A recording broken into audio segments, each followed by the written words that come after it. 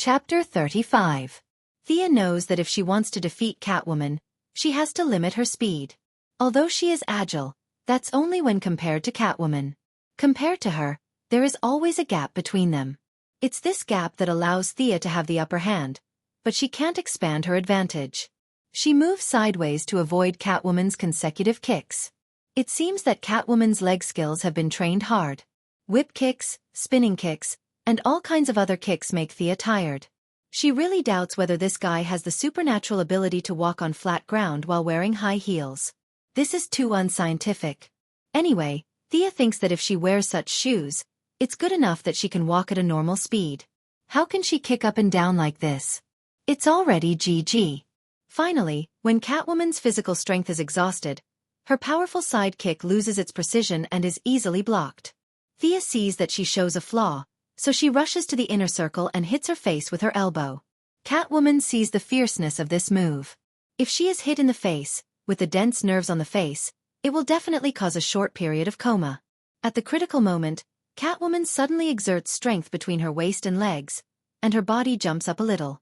However, the fierce elbow still hits her shoulder near her collarbone.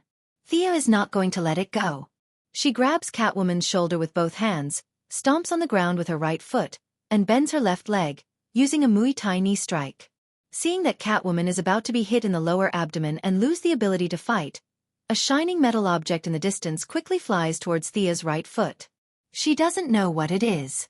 If she continues to exert strength, although she can hurt Catwoman, she will also be injured. Thea weighs for a moment. She just wants to learn from each other, not a duel of life and death. It's not worth getting injured for this. She can only change her upward knee strike to jump back with both feet to temporarily get out of the fight. With a crisp sound, the metal object was inserted into the ground where Thea was standing. She stared at the metal object that was inserted into the cement road. It was streamlined and had a special metallic texture under the dim light. There was also a sharp blade on the side of the metal object that was exposed from the ground. "Oh my, is this a bat dart?"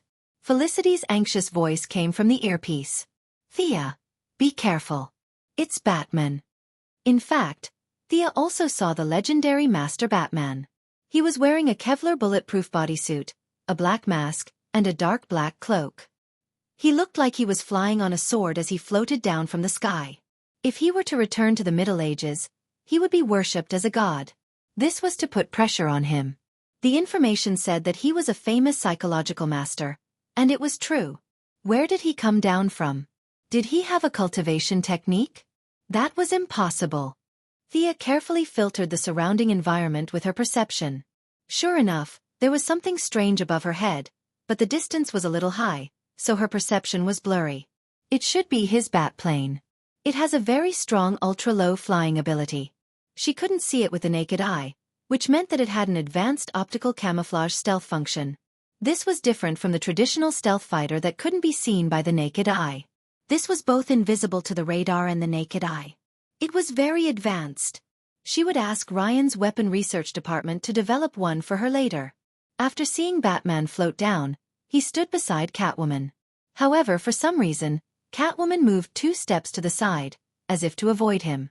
Although Batman's face was covered by the mask, from the outline of his chin and other facial features, there was a hint of helplessness. He seemed to want to say something but didn't know where to start. Catwoman seemed to have suddenly lost her sight. She ignored the living person beside her and continued to stare at Thea. Ha! Even a blind person could see that there was something wrong with the two of them. Thea's gossipy fire was ignited. Felicity, who was watching the live broadcast, also expressed her opinion in a low voice. She almost flew over to give it a thumbs up. Seeing that the scene was a little dull for a moment, Thea took the initiative to speak righteously. "You're Batman, right? Aren't you Gotham's hero? Why are you protecting this thief?" Batman was really annoyed. This time, it was because he and Catwoman had been a little ambiguous in their previous interactions. The two of them had come out to play with their real identities. When passing by Star City, the two of them had quarreled about their views on the world and life while chatting. It just so happened that Moira had gathered all the politicians in the city for a press conference. Catwoman was unhappy and wanted everyone to be unhappy. She changed her clothes and came in to pull the switch, ready to take action. The game that he thought would be a piece of cake was completely ruined by Thea. The two of them fought from the venue to the road. Seeing that Catwoman was about to lose, Batman could only play the hero and save the damsel in distress. Faced with Thea's question, Batman didn't know how to answer. He had checked Thea's information on the Batplane. She was the eldest daughter of Quinn Corporation. Her father and brother had died in an accident. She had no bad records. She was currently working in her own company and was applying for a place at Princeton University. She wasn't a bad person in any way. Instead, she had experienced the same thing as him. She hadn't fallen, she hadn't given up, and she could still maintain such an optimistic spirit. This made Batman, who had fallen into darkness several times, envious. Someone else had done what he couldn't do. Naturally, he admired them. So, Batman could only pretend that he didn't hear her question and be a quiet, handsome man.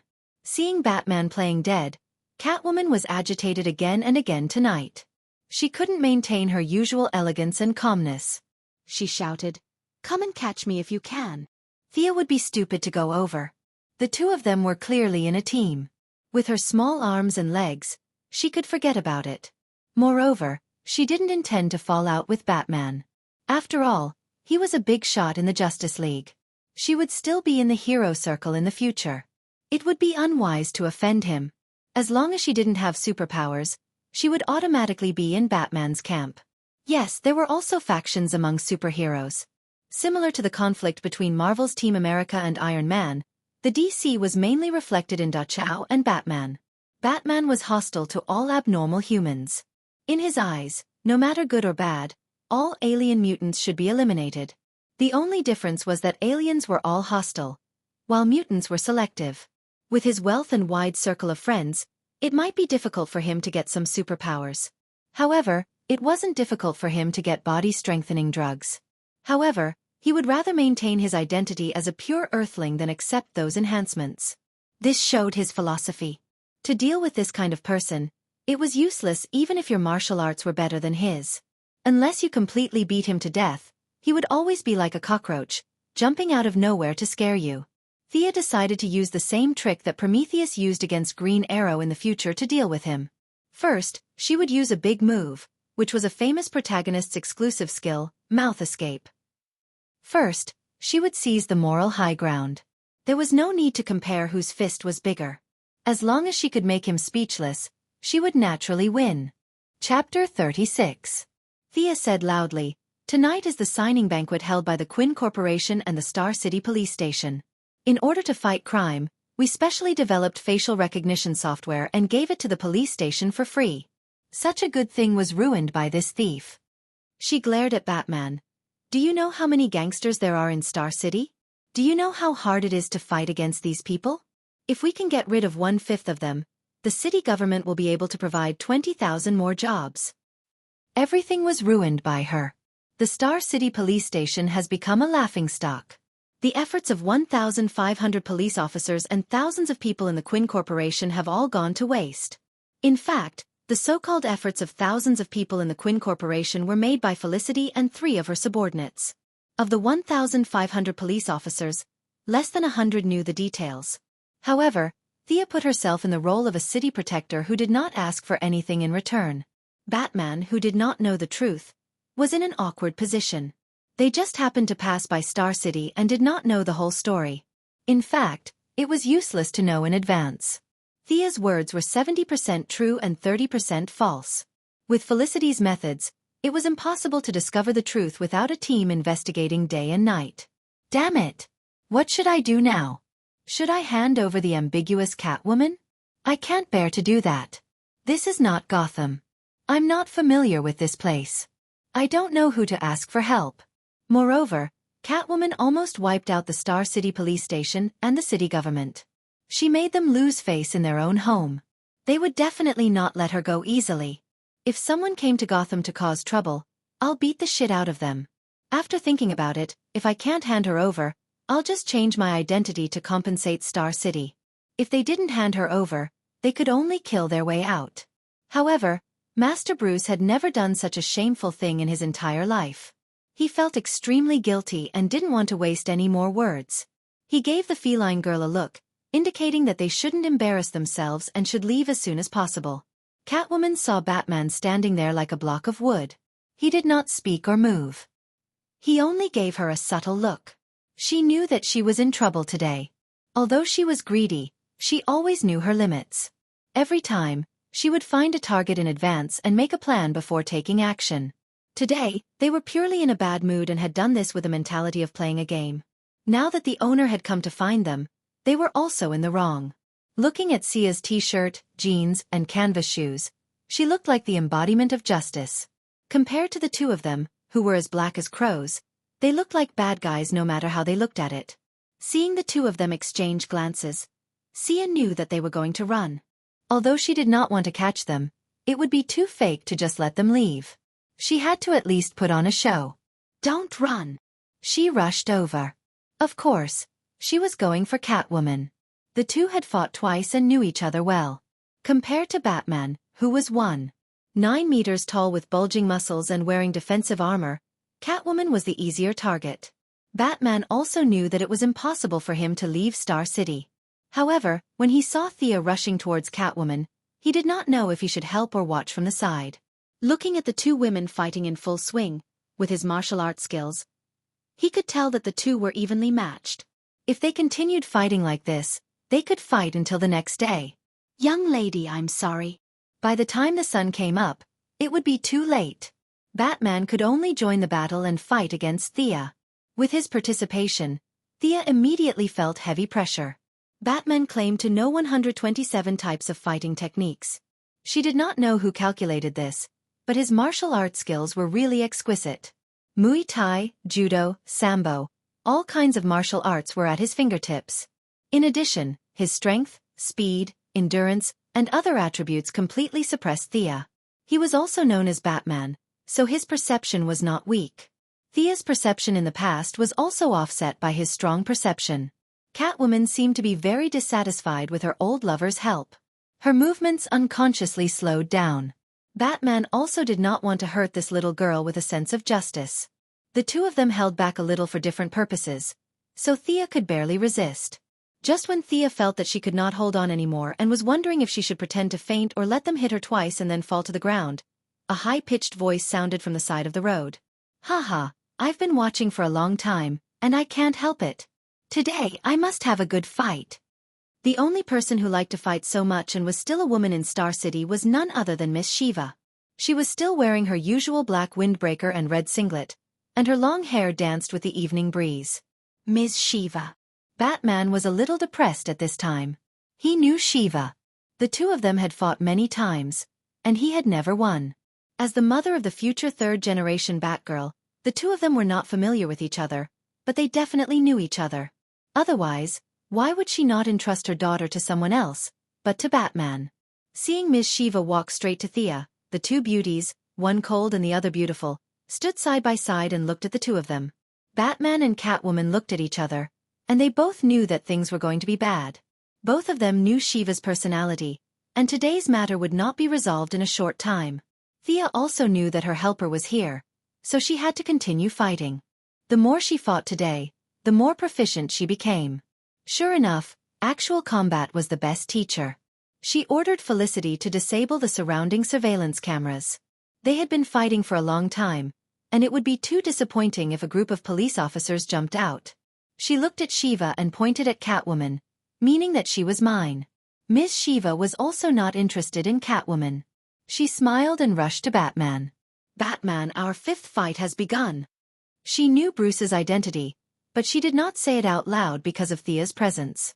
Not to mention Batman, who had a mental breakdown, this was the fourth time today that Thea and Catwoman had fought. The two had fought 3 times before, and it could only be said that Catwoman had lost slightly. In fact, the gap between them was not big.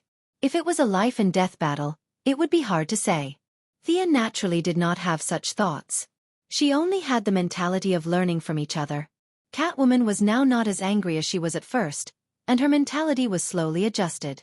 The two of them were not in a hurry to practice. In fact, they both knew that the winner was not on their side, but on the other two's duel. Batman's previous judgment was very accurate. The two of them had repeatedly used the same moves several times. In the end, The one with the better stamina would win.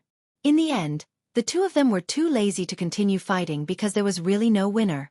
After fighting on and off for so long, they were very tired. They simply stopped and focused on the duel between Batman and Shiva.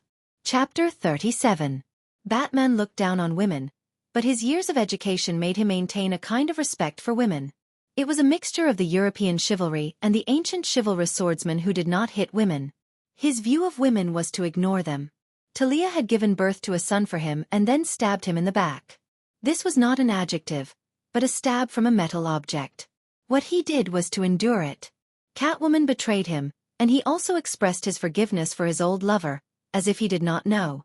Even the half-crazy clown girl mainly criticized and educated him, which was a sharp contrast to the way he beat the clown to death. The result of the duel between such a person who was a little obsessed with mental cleanliness and Madame Shiva was predictable. There were too many places that he could not hit. He could not hit her chest, and her waist was too sensitive, so he could not hit her. Her face? Looking at Madame Shiva's cold and elegant face, he could not hit her even more. His hands and feet were tied. His martial arts skills were already inferior to Madame Shiva's, and now the gap was even bigger. He was barely able to maintain a stalemate by relying on the sturdy protective suit on his body. He wanted to see the situation on Catwoman's side. He did not know that the surveillance cameras had been hacked by Felicity, and he was afraid that the police would come out with light and heavy weapons in the next second. He was uneasy and took 2 punches from Shiva. He turned his head to look at Catwoman and was about to shout for help, but he almost bit his tongue when he saw her. At this time, Catwoman and Thea were standing side by side, as if the previous fight had never happened. The two of them crossed their arms and looked at him as if nothing had happened. He did not know that Felicity was eating snacks behind the camera and silently cheering him on. The two women's conversation could be heard from time to time. Shiva didn't use much strength in that punch. Did she not eat? No, there's something wrong with your perspective. That punch was a feint. The key is this kick. Good. Beautiful. This side kick is perfect. Master Bruce really wanted to kneel down to these women. Who am I working so hard for? Do I have nothing better to do than to fight for you? She was even more certain that she would never fight with a woman again. He wanted to call for a ceasefire, but Madame Shiva was having a good time and didn't give him a chance. Thea concentrated on watching their movements, footwork, and moves. They were real martial artists. At best, she was just a martial arts user, not even a fan. Thea, let's retreat. The police will be here in a minute, Felicity said hurriedly. The police are coming. They were all fellow martial artists. Sia felt that it was inappropriate to abandon them and run alone, so she shouted at the battlefield. To be honest, the people present were not heroes. Thea still had to maintain her identity as a little white flower. Catwoman and Shiva. One was a thief and one was an assassin. Batman was also a person on Gotham's wanted list. The 4 heroes were all dead. The few of them stopped immediately. In fact, it was mainly Madame Shiva who stopped. Batman had wanted to run long ago, but she still wanted to continue. She curled her lips and called out to Thea, "Continue training tomorrow morning." Before she finished speaking, she had already disappeared into the dense forest. Batman nodded at Thea. At this point, he knew that Thea had no intention of arresting them. Otherwise, she would have called the police. He hugged Catwoman's waist and fired a claw gun into the sky. The two of them quickly rose 30 meters into the air and disappeared without a trace. As the blurry layers of the sky shifted, Thea could finally see the outline of the Batfighter. The body was long and narrow, and the propellers were arranged below the 2 wings. This was the key to vertical takeoff and landing. When she was ready to take a closer look, the Batfighter had completely disappeared into the air. Sigh, she must study it carefully next time. Thea could vaguely hear the sirens and quickly retreated according to the route provided by Felicity. When Thea returned to the venue, she thought that her plan to save face would be completely ruined after Catwoman's antics. She did not expect Moira to be so capable. Before the reporters and politicians left, Moira launched a crisis PR. When Thea entered the venue, she only heard the second half of the speech. "We should not be scared away. We will not be defeated. We should join hands to fight these criminals who threaten and intimidate us. They are afraid of us, afraid of our united strength. Lieutenant Edward and I have submitted a draft to the city government and the parliament respectively. The Quinn Group will donate 5 million yuan worth of equipment to the Star City police station to fight these criminals. Please lend a helping hand. Help us maintain the good image of Star City and save our home. Finally, the Quinn Group and the city government will each give out 1 million yuan as a reward to those who can provide clues about tonight's troublemakers. Friends from the media, please publish this news. We must resolutely strike down their arrogance. Even if the celebrities in the audience were unwilling, they could only grit their teeth and say that they were willing to donate money. Even the shameless ones could not say, "Come, take 50 cents and don't look for the change." Seeing that others had donated 100,000 yuan or 80,000 yuan, they could only take 50 cents back and sign a check to make up the number. After signing, they had to say that they were happy. They were indescribably happy. Seeing that her mother had successfully resolved the crisis, turning a bad thing into a good thing, and at the same time, portraying the Quinn Group as a persevering fighter, she silently praised her political talent. As for donating equipment and bounties, who knew if they would donate less or not? Anyway, Thea's goal was the Sea of Stars. Whether Star City was good or bad, it did not affect her. If she saw it, she would do her best to take care of it. If she did not see it, then so be it. No matter how good the city was, no matter how strict the laws were, there would still be soil for evil to breed. After the celebrities had finished their fundraising, the lieutenant happily announced the successful completion of this year's revenue-generating mission. He hoped that everyone would come again next year. Of course he could not say that. He said with a heavy heart that he would catch the criminals today no matter where they were. If he could not do it, then he would not come to the police station next year. Yes, he was transferred away at the end of the year. He would definitely not come back next year. Seeing the lieutenant gritting his teeth and swearing on the stage, Thea was too lazy to watch this political show. She nodded at Moira from afar and pulled Felicity away. When the two women went out, they could still hear the reporters scrambling to ask questions like crazy. "Mrs. Quinn, can you tell us how deep your cooperation with the police station is? Lieutenant Edward, can you tell us the goal of cracking down on criminals this year? Detective Lance, do you have anything to say about the disappearance of your younger daughter and your elder daughter's boyfriend?" Thea heard a series of urgent cries for help in the hall. She could vaguely hear someone yelling for them to stop. Sigh. This reporter had never been beaten before, right? Why did he have to mention something like that? He went all out for the sake of sales. What a tough guy. After leaving the police station hall, the two whispered to each other. "Felicity, did you record today's scene?" "Of course, but Batman is really handsome." "Thea, do you know his real identity?"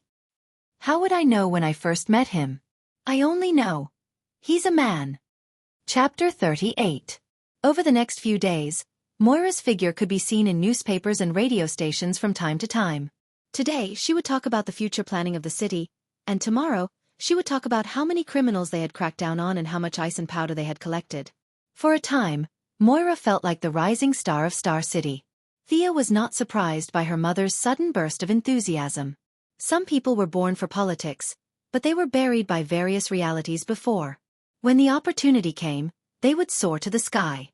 In the previous life, many people said that President George W. Bush of the United States had a low IQ and so on. In fact, this person's grades were really bad, but he met 1/3 of the people in Yale University during his school days, and he could remember the names and hobbies of these people. It was amazing, wasn't it? Most of us could only know a few hundred people in reality. This was his ability. To Thea's surprise, due to Moira's inexplicable burst of political enthusiasm, there was a twist in her relationship with Walter Steele. She was so busy that she couldn't even take care of her daughter, let alone a boyfriend. Thea was supportive of this. Although Walter was really a good person, if they got married, it would be like finding a cheap father for her. Thea still couldn't accept it. You two should stay in this relationship. At this time, Moira had just finished an interview with the media. Although her body was tired, her spirit was very excited. Through this period of transition, she had clearly realized that she could not be a successful businesswoman, or that she did not have the talent at all. Some of her aides had already suggested that she give up business and try the road of politics. She wanted to ask her family members for their opinions on her career in politics. Of course, in her mind, there were only 1.5 family members. Thea was one, and Walter was half. "Thea, you've been planning for a long time. Mom stole your limelight. You won't blame me, right?" The mother and daughter were lying on the bed, And Moira whispered. Young people were always happy to be in the limelight. At least, this was encouraged by European and American values. Why would I? If I were on the stage, I would have screwed up. Mom, you take at least 90% of the credit for today's situation. Indeed, Thea had only made a few phone calls and chatted with a few people. If there was any credit, it was Felicity's. The mother and daughter hugged each other. Moira looked at her eyes carefully and found that there was no grudge. She breathed a sigh of relief. At first, she thought it was just a regular meeting. She did not expect that there would be such a big change in the follow-up. If her relationship with her daughter was destroyed because of this, it was not worth it in her opinion. What do you think of me going into politics?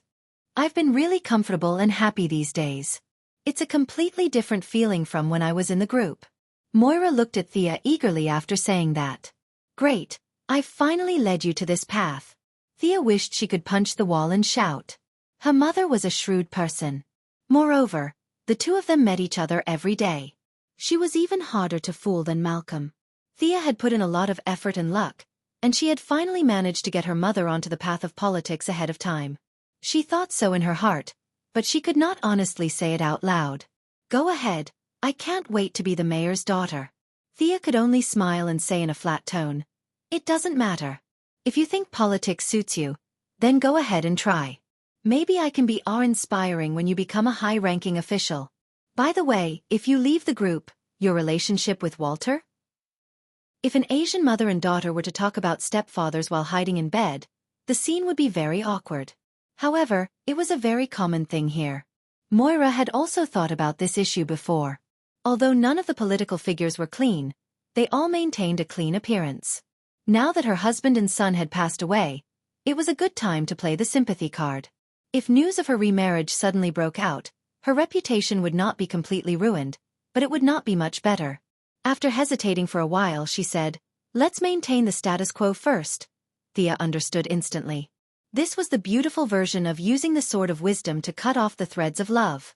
This woman was really decisive. She probably had the same mentality when she sent her husband and son to sea. In her heart, she mourned for the gentle black Uncle Walter for a second. Her stepfather crisis was finally resolved. In the original plot, they did not have any children of love. However, what if they gave birth to a younger brother or sister under her little butterfly wings? Although Thea did not discriminate against black people, if she had a younger brother or sister who was brown, it would be very distressing. The three siblings had 3 fathers and 1 mother. Thinking of this, the relationship would be chaotic. It was best to nip such a melodramatic plot in the bud.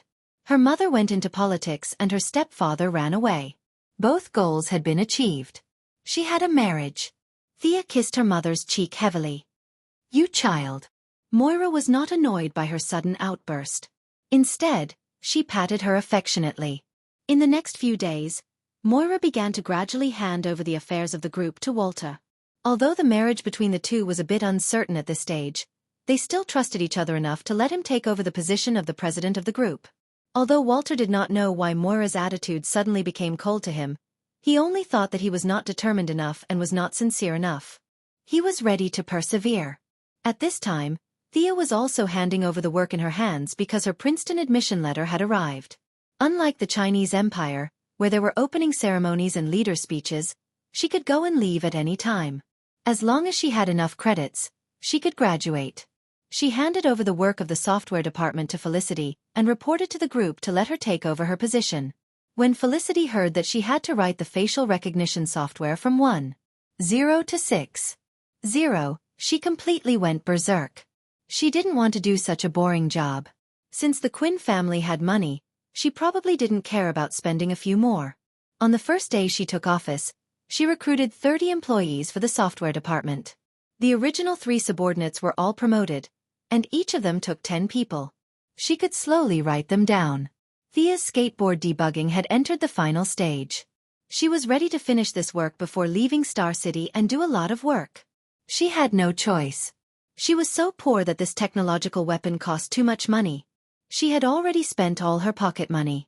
If it were not for Felicity, who saw that she was so poor and often gave her meals, she would have starved to death. Thea, why do you call it the Red Arrow skateboard? What do you think of the Green Arrow skateboard? The two women finally argued about the color of the skateboard. Red is good. It's warm, sunny, and cheerful. Isn't red all the time? Thea felt that green was better left to her brother. Felicity frowned and said vaguely with a pen in her mouth, "Isn't red the color of violent blood? How do you understand that?" "I think green means decay and old." Chapter 39. In the end, they decided to adopt Thea's red plan. After all, she was the one who had risked her life, so Felicity felt regretful that she had not dyed it green. Just as Thea thought that they were about to enter the actual test phase, a serious problem appeared in front of them. "Felicity, use a little more strength. This dress is too tight." "Thea, exhale. Expel all the air from your chest. Follow my command. Inhale, exhale." Thea Quinn had made a mistake that was neither too big nor too small. She believed in the doctrine of copying everything, and did not have the spirit of seeking truth from facts. This anti-charge suit was originally designed for pilots. The principle was to inflate the airbags of the suit with an anti-charge regulator. When the airbags expanded, they would tighten the surface of the suit, exerting pressure on the body to protect the blood circulation. In theory, it could increase the pilot's positive overload endurance. It was more than enough for Thea's skateboard, which was moving at less than 400 kilometers per hour. However, a problem that she had been neglecting appeared.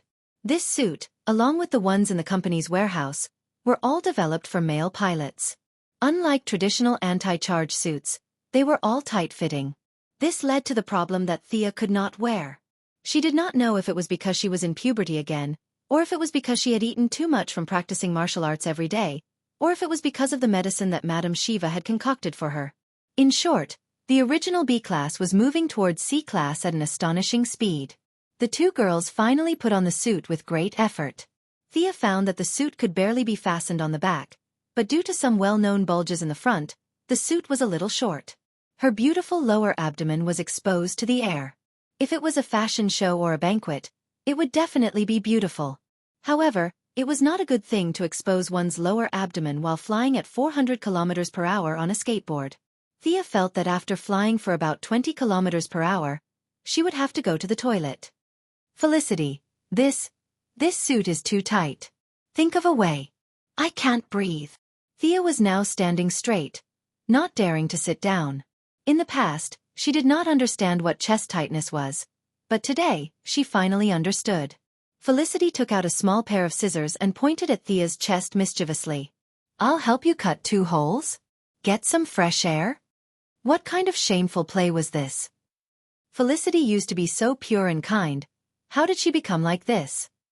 "Hurry up and give her back." He sternly rejected her suggestion. Seeing how happy she was, he guessed that she might have some strange ideas in her mind. Thea took off the shameful antiviral clothing and sat beside the computer table in only her underwear. What was there to be afraid of? She was a woman after all. Although the person beside her was a perverted woman, Thea couldn't stand the heat anymore. The clothing was airtight. Thea called a few people in the Weapons Research and Development Department and lied that she had a friend who was a female pilot. She asked them to speed up the production of a female pilot's antiviral suit according to the original specifications and specifically requested that the suit be more breathable. The staff member on the other end of the phone was so bored that he was counting ants. When he heard that it was an order from the eldest daughter of the corporation, he immediately said that he would do his best and would get the clothes in 3 days. After putting down the phone, Thea pondered over how to repay the debt as she dragged Felicity out of the secret base. "Hey, Thea!" Thea turned around and saw Laurel, who was in a business suit, calling her. Why was she looking for her? Her relationship with Laurel was very ordinary. They had nothing to do with each other. Why was she looking for her? "Hey, long time no see. Why are you looking for me?" Laurel did not answer directly. Instead, she looked around. "You guys talk. I'm going to check on the newcomers in the software department." Felicity was a joker in private, but she still knew how to be polite. She gave Laurel a smile and walked out of the office. "Thea, you have to take a look at this document. It's a new case that the Joint Innovation Society received." Laurel handed a thick document to Thea. The Joint Innovation Society was her current workplace. When outsiders first heard the name, they would think that it was some high-tech organization. Those with a brain hole might think that it was the Sky Eye Society or the Illumination Society. In fact, they were overthinking. This was just a law firm formed by a few newbies who had just gotten their lawyer's license. Other than the name of the organization that scared aliens, it could be said that they had no connections and no ability. If Tommy did not organize activities and donate money from time to time, they would have gone bankrupt long ago. Thea was now thinking about the antivirus suit. If it were someone else who came to her, she would definitely not pay attention. She had too many things to do. She did not have the intention to punish evil and uphold justice. Strictly speaking, she was a neutral person who was on the side of justice. However, Laurel was not an outsider. Whether it was Oliver or Tommy, they were both sisters-in-law. Thea had to give face to her. She took the document and read it quickly. The client's name was Derek Reston. In the photo was a middle-aged man with gray hair. He did not have any scars or tattoos. He seemed to be just an ordinary person with a normal family with 2 children. The family of 4 lived in a rented house. She did not see any problems and continued to turn to the second page. Ha! Thea looked at it attentively. She looked at it for a full 10 minutes and finally sighed.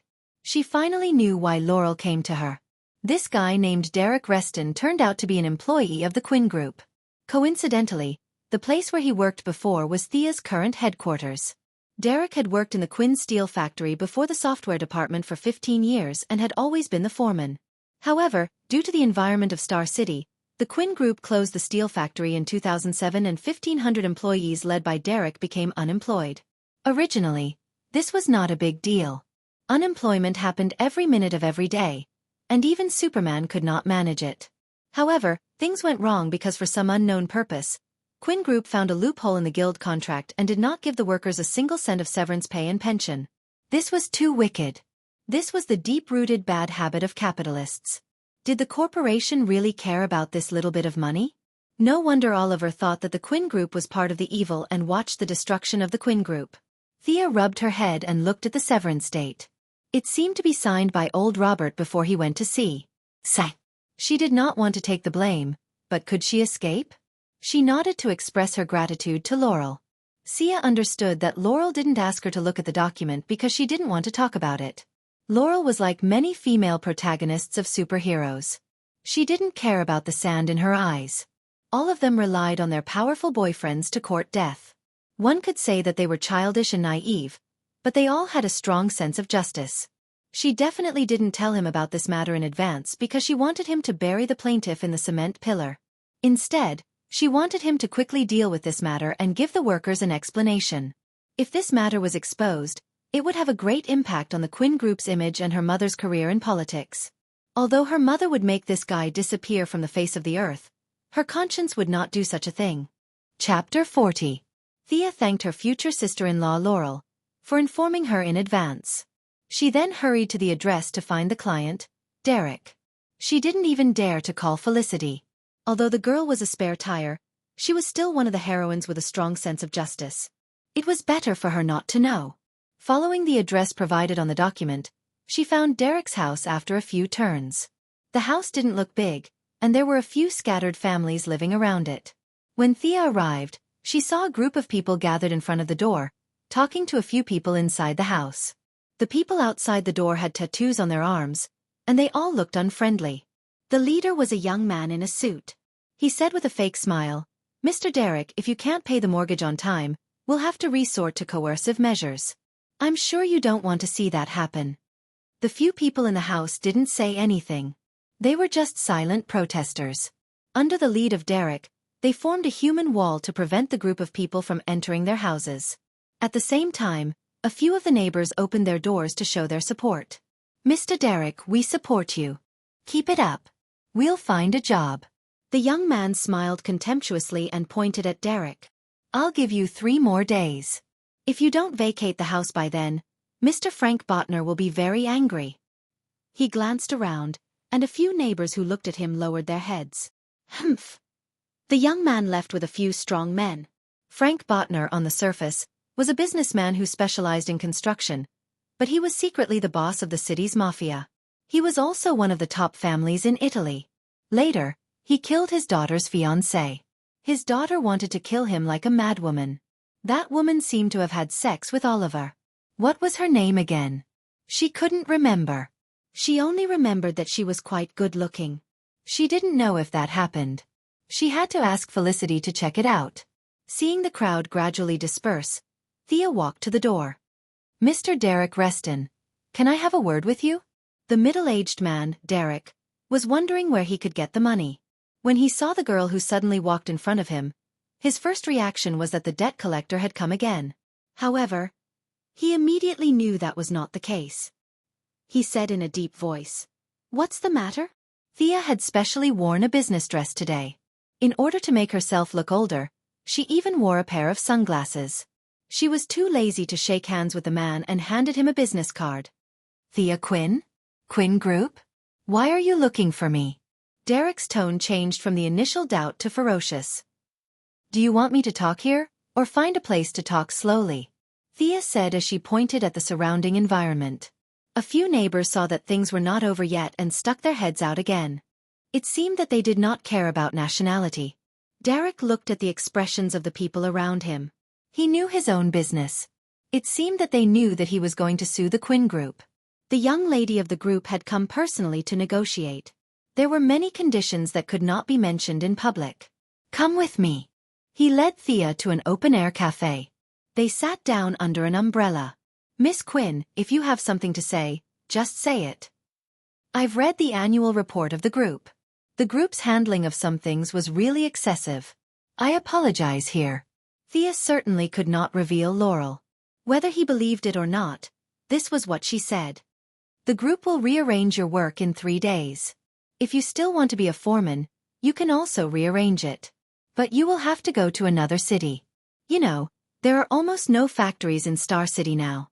Thea could not wait to arrange this live bomb as far away as possible. Judging from the neighbor support just now, this man was somewhat popular among the workers. Once he made trouble, the Quinn Group would be in a passive position. Fortunately, they did not have enough authority. Otherwise, they could use him as bait and send him all the way to Russia. "If you don't want to work, you'll still receive your severance pay and pension. No matter what you choose in the end, in order to express our apology, we'll pay you a sum of compensation. Do you have any other questions?" Thea didn't beat around the bush. She wanted to solve this matter as soon as possible. Derek lowered his head and pondered. Should he work or ask for severance pay? Of course he had to work. The severance pay was not much. And anyway, there was still a sum of compensation. But as long as he took the money, he would have to shut up completely. At the end of the day, this person still had some conscience and did not agree in a hot-headed manner. At this moment, he was not only thinking about himself, but also about his colleagues. "Miss Quinn, may I ask if this is directed at me personally or as a whole?" Seeing that his attitude was obviously different when he heard that there was hope to resume work, Thea secretly laughed. This man was really realistic. Thea also had a headache about his problem. She could arrange for 1 or 2 people, but she definitely could not arrange for 1,500 people. She could only go back and discuss it with Moira. But she still had to say something nice. "It's directed at everyone. If Mr. Derek cares about politics, you will get the news in a few days." Derek immediately said that he had no problem. The Quinn Group had always treated him well. He would definitely enter the group again and shine for the group. Thea nodded and acknowledged his loyal performance. She asked him to wait for the notice in a few days. Then, she got up and left the coffee shop. The matter had not been settled yet, so neither of them mentioned the lawsuit. Back at the group's headquarters, Thea went to the door of the CEO's office. She deliberately used her perception to investigate. If her mother and Walter were playing some kind of game, how embarrassing would it be if she saw it? In the end, it turned out that both of them were very decent. This proved that it was good to learn more. After knocking on the door and waiting for a few seconds, Thea walked into the office. Looking at Walter's grin that reached the back of his head, she knew that although the two of them did not do anything, they were definitely not talking about work. Ahem. Since they were so familiar with each other, Thea was too lazy to be polite. She explained the matter in detail.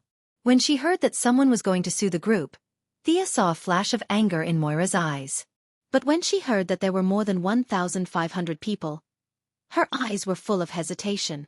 Yes, it was easy to deal with 1 or 2 people, but if there were 1,500 of them, It would take a long time even if you used a submachine gun. Besides, they were humans, not pigs. They knew how to run and hide.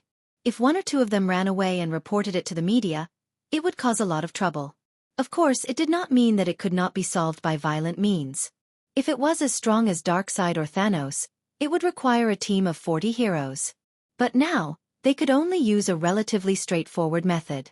Thea was thinking about this problem all the way. Solving it beautifully and perfectly was the most important task for the group at present. Derek might be easy to fool today, but what if Derek popped up tomorrow? Moira was also in urgent need of the support of political achievements. The jobs of 1,500 people were related to each other and could provide her with at least half a block of votes. This was very important for her, who still had a shallow political foundation. Chapter 41. Seeing that the mother and daughter did not speak, Walter flipped through his records. With the current income of the group, we can arrange at most about 300 people. If there are more people, it will put a huge burden on the group. 300? This number was a bit small.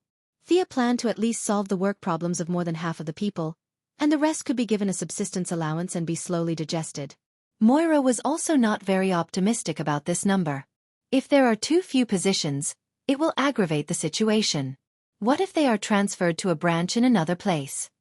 The black uncle bowed his head and calculated. The number of people can't exceed 200 at most. If there are more, there will be conflicts with the local staff.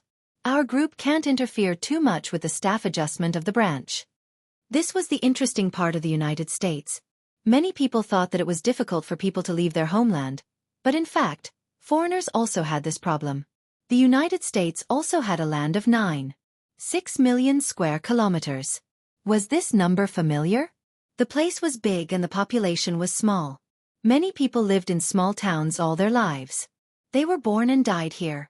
The environment was very closed. No one went out and no one came in. In horror movies, a certain evil cult member would commit suicide, and no one would know about it for 20 years.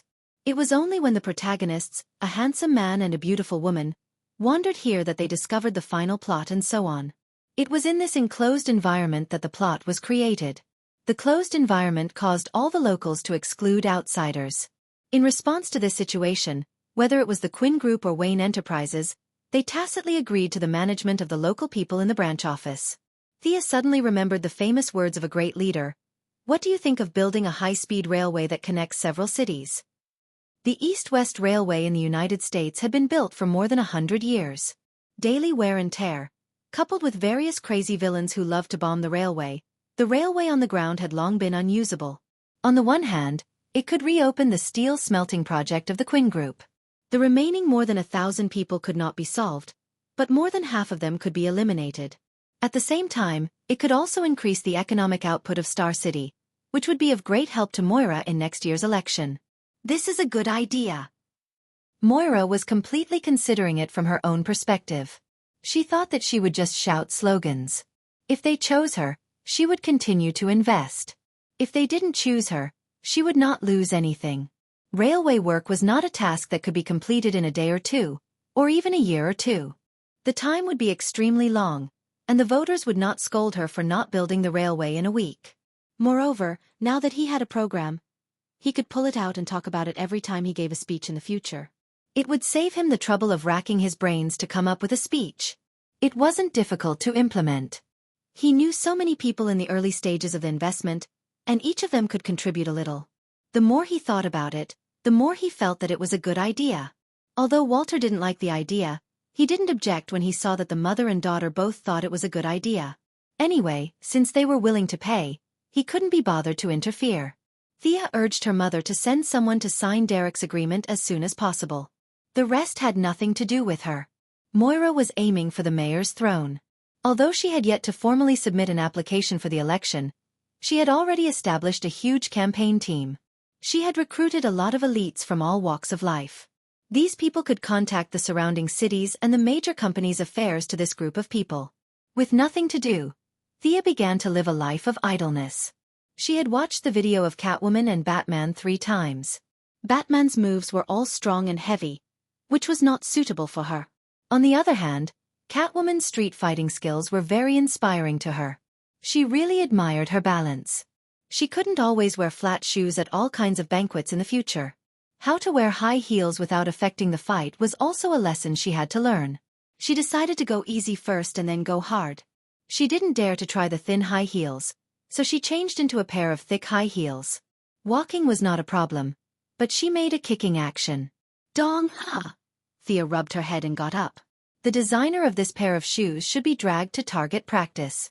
And she couldn't stop for 5 minutes. Wearing this pair of shoes was equivalent to adding a debuff that reduced her attack speed by 50%. Why could Catwoman run and jump as if nothing had happened? The clown girl later seemed to be able to do it too. This was not scientific at all. She was going to ask someone who understood. The next day, in the elementary school class, she found Madame Shiva and asked her question. Why is Catwoman's balance so good? Catwoman? Humph, loser. Stand up straight and let me see. Madame Shiva didn't answer directly. Instead, she asked her to stand up straight and walked in a circle to examine her. Thea was a little nervous because not only did she walk in a circle, but she also patted and pinched her body from time to time. Just now, she touched the area below her neck and above her lower abdomen for a long time, and she almost screamed. Just as she was letting her imagination run wild, Shiva suddenly slapped her butt. Ouch! This time, Sia couldn't hold it in anymore. She looked at her with a red face. If you don't give me an explanation, I'll fight you to the death even if I can't beat you. Actually, your sense of balance isn't bad. It's just that your muscles are not used properly, or should I say, unscientific. The strength of your whole body isn't completely twisted into a rope. As she spoke, she patted Thea's butt again. For example here. This is the source of the whole body's strength. The movement of the legs and the strength of the upper body all have to go through here. You don't seem to have systematically learned the technique of strength exertion before. Yes, I can't do that if you touch me randomly. It's true that in ancient times, it's reasonable for a male master to teach a male disciple and a female master to teach a female disciple. Madame Shiva continued to speak seriously, and Thea also became serious. Of course, it was best to ignore her blushing face. Back to the original question, how to exert strength like Catwoman, you just have to do this. As she spoke, she pointed at a few parts of her buttocks and legs. As long as you can use these few muscles flexibly, you can even fight on stilts, let alone high heels. But you can only fight for a short period of time. If you fight for a long time, it will cause damage to your calf muscles and Achilles tendon. Let me show you. Madame Shiva took off her coat as she spoke, and let Thea put her hand on her leg to feel the movement of her muscles. It's so cold. This was the first feeling Thea had when she touched her thigh. Maybe she was really Asian. Her skin was very delicate and smooth. Coupled with years of exercise, there was a rhythmic beat on her skin. This was a rare opportunity. She abandoned the distracting thoughts in her heart and concentrated on feeling this unique charm. Thea herself tried to do it a few times and found that it was difficult to say, but easy to do. Without guidance, she might not understand it in a lifetime. With guidance, it was a matter of a layer of window paper. However, she also understood that this kind of abnormal muscle movement consumed a lot of physical and mental energy. No wonder Catwoman's stamina was exhausted after fighting with her twice. At that time, she wondered why Catwoman's stamina was not as good as her, a half otaku, even though she was like a big western horse. So this was the problem. Chapter 42. Then the two began their daily teaching. Now Thea had entered the 4th stage of perceptual learning, which was the last stage that Ms. Shiva named Earth Listening. This stage was very vague. She needed to feel the movement track of the insects in the soil, which made Thea feel really difficult. Some insects were not even as big as sesame seeds, so what could they feel? Ms. Shiva did not have any good ideas. According to her, she could barely do it, but it was difficult for her to teach others. Her method was to find a cliff, grab a rock with one hand, and hang her whole body in the air, disregarding life and death, and abandon all distracting thoughts. Thea felt that such a crazy method was not worth listening to. She planned to live for a few more years. In addition, she remembered that there were a lot of people on social media who took selfies of themselves hanging in the air on cliffs and skyscrapers. They were all inspired by you. You are the originator of the Foreigner series. Thea decided that she still needed to use the health science method to train. The activity of the heartbeat was not suitable for her. Sitting on the ground was good enough. If one day was not enough, then 10 days. I am still young. I am not in a hurry. Moira acted quickly. Only a day after Thea talked with her, a fresh announcement was sent to the desk of major media and radio stations.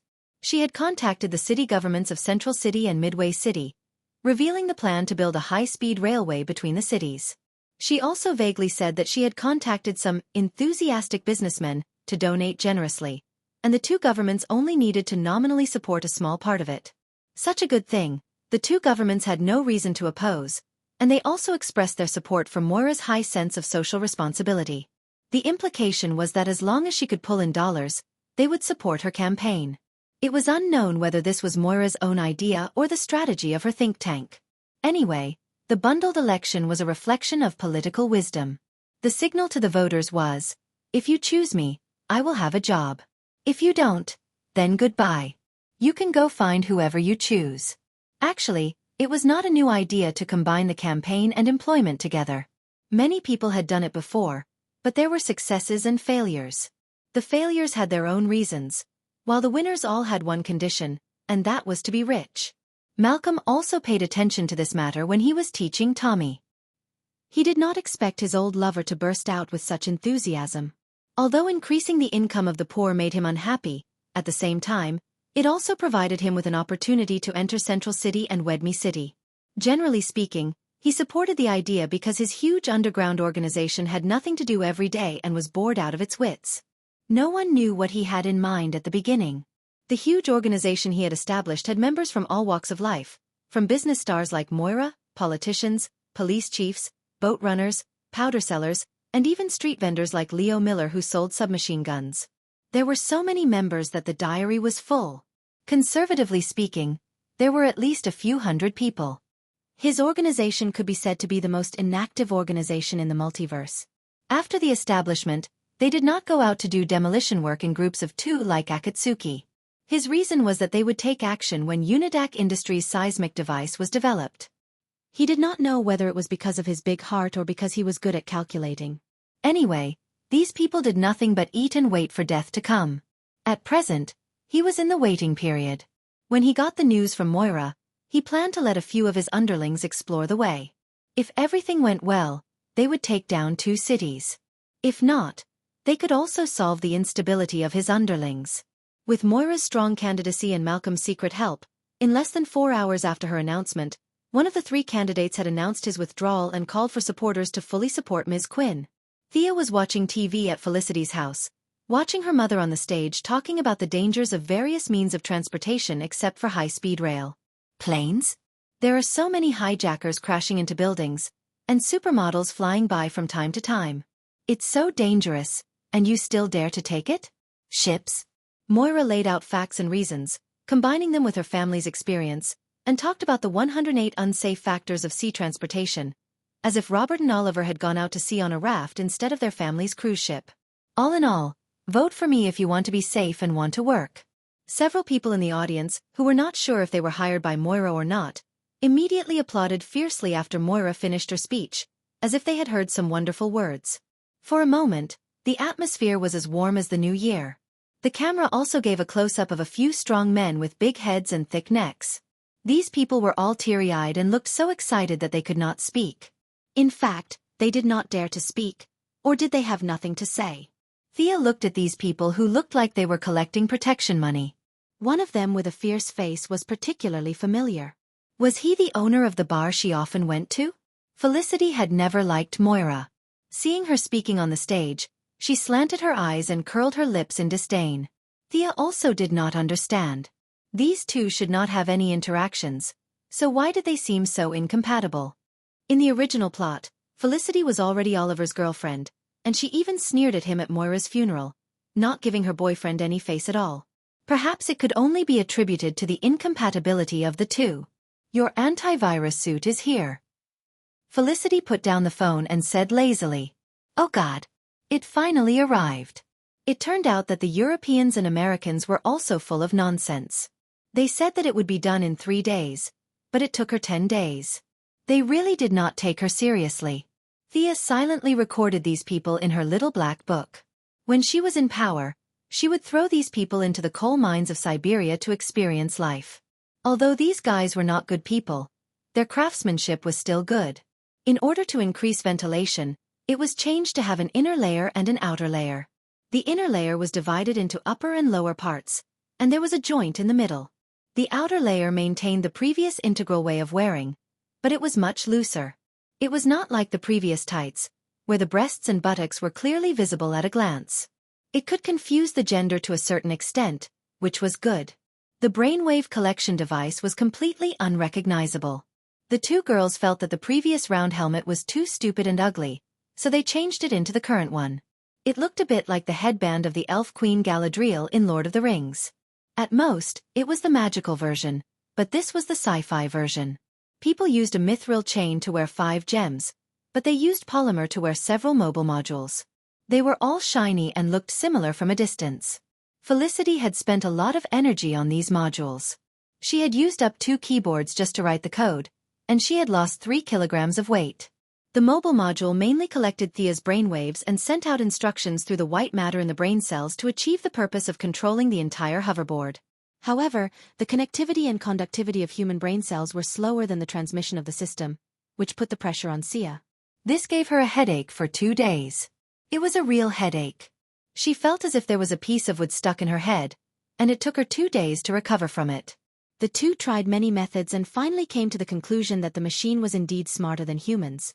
Thea 2.0 could not handle it. They could only artificially reduce the output frequency of the system to the same level as the human brain. The downside of the down frequency was that the speed of the entire hoverboard's control was slowed down.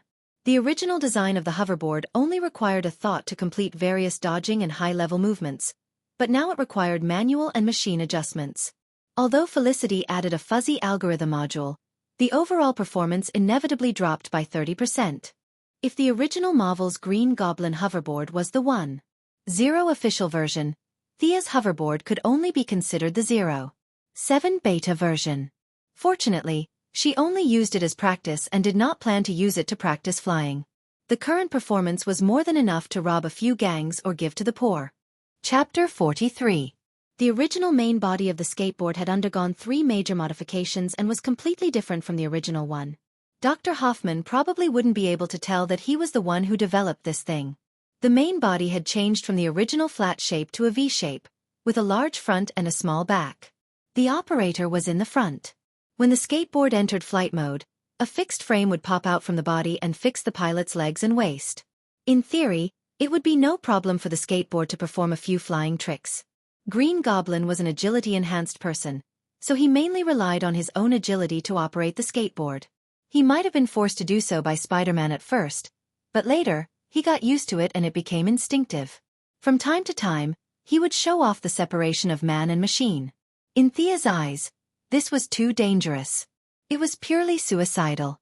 It was like bungee jumping. She might get dizzy and fall to her death if she didn't find the right landing spot. As an ordinary person, Thea still cherished her life very much. She had specially customized this fixed device and was prepared to stay on the skateboard obediently. Although it affected the movement of the lower body, safety came first. The base of the skateboard was arranged with chromium magnets. As long as the main control was turned on, it would send down a repulsive force that was opposite to the geomagnetic field, causing the whole body to float. As the repulsive force increased, it could rise to a height of more than 1,000 meters. By adjusting the direction of the eruption of the repulsive force, long-distance flight could be carried out. The whole process was safe and pollution-free, and the energy consumption was extremely low. Of course, if the Earth didn't have a magnetic field one day, Thea would definitely fall from the sky. At that time, she would have to admit that she was unlucky. As for the weapon system, Thea said that her recurve bow could fly at a speed of 300 feet per second, which was 91 meters per second. The effective range could be maintained at about 150 meters, and it could shoot up to 30 arrows per minute. High-tech weapons were definitely necessary, but now that the two of them were so poor, it was better to continue using the bow. It was low-carbon and environmentally friendly, so the bow was still good for them. Late that night, the two of them went outside. Thea put on the antiviral suit and settled herself in the driver's seat. She suppressed her excitement and silently said, "Start," in her heart under Felicity's expectant gaze. The whole skateboard floated smoothly in the silent environment. Yay! Sia waved her fist at Felicity, who was beside her. Thea, the monitor shows that your blood pressure and pulse haven't changed much, but your heart rate is a little fast. You must be too excited. Now that the preliminary test is done, let's check other data. Felicity held the tablet in her hands, which showed the user's data at all times. The two of them first tested the height of the skateboard. Because they didn't know how many radar stations there were in the city, the skateboard could be coated with a layer of invisible paint. However, Thea, a living person, had nowhere to hide. Theoretically, the skateboard could rise to a height of 1,000 meters, but they were afraid that it would cause trouble, so they stopped at a height of 100 meters. In fact, a height of 100 meters was enough. One floor was only 3 meters high, which was equivalent to the height of a 33-story building. It was more than enough to fight crime in the city. Next, the two of them tested the maximum speed of the skateboard. Speed up, Thea. 80 kilometers per hour. No obvious discomfort. Accelerate again. 150 kilometers per hour. Good situation. 220 miles per hour. Blood flow is faster. Heart rate is stable. 300. Thea, stop. Don't speed up anymore.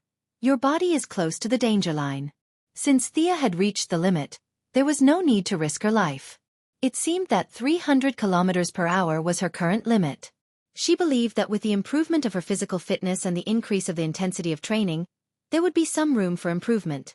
It was too cool. He enjoyed the speed of the sprint in the breeze. He didn't have to think about anything. He didn't have to calculate or worry. No wonder so many people liked to race.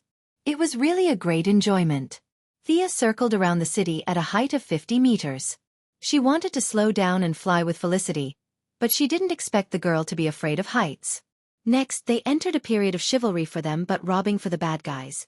Thea put on a red leather jacket over the anti-lotus suit. It couldn't be helped. The anti-lotus suit was too professional, and anyone with the intention would be able to trace it back to her. Initially, she wanted to add another bulletproof vest, but after putting on 4 layers, she looked too ugly. Her slender figure looked like a fat person wearing the bulletproof vest. Even Sia, who was afraid of death, couldn't stand it. She had no choice but to remove the bulletproof vest and add 2 fiber protective plates on the chest and back. She tied her hair up. It was best to cut it short, but she really didn't want to. She pulled down the hood of her jacket and looked at herself in the mirror. She really did look like the original Thea 1.0 in the show. Nonsense, they were the same person, okay? She didn't wear an eye mask. That was too low class. She was now wearing anti-wind goggles with infrared function, and the lenses were made of bulletproof Lycos resin. Thea carried her bow and arrow, took her usual katana and dagger, and set off to find her hunting target under Felicity's excited gaze. Although she had made a lot of mental preparations and thought about how she would deal with the unexpected situation, the facts proved that she had thought too much. Star City was like a dead city in the middle of the night. There was not a single pedestrian on the road. Since there were no pedestrians, the robberies had naturally disappeared. Although it was okay to rob each other, it seemed that their bosses had forbidden this kind of behavior. Thea was in such a situation now. There were no pedestrians, and naturally, there were no robbers. Her goal of robbing the rich to help the poor had disappeared. Damn it, she cursed in her heart. Was she going to waste all the money she spent? She should have done some market research. Just as she pulled out her katana and looked around in confusion, Felicity's voice sounded. Thea, Frank Botner, whom you asked me to keep an eye on last time, is moving. 3 of his men are chasing a young man. This man is called Michael Astor. Do you want to take a look? Could this man be Helena's fiancé? Interesting. Let's go and take a look. He asked through the earpiece. Where is the location? What's the location? That's right. At the intersection west of Cypress Street. The surveillance camera shows that they are driving very fast. You have to be careful. They are all armed. Can they be faster than me? I'm going in a straight line. Thea increased the altitude to 100 meters, confirmed the location, and began to move forward at full speed. Soon, she saw 2 cars driving fast, one in front and one behind. The car behind kept firing at the car in front. In the silent night, the sound could be heard far away. The thug should be from the car behind, right? Thea judged that Michael was neither a psychic nor a special forces soldier. It was impossible for him to chase after 3 people alone. She took out a frost arrow from the quiver. Frost arrow was what she called it. There was standard liquid nitrogen in the arrow, and the concentration was 10 times that of a thermal nitrogen pressure tank. After the liquid nitrogen vaporized, it could absorb the surrounding heat. In theory, it could cause frostbite of -100 degrees Celsius. She had no intention of killing anyone. The people on both sides had nothing to do with her. She was just taking a stroll because she had nothing better to do. If she remembered, she would help. If she didn't, then so be it. So she aimed at the wheel hub of the car behind. Chapter 44. She calculated the distance in advance, estimated the wind speed and other adverse effects, and released the arrow with a swoosh. The cooling effect of liquid nitrogen was impeccable. Although her refining skills were not as good, it was no problem for her to deal with these urban thieves. The arrow hit the wheel, and a layer of cold air burst out instantly. The wheels at the back of the car were visibly frozen. The driver was still stepping on the accelerator to chase after the car in front. His skin had just sent a cold signal to his brain, and before he could understand what was going on, he and the car were already flying. Thea looked at the result of her attack and felt a little guilty. It seemed a little too powerful. Originally, she only wanted to stop the car, but now the car flipped 6 or 7 times in the air before landing on the road like a gymnast. The people in the car did not climb out for a long time. Thea looked at them for a long time. Were they dead? She was about to call it a day and go home when she saw the car in front of her crash into a roadside billboard. What was going on? Was there an invisible enemy? Thea scanned the surroundings with infrared and found nothing out of the ordinary. Hey, did you see who attacked the car in front of you? Felicity did not reply immediately. Instead, she checked several cameras from different angles and slowed down. In the end, she said with uncertainty, it seems that when you were shooting, a gunman hit the tire of the car in front of you. There's no one near you. How could something so unlucky happen to me? Thea was convinced by the luck of the guy in front of her. He had been running back and forth for 10 minutes and fired hundreds of bullets. Only the last bullet hit? Was this the legendary warrior who had to die in the charge of the last battle? Although Michael was also involved in a traffic accident, his injuries were much lighter than those behind him. He kicked the door open and stumbled out. After he ran for 20 meters, the expected shouts of, "Don't run, stop," didn't appear at all. This made him a little puzzled. He gathered his courage and looked back, only to find that there was a car behind him. It was upside down. Was this the car that was chasing after him? It looked familiar, but what was with the ice in the car? Michael didn't know what that meant, but he found the scene a little strange. He wanted to continue running, but there was no one chasing after him. What was the point of running? But he couldn't just stay here and not run. Just as he was in a dilemma, the door of the car behind him was pushed open. A bald man with blood all over his face crawled out. Sia, who was on the high ground, saw that one of his legs was bent to the side in a very inhuman way, leaving a bright red trail of blood on the ground as he walked. "This is too tragic," Sia whispered. "Felicity, call an ambulance for them." He then glanced at Michael. This person was stunned. "Why aren't you running away with such a good opportunity? You want to treat the enemy to a meal?" This man had neither courage nor charisma. He was neither tall nor mighty, nor handsome. Helena, the future huntress of the Raptor squad, really didn't have good taste. She was willing to kill her own father for this kind of man. There was only one father, and men were everywhere. Thea was too lazy to comment on other people's outlook on life. Michael's hands and feet were intact on the ground, and the crawling man was about to lose consciousness. The other 2 people in the car didn't come out. She didn't know if they were too cold or too injured. The infrared scan showed that their bodies were still a little warm. If they hadn't practiced the turtle breathing technique, they should have been unconscious. Michael finally realized the dangerous situation he was in. He took out a cloth bag from the car and ran away without looking back. Thea wanted to rob some of the construction funds for the Iron Man armor, but she couldn't bear to see the crawling man in such a miserable state. She decided to let him keep the money for treatment. After circling the city twice, she met a 10-year-old boy selling powder and a homeless man robbing burgers. What kind of people were they? Thea beat the 2 of them angrily and turned back to the base without getting a penny. "Felicity, what should we do? The world is so difficult. We don't have enough money for next month." Thea hated the modern corporate system. She had so much money under her name, but she could only take a little money from the trust fund every month. Tonight's liquid nitrogen looked cool, but it was all money.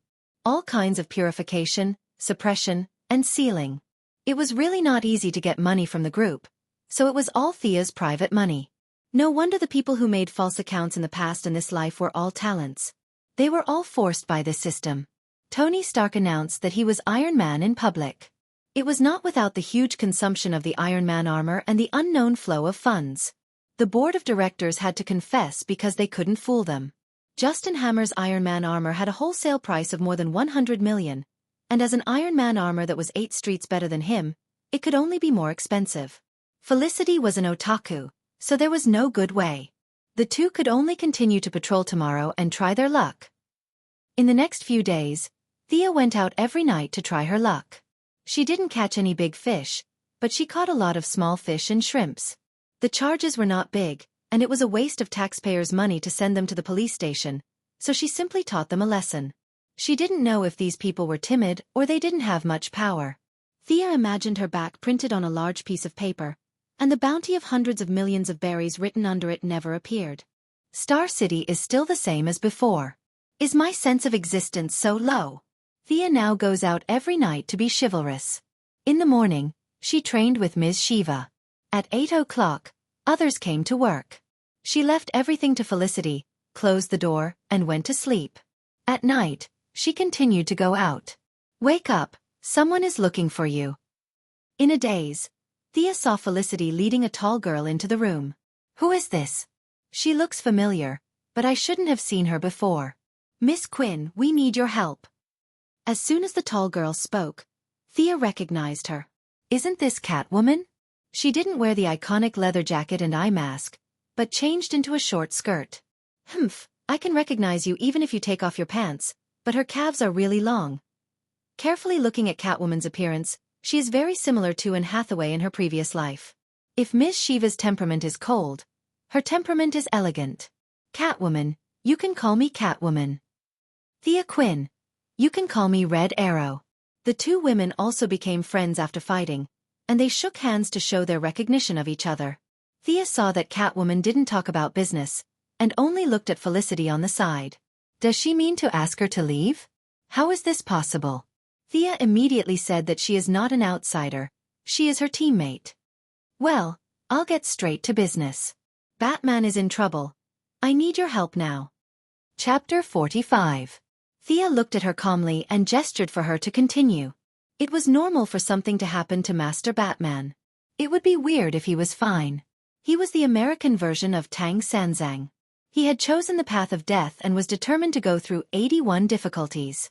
As an ordinary person without any enhancements, he relied on his muscles to provoke all kinds of people. Other than a few permanent aliens, he had provoked almost all the good guys and bad guys. Therefore, Thea was not surprised to hear that something had happened to him. He looked at the feline girl expressionlessly, implying that she shouldn't stop and should continue. He was captured by someone called Bane, and we don't know if he's still alive. Currently, Bane has half of Gotham under his control. He has opened both Arkham Asylum and Blackgate Prison. Now, the city is filled with criminals, and we desperately need your help. Catwoman looked at Thea earnestly. Was this the plot of the movie Batman the Third? She remembered that she had tricked Bruce in the movie. However, this was different from the movie. The two of them had known each other since they were young and had gone through many hardships together. Although there were ups and downs in their relationship, it was not something that could be stopped by a few threats.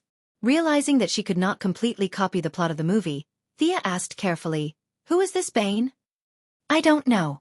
I only know that he is very strong. He seems to have superhuman strength.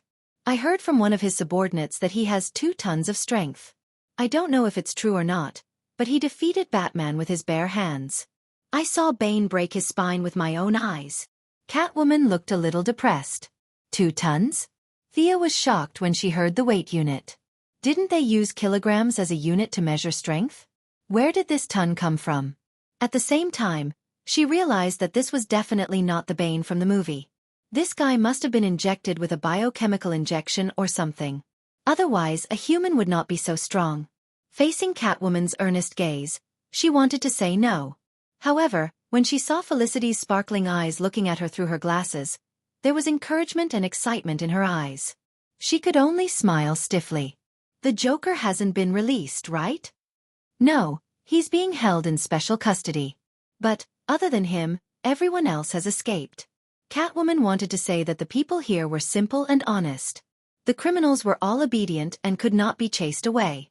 However, she knew that no one would believe her, so she could only tell the truth. Thea breathed a sigh of relief when she heard that the Joker did not escape. In the DC world, there were 3 types of people: heroes, villains, and clowns. This person's combat power was average, but his brain was probably overflowing with dopamine. He did not have any emotions like fear. Even if the god of the DC world descended to Earth, he would still stab him. This person's thoughts were wild and unrestrained. No one knew what he was thinking. In the parallel universe, he once caused Superman to misunderstand and kill his girlfriend, causing Superman to become evil. He then kidnapped Lex Luthor, a great villain with level 9 intelligence. Finally, he used a nuclear bomb to flatten the metropolis. This directly led to the division of the Justice League. His initial goal was to fool around with nothing better to do. Thea did not dare to provoke such a dangerous person. If he found out about her identity, her family would be in big trouble. She breathed a sigh of relief when she heard that he was still being held captive. She silently thought about the few main villains in Gotham. It seemed that other than Bane, who was a ferocious guy, the rest were all normal people. Or rather, normal people who were mentally unstable. She could not crush them with her equipment, but it should not be dangerous. Okay, we'll go with you. Thea thought that they probably would not pay her, but she could not go for free. Should she find a few rich and heartless people to do the job? You guys. Catwoman stared at Felicity, who was beside her. Was this person a hero too? Felicity's IQ immediately understood what she meant.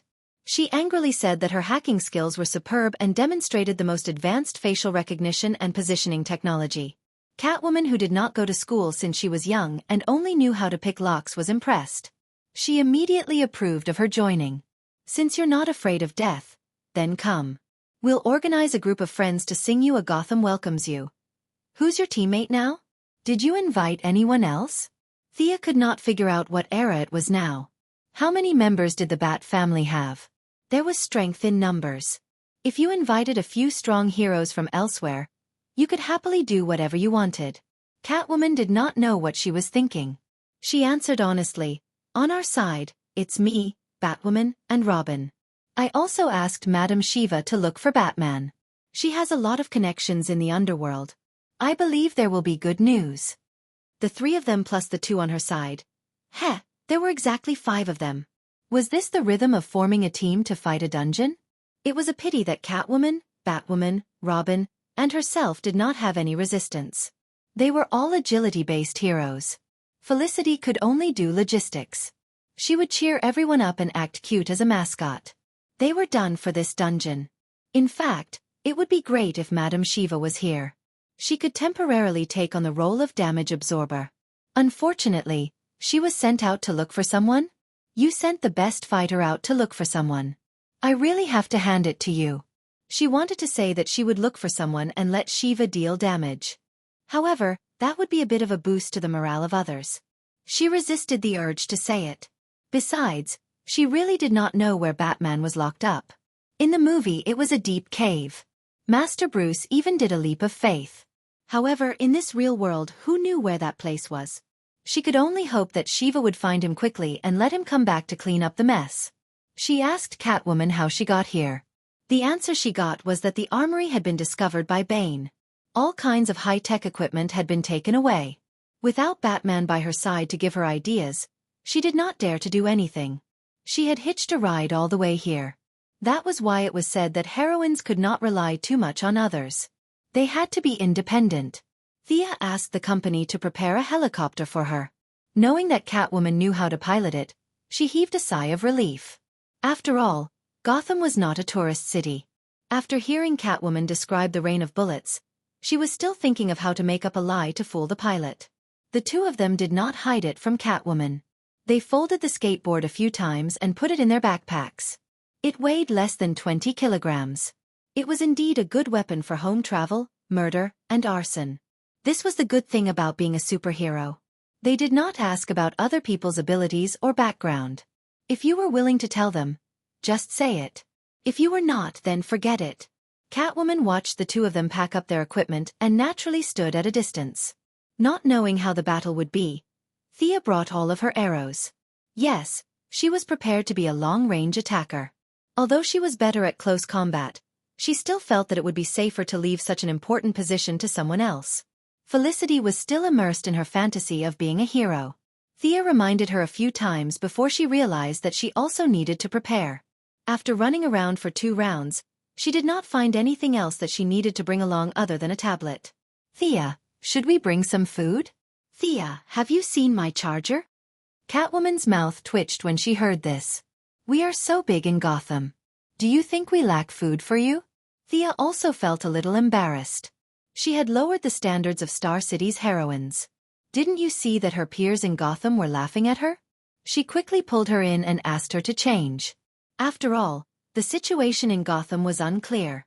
It was impossible for her to be like before, sitting in front of a monitor with fries and Coke while watching a live broadcast. Chapter 46. Felicity had no choice but to change out of her usual short skirt and high heels. She rummaged through her closet for a set of sportswear and changed into a pair of hiking shoes. However, no matter how Thea looked at the clothes, they were filled with traces of time. The clothes were really old-fashioned, definitely from 10 years ago. She wanted to ask her to change into another set of clothes to bring honor to Star City, but when she saw Catwoman looking at the time from time to time, she had no choice but to give up. She hoped that the people of Gotham were in deep trouble and did not have the time to care about the fashion of their sister city. The 3 of them rushed to the Quinn family's private helipad with big and small bags. Most of them were Thea's equipment. She brought hundreds of arrows, hundreds of different types of arrowheads, and a large number of long knives, daggers and throwing knives. Felicity and Sia each took one of the 2 pistols they had seized a few days ago. Although Sia didn't specifically practice her marksmanship, with the bonus of a long-range weapon like a bow and arrow, her marksmanship wasn't inferior to that of an ordinary police officer.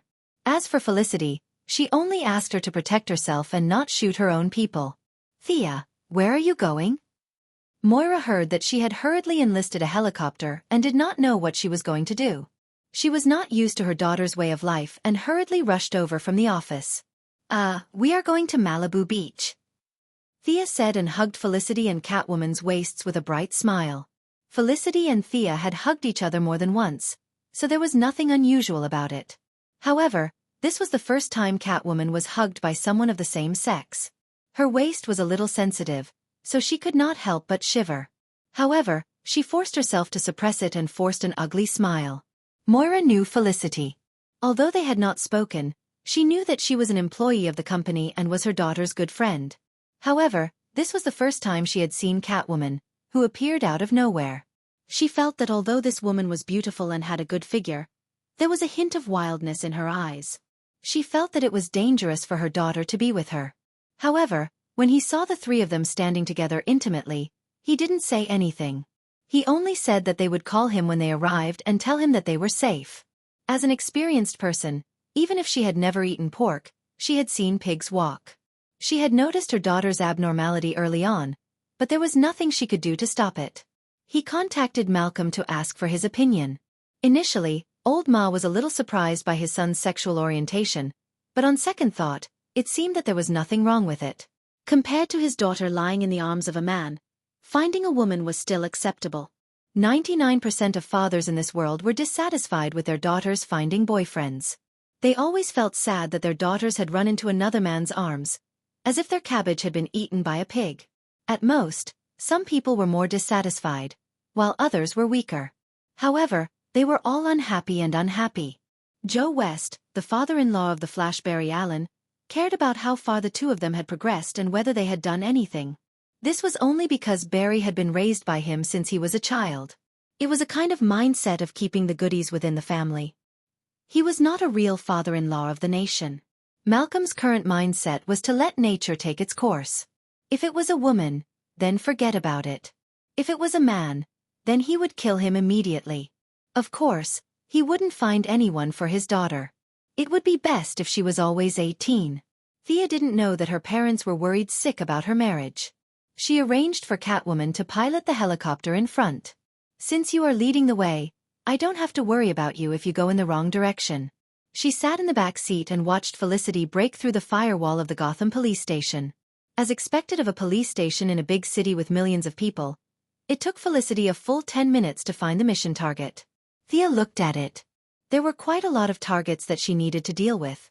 Scarecrows, Riddlers, Penguins, and so on had all come out. She specially checked but didn't find any news about Poison Ivy. Could it be that she hadn't killed her way into Gotham yet? This was good news. As long as there were no superpowers involved, it would be difficult for her to kill anyone with her skills and equipment, but she could still escape unscathed. "Get ready, we are almost there," Catwoman shouted from the pilot seat. Through the glass of the helicopter, Thea saw the distant view of Gotham. The whole city was dark, as if there was a dark cloud pressing down on it. Occasionally, there would be flashes of fire on the streets. She didn't know how the original founder of this city chose this location. Thea felt that the environment here was terrible. Using the natural sensing method that Madame Shiva had taught her, Thea explored the place. The air was filled with an impetuous, old, and dilapidated aura. According to Catwoman, even if this incident didn't happen, many people would die in Gotham every day. However, no one cared about the exact number. Thea couldn't help but imagine that if there was a necromancer here, he wouldn't need to prepare any big ceremony. Could he summon millions of skeleton soldiers with a few simple commands? Or maybe a few hundred death knights? If Star City was a sickly old man, then Gotham was a strong man on the verge of death. It was hard to say which city was worse. As the helicopter approached, Thea could already see the chaos on the streets and between the buildings. She could see robberies and murders everywhere. The screams of women and the cries of children lingered in the air above the city for a long time. From time to time, an old man would be pushed to the ground, just to take a few dollars from him. This city was slowly approaching the brink of collapse. She was sad that Batman's years of hard work had gone down the drain. Now that she had some power, why not help these poor people? She didn't know if this was the resolution of a hero. She only knew that she had to do something. If she had only wanted to make a fool of herself in the beginning, she had now decided to punish these thugs. Dreams were beautiful, but reality was cruel. Just as she was about to go down and kill 7 people, she realized that the helicopter had been circling in the sky. She sternly asked Catwoman, "Why aren't you landing? How many people will die if you delay for a minute?" "You're really not worried at all." Catwoman was even more depressed than her. "How can I not be worried? I'm so worried that I have blisters on my mouth. Tell me where to land, it's too messy here." Before she could finish her sentence, some idiot on the ground fired a magazine of bullets at the helicopter in the sky. How could they hit it from such a high distance? Even if they hit it, it wouldn't be able to move. It was obvious that the bullets were wasted.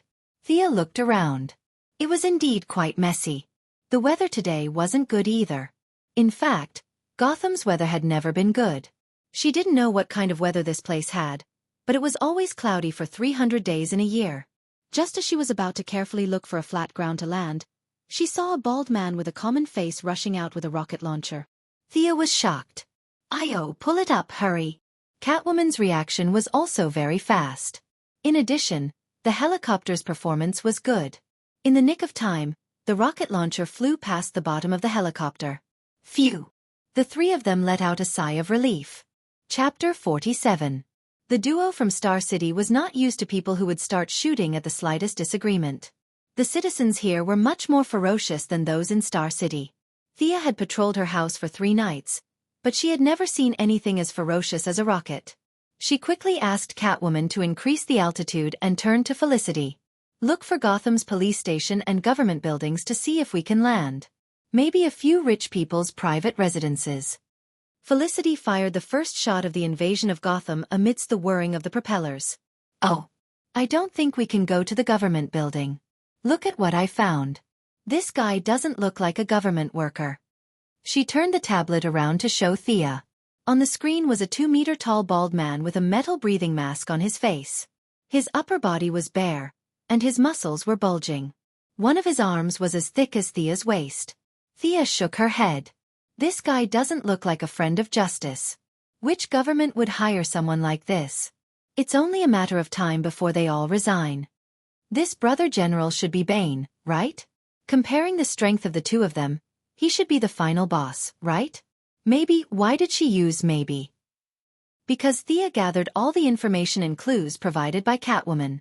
She did not know if it was good or bad news. The actual situation here was the same as the beginning of the movie.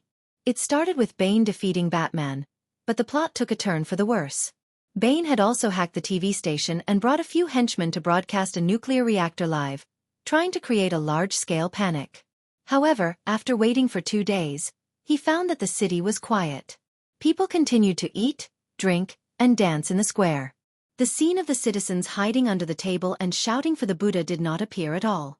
He asked his henchmen to check the network signal and found that there was no problem. The live broadcast must have been released, but why did no one pay attention to it? What was going on? Unwilling to give up, Ben found an old man who was passing by to understand the situation. He explained to the old man how awesome he was and how many bad things he had done, bragging about his deeds. "You should be scared now, right?" The old man calmly said, "Young man, you're an honest person. It's not easy for such an honest person to survive in Gotham. You can't just focus on the surface of things, you have to look at what's inside. Look at me, I'm 76 years old this year, and I've received my citizen certificate for more than 60 years. Actually, I have a dirty bomb hidden in the basement of my house. There are 2 bottles of sarin gas in the fridge. Look at the basket I'm carrying now.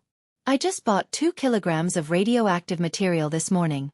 Seeing that you're living so miserably, why don't I sell it to you at a cheaper price?" Bane, whose face was filled with disbelief, randomly found a few enthusiastic citizens to conduct a survey. The result was that none of the citizens of Gotham were afraid. What he thought was terrifying was nothing out of the ordinary here. "Do you think I'm scared?" This sentence was in the category of threatening words elsewhere, but the sentence itself was a question. However, in Gotham, this sentence was the truth. They were indeed scared since they were young. This sentence was often used in Truth or Dare, and it was a statement. The citizens of Gotham had been tested for a long time. Every one of them had strong nerves and a strong will. In other cities, casting a fear spell on a crowd would cause chaos. However, in Gotham, you would only see a screen filled with the word immune. According to the game's terminology, if you chose Gotham as your starting location, your innate resistance to dark magic would increase by 50%. When he realized that his 3 axes were completely ineffective, Bane could only seek help from his partner this time, Talia al Ghul, the daughter of a ninja master. She was one of Batman's lovers, and also the mother of Batman's son, Damian. Talia was indeed a ninja master who had nurtured her for many years. She was very cultured. She taught Bane an idiom, which was a strategy from ancient China. It was called using the people of Gotham to scare the people of Gotham. Bane opened the door of Blackgate Prison with a nervous heart. He was afraid that there would not be enough chaos, and the hundreds of patients in the mental hospital would be chased onto the road. Reality proved that this strategy was vicious. It was nonsense to say that they were all Gotham people, and that the people of Gotham would not attack their own people. The more they attacked their own people, the more vicious they would be. In a short period of time, there were corpses everywhere, and blood flowed like a river. Although the results were gratifying, Bane soon realized that he had nothing to do. He had dismantled the nuclear reactor himself. Previously, no one had paid attention to it for a few days. After he understood the mentality of the people of Gotham, he was scared that some lunatic would come over and borrow a fire. Although he could fight, he could not withstand a nuclear bomb. Now he was completely free.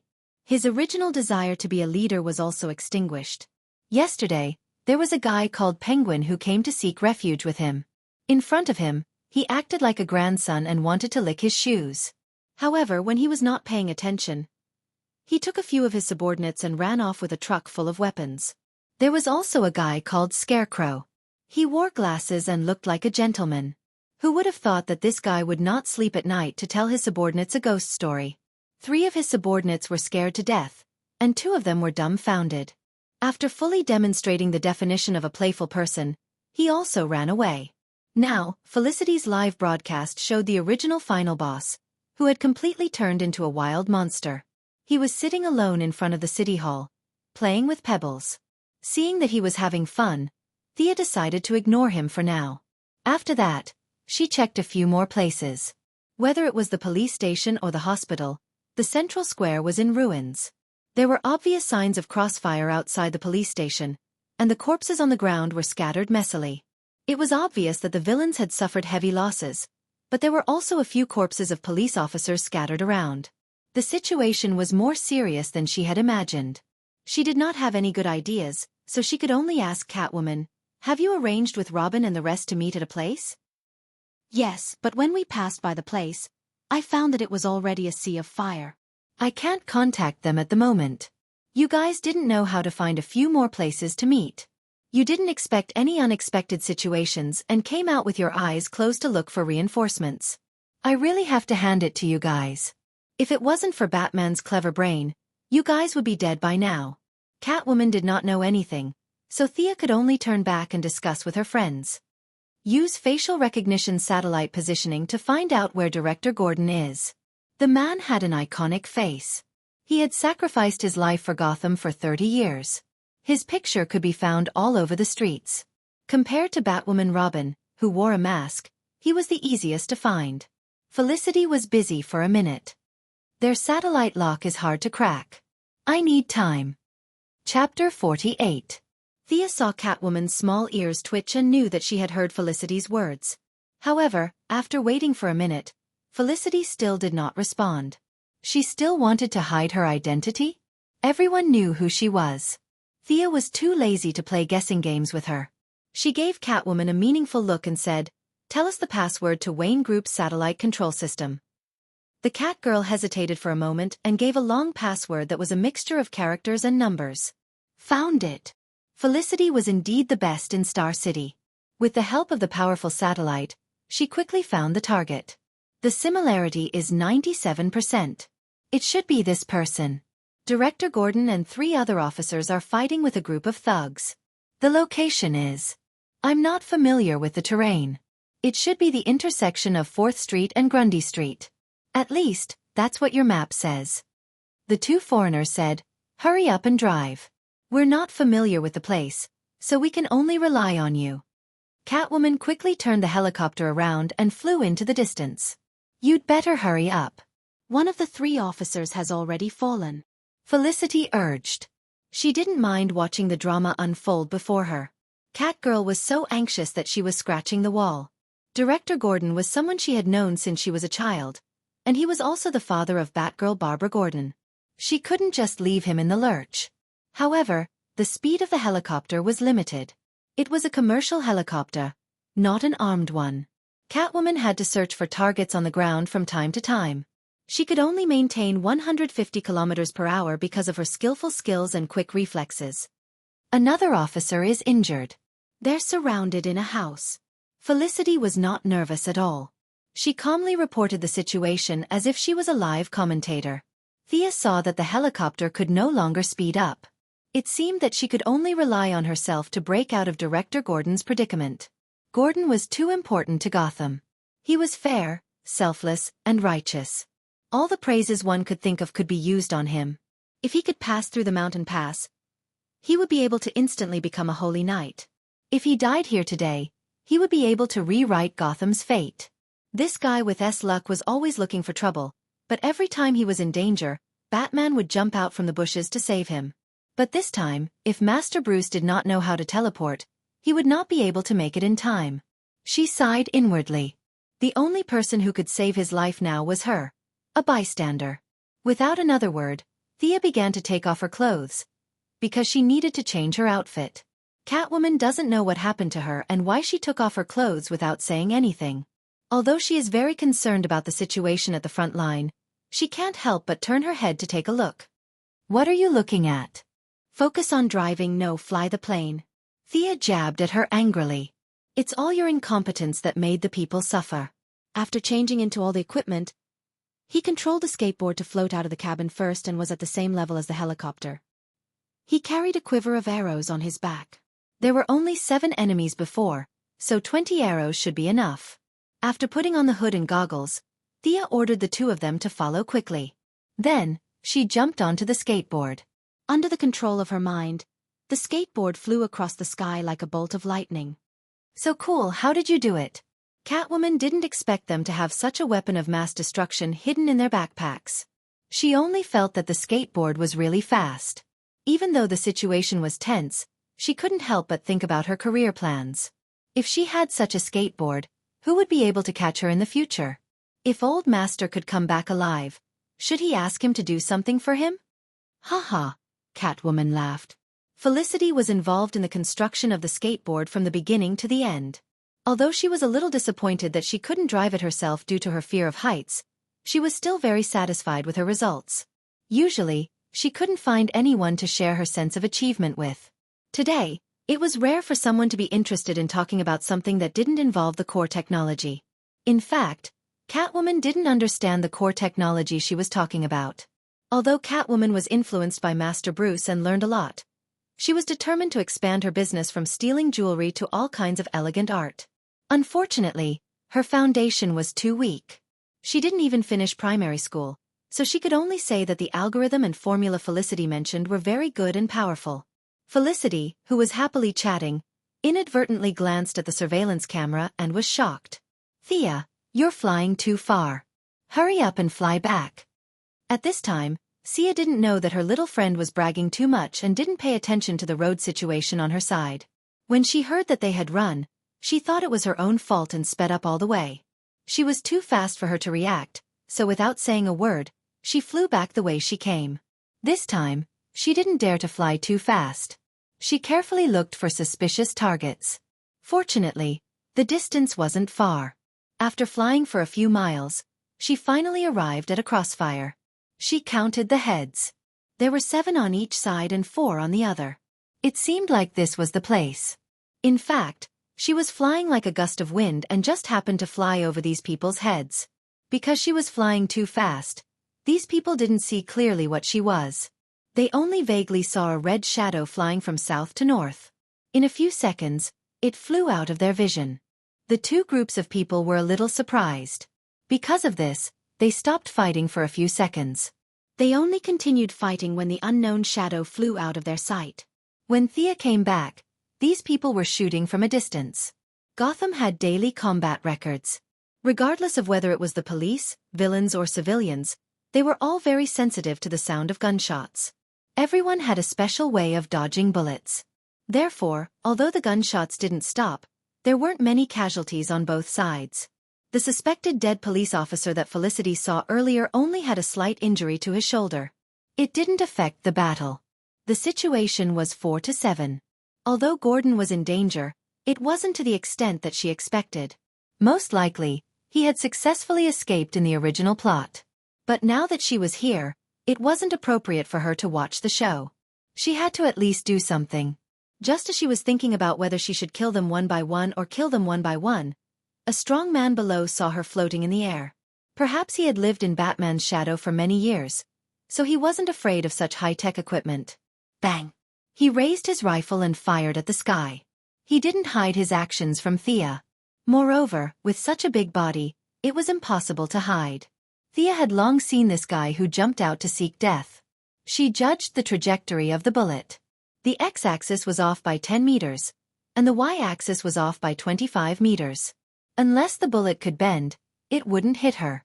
She used infrared glasses to look at this guy who was in a hurry to reincarnate.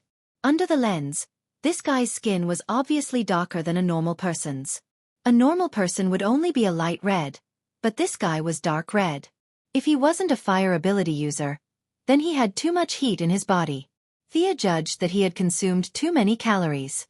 Looking at his body size, she knew that he was a regular at the Coke and hot dog shop. She wanted to use a frost arrow to cool him down, but she was afraid that he would be too greasy and dirty her arrow. She had to be careful with every penny she spent, so she had to recycle her arrows if she could.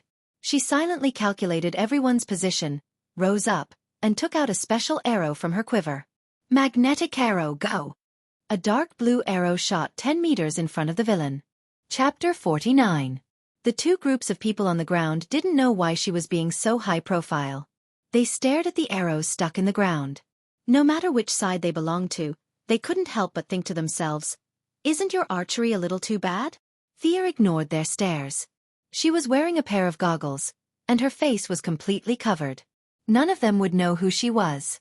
Under the confused gazes of the police and bandits, she pressed a switch on the bow. The room.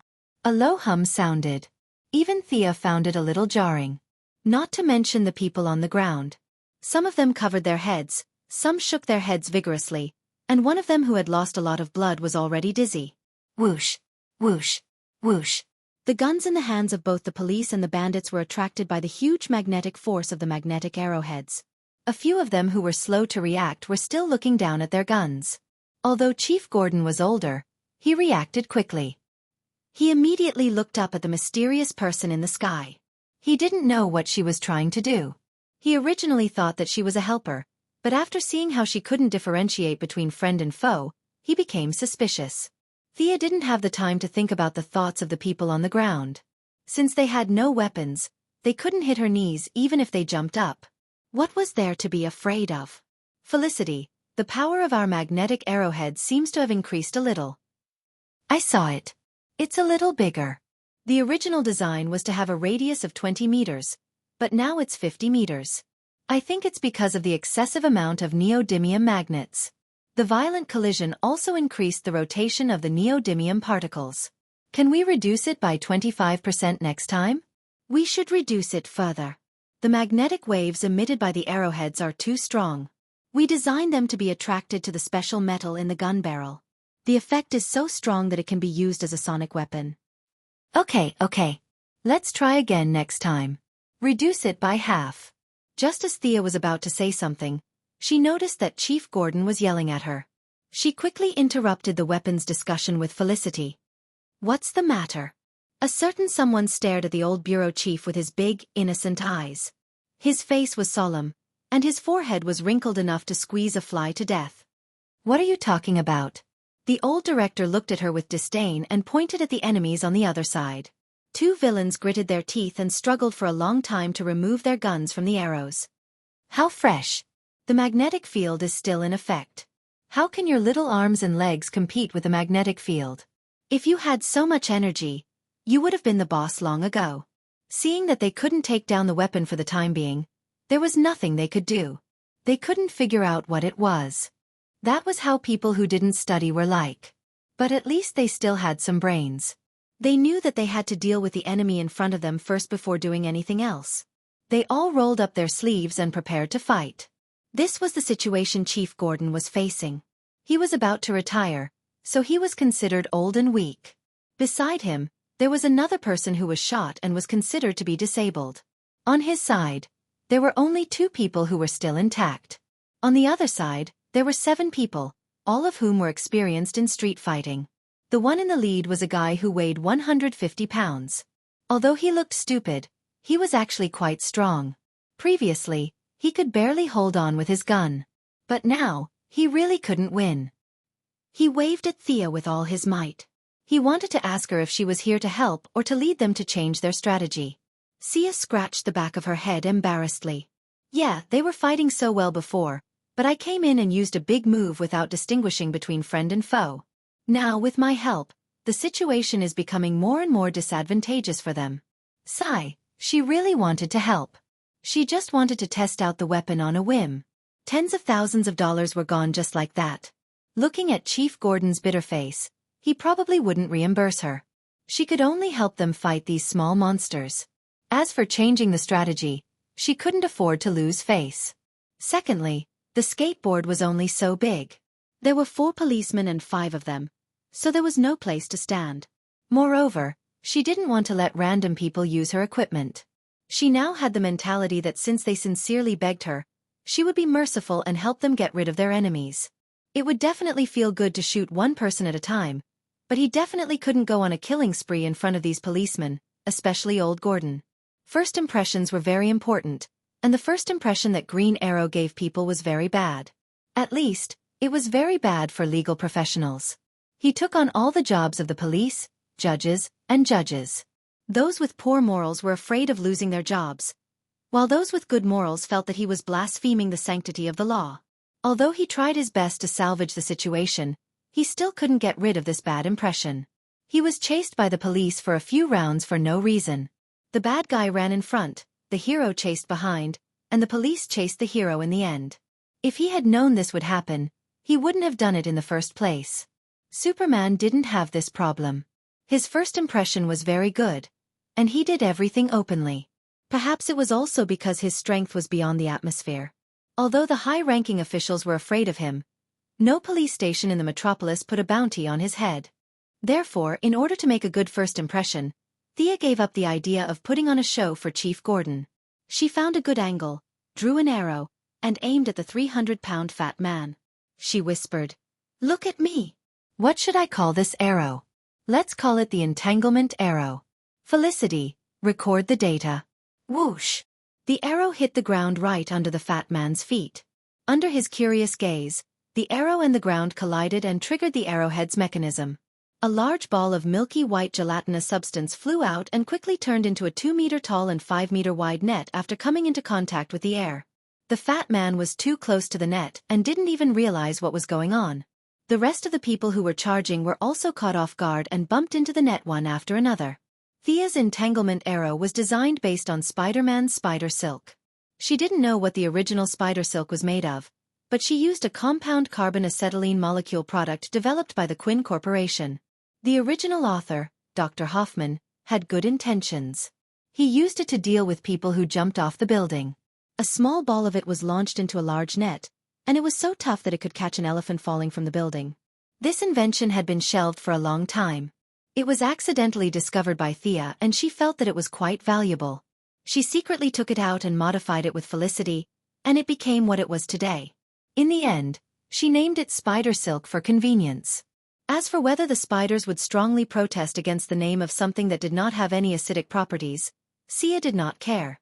Of course, the villains didn't want to be stuck on the net for people to see. They were struggling with all their might, especially the fat man who was struggling the most. Sia had made a small modification back then. She had increased the carbon content of the molecular material, reduced some of its hardness, and increased its toughness. Now the spider web was wobbling under their attacks, as if it would break free in the next second. In fact, the design was a little immoral. It was the same as saying that she could kill him because he liked her. It was an illusion. Even an elephant couldn't break free from the entanglement for a while, let alone a human. She shrugged at Chief Gordon, indicating that she had taken care of everything. The rest was up to him. Chapter 50. Looking at the unknown person in front of him, even though Thea covered her face tightly, Gordon could still tell that she was a woman. He had lived for more than 60 years, and if he couldn't even tell if she was a man or a woman, he would have lived in vain. Like Liang Shanhua, Zhu Ying-tai, who couldn't recognize her after changing her clothes, it could only mean that he was blind. Although Gordon wore a pair of large reading glasses and his eyesight wasn't as good as when he was younger, he wasn't blind to that extent. The scene was quiet for a moment, and only the sounds of a few villains struggling could be heard. Thea didn't show her face to greet them. Gordon knew her true identity, and it was fine as he had the best credibility. However, it was hard to say about the police officers. Gotham's police station was like a sieve, and there were too many people. It was better for her to remain mysterious for now. Just as Gordon was wondering when there was a new heroine in his district, Catwoman's helicopter finally arrived. Catwoman and Gordon had known each other for many years, and the two of them exchanged information in a low voice. The police officers also showed an expression of seeing the old Chinese doctor being saved. Now, Gotham was similar to Stalingrad. The sound of gunfire was endless, and occasionally, there was an explosion. The few of them were heavily injured, and they did not have many bullets left. They did not have the confidence to cross the city, but the arrival of the helicopter greatly increased their safety. The villains had fainted after coming into contact with the spider web for a long time. After all, it was a chemical product, and skin contact would cause some damage to the nervous system. If they wanted to make it green, it would require more research. Thea and Felicity stood beside the spider web, and each of them wore a pair of gloves to check their results. The adhesion is not bad. Next time, we can reduce the amount used. For a single target, such a large piece is a bit of a waste. Gordon and Catwoman slowly walked over while Thea was inspecting the spiderweb with a special lens. Looking at the densely packed spiderwebs, this was really good stuff. Chief Gordon had been looking for ways to arrest criminals without breaking the law. Beating criminals until they couldn't take care of themselves was not in line with his philosophy. Every time Batman threw a bloody criminal at the entrance of the police station, the cleaners, doctors, and guards would be busy for half a day. This spiderweb was not bad at all. Not to mention bleeding, there wasn't even a single wound. It was safe and fast, and it even had a stun effect. If the police encountered such a situation, they could just take him away with a gun. Not only did it protect the police officers, but it also wouldn't cause any serious injuries to the criminals. If it wasn't the wrong time, he would have asked Thea how much it cost per kilogram. Coming back to his senses, he saw the two girls talking about things that he did not understand. He could only interrupt them. "Thank you for your help to Gotham." "You're welcome." It seemed that Catwoman had told him about her identity. Actually, it wasn't hard to guess. Felicity was standing there without any disguise, so it was easy to figure out who she was. However, Thea did not continue to dwell on this question. Instead, she asked, "Where are we going next?" She could only ask Chief Gordon this question. After all, he was the chief of a city with tens of millions of people. He was at least a department-level official, so he didn't lack decisiveness. This was also the main reason why Thea looked for him first. "Some of our police officers are now at Gotham University. Follow me." "There's a university in this godforsaken place? Learning how to make C4? Learning how to establish a new outlook on life for mental patients?" Sia really expressed her admiration for the few socialites who had decided to build a university here. She really had to admire them if she didn't help them. When it came to the specific teams, Chief Gordon hoped that Thea would bring 2 people with her because the helicopter could not fit so many people. Thea saw that the police officers were unkempt like refugees. She was a bit of a clean freak, and the skateboard was only so big. She was afraid that she would overreact and kick them off. The police officers also felt that her skateboard was floating and did not feel safe just looking at it. Both parties agreed that it was just right.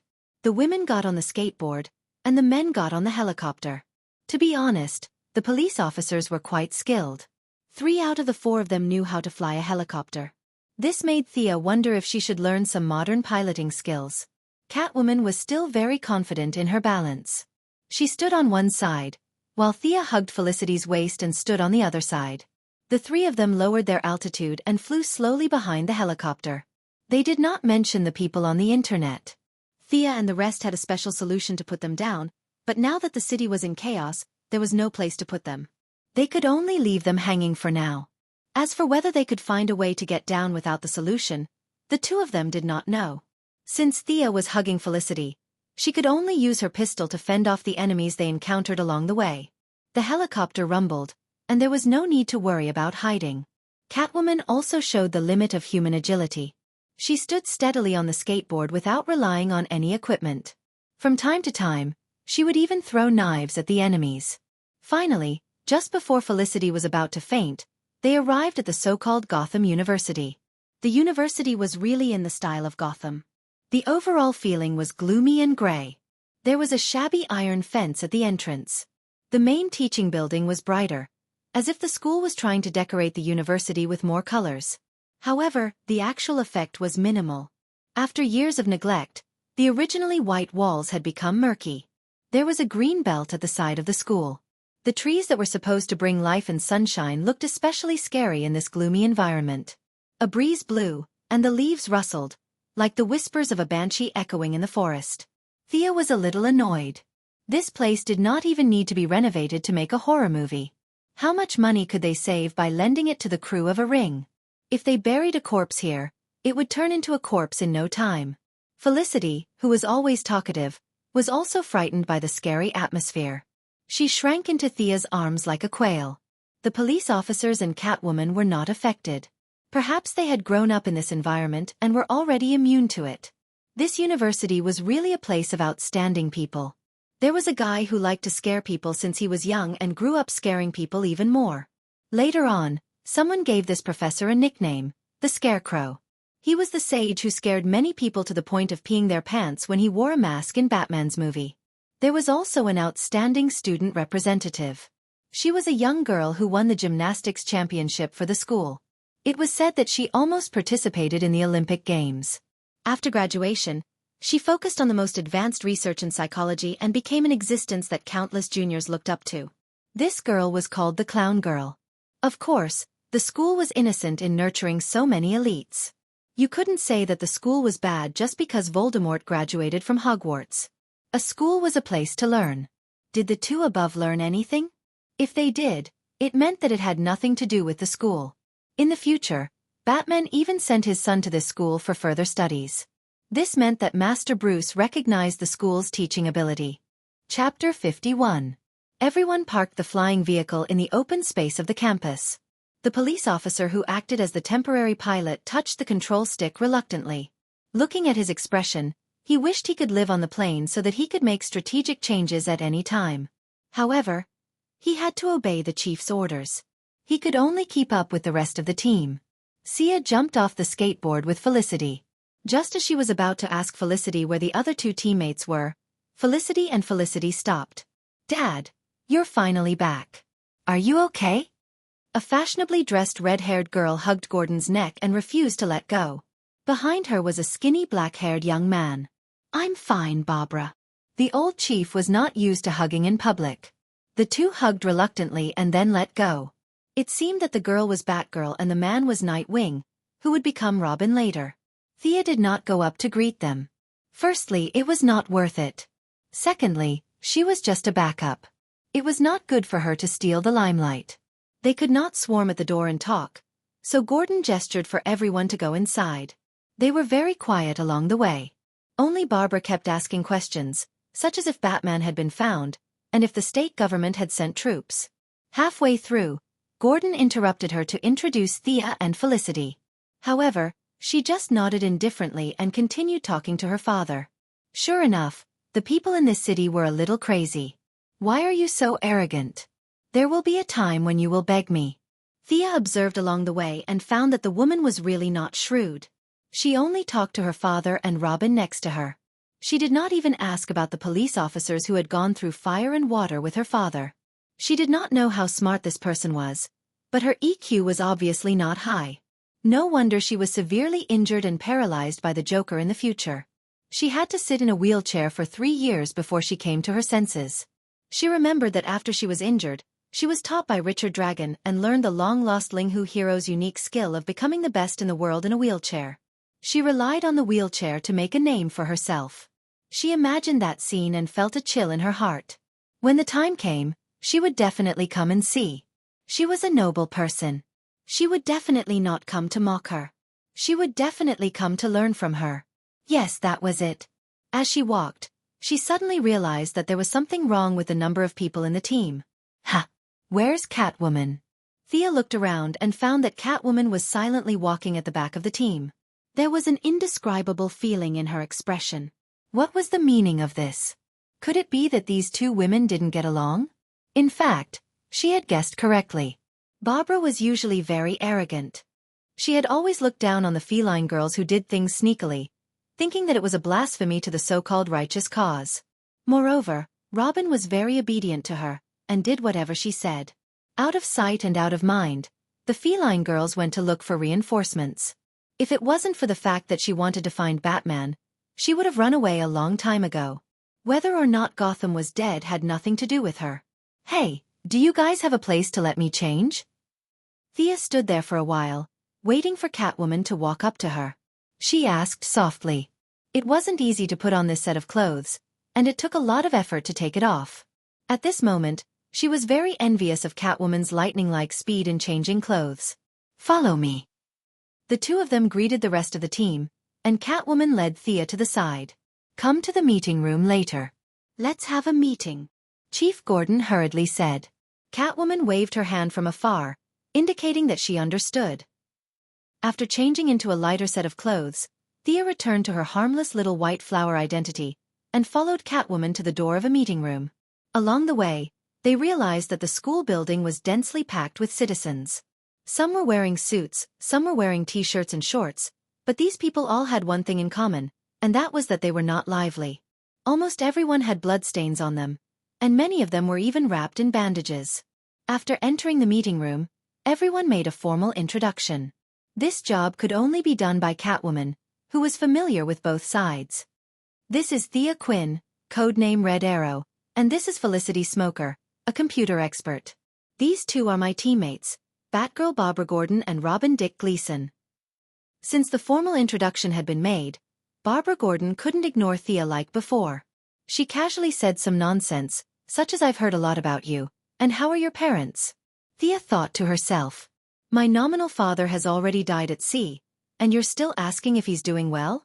This was purely not taking her seriously, or perhaps she didn't even know who she was, and was just saying perfunctory words. After a few pleasantries, the small meeting room fell into a strange silence. Other than the two from Star City, the rest of the team looked at each other, and it seemed that no one wanted to speak. Even Barbara, who seemed to have a lot of nonsense before, shut her mouth. The atmosphere was quite strange. Why didn't they speak? Could it be that they all had the ability to communicate telepathically like Professor X? But that was obviously impossible. If they had the ability to kill Bane in seconds, she wouldn't have had to run so far away. Glancing at Felicity without batting an eyelid, she shook her head and gestured for them to wait and see. Barbara seemed to have thought of something and suddenly mustered her courage. She said passionately, I saw that you guys got a helicopter. That's great. We should fly over and attack Bane. As long as we kill Bane, we can save Gotham. She was a little hesitant at first, but the more she spoke, the happier she became. It was as if Bane was a watermelon lying on the ground, waiting for her to pick it. Thea didn't quite understand what she was thinking, and she held back the fact that the helicopter was her family. She held her chin with her right hand and waited for her to continue speaking. What do you guys think? Barbara was a little nervous when no one responded to her. Good idea. Robin was in love with her, and he supported her unconditionally. Catgirl neither agreed nor disagreed, and Director Gordon looked very helpless. Usually, this kind of thing would be left to the wise Batman to figure it out, and the rest of them would carry it out. But now, this wise Batman was in a corner, and the rest of them didn't even have a say. He wanted to give orders, but they didn't listen to him. Even his own daughter was as stubborn as a bull. He didn't have much say in this team. Just as he was about to agree, Thea finally saw the problem with these people. They didn't have much initiative. To put it bluntly, they didn't use their brains. They usually hugged Batman's leg and killed a few small bosses, and they thought they were amazing. Everyone in this room was an ordinary person, and there wasn't a single enhancer or esper. This kind of team was ready to go and kill Bane? Do you guys know his strength? Blindly rushing forward to start the fight, he really didn't know how to spell the word death. He had to fight for some initiative. Otherwise, these people would lead the team into a ditch. As long as Bane couldn't fly, he could run away. Felicity, on the other hand, couldn't run away. She couldn't even do a few pull-ups, and was even worse than an ordinary person. If he had known, he wouldn't have brought her along. Clap clap, Thea clapped her hands to attract their attention. Good idea, really good idea. She gave Barbara a thumbs up as she spoke. You came up with this idea when you were eating biscuits with the gorilla, right? Thea looked at her with a serious face. Chapter 52. Pfft. Felicity almost spat out the cola from her nose. She quickly lowered her head to show that she was invisible. From this, one could see how fast the feline girl's reaction speed was. She almost laughed out loud, but then she remembered that she was on Barbara's side, and she could not make fun of her own people. Halfway through her laughter, she used her strong facial muscles to pull back her mouth muscles. From afar, she looked like Mona Lisa's younger sister. Robin wanted to speak up for his sweetheart, but Thea had already returned to her usual appearance when she entered the house. Anyone could tell that she was a woman, and a beautiful one at that. Robin remembered Batman's words to never provoke women, especially beautiful ones, so he automatically entered into spectator mode. You bastard! How dare you say that about me? Barbara didn't expect Thea to praise her first and then kick her into the gutter. There was only one thought in her mind. This woman's words were too mean. Thea wasn't angry. She carefully observed the angry Barbara. This woman was proud and arrogant. She thought that the whole world revolved around her and never cared about what others thought. This person's trajectory was very similar to her own. If it wasn't for her encounter, she would probably be like this now. Looking at Barbara's hysterical appearance, Thea's gaze didn't show any dissatisfaction. She just felt a little sad and pitiful. What's with that look? You better explain it to me clearly. Do you have a better idea? Even though Barbara's rage meter was almost full, she still retained a certain amount of rationality. This was probably because of the daily teachings of Batman, Commissioner Gordon, and the others. Thea was satisfied with her performance. If she slammed the table and glared, Thea would turn around and leave. It had nothing to do with her even if Gotham was blown into a crater. First of all, can we beat Ben with just the few of us? I heard Catwoman say that he defeated Batman with his bare hands. Can we be stronger than Batman? Barbara said with a little contempt. What's wrong with that? We can use guns. Why fight him with our bare hands? Have you studied the map? Bane is still in the City Hall. The view there is very wide, and it will be difficult to find a shooting angle for a long-range sniper. If we use pistols, I'm afraid it won't be effective. Barbara pondered for a moment. We can always use missiles. The Wayne family still has a few hidden launchers. Please, do you have the word investigation in your dictionary? Thea was on the verge of breaking down. She wondered if Batman would lower his IQ by bringing these guys around every day. He told Felicity to send the data to the monitor in the room and showed a photo to the hostages. This is what we saw through the cameras in the City Hall. These people are hostages, right? Although I don't know them, I compared them. This bald man is your mayor, right? Is this black woman a prosecutor or a judge? Are you going to blow these people up with a missile? Thea looked at her with a teasing expression. Before Barbara could reply, Director Gordon, who had been pretending to be invisible, hurriedly said, "No, we can't do that. We have to save the hostages first." If the government officials were all killed by a superhero with a missile, it would definitely be in the headlines tomorrow. Batman wouldn't have to come back. These guys were all his underlings. As the boss, it was better to run away quickly. Barbara was also a little depressed, but she still said stubbornly, "Then what do you think we should do?" "What do I say? Do you listen to me?" Thea looked at them with a smile. The group of friends and relatives looked at each other and didn't say anything. Catwoman broke the silence because of their previous friendship. "Tell us your idea first. If it makes sense, we will definitely listen." There was no sincerity in her words at all. Thea had no intention of leading these people. Anyway, Batman would be back in a few days. They were just passers-by to her. "I don't know your personal abilities. I'll just give you my personal opinion. My opinion is that this guy is not a threat at the moment and can be dealt with last." Thea pointed at Ben, who was in a daze, and said to everyone, "Yes, Ben was not a threat at the moment. He wanted to go out and kill people, but he was afraid that the hostages would run away. If he didn't go out, he would have nothing to do. The only thing left was to untie the hostages and play cards." Seeing that the group, especially Barbara, was still a little unwilling, Thea could only add fuel to the fire. "I don't think you guys understand what the most important thing now is. Is it this Ben on the screen? I know you guys aren't afraid of sacrifice, but is it meaningful to use your precious lives to save these officials? Even if you kill him and save a few high-ranking government officials, will it solve the city's problem?" Thea said and looked at Director Gordon. "Those guys definitely won't make it." Gordon knew those guys too well. In front of an outsider like Sia, he couldn't directly say that they were corrupt by nature and had no practical ability at all. He was already being very kind by not using the missiles to bomb them, and the old director would never agree to let his precious daughter take the risk to rescue those scumbags even if he was beaten to death. Seeing the director's clear stance, Thea knew that she finally had some authority. "Since they aren't in danger, instead of using our precious time to save these guys, why don't we organize everyone to save the civilians in the city? My partner has come up with a plan. I'd like to share it with you guys," Thea said and signaled for Felicity to continue. Felicity was confident that she would be able to become the CEO of Palmer Corporation in the future. She pulled out a map of Gotham confidently. "This is Gotham University where we are now. My plan is to build a quarantine zone between Harris Square and Adams Street.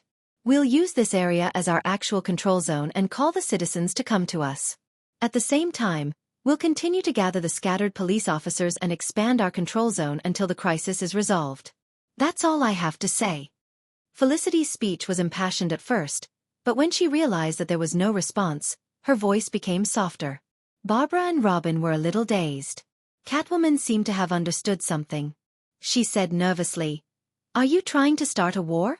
Building fortifications and quarantine zones? Oh God, am I back to the war era?" "Selina, I don't know what to say, but I hope you can see the reality.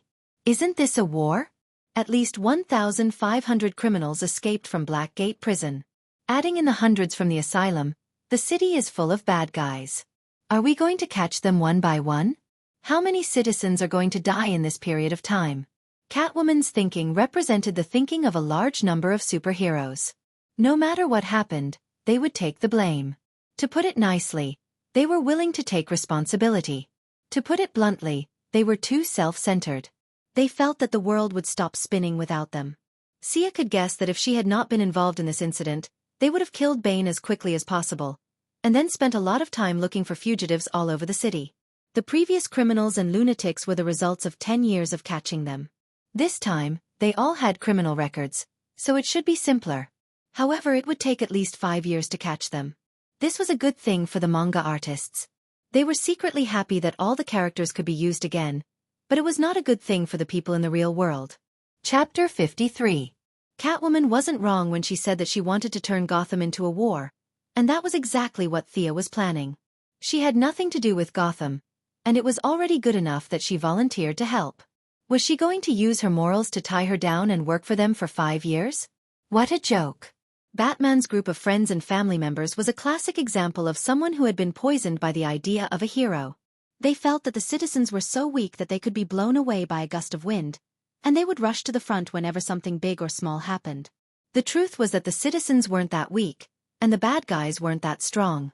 As long as they could start a war with the people, they would definitely win in a place like Gotham, where the level of combat power wasn't high. Heroes were brave enough to take responsibility, and their guiding philosophy was, with great power comes great responsibility. This approach wasn't bad, but you had to look at the timing. Now that the city was full of bad guys, it wasn't realistic to plan to act as a unit and try to kill them one by one. The most important thing now was to restore order and unite the citizens. After all, there were only a few bad guys, and the majority of the citizens wanted to live a peaceful life. I have a suggestion. We should choose a leader. After all, Batman isn't here. Thea saw that they still didn't speak, so she had no choice but to give them a strong push. Heh, that's your real goal, isn't it? Barbara mocked her with an expression that said, "You've finally revealed your foxtail." Thea truly felt that she and Barbara were at odds. The two of them didn't have any grudges, but Thea just didn't feel comfortable looking at her, and she believed that she felt the same way too. Perhaps it was a natural mismatch. Actually, thinking about it carefully, the two women that she didn't like were Batgirl Barbara and Black Canary Laurel. Both of them were from the Raptor Squad, so they were naturally at odds with each other. He had talked to Laurel twice. Theoretically, the relationship between them should be harmonious. After all, regardless of whether Laurel chose Tommy or Oliver, she was still Thea's relative. However, both conversations could only be described as dull. The two talked about jewelry. Laurel said that her father was living alone with her and her sister, so their family wasn't rich. When they talked about the law, Thea felt that if she took the path of a hero, she wouldn't be able to abide by the various laws. The end result of the conversation could only be described in diplomatic terms. The atmosphere was very harmonious, and they exchanged opinions with each other. As the saying goes, each has his own say, and no conclusion was reached. Sia felt that this kind of heroine who didn't have much ability but was full of righteousness was really incompatible with her. She didn't directly answer Barbara's question and looked at the others, wanting to know if they had any different opinions. Robin was as silent as ever. Although Catwoman wanted to support Thea, she was worried about the unity of her team, so she didn't say anything. Director Gordon was invisible. He had always been a non-voting participant in such meetings and had never spoken. It wasn't that the Bat Squad didn't value the old director, but it was a habit that had been accumulated over the years. The heroes would fight the villains, and the police would clean up the battlefield. Director Gordon considered all aspects and tacitly agreed to this method of cooperation. Sure enough, this was the daily state of Batman's team. The subordinates would do whatever the boss said. Thea looked at their half-dead expressions and took it as tacit agreement. Well, I propose that Director Gordon take charge of the overall situation. At the same time, the few of us will form a small team and be directly under the old director's leadership. What do you think? Thea said as she looked around at the crowd, deliberately admiring their expressions. Barbara's expression was the most interesting. She had been a little dizzy. When she vaguely heard Gordon's name, she thought that Thea had chosen her to be the leader. However, when she went through the whole sentence in her mind, she realized that there was a director in front of it. She didn't know whether to agree or disagree with accepting her father's leadership. Robin, who had been silent all this time, reacted quickly this time. He immediately expressed his support for his future father-in-law and hurriedly nodded. Miss Thea is right. It's a good idea for Director Gordon to lead everyone. He even gave his father-in-law a fawning smile. Catwoman had no reason to object. She had known Gordon, who had just become a police officer, since she was a teenager. Although the two of them weren't related by blood, Gordon took care of her like half a father. If it weren't for the director's protection, she would have been arrested a long time ago for her petty thievery. Felicity also nodded to show her presence. Director Gordon didn't know what was going on. How did he suddenly go from attending the meeting to speaking on the stage? The world changed a little too quickly. However, seeing that the others, especially the members of the Bat team, didn't object, he happily accepted this reality. With his age, no one had any objections to him leading these young people in front of him. In fact, he could also lead Batman. When Bruce was young, he was the one who ordered him around. It was only after Old Master returned from his training that his master's position changed. At the end of the day, it was still about strength. Thea heaved a sigh of relief when she saw that Gordon had successfully taken over the leadership. She wouldn't even know how she died if she listened to the orders of those people. If she took over the leadership, the others would definitely not agree. Even if she forcefully took over the team, the result would definitely be a split. Besides, she was just a bystander. There was no need for her to take the lead. Now that there was a senior who was willing to take over this hot potato, it couldn't be better. As for whether Director Gordon's life would be in danger if he attracted too much hatred, Thea felt that he had attracted hatred for more than 30 years. He didn't lose an arm or a leg, so it wouldn't be a problem even if he carried the burden for a few more days. After handing over the heavy burden, Thea relaxed and leaned back in her chair. She felt that the situation was serious on the plane. When she saw the situation in Gotham, she felt that she had to add an update to her previous sentence. This was equivalent to being pulled into a group of friends and family right after reaching the max level. After joining the group, she found out that the leader and main tank had been kidnapped. The remaining damage dealers ignored everything and went to explore the new dungeon. How could she tolerate this? The original plan was to choose one of the current members to be the leader. However, after seeing the performance of these people, she could only give up. She had no choice but to pull one of the substitutes to be the leader. This person was Director Gordon. Compared to Batman's golden thigh, this person could only be considered a golden thigh. However, he was still able to provide support. To be honest, Director Gordon agreed with Thea's previous idea. If they relied on those heroes to support them every time they faced a crisis, why would they still need the police? His life's work would be wasted. However, seeing that his daughter didn't get along well with her, he didn't express his support. Although Thea didn't say anything harsh, at his age, he could tell that Thea wasn't satisfied with the way the Bat team was doing things.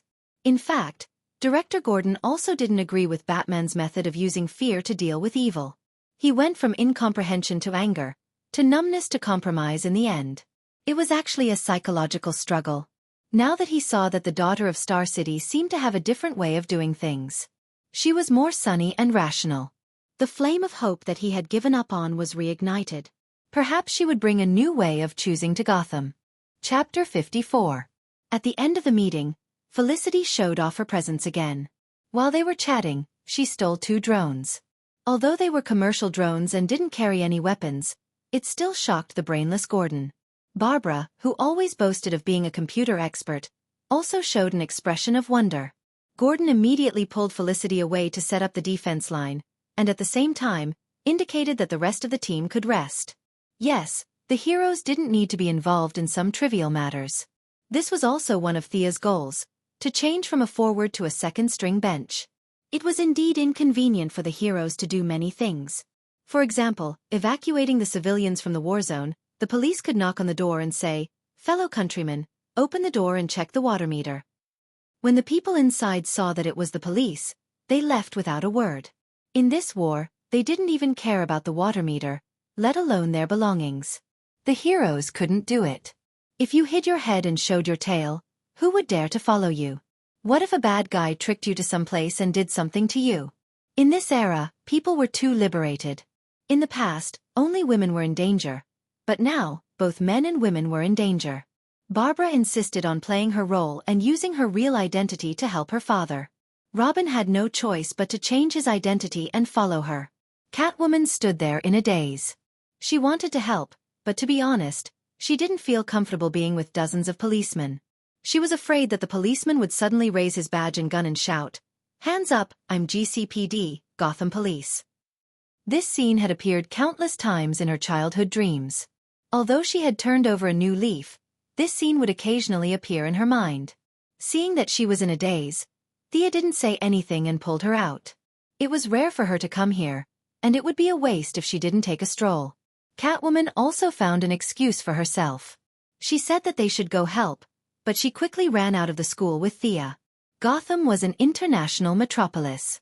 Although the people had been in an abyss of suffering for a long time, there were many temptations. For example, the delicious food in front of her. Due to the influence of British cuisine, there were only a few American recipes. Hamburgers, steak, and pizza made Thea's stomach churn. She and Catwoman strolled around a few relatively peaceful streets nearby and accidentally found a China-style restaurant. This made her very happy. Although Catwoman said that the restaurant had the backing of the Triads, the city was full of bad people, and the Triads could be classified as good people. If the rich lady wasn't afraid to see her, the Catgirl would be even more fearless. She had grown up in a place filled with people from all walks of life. Returning to such a chaotic place was like returning to her own home. It would be an exaggeration to say that she was like a fish in water, but it was indeed much more comfortable than staying in a high-end neighborhood. This was probably where she and Barbara had their differences. Barbara's mother left the family when she was 10 years old. Before she left several large properties in Gotham to her daughter. Therefore, although Gordon was as clean as noodles, the father and daughter didn't live in poverty. When Barbara was young, she was definitely not poor. She was at least above the middle class. The conflict between Catwoman and her had been going on for a long time. Catwoman thought that she was elegant, so why did she say that she was vulgar? Barbara thought that she was cultured, so why did she say that she was arrogant? In addition, Catwoman had spent a long time with Bruce. She had always compared Bruce to Barbara. In fact, it was because of Bruce's chivalry. However, in Catwoman's eyes, the Wayne family was the representative of the upper class. Compared to Barbara, who was a petty bourgeois, she had a feeling that the Wayne family was so rich, but they were humble and polite. What was the big deal about Barbara's family? The conflict grew, and the misunderstandings grew. In fact, both of them had some small flaws, but under the premise that they didn't like each other, they were infinitely magnified by each other. Although Batman, who had self-studied psychology, and Gordon, who had lived for more than 60 years, had both seen the conflict between them and tried to reconcile the differences between the two, the effect was really not great. Batman had lived his entire life in hatred and had never had a girlfriend. Gordon's marriage had only lasted for a short period of time, which was equivalent to being a bachelor for half his life. Neither of them understood women's psychology. The conflict between the two women was actually just some daily trifles, but they didn't know about it. They just explained the facts to the criminals and reasoned with them. The rift that might have been able to be mended was completely shattered in the process of chattering about the future and life. Now, when the two met in a good mood, they would greet each other, "The weather is good today," or "Have you eaten?" When they were in a bad mood, they would pretend not to know each other. In the end, the reputation between the two was permanently fixed at neutral. Now, Catwoman met Thea, who was also rich but careless. The two unexpectedly got along well. Although they weren't sworn friends, they could already be considered friends. This time, when she went to ask for help, Thea came to help without hesitation. This confirmed her point of view, which was that the richer you were, the more polite you were. The two of them entered the restaurant and ordered a few dishes. The dishes here were actually the American version of Chinese food. It was unknown what the foreign gourmet was thinking. Perhaps they had received money from McDonald's and KFC, but they kept advocating the benefits of fried food to the body. They actually came up with the argument that fried food was the healthiest and boiled ingredients lost too much of their nutrients. The entire Chinese restaurant was hit hard, not to mention the Japanese raw food. Some Japanese restaurants continue to maintain the tradition of eating raw food, while the more flexible Chinese restaurants could only do as the Romans do. If you like deep-fried food, then we'll deep-fry it. We'll add all kinds of oil and salt. 4 fried meatballs and fried fish. No matter what the ingredients were, we'll deep-fry them. Sia looked for a long time to find something with a lighter flavor, but she couldn't find it. She could only order a few dishes and a fish, and ate with the cat girl. Catwoman didn't know if it was because of her name or her personal preference, but after the dishes were served, she stared at the fish and ate happily. For a foreigner to be able to use chopsticks as well as Thea, her hands were really good. Seeing her eating the fish, Thea also picked up 2 chopsticks. It was indeed delicious, and it was braised. What's the relationship between you and Bruce? Thea had been holding back this gossip for a long time. The two of them had known each other since childhood, and it was really rare that they hadn't confirmed their relationship until now. Didn't you see Talia's actions when she needed to? She pulled Batman, a mighty and majestic man, and did indescribable things with him. Now, Batman's child was already able to do whatever he wanted. He went from being the third party to being the first wife. As a childhood sweetheart, you're doing too badly. Catwoman didn't know what to do. Their relationship should have been natural. First they exchanged hardware and software. In addition, they were both martial arts masters, and they had unlocked many positions. They had done what they should and shouldn't do. However, she still felt uneasy, especially after knowing that Batman actually had a son. This uneasiness became a breakthrough point, and the contradiction between the two became more and more obvious. Chapter 55. Catwoman had probably been in the dark side of Gotham for a long time and had seen too many bad people, so she had a sense of alienation towards people, especially men. Furthermore, she and Batman had known each other since they were young, so they felt like family. Perhaps it was because they were too familiar with each other that it was difficult to make a move on them. It required a lot of psychological preparation to turn this kind of relationship into a romantic one. However, Bruce's parents died when he was 8 years old, and he was raised by the old butler, Alfred. When the old butler was young, he naturally couldn't talk about relationships with an 8-year-old. By the time Bruce was old enough to talk about it, the old butler had already buried his neck in the ground. It was a cruel thing to talk about women with an old man whose body had completely deteriorated. Bruce definitely couldn't do that. In fact, if you looked closely at Batman, he was really slow when it came to relationships between men and women. He wasn't like Oliver, who became a hero after 20 years. His brain was filled with revenge since he was young, and when he grew up, he had to save the city and scare criminals. He was so busy every day that he didn't have the time to think about how to deal with women. Furthermore, there were only a few men around him, so he didn't know who to talk to. Alfred was the first to give up at his age. Robin had always treated him as a teacher, so he couldn't bring himself to talk about women with his disciple. Chief Gordon was married, but his wife had some problems. She had been struggling with the question of whether she liked the opposite sex or the same sex all her life. She had left her husband and daughter early on. To be honest, Chief Gordon had been single for half his life, so he could not give any guidance. Therefore, Batman's feelings for Catwoman were just dragging on. Catwoman didn't know about his feelings, so she waited like an ostrich.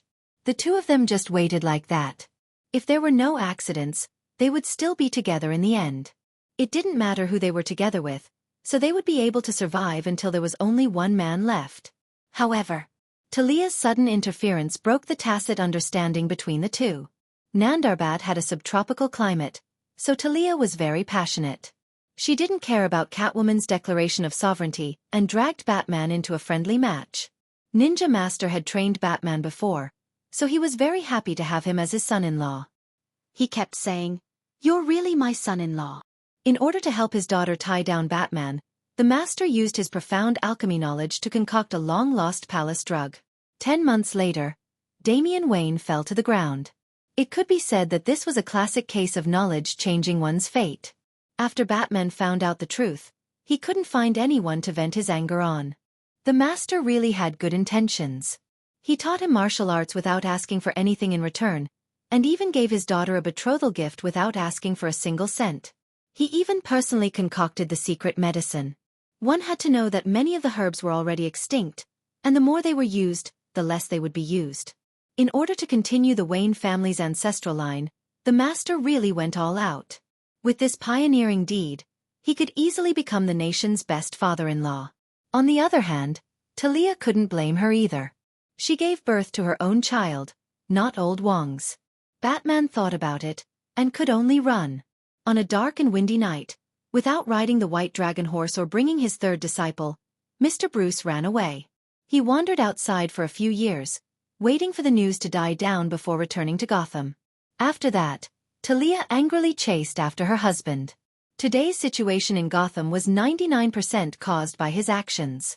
Catwoman now felt wronged, sad, and a little worried. She didn't know what to do. On one hand, she didn't want to give up Gotham. This was her home. On the other hand, she didn't want to fight. She brought her child to look for her husband. Although breaking her husband's spine was a little extreme, it was also a way to express domestic violence. Maybe they liked this when they were together? What right did she have to get involved? No matter how she looked at it, she was just a lover. It was rare to meet Thea who had nothing to do and liked to listen to her ramble. Thinking that she wasn't familiar with her team, and that they would go back home in 2 days, she didn't have anything to worry about. Thus, she started to talk about her troubles. After hearing a few sentences, Thea understood the gist of it. She sighed in her heart. Actually, it was a very easy problem to solve, but these few people had created such a big problem. Batman had self-taught so many psychology books. He was a giant in theory, but a dwarf in life. No wonder he only knew how to scare the bad guys for 30 years without wavering. Translator, Lonely Tree Editor. Millman 97. As the saying went, one should apply what one learned. He had probably learned a lot, and it was not enough to describe him as a scholar. But as for how much he had learned, it was obvious from Gutan's reaction. As for Catwoman's current situation, although Thea didn't learn any great books, she could tell that her subconscious wanted to fight, whether it was a fight with the bad guys or a fight with Talia. However, Batman's hesitation made her feel a little awkward. She lacked a way to get out of the awkward situation. If she was Batman, she would be able to settle it with a few words. However, she wasn't, so she could only use a roundabout way to talk to her. That was to compare who was more miserable. When someone complained to you in real life, this method was very useful. For example, you said that your father ran away when you were 12, and you relied on your mother since you were young. Look at me. My grandfather was killed by the Japanese from the Foot Basin country when I was 9. Aren't I still alive and well? The most important thing to be a person is to be happy, right? When the other party heard this, they felt that it made sense. When they compared their own experiences, there was no such thing as the worst, only worse. They immediately completed their psychological construction and revived on the spot. This was what Thea was doing now. She artistically embellished her own painful experiences. Of course, Malcolm kept it a secret. He only talked about how he missed his father and brother, how his mother wanted to remarry, and his various misfortunes. The listeners were shocked and moved to tears. Catwoman was indeed shocked by Malcolm's painful experiences. When she compared her own past, although she lived a hard life, she didn't have so many bad things. Her childhood and youth were still pretty good. When she thought about it and compared it, she immediately felt that there were 4 words floating in the sky. That's not a problem. Then, Thea complained about the difficult lives of rich people. She talked about the snooping of shareholders, the framing of peers, the kidnapping and extortion of bad people. In short, she said, "Is it easy for me to live for so long?" Catwoman automatically thought of the scene when Bruce's parents were killed when he was young. Then, she thought of the F*King shareholders of Wayne Enterprises. Batman had used 20 years to completely take back the control of the company. Every one of them was greedy for money like a competition. He couldn't stop them at all. These people risked their lives to make money and weren't afraid of death. As Thea spoke more and more enthusiastically, Catwoman could only sigh. Sure enough, the lives of the rich were also full of misfortunes. They were indeed much more burdened than ordinary people like her. Chapter 56. The more Thea and Catwoman talked, the happier they got. They compared their life paths and found that they were surprisingly compatible. Thea suggested that she increase the intensity of her and Batman's love life. After all, they had known each other for so many years. She knew what he looked like, and he knew her depth. What was there to be afraid of? Just chase after him. It was too easy for a girl to chase after a guy. Speaking of which, it was quite strange. Gotham was a place where money was good but not people. Perhaps it was a feng shui problem, but every couple that was about to succeed would break up in the end. For example, Batman and Catwoman, Gordon and Barbara's mother, the Riddler and that girl. Every single one of them was a failure. Oh no, other than the domineering Joker, the rest were all broken up. Perhaps the feng shui of this place couldn't withstand the Joker's madness. Oh right. Have you guys dated before? Thea was doubtful that the serious Master Bruce knew that men and women needed to go on dates to be together. Just once. Catwoman was a little embarrassed as she spoke. She lowered her head and looked at her. It was that time when we went to Star City. All right, so this date of yours is just going to cause a ruckus at my place? So this was Gotham's way of expressing romance? It was quite unique. Don't you guys give each other gifts? Yes, my gloves and long whip were all given by him. Catwoman's blissful expression made Thea shiver. Oh my, I was wrong to say that Batman was slow. You're not that strong. Just as Sia was about to give her a good lesson on the 108 things to pay attention to in a relationship between a man and a woman. Hurry up, everyone hurry up. A young man dressed as a restaurant worker led a few burly men with pistols to the back of the kitchen. Thea looked at Catwoman. What was going on? No matter how he looked at it, these men didn't look like they were going to wash the dishes in the back because they couldn't afford to pay. Could it be that they were going to use their guns to reason with the restaurant owner? Catwoman ignored Thea's surprised look. She took a bite of the fish and said slowly, "They are probably collecting protection fees. It's nothing to be surprised about. Just get used to it. When in Rome, do as the Romans do." Listening to the gunshots inside, he looked around and saw that the diners all looked calm. They were eating and drinking as usual. Perhaps this was the custom here? With this interruption, it was difficult to continue talking about their love life. The two began to talk about Thea's skateboard. Catwoman was very considerate. She only asked about the design concept and didn't ask about the technical details. The two of them only discussed the practical aspects. To be honest, this skateboard didn't have too many technical barriers. Thea hadn't seen the data of the Green Goblin skateboard. She had just pieced together a similar skateboard based on her imagination. No one was more stupid than the other. If she could copy it, others could too. This thing couldn't be intellectual property rights. Not to mention others, with Batman's high IQ, it was easy to say that Thea and Felicity's work was as easy as flipping his hand. However, he could still make a similar skateboard after a few months of seclusion. Therefore, Thea's attitude towards Catwoman's questions was that she would tell her if she asked. If she didn't get the answer, then forget it. Just as she was drawing a sketch and talking about a few design points, a few burly men rushed into the kitchen with AKs. Thea looked at Catwoman again. Did this restaurant require an interview to wash dishes? Were these people from the previous batch of people from the same hometown? The previous batch of people felt that it was easy to earn money here, so they asked their friends to come quickly. The feline girl was also a little surprised. She unconsciously stretched her head to take a look inside. Come on, you're a feline girl, not a giraffe girl. What can you see from dozens of meters away in a wall? Realizing that she didn't see anything, Catwoman didn't look embarrassed. She elegantly lit a woman's cigarette and spread her hands at Thea, indicating that they were just like this. They had embarrassed themselves in front of the people of Star City. Thea also expressed her admiration for the vibrant lifestyle of the people of Gotham. They couldn't continue the topic of weapons. They could only switch to the topic that Thea was currently most concerned about: how to fight in a high-heeled battle. Catwoman almost laughed out loud when she heard this question. This was exactly what she was proud of. In her previous love life, she was always at the stage of the audience when it came to skateboard equipment. She was the one who received the knowledge and guidance. Now, she could finally hold her head high. Thea, even a little girl like you doesn't know how to do it. Let me teach you a lesson. It's time for me to attack. She then explained her experience in detail. It was similar to what Shiva said, but it was more about how she felt in actual combat. Catwoman didn't know if she was traumatized when she was young, or if she was a Gotham citizen. She was more or less mentally ill.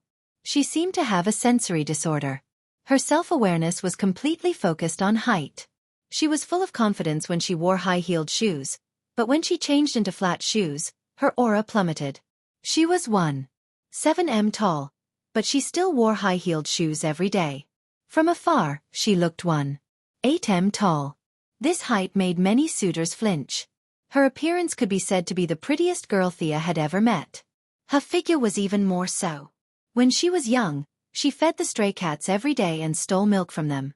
Her figure made Thea, who was of the same gender, feel moved just by looking at her. While she was listening attentively to Catwoman's experience in actual combat, Footsteps were heard. 3 gang members carrying machine guns and 1 carrying a rocket launcher passed by Thea's table aggressively. This time, without Thea asking with her eyes, Catwoman could tell that something was wrong. In just a short while, 3 groups of people had charged in. The last few were carrying rocket launchers. Judging from their posture, this wasn't an ordinary gang dispute. The 2 girls had a feeling that today's meal would not be paid for.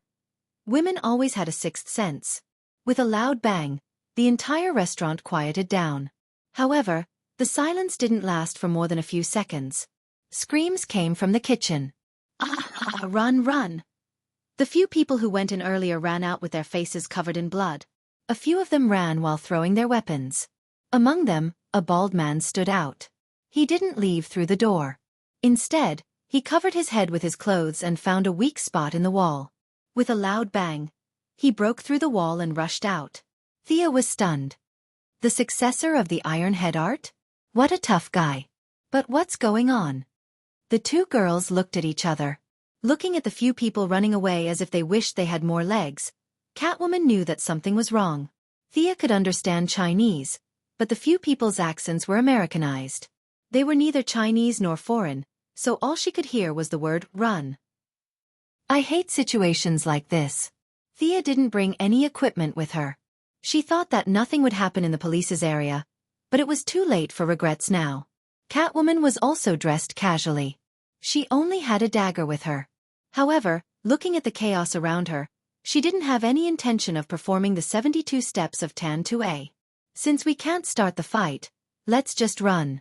Catwoman pulled Thea and ran out. Chapter 57.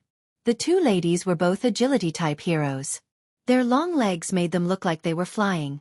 They did not need to run faster than the Flash, as long as they could run faster than the customers in the restaurant. The 2 ladies gave the crowd a live performance of Run, Sisters. After running out of the restaurant, they found an open space and joined the crowd of onlookers. Since they did not know what was going on, as the host, Catwoman could not shirk her responsibility. She was also curious. Under Thea's gaze, she found a gangster who had entered the restaurant earlier and dragged him to the corner of the wall. After a round of punches and kicks, she returned to Thea's side. It's Killer Croc. I think he jumped out from the sewers.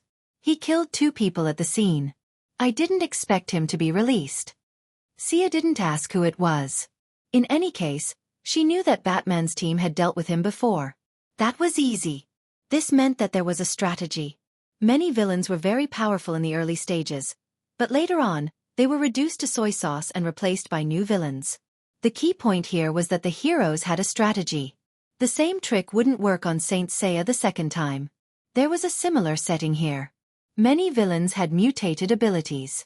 The first time, they didn't understand the situation and fought fiercely, but the second time, they could easily take the opponent's head. Abilities were temporary, but technology was a lifetime. Thea was more certain of her technology enhancement path. That was it. In fact, she had no choice but to do so. She was forced to do so by the situation. If she had Kryptonian blood, she would have found a beach to sunbathe. Why would she practice martial arts? She did not have a choice. Just as she was about to ask Catwoman to explain the strategy, the load-bearing wall of the Chinese restaurant not far away suddenly shattered. The entire building slowly collapsed and finally turned into a pile of rubble under everyone's gaze. What a pity. The fish in this restaurant is really good. Hearing Catwoman's murmur, Thea could only express her admiration for Gotham's strong mental fortitude. Let's go. Catwoman pulled Thea and walked out. Were they leaving just like that? What happened to the Friends of Justice, the defenders of the city? It's not good for us to just leave like this. After all, we ate a lot of food and didn't pay. We should help if we can. Can't you see that the restaurant owner has already fainted from crying in the toilet? Catwoman seemed to know her doubts and patiently explained, according to Killer Crocodile's past habits, he won't go on land when there are many people. He often moves in places with water such as sewers. Let's go back to change clothes and get equipment. He won't go too far. There is a small artificial lake not far from here. He will most likely go there. Thea scratched her head when she heard that they were going to fight underwater. Her equipment would be completely useless if she went underwater. She had never tested it underwater, and she had never heard of the hero who could shoot arrows underwater. Besides, She was also very resistant to getting wet. If they all wanted to go underwater, she could only support them mentally. Just as the two of them were rushing back, Thea's phone rang. Felicity's voice came from the phone. Thea, are you guys still at the scene? Listen to me, Killer Crocodile is in a man-made lake not far from you. Their naming skills are terrible. She muttered in a low voice. Robin is rushing over. Barbara is a little worried. You guys go and help him. Thea valued the taciturn Robin. After all, he was Batman's first disciple. If Batman didn't have a daughter, he would definitely be his son-in-law. Although Felicity didn't say that the situation was serious, it was still dangerous. There's no time to get equipment. Let's just go there. Sia hung up the phone and turned to ask for Feline Girl's opinion. Feline Girl was even more concerned about her teammates. Not to mention Robin, she would not even leave Barbara, who she did not get along with, in the lurch. She immediately led the way, and the two ran towards the artificial lake. The more they walked, the more remote the area became. There were more trees around, and the traces of pedestrians gradually decreased. After walking through a sandy area, Sia finally saw the so-called artificial lake. It seemed to be a large amusement park, but it had been completely abandoned due to lack of maintenance. The dilapidated wooden horses and the broken Ferris wheel added a touch of gloominess to this place that used to bring laughter in the past. The artificial lake was located in the north of the amusement park. When the two of them got closer, they saw that Robin was already fighting the killer crocodile with a short stick. This guy is really ugly. That was Thea's first impression. She could only tell from its appearance that it was a humanoid monster that walked upright. Its upper body was naked, and its body was covered in dense dark gray scales. Its head was huge, and its mouth was filled with sharp teeth. The guy was at least 2 meters tall. Judging by its thick arms and legs, it weighed more than 250 pounds. Thea shook her head. How much did it eat in a day? How did this guy become like this? Was it a malignant experiment or a biochemical modification? Thea saw that Robin was fighting with the big guy without showing any signs of losing. She wasn't too worried. She turned her head to ask Catwoman. She wanted to know more about it, but in fact, it was just to satisfy her curiosity. This guy that we'll call human, for the time being looked too weird. Look at his sharp teeth and big claws. With such a look, Gotham was able to let him live happily until today without dissecting or slicing him up. Your torch of love relay was pretty good. Catwoman pondered for a moment. Bruce collected his cells. From the current clues, he hasn't undergone any experiments or modifications. He's just a normal human with a little bit of atavism. Looking at the killer crocodile that was punching and kicking Robin in the distance, and still nimbly biting Robin with its big mouth, this was a little bit? This guy looks so bad that even his own mother wouldn't be able to recognize him. And you're telling me that this is a normal human? Are you kidding me? If this guy is a normal human, I'm Superman's 7th grand aunt. The cat girl glanced at Sia from the corner of her eyes and saw that she was frowning and raising her eyebrows. She knew that Sia didn't believe her, so she decided not to take the blame. This conclusion was made by Bruce. If you have any questions, you can ask him when he comes back. After that, the two of them focused on the fight between Robin and the killer crocodile. It didn't take long for Thea to understand that the killer crocodile had not undergone any training. He didn't know any punches or kicks. He only knew how to punch and kick. From this point of view, it wasn't too much for Batman to say that he was a normal human. After paying attention to Robin's combat strength, Thea's impression of Barbara's suitor was that he was a man of few words. However, she didn't expect his fighting style to be of the hot-blooded type. His long black hair danced in the wind, and from time to time, she could hear the sound of his short stick hitting the killer crocodile's body. His strength was really good. He didn't waste Batman's years of training. Thea was conceded that if she didn't use her technological equipment, she should be stronger than him. However, there was also a bit of luck involved. It wasn't a sure win, and if she made a big mistake, she might be defeated. The current situation was very much like a martial artist fighting a normal human with great strength. Although every punch and kick of the normal human was fatal, it was meaningless if the powerful force couldn't hit the opponent. Robin was sure to win. Chapter 58. Robin naturally saw that the two women had already come to his side.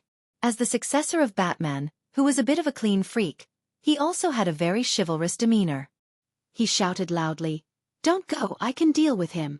Hearing him say that, Thea was a lot more relieved. In fact, she didn't have the slightest intention of going up to help. This killer crocodile came out of nowhere, and the scales on his body had a particularly disgusting mucus.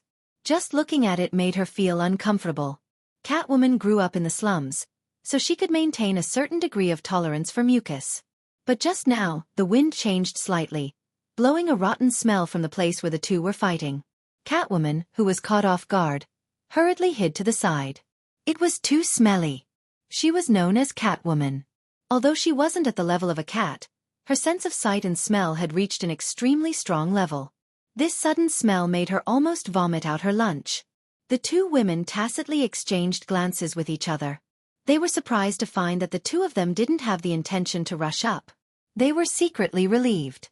Both of them thought in their hearts, I'm not afraid of being dirty, smelly. I'm just protecting Robin's dignity as a man. If you don't want to, then don't go up. As if it was yesterday, the two women were watching the battle between Batman and Shiva. They crossed their arms and watched from the side, and from time to time, they would make some comments. Robin didn't know the trajectory of the two's hearts. His mouth said that he didn't want to, but in his heart, he was thinking that they should hurry up and fight together. He didn't have rhinitis, so after smelling the stench for 10 minutes, his nose was almost numb. He thought that after he shouted, the two heroes would rush up to help regardless of anything. He never thought that the two women would stand aside and watch. What's going on? Robin was a bit puzzled. Catwoman had always been warm-hearted, so she shouldn't leave him in the lurch. Was the problem with this girl from Star City? Is the crime rate in Star City so low because you guys are so honest? You don't want it and you don't want it? Previously, Robin had always thought that the people of Gotham were two-faced and two-faced. This made him, who was an upright person, extremely uncomfortable with it. However, the actions of the people of Star City today had really surprised him. He unexpectedly missed the cunning style of Gotham. Indeed, a house of gold and silver was not as good as one's own doghouse. We, the people of Gotham, also had our redeeming qualities. Thea didn't know that her actions had already labeled Star City as a real city. She was also thinking about how to deal with this kind of enemy, but she couldn't come up with a good idea. This might be the natural enemy of heroines. Let alone herself, even the female Superman and Wonder Woman wouldn't dare to fight him in close combat. Looking at how he was covered in mucus, every time Robin's baton hit him, it would splash a lot of indescribable things everywhere. Would Wonder Woman dare to use the lasso? Do you dare to use your treasured sword to chop me? Unless she didn't want the old one and was ready to use a new one. The best way to deal with this guy was to shoot a frost arrow from afar, freeze him into a big ice block, and then bury him deep underground. It would be safe and would prevent him from polluting the air. The mucus on his body might even promote the growth of plants. The more Thea thought about it, the more disgusted she felt. While her imagination was running wild, the outcome of the battle had already been decided. Robin used a Sambo joint technique to break Killer Croc's left hand, or should it be called left claw. Following that, he put away his baton and threw the enemy over his shoulder, but he misjudged the enemy's weight and his own strength. Only half of the shoulder throw was completed. It was thrown out, but the force was almost non-existent. Killer Crocodile didn't seize the opportunity to attack. Instead, it jumped into the lake. It was unknown whether Killer Crocodile was afraid of being beaten or he was naturally timid. When he swam to the center of the lake, he popped his head out of the water to provoke Robin. Perhaps his vocal cords had deteriorated, but the sound coming out of his mouth didn't sound like a human's voice, but some kind of incomprehensible roar. It wasn't appropriate for the two women to continue watching, so they quickly walked towards Robin. However, after taking a few steps, they stopped at the same time. There was no other way. Robin's body was now full of smell, especially after the last shoulder throw. He was stained with a lot of messy things. The originally black and red skin-tight clothes were now covered in patches of white and green mucus. Needless to say, it was disgusting. Thea made an inviting gesture to Catwoman, which meant that she didn't know him well, and that she was his teammate, so she should go up and talk to him. At the same time she thought mischievously, Robin, if you don't shower 8 times when you go back home, Barbara won't let you enter the house. Catwoman couldn't blame Thea for her lack of loyalty. This was her teammate, and it was indeed a little too much for her to stay away from him. She could only pinch her nose and go up to talk to him. Robin was the same as Batman. On the surface, he seemed to be tolerant of women, but in fact, he didn't know how to talk to women. Looking at him following behind Barbara every day without saying a word, it was obvious that he was a big boy who was so honest that he was almost dull. So, not to mention that the two girls were just watching, even if they wanted to hit him when he was down or even stab him in the back, he would only ask why and if there were any difficulties. He wouldn't stab them in the back. Are you hurt? Catwoman tried her best to hide her sense of smell, hinting that she didn't smell anything, and recalled the delicious taste of fried fish, grilled fish, fried fish, and so on. What? Crocodiles were also fish? Crocodiles were fish, and they were reptiles. Catwoman, who was very sensitive to fish, would tell everyone that they had nothing to do with fish. No. Robin, who was fighting with his blood boiling, didn't know that there were so many things attached to his body. He only felt that although the enemy had run away, the stench was still lingering around his nasal mucosa. He wondered if his nose was damaged. He went back and found a doctor to check on him. Superheroes didn't have medical insurance, and they had to be treated in advance if there was a problem with their bodies. He was a little angry when he saw that Killer Crocodile hadn't run far, and had instead poked his head out of the water to provoke him. In fact, it wasn't just Thea.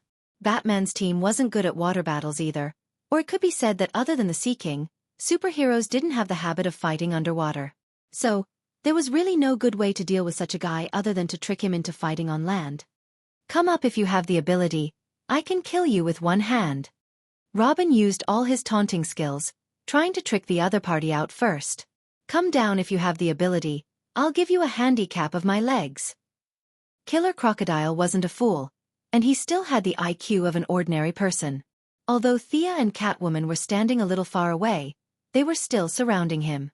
He couldn't even beat Robin, so how could he go up and seek death?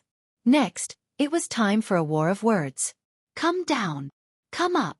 Come down if you have the ability. Come up if you have the ability. The two of them scolded each other from a distance for 5 minutes, and reality proved that no one was more stupid than the other. Killer Crocodile wasn't fooled at all, and he floated steadily on the water. At the same time, his stubborn temper rose. He thought to himself that even if you have help, I'm not afraid in the water. I won't go out even if you beat me to death. I'll anger you to death. Just as the two sides were in a stalemate, a motorcycle came from afar with a beep sound. Chapter 59. Yo, it's Barbara. She's fast. Catwoman, who had good eyesight, was the first to notice her. Wasn't that right? Batgirl, who was wearing a black cloak, yellow gloves, and yellow boots, quickly approached them like a gust of wind. Robin, are you okay? Barbara ignored the two girls who were watching from the side. She saw Robin standing by the lake with his hands on his waist, panting. She thought he was injured. Actually, Robin had shouted too hard just now and was suffering from a chest pain. He was different from Killer Crocodile. Killer Crocodile was 2 meters tall and weighed more than 500 kilograms.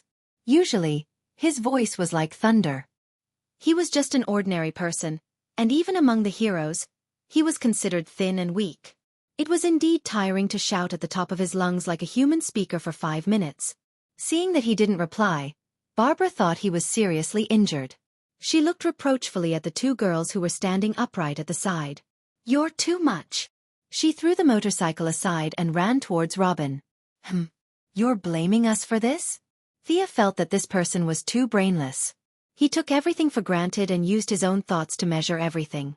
What was the same as what he knew was right, and what was different was wrong. Seeing that she was about to run over to Robin, she gave Catwoman a teasing look. Both of them changed their expressions to that of watching a good show. Ayo! Barbara ran really fast. It seemed that she and Robin had quite a deep relationship. However, when she was 2 meters away from Robin, she realized that something was wrong. Robin's white and green clothes made his originally very serious combat uniform look like a scavenger's. Moreover, there was a strong pungent smell. Anyway, she had never smelled such a bad smell since she was a spoiled child. She hurriedly gestured for Robin to stop. Actually, Robin didn't go forward. Instead, he took a few steps back. He was simple but not stupid. After scolding by the lake for a long time, he had already realized the abnormality of his body. If he were to give his girlfriend a hug with his broken clothes, there would only be 2 results. Either Barbara couldn't take it and turned into a black person, or he would be beaten until he turned into charcoal. There was no question of breaking up here. It was either you die or I die. There was no difference whether they broke up or not. Seeing that her boyfriend did not pounce on her, Babla heaved a sigh of relief. She carefully examined his accessories again, and the more she looked at them, the more disgusted she felt. She kept retreating. When she retreated until she could no longer smell the pungent odor, she found herself standing beside the two heroines. She said unhappily, "You already knew? Are you happy? Laugh if you want to." Thea chuckled. She didn't intend to give her any face at all. Once again, she fully displayed the simple and optimistic spirit of the people of Star City. "Since you agreed to let me laugh, then I'll laugh." Watching the two of them act like they were performing a stage play, it was indeed very funny. If he could recite a few more lines from Romeo and Juliet, the effect would be even better. Catwoman couldn't be so heartless. She still had to work in this team. She held back her laughter and changed the topic. "What should we do next?" Yes, what should he do next? The five-man team was all present. Although there were no cameras here, Thea saw a drone hovering above their heads. Felicity automatically stood in the mascot position and cheered for everyone. However, the four of us are all damage dealers, and we are all agility-type damage dealers. Against a boss with thick HP, this team composition is terrible. Of course, two of us didn't have any equipment. How are we supposed to fight like this? Let's just retreat. Babla didn't know what Thea was thinking. She asked politely, "Miss Thea, do you have any suggestions?" No. Thea had only been in Gotham for a short period of time. Even the names of the monsters were told to her by Catwoman. When she thought of Catwoman, she naturally thought of the question she had asked before. How did you guys catch this guy in the past? Didn't he have this powerful stench aura when you guys caught him the last time? Or is this a new skill that he learned recently? Or did he come up with it to deal with you guys? If that's the case, this guy who's about to degenerate into the Cretaceous period has quite a high IQ. How did you catch him in the past? In response to Thea's question, Babla immediately said that even though she looked mature, she was still a child. She really didn't know anything about the past. She wanted to ask the middle-aged woman beside her for more details. Catwoman thought for a while. She had no recollection of this monster. Maybe she was busy at the time and robbed the rich to help the poor? She only knew that she didn't do it. If she had seen it in the past, she would have remembered it.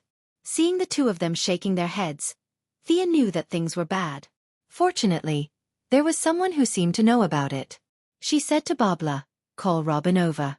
We'll ask him." Actually, they were not far away. They could have shouted at the top of their lungs. However, Thea was afraid that there was a secret. If they heard it, the killer crocodile in the lake would also hear it. It would be embarrassing to read the strategy in front of the boss, right? Therefore, it was best to call Robin over and ask him softly. Babla waved her hand and called Robin, who was still in a daze by the lake, over. "What's the matter?" Robin walked over, but when he was 2 meters away from them, the three women raised one hand and gestured for him to stop. He could only stand there helplessly. Babla asked the question again. "I don't know either. Don't you know?" Robin was puzzled. If he knew, would he be in such a miserable state? He didn't even know if Babla would let him into the house tonight. "Do you think I'm crazy? I'm happy to be in such a miserable state." The few of them were a little confused. They looked at each other. Was Batman the only one who knew? Did he just kill the boss without anyone noticing? But they didn't know where he was now. Did Alfred know? Did Director Gordon know? Thea was completely convinced by their team. Look at Boss Batman. Whether it was the enemy or his own people, they all recorded their abilities and restraining methods in a small black notebook. You guys, on the other hand, didn't even have a record of what you fought. You guys were a bunch of good-for-nothings. In the end, the 3 members of Bat's family looked at Thea at the same time and asked her if she had any ideas. Of course, Thea had an idea. Her principle was to be prepared in advance. She had thought about it earlier. Frost Arrow was the most suitable way to deal with this stinky and strong guy. She would hide far away and shoot an arrow. She didn't believe that he wouldn't be frozen. If 1 arrow wasn't enough, she would shoot 2 arrows. The problem was that she didn't prepare many arrows. Coupled with the high cost, she only prepared 5 frost arrows. Her original plan was to use them against Bane. That guy had a big head and a thick neck. His arms could run horses and his fists could stand people. Perhaps his only weakness was his slow speed. If she limited his speed, he would be knocked down by a wave of ranged attacks no matter how strong he was. She could only worry about the future. She had to deal with the present first. Thea nodded. I have an idea, but I have to go back and get my equipment. You guys hold him back first. I'll be back soon. She picked up the motorcycle that Babla had ridden earlier and drove out. Chapter 60. Bring me along. Catwoman saw that she was going back and jumped onto the motorcycle as well. She did not bring any equipment with her and only had a dagger on her. That dagger might be a little lethal against normal people, but it could only be used as a toothpick against that atavistic crocodile. We'll be back soon. You guys hold him back first. Thea said as she stepped on the gas and the motorcycle sped away. Easy for you to say, but how are we supposed to hold him back? The remaining two looked at each other lovingly. Barbara pointed at the center of the lake and said, Continue scolding him. Don't stop. Robin wanted to say, Why don't you scold him instead? Scold him? I've been yelling at the top of my lungs for almost 10 minutes. Although it's a form of scolding, which is a form of mutual harm, she can take a sip of the water to soothe her throat. My throat is almost smoking. However, looking at Barbara's indisputable eyes, he could only accept this difficult task with pain and joy. He would listen to his girlfriend and do whatever she told him to do. Although it would ruin his image as an honest and courteous young gentleman if he spouted vulgarities in front of his sweetheart, there were only the two of them here. He could not let Barbara scold him personally. A man should be more ruthless to himself. Come on. He opened the collar of his tight-fitting combat suit. He usually did not feel like there was a problem, but after 10 minutes of yelling, he noticed it. As he continued to inhale and make sounds, the ventilation at the collar was too poor and his entire neck was covered in sweat. Babla was elated when she saw that her boyfriend had obediently stepped forward to scold her. She felt that she still had some tricks up her sleeves. Although her mother had long run away, and her close friends were infinitely close to zero, she was still self-taught in the art of taming her husband, right? But after listening for 2 minutes, she realized that something was wrong. In the past, Robin was a taciturn person who wouldn't say a word even if hit 3 times with a stick. When he spoke, he would say things like, Batman is right, or Barbara is right. Today, in just a few minutes of scolding, his words were tricky and vicious. It was really an eye-opener. What's more, he didn't repeat a single one of his vicious sentences. How was this possible? Barbara's gaze became even sharper. Could it be that he had found a little vixen behind her back? At the thought that he might be having an affair, Barbara couldn't care less about Robin's strong aura. She grabbed his collar and asked, Who taught you these words?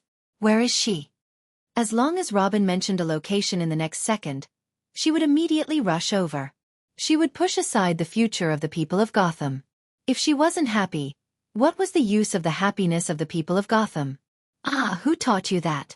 Oh, it's Miss Smokey. Robin was stunned by the question.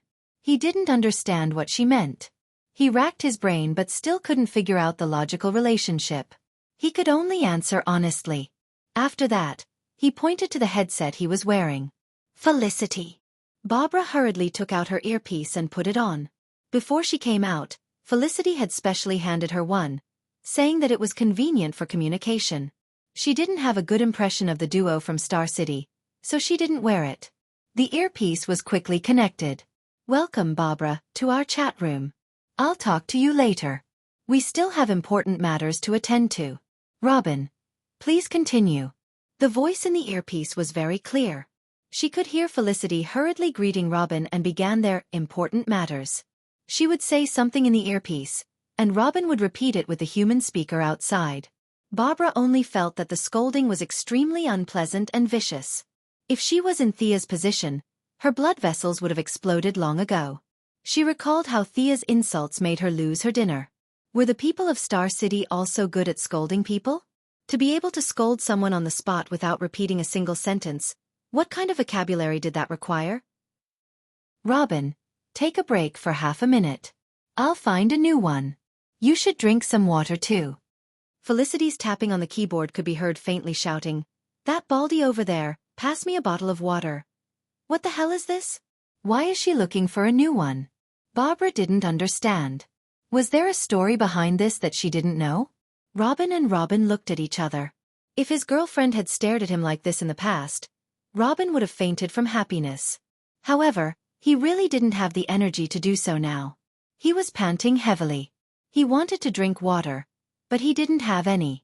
There was a layer of unknown substance floating on the surface of the lake. Killer Croc had a strong digestive system, so he could drink it, but he couldn't. He licked his lips and tried to think of something to quench his thirst. I'm back. Let's continue, Felicity said energetically. Wait, I'll interrupt you. What were you looking for just now? Barbara felt that she wouldn't be able to sleep tonight if she didn't get to the bottom of this. 100 Classic Scoldings in Real Combat, the latest edition of 2007. Have you guys seen it? I've seen a few of them, and I always thought it was worth collecting. I didn't expect to use it today. Haha. Robin, let's continue.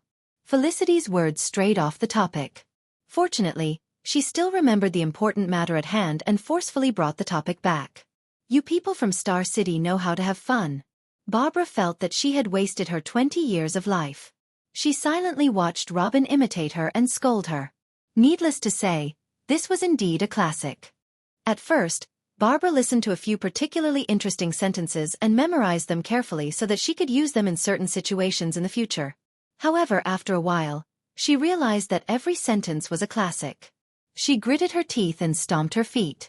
Then, she turned on the recording device on her combat suit and started recording.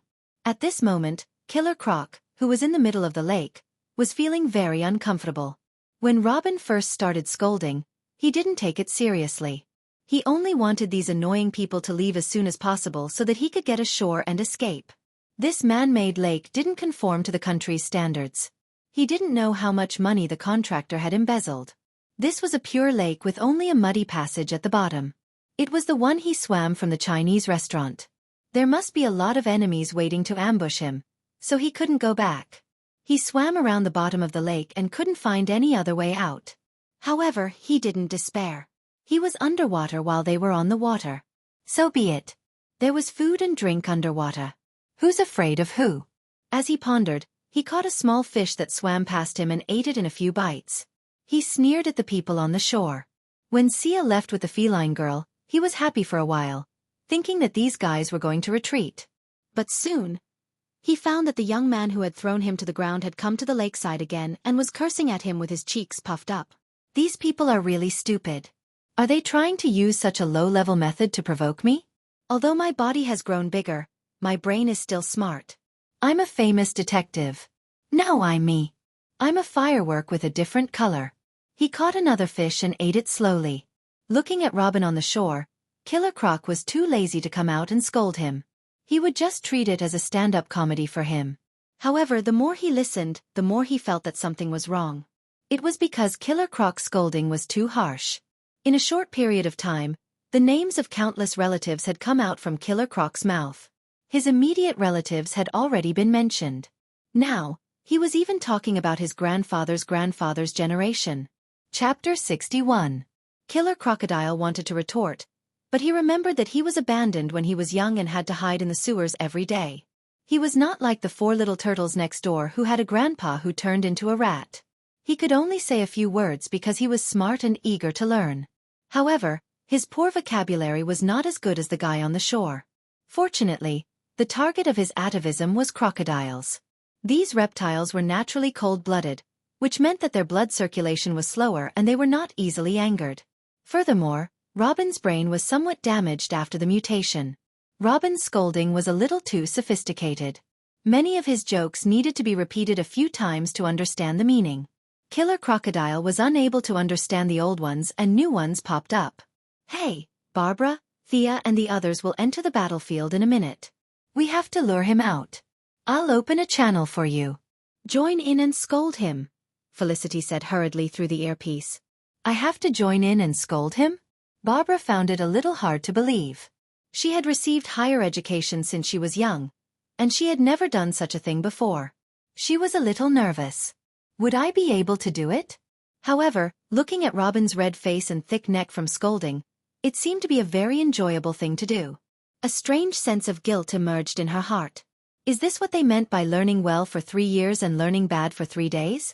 As a knowledgeable woman of the new era, she couldn't leave any regrets for herself. She had achieved both of these achievements by going to the kitchen and killing the wooden horse and climbing over the wall. In order to fight against mistresses and hooligans in the future, I have to make up for this shortcoming. Today is a rare opportunity. Let's do it. I've found a mixed version for you guys. The title of this post is Let Your Opponent Be Human Again 07 Trial Version. It's said to be very effective. Let's try it out. I'll adjust the channel first. Robin will explain to Barbara the things to take note of. Hee hee. Felicity was in high spirits through the earpiece. She had never been this happy in her life. There are things to take note of? Can't you just shout at the top of your lungs? Barbara was a little confused. Robin was afraid that she would be suffocated, so he stood 3 meters away and said seriously, "Dear, you have to pay attention to a few things. First, you have to inhale from your lower abdomen and transmit the sound to your vocal cords through your chest. At this time, you have to be careful not to release the sound all at once. You have to do it step by step. Let me show you." Without waiting for Barbara's response, Robin stood with his head held high and his chest puffed out. Like a singer practicing his voice, he performed a few standard vocal movements with perfect articulation. She felt pretty good after singing, and even gave Barbara a thumbs up with a hint of encouragement in her eyes, implying that she should give it a try too. Actually, Robin was getting a little carried away. Although he was usually quiet, that was because he was brought out by Batman. Master Bruce had never smiled ever since his parents died. If you saw him grinning from ear to ear, it meant that he was definitely under the Joker's control. Everyone could restart the Holy Grail War. No, it was the Cloak War. Today, after being guided by Felicity, the young man's blood that was usually suppressed was stimulated. He felt that he was too happy to scold. Now, he was full of energy, and the haze of the past was swept away. Looking at her boyfriend who was full of sunshine and fighting spirit, Barbara could not help but think, is this still my Robin? My husband is not so funny. When Master Bat comes back and sees his proud disciple like this, he will be dumbfounded. I'm back. I've adjusted everything. Barbara, can you hear me? It's very clear. Then let's start. At this time, Killer Crocodile in the middle of the lake saw that not only the young man was scolding him, but also the woman beside him. Are they going to team up to scold me? Humph, my blood circulation is slow, so I'm not angry. Do you think my crocodile skin is fake? Let me tell you, the skin on my body is thick, especially the skin on my face, which is outstanding and firm. Relying on his extraordinary talent, Killer Crocodile listened in the lake calmly. However, he soon realized that this time, it was different from before. The previous scolding was just unpleasant and sarcastic, but this time, the mixed team was unexpectedly strong. Maybe it was because they were a couple, but their voices were very similar. In addition to Felicity's special arrangement, the male and female voices were a little harmonious. At first, Barbara was a little uncomfortable, but soon, she used the special generation method that Robin had learned. Her high-pitched female voice and Robin's deep voice created a wonderful physical phenomenon. The sound of the mixed voice was more than one level higher, and the two's voices rippled on the surface of the lake. Toward the end of the scolding, Barbara had completely abandoned her modesty.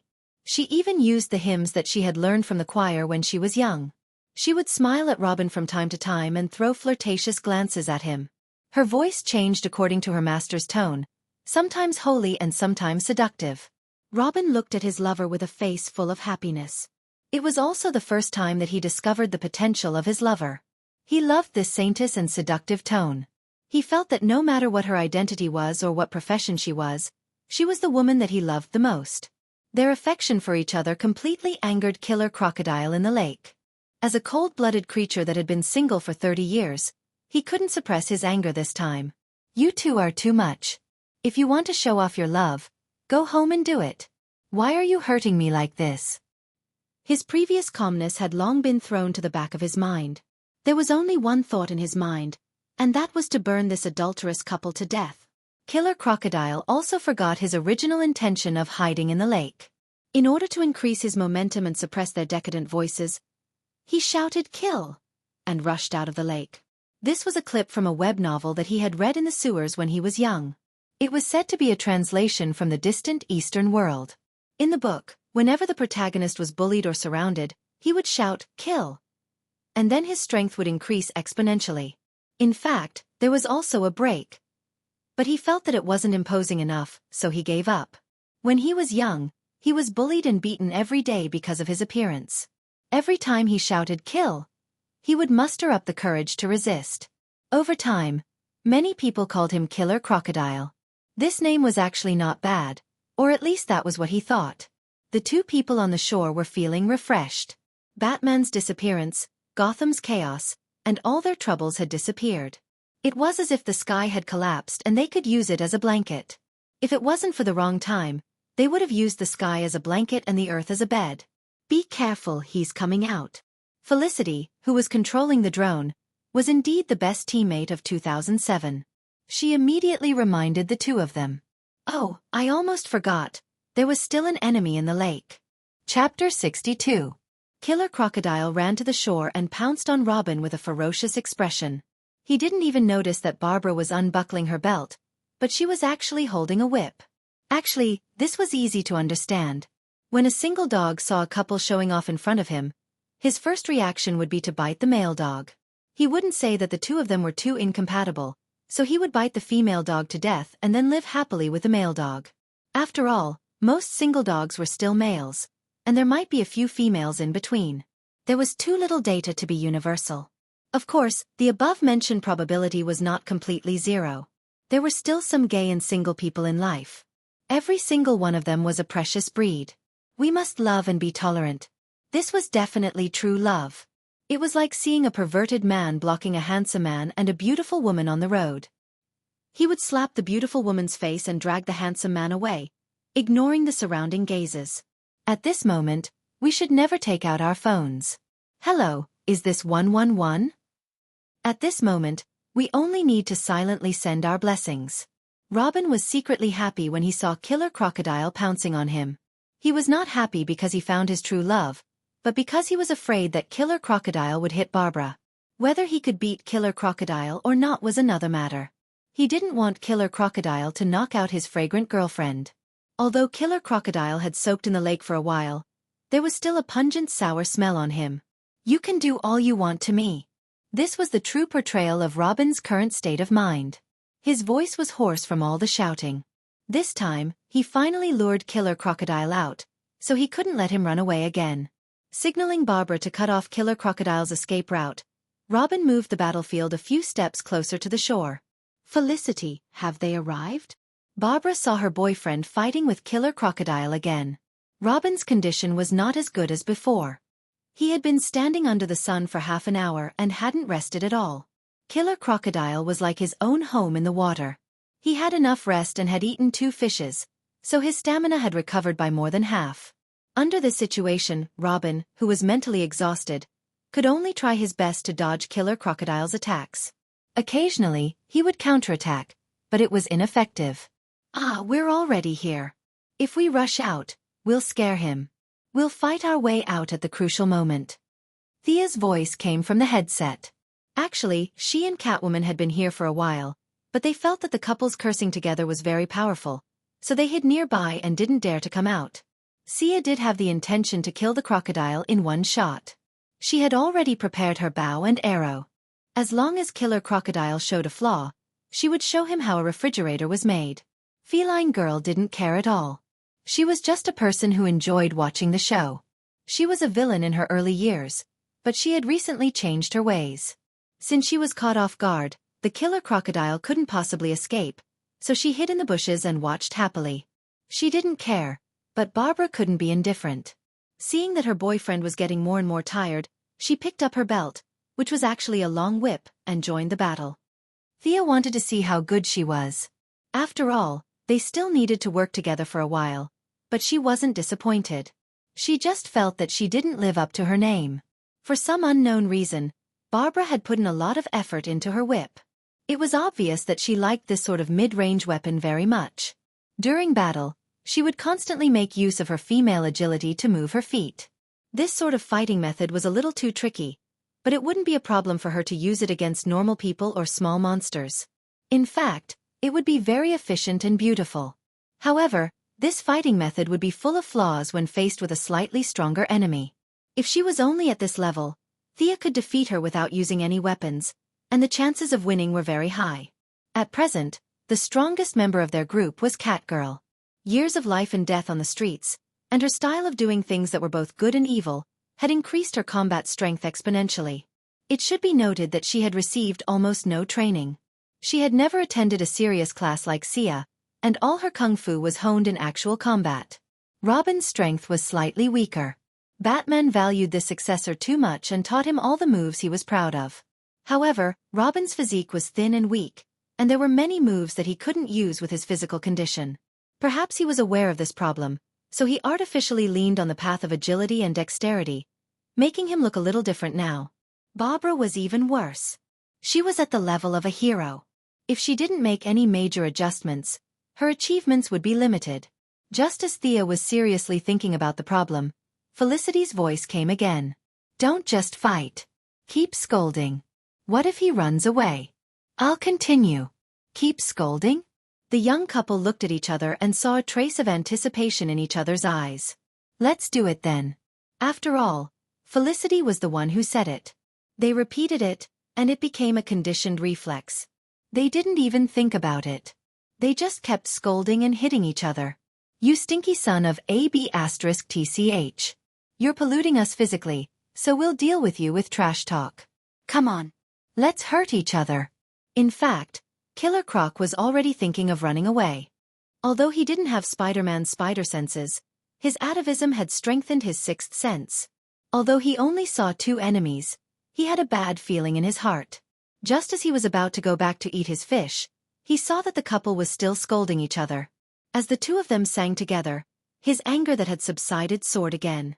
Are you done yet? Don't you know that you should leave a way out? He didn't care about his limited vocabulary. He opened his mouth and started scolding them. Felicity in the headset also started to work. She picked the stories related to crocodiles to read. In a short while, she had finished explaining the process of making crocodile leather bags. Now, she was describing how to cook crocodile meat to make it more nutritious. Robin and Felicity didn't use their brains, so their fighting strength was basically unaffected. However, the more Killer Croc listened, the angrier he became.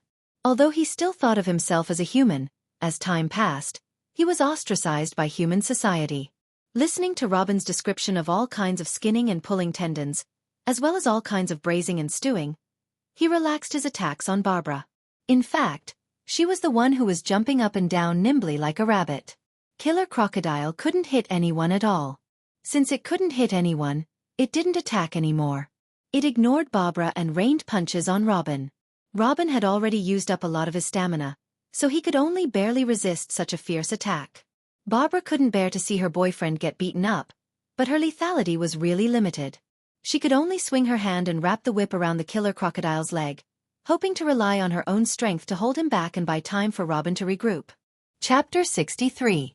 Although Barbara's strength was weaker than Killer Crocodile's, it was only at the level of an ordinary person. Usually, such strength would not even be able to offset Killer Crocodile's own weight, let alone move him. However, Barbara's timing was very clever. She stopped him just when he was about to use up all his strength. Ha! Killer Crocodile was chasing after Robin when his right leg was suddenly entangled by the whip. He could not help but stop moving forward. It was a good opportunity. The feline girl, who had been hiding for a long time, saw the opportunity created by her teammate.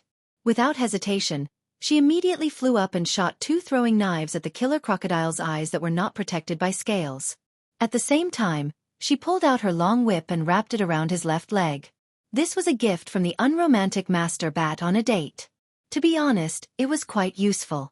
Robin had been hit by Killer Crocodile's barrage of punches many times. Although he had protected his vital parts, his whole body was still sore. This guy was too strong. The protective suit only provided a certain amount of protection, and the bruises on his body were inevitable. Seeing that his two teammates had restrained the enemy's movements, he did not dare to slack off. He knew that the two worked so hard to subdue Killer Crocodile because they wanted to save their reputation in front of outsiders. As the only man in the team, he could not lose to the girls. He took a step, ran behind Killer Crocodile, and punched him in the neck. His team's motto was not to kill, and he had no intention of changing his allegiance.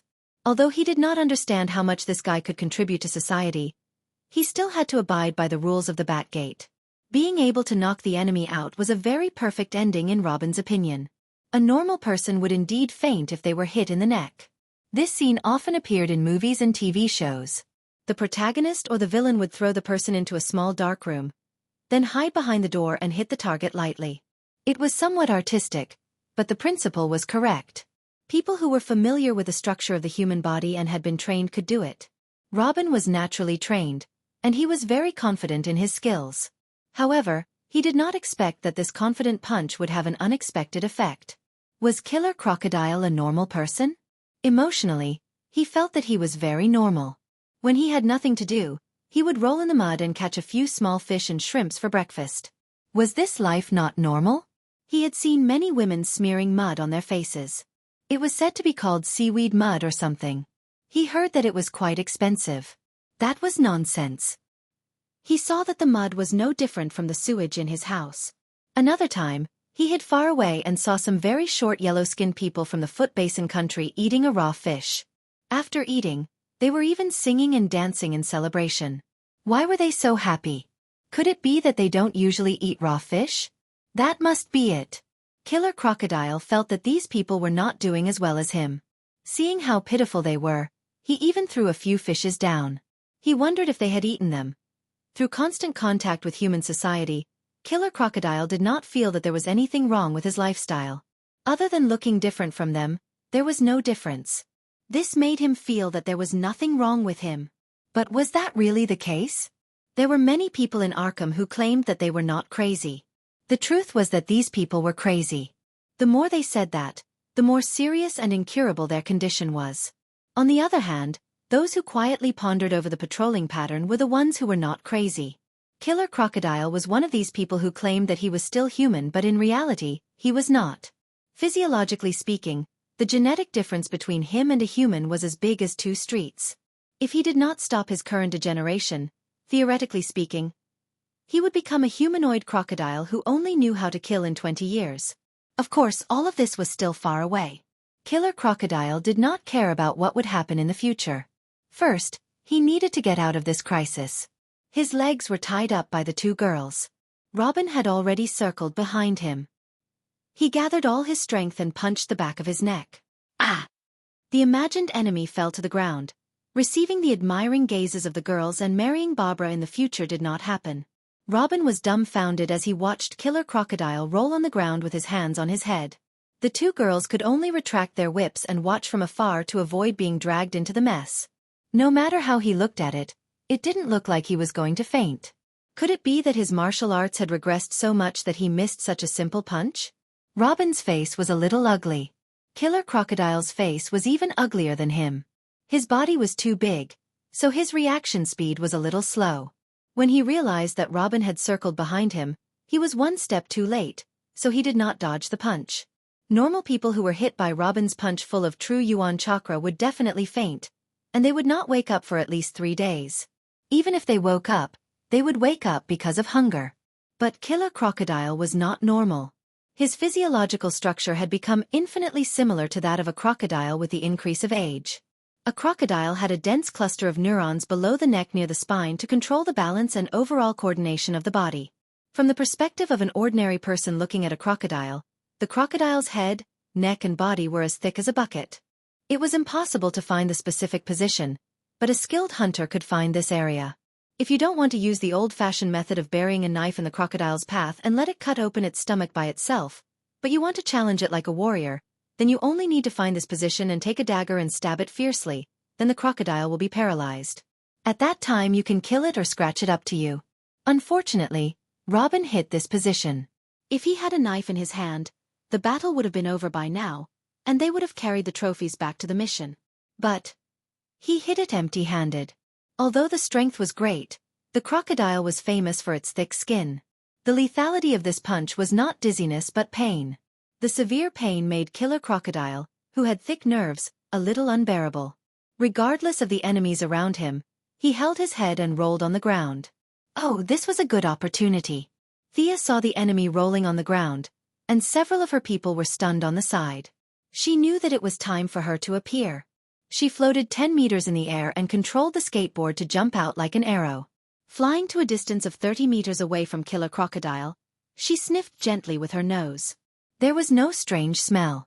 In fact, she could shoot from a distance of 100 meters, but in order to not be so special, several of her friends and relatives were more or less stained with a mess of things. Thea held the idea of unity, so she found a relatively close distance. She took out a frost arrow, calculated the distance in advance, aimed at his calf, and shot out the arrow. She didn't want to cause any conflicts because of the death of the enemy in front of these temporary teammates who were kind to Mother Mary. Chapter 64. Killer Croc was still rolling on the ground. Although his crocodile instincts warned him of danger, he was in so much pain that he had forgotten his own name. His brain did not receive the danger signal at all.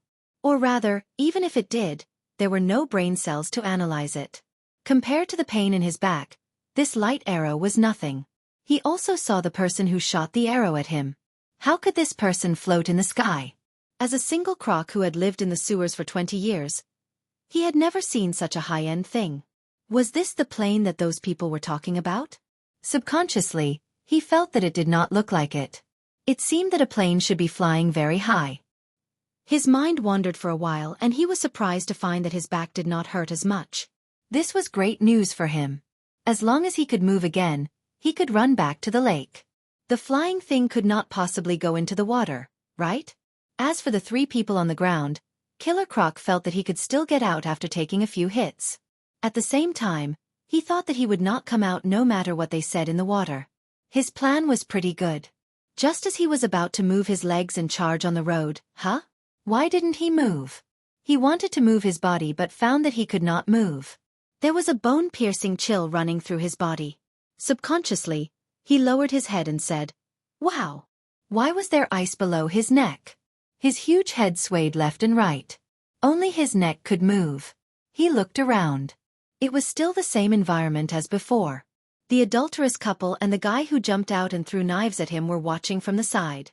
As the most familiar with Thea, Catwoman was a little dumbfounded. When the two went back to get the equipment, Thea roughly explained her fighting process, such as shooting an arrow from afar and restricting the enemy's movement speed. At that time, she thought that Thea was the type of archer who could shoot wherever she wanted from 100 meters away.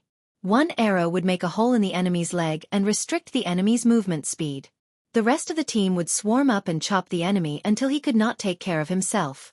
Then, they would loot the corpse and distribute the equipment. However, the reality was completely different. Catwoman could not tell whether the archery was good or not. The main thing was that the next scene was too scary. The enemy was turned into a big ice block. This was a killer crocodile. It was born with a height of 2 meters, and it could even show its head. If it was slightly shorter, it would be completely frozen, right? Catwoman felt that the movement speed limit in her dictionary was different from this one. She was about to turn into an ice sculpture. Was this the standard of Star City? Judging from Killer Crocodile's appearance, not to mention its speed, it would soon enter the operating theater and become a happy paraplegic.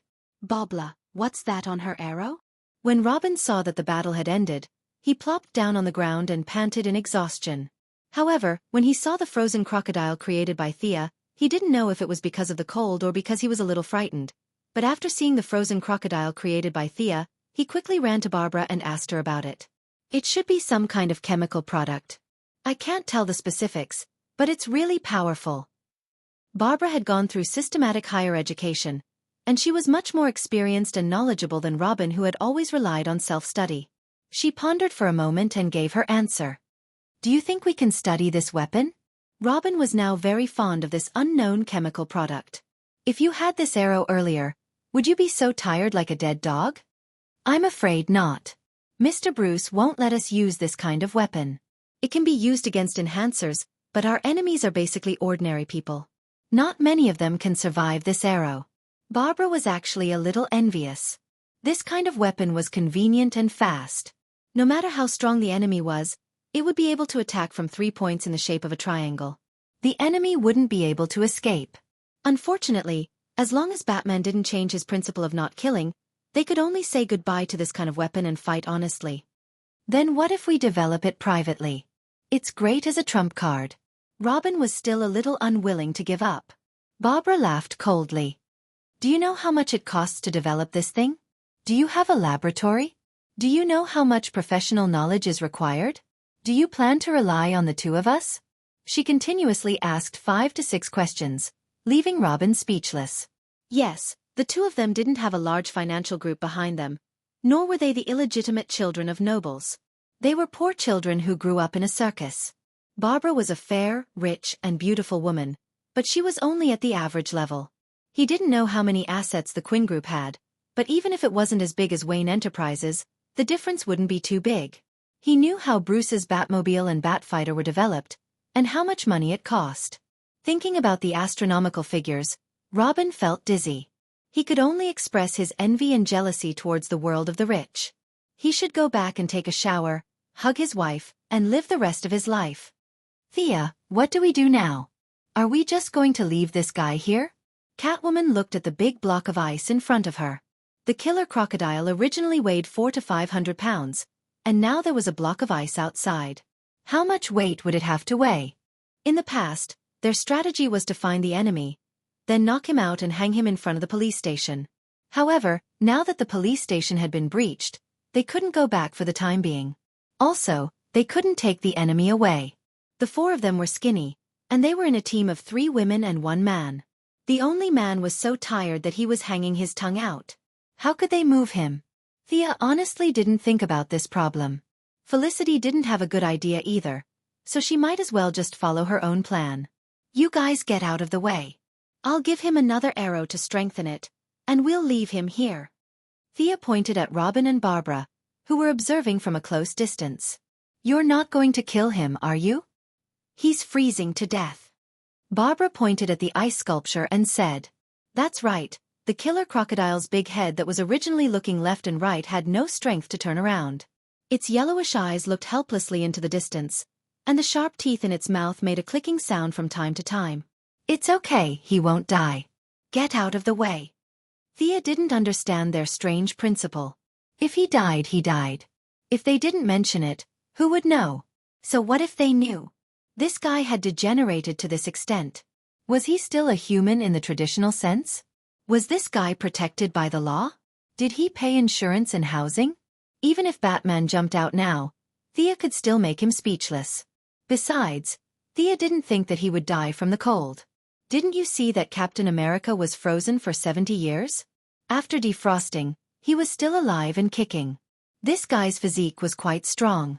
Plus, crocodiles were naturally resistant to cold, so he wouldn't freeze to death for a while. Of course, some muscle atrophy and nerve paralysis were not within her scope of consideration. Chapter 65. Previously, she aimed at the calf, but this time, she didn't need to aim. She shot another arrow towards the upper part of the ice. This was all money. She hadn't found a fat sheep that could reimburse her. She could only hope that Master Bruce would come back soon. She really couldn't afford it. The 3 members of the Bat's family and friends didn't know what she was thinking. They only saw a flash of white light, and the humanoid killer crocodile was completely gone. An irregular 3 meters high and 5 meters wide ice block was hovering where the enemy was supposed to be. They could only vaguely see a vague figure inside the transparent part of the ice block. Several people took a long breath. Perhaps it was because of the cold. After all, after 2 shots, the surrounding heat had been completely absorbed. In theory, it could cause liquid nitrogen to be more than 100 degrees below zero. After a chemical reaction, the loss of energy through the air could not reach the necessary threshold, but it could still be maintained around minus 50 degrees below zero. Well, the mission is completed. I'll go first, Thea said to them with a relaxed face. She was ready to turn around and leave because she was afraid that they would ask her to take them back. It was okay to take Catwoman with her. The 2 of them had flown back and forth several times. If Catwoman asked, she would not object, but Robin and Barbara were a bit difficult. The 2 of them had fought with Killer Crocodile for a long time, and the smell on their bodies was really not good. For Barbara, she might be able to tolerate it. For the sake of being sisters of the same class, she could still take her back. But Robin's smell was unbearable. If they asked for help, she would feel uncomfortable whether she agreed or refused. So, she didn't give them a chance to speak. She had to run first. You come down first, Let's have a meeting to discuss. Catwoman hurriedly pulled her back. Seeing that she couldn't run, Thea could only obediently get off the skateboard. She was pulled by several people to find an open space far away from the ice block to have this on-the-spot meeting. Shouldn't we go a little further? Will he hear us? Robin pointed to the ice block wrapped around Killer Crocodile and asked several people.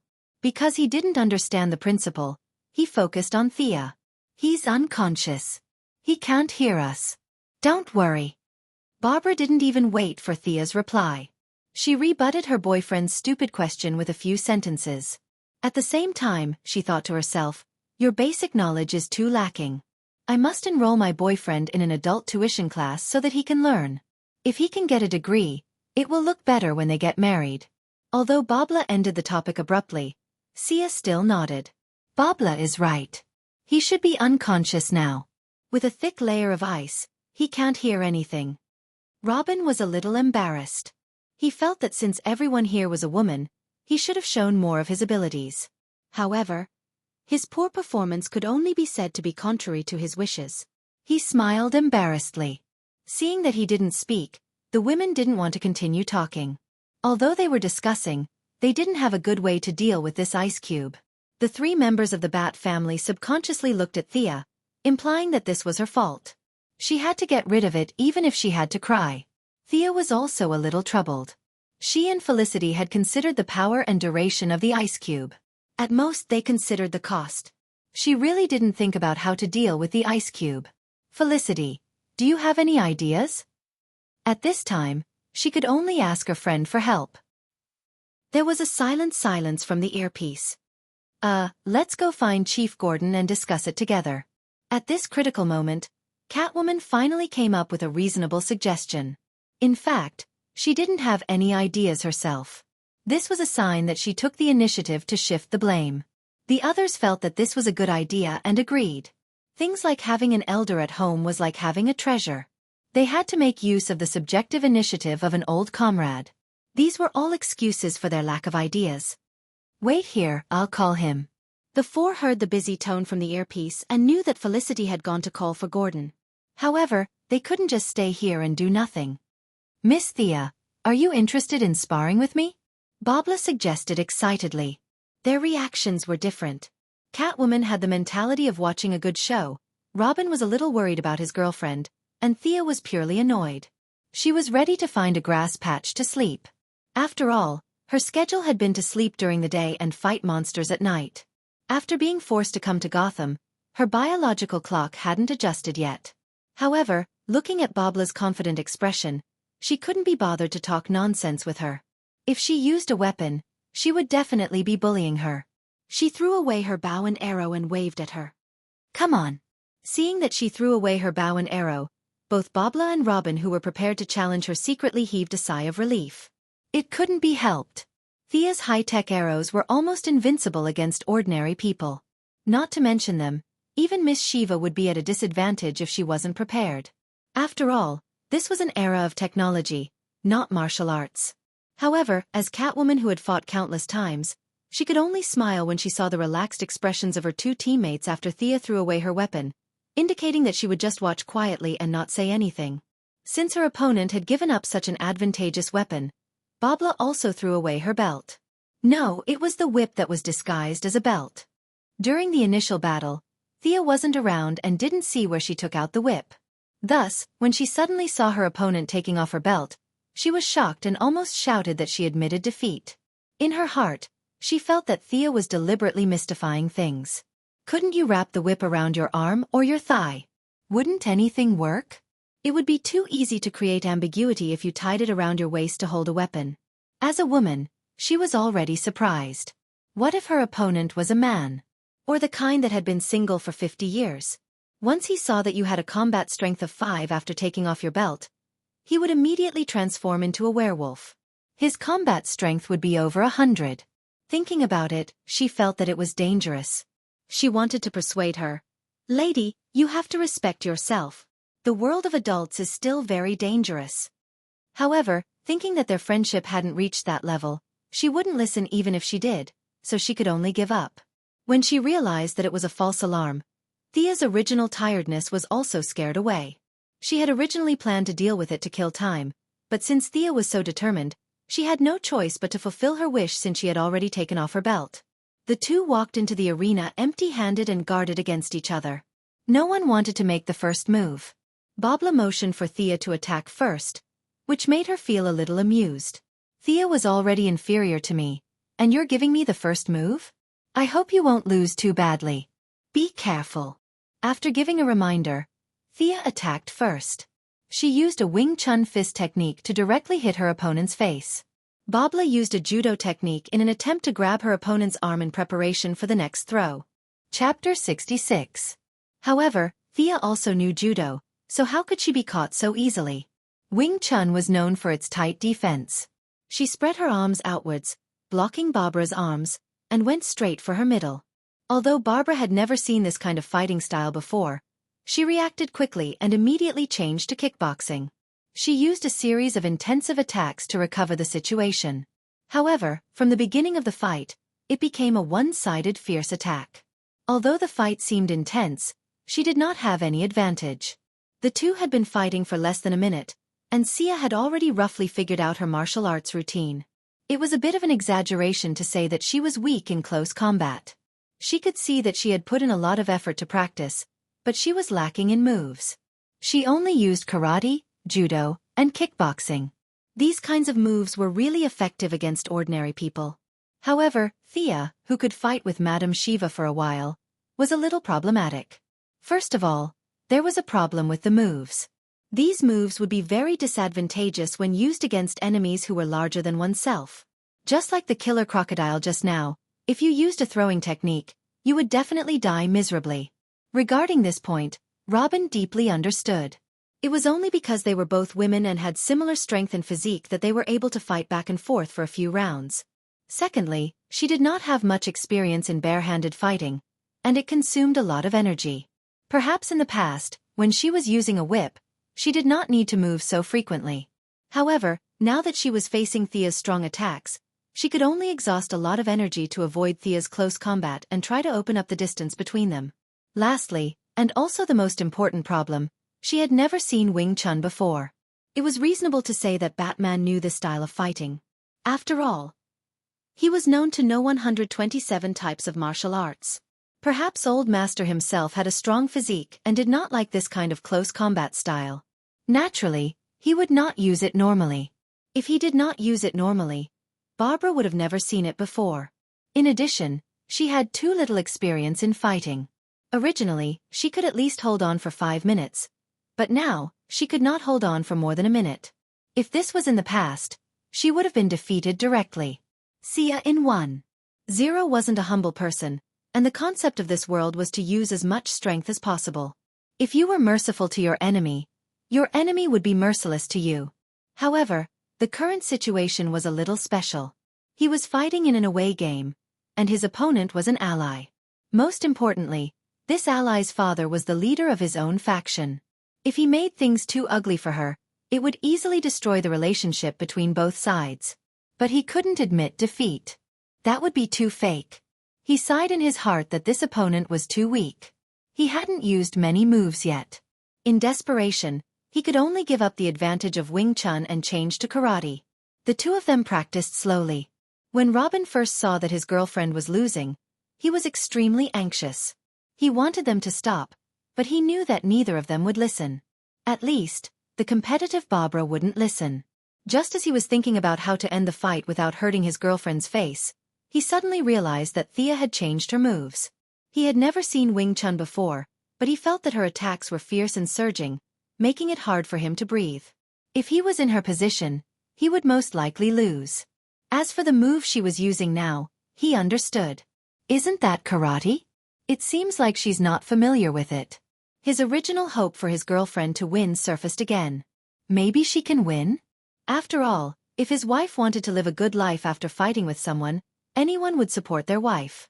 Thea didn't know that she gave others the illusion that she could win or counterattack. To be honest, she really didn't practice karate much, just like how Batman didn't practice Wing Chun. It wasn't that she didn't know how to do it, but it wasn't suitable for her. Now, in order to put on an act and stall for time, she had no choice but to use this set of moves. Other people's trump cards were all ultimate moves, but hers was purely because she wasn't familiar with it. Although Barbara didn't know why she changed her moves when she had a high chance of winning, she didn't think too much about it during the fight. She took a deep breath and didn't dare to advance rashly this time. Instead, she trained with Thea with a serious expression. As the fight dragged on, Thea's various unfamiliarity gradually disappeared, and her strong martial arts foundation burst forth. One had to know that she had been learning from Madame Shiva for the past few months. The two of them were fighting all the time. Sometimes, she even thought that Madame Shiva simply couldn't find a sparring partner and used the excuse of training her to kill time. It was common for her to have a bloody nose and a swollen face. However, as the saying goes, no pain, no gain. Thea's combat ability had improved tremendously. Although there were still various inconsistencies, with her rich combat experience, she could gradually control her rhythm. The amount of exercise now was almost the same as running for her. On the other hand, Barbara was still immersed in the fantasy that she could win. She didn't care about her defense at all and launched round after round of fierce attacks. However, under Thea's calm and unruffled response, her stamina was rapidly depleting. At this time, the few people in the arena saw the problem. Thea didn't fight with her properly at all. She was purely playing around because she had nothing better to do. Robin was anxious when he saw this. Catwoman didn't care. She had long seen that Thea couldn't take it anymore. For a moment, she even thought that Thea was giving them face. Huff, huff. With rapid breaths, Barbara finally realized the difference between the two of them. She was exhausted and sweating profusely, but Thea on the other side was like nothing had happened. Even a fool could see that Thea was going easy on her. She wanted to admit defeat, but she couldn't bring herself to say it. Since she couldn't admit defeat, she could only stall for time. At this moment, she was full of hope for Felicity. Hurry up and find my dad. Then this fight will stop. At the same time, she was also thinking about where my dad had gone after fighting for almost 10 minutes. Don't tell me he's not in university? Worrying about her gains and losses, she lost even more of her fighting spirit. The original 9 attacks and 1 defense turned into 9 defenses and 1 attack. Sia also had the intention of admitting defeat or stalling for time, so she would not rush to attack. The two girls tacitly fought a defensive battle, and the scene could not even be described as ugly. It was as slow and light as 2 vegetative people fighting. They had neither strength nor speed. In the blink of an eye, they fought for another 10 minutes. Catwoman was already tired of watching, so she went to observe the ice by herself. Only Robin was still silently cheering for his girlfriend. He wasn't cheering for her because he would marry her if she won, but because she had to hold on. Barbara had used up too much of her stamina in the early stages. Although she had reduced her consumption later on, stamina was something that had been used up. There were a few people who were proficient in physical techniques who could maintain a balance between consumption and slow recovery, but Barbara was not one of them. She kept encouraging herself, telling herself that she couldn't admit defeat. Her father was coming, wasn't he? Hurry up and come. Hurry up and come back.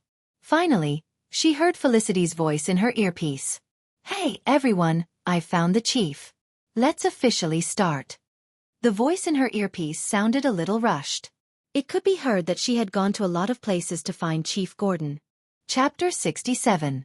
With Director Gordon's arrival, this battle between women naturally came to an end. Babla was able to announce that she hadn't lost in a relatively dignified manner. Even though everyone with eyes could see the truth, at the very least, she was able to retain her dignity. She didn't have the strength to chat with her father. She sat down on the ground. She would definitely die if she was hit for another minute. Although her family was not devout believers, the only thing that came to her mind at this moment was, God bless. She only felt that there was a supreme existence in an unknown time and space looking at her. With his attention, he was able to safely get through this awkward competition. He had a feeling that perhaps he should do something for him. Perhaps there was a mission there? Thea did not feel any sacred mission. She just felt that it was all an act. She wanted to shake hands with Babla or say something along the lines of, "Thank you for letting me win." After every fight with Madame Shiva, both of them would still politely say, "Thank you," even though they were covered in wounds. But now, Babla's original ladle-like sitting posture had turned into a sprawled on the ground. Her bright red hair looked as if it had been washed by water, sticking to her body in clumps. She gave up on this seemingly modest but actually mocking behavior. "Hey, are you guys listening?" Felicity, who was in the earpiece, asked again. The drone hovering in the sky had flown back after the battle with Killer Crocodile ended, so she didn't know that there was a harmonious and enthusiastic friendly match. "Yes, everyone is here." Usually, Babla would be the one to show her face, but now she was as tired as a dead dog. Catwoman and Thea also did not have the intention to speak first. In the end, only the honest Robin could reply. "Oh," Felicity said, not understanding the meaning behind it. "Then, shall we begin?" Now, this Gotham version of the six-party meeting had officially begun. The topic of the meeting was definitely not the general framework of issues such as world peace. They were mainly discussing the adoption of single crocodiles. As the boss, Thea did not speak first, so she hinted to her #1 henchman. Felicity immediately said that if they did not want this guy, they could directly bring him to Star City. The Quinn Group had an applied science laboratory with all kinds of electric saws and drills. She believed that single crocodiles would like it there. Besides, they also had 1,500 workers at home. As long as they agreed, they did not need modern machines. They could carry this guy on their shoulders or roll a wooden rope. This was not a big deal. "You Gotham people, don't worry." At this time, Babla caught her breath and expressed her firm opposition to this rude request. This guy ate and drank Gotham's food and drank Gotham's food. Even if he died, he would have to die in Gotham's territory. If they had any urgent needs, they could share a bowl of soup with them after this, but it was impossible to take him away directly. Thea did not have any good ideas about this reply. In this world, the value of heroes was to fight their own monsters. Outsiders had no right to ask what equipment they dropped. Since they were so adamant about it, she could only say forget it. Anyway, she did not have much hope for this big guy. As for drawing his blood to be used as a strengthening agent, regardless of whether it would work or not, just looking at his appearance alone, she knew that there would be no end to it. Babla was very satisfied with Thea and Felicity's retreat. To be honest, when she rejected them, she felt a little guilty. After all, they did not help much in the whole thing. Felicity was the one who started the scolding war. The two of them were just a repeater, and this job could be done by any two people. Perhaps they could even find two people with louder voices. The decisive blow had nothing to do with them. Although the two of them were in a difficult situation, they really did not contribute much. Now that she heard them agree to Gotham's ownership of Killer Croc, she felt as if she had won a big battle. Her impression of the two of them improved slightly. "Dad, do you have any ideas?" Babla did not want to pay any attention to this big ice cube. As long as he was still in Gotham, they could throw him anywhere. She just wanted to go back to take a bath and have a good sleep. Initially, Gordon really did not have any ideas. He was a police officer and had been in the police force for a lifetime. He did not even have the time to care about his wife, let alone other chores. Moving things like this was obviously better for construction workers. However, the 1,500 people that Felicity mentioned just now made him think of a stupid idea. There were many people in Gotham, so he had no choice but to use manpower to move him. Since there were so many idle people in the school, he could get a few hundred people to move him. It was better to have a solution than not having one. Director Gordon found more than 100 people. Sia controlled the skateboard and pulled it from the sky. The rest of the people were busy with the round wooden rope. Finally, they pulled the heavy block of ice from the lake to the main road. It took them a lot of effort to load it into the car. An hour later, they finally returned to the university safely. "Mom, what is this?" "It's probably a Christmas present." The big ice cube caused quite a commotion when it was moved into the school. Many of the children had never seen such a rare thing before. They ran around and asked their families about it. Their families explained it blindly, saying that it was a weapon of mass destruction, or that the commissioner wanted to treat everyone to shaved ice. In short, no one could tell that there was a single croc hiding in the ice cube. After the mission was completed, everyone disbanded. Thea and Babla wanted to go back to sleep. Of course, they slept separately. Robin went to the bathroom to take a bath. Catwoman pulled Felicity to a corner and whispered, "Do you have any equipment that can identify the authenticity of an artwork?" "What are you doing?" Felicity looked dumb, but she was not stupid at all. Catwoman laughed. "I'm going to borrow a few pieces of art. Gotham's jewelry industry has been facing a winter. No one dares to bring jewelry out. The art market is in high demand now. Catwoman was envious of Thea's skateboard. Although she was rich, she spent a lot of money helping the poor from time to time. No matter how rich Bruce was, it had nothing to do with her. After all, she was still fighting with Talia for the naming rights of Wayne. When she saw Talia carrying her child and aggressively rushing into Gotham, she felt that the family name was getting further and further away from her. Since it would take time to change her name from Selina Kyle to Selina Wayne, she planned to rely on herself. With money, everything would be easy. When the time came, she could buy it directly from Thea or ask Bruce to make it for her. Coincidentally, the city was in a state of panic. The rich people in the upper city hid in their homes and did not dare to go out. The market demand suddenly became stagnant, and her previous jewelry business was inevitably hit hard. This forced her to target the art market, which she was not good at in the past. Chapter 68. As a former famous hacker, Felicity has just turned over a new leaf, and she does not have a strong sense of justice as she did in the future. Although she knows that the cat girl is definitely not borrowed, and it must be illegal, she is not a hacker who follows the law. Why didn't you mention it to Thea? Felicity couldn't help but ask. Why me? I don't think I'm that close to you. You two seem to be closer, right? Catwoman was now full of admiration for the duo from Star City. She always felt that they could come up with something magical without even realizing it. This was different from Batman's research route. Compared to the old master's planes and cannons, the two girls' research was more suitable for her. She now looked at them with envy and anticipation, just like how Big Xiong looked at Doraemon. As for Felicity's question, she was also thinking in her heart. Why didn't she mention it to Thea, who was closer to her? She thought for a moment. Maybe it's because of her identity. I always feel that she won't agree with my actions. I think we're very similar, so you should be able to help me. What did she mean? After listening to Catwoman's words, Felicity was a little speechless. Did she mean that she was like a bad person, or was she like a poor person? Did you think that Thea was a good person? Were you fooled by her little white flower disguise? In fact, Catwoman's vision was quite accurate. Thea had a lot of scruples because of her family, and she wouldn't easily trample on the law. At least, she wouldn't break the law unless it was a matter of life and death. According to the game's classification, she was at least in the lawful camp.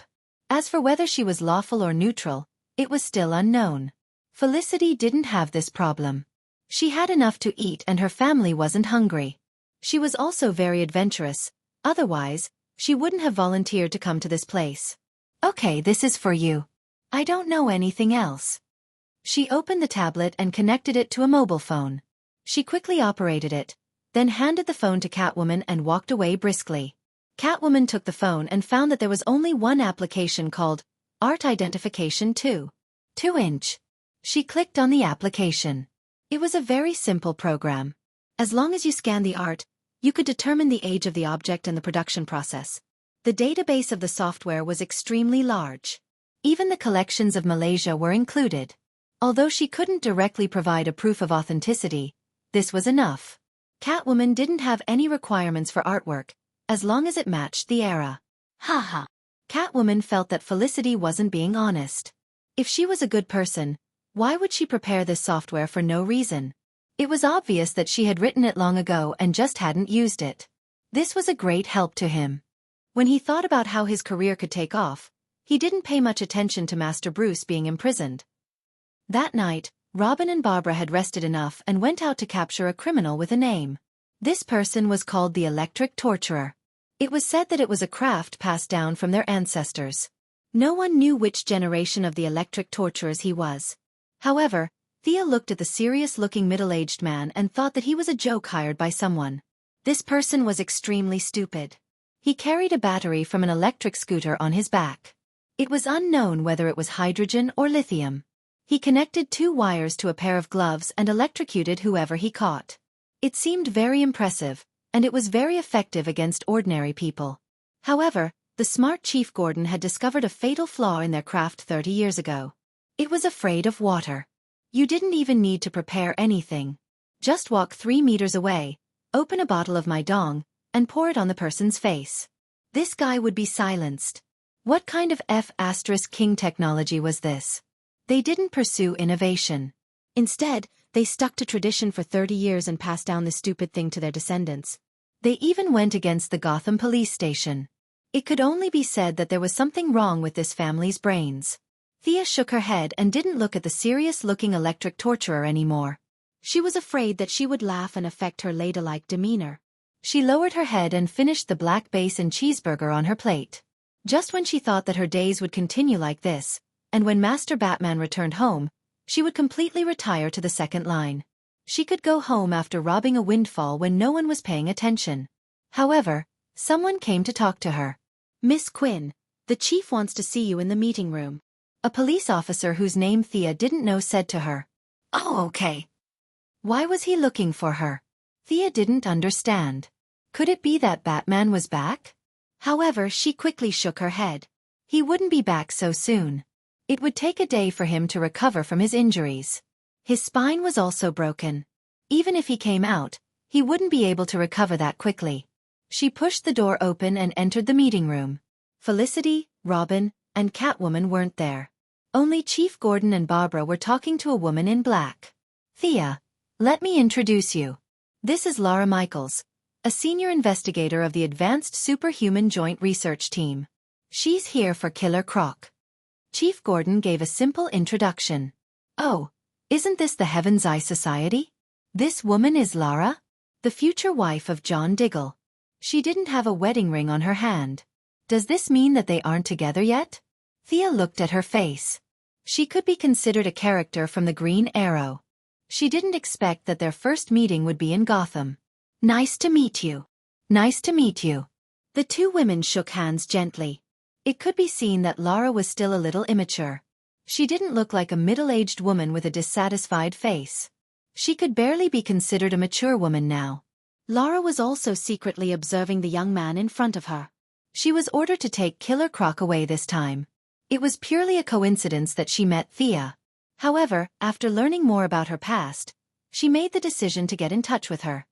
"Miss Quinn, I saw Killer Croc's frozen body just now. May I ask, how many days will it take for him to thaw under natural conditions?" "Why this question?" Thea turned around and asked Chief Gordon. "I'm going to sleep. Didn't Felicity tell you?" Chief Gordon shook his head helplessly. He really forgot to ask. When he remembered, he couldn't find her. Lara asked him a few questions just now, but he didn't know anything.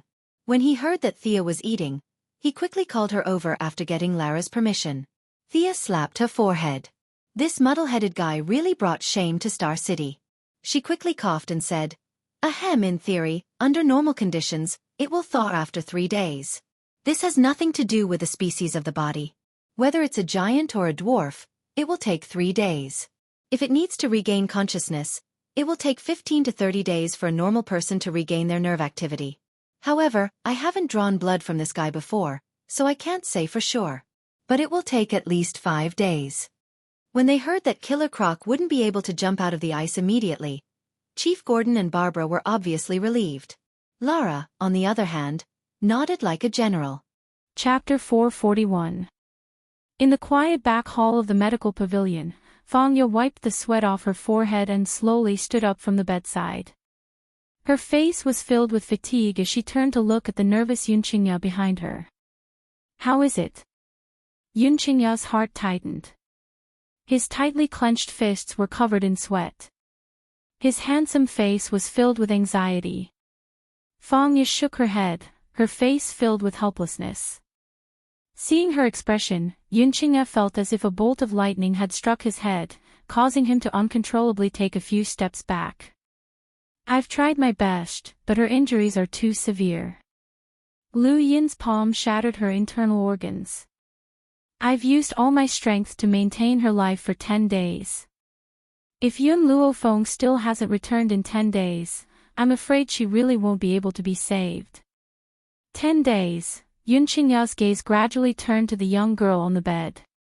At this moment, the young girl's face was as pale as paper, as if it would shatter with a single touch. Her lips were devoid of blood, and her tightly furrowed brows revealed the pain she was enduring. "This is all my fault. If it wasn't for me, she wouldn't have suffered such a heavy injury." Yunqingya's heart ached. He had never thought that at that time, Ning Axayan would disregard her life to protect him. This kind of friendship was something that he would never be able to repay even if he used up his entire life. When will Yun Luofeng return? Fang Ye frowned slightly, a hint of worry appearing on her seductive face. When Elder Ning left Long Yuan, he had asked the medical pavilion to take care of Ning Axayan. Who knew that such a thing would happen? Just as the two old men left, the people from the medical city arrived. Yun Qingye shook his head with a bitter smile. His fingers gently caressed the girl's tender skin on the bed. Xiaofan has already been gone for a few months. No one knows when she will return. Maybe Xiao Axian won't be able to wait for her to return. Fang Ye opened her mouth, wanting to say something, but at this moment, a servant in the medical pavilion hurriedly lifted the curtain and walked in.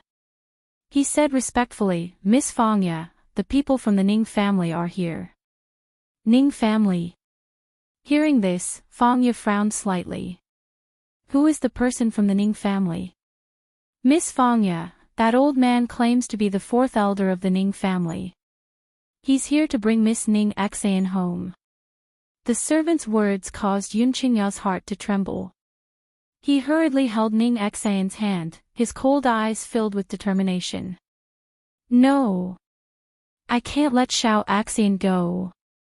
I want to wait for Xiaofan to come back. If Ning Axayan returned to the Ning family, only death awaited her. If she waited here for Yun Luofeng, perhaps she would have a chance. He would not allow the Ning family to take Ning Axayan away. Humph, I'd like to see what kind of strength you have to keep Ning Axayan here. Suddenly, a cold snort came from outside the curtain. When Yun Qingye turned to look, she saw an old man in a long robe leading a group of people into the back hall. The old man's aura was imposing, and his indifferent eyes revealed a trace of imperceptible arrogance. His navy blue robe made his aged body seem extremely long, and he was like a sharp sword that could kill without leaving a trace.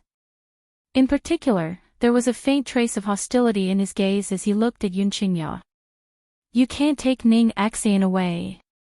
Seeing the person who had arrived, Yun Qingye's gaze gradually darkened. He clenched his fists tighter and tighter, and his cold voice was filled with determination. Ha ha. The old man sneered, then I want to see if you can stop me. Someone. Take the young miss away. Chapter 442. Yun Qingya's expression changed as she clenched her fists tightly. She quickly stepped forward, wanting to stop those people, but at this moment, Fang Ye stretched out a hand and stopped him. Elder Ning. Fang Ye frowned slightly, her seductive face filled with seriousness. Her fox-like eyes turned towards the Ning family and asked, if you insist on taking Ning Axayan away now, she might die. Is this the result that your Ning family wants? The fourth elder snorted coldly, his eyes filled with disdain. Just because your medical pavilion can't cure the symptoms doesn't mean that other doctors are helpless. Only when Ning Axayan returns to the Ning family will she receive the best treatment. Fang Ye's eyes darkened. She took a deep breath and said, Elder Ning, you're not a doctor and you don't know much about medicine. I've just examined Ning Axayan's condition and I can tell you that there are only two people in this world who can save her. One is the godly Dr. Tianya, and the other is the Yun family's Yun Luofeng. Godly Dr. Tianya has always been elusive, and it is extremely difficult to find him. Therefore, we can only let Ning Axayan stay here. When Yun Luofeng returns home, she will be safe. Even at this time, Fang Ye still wanted to persuade the Ning family to keep Ning Axayan. However, after hearing her words, the fourth elder scoffed and curled his lips in ridicule. Yun Luofeng. I've never heard of her name before.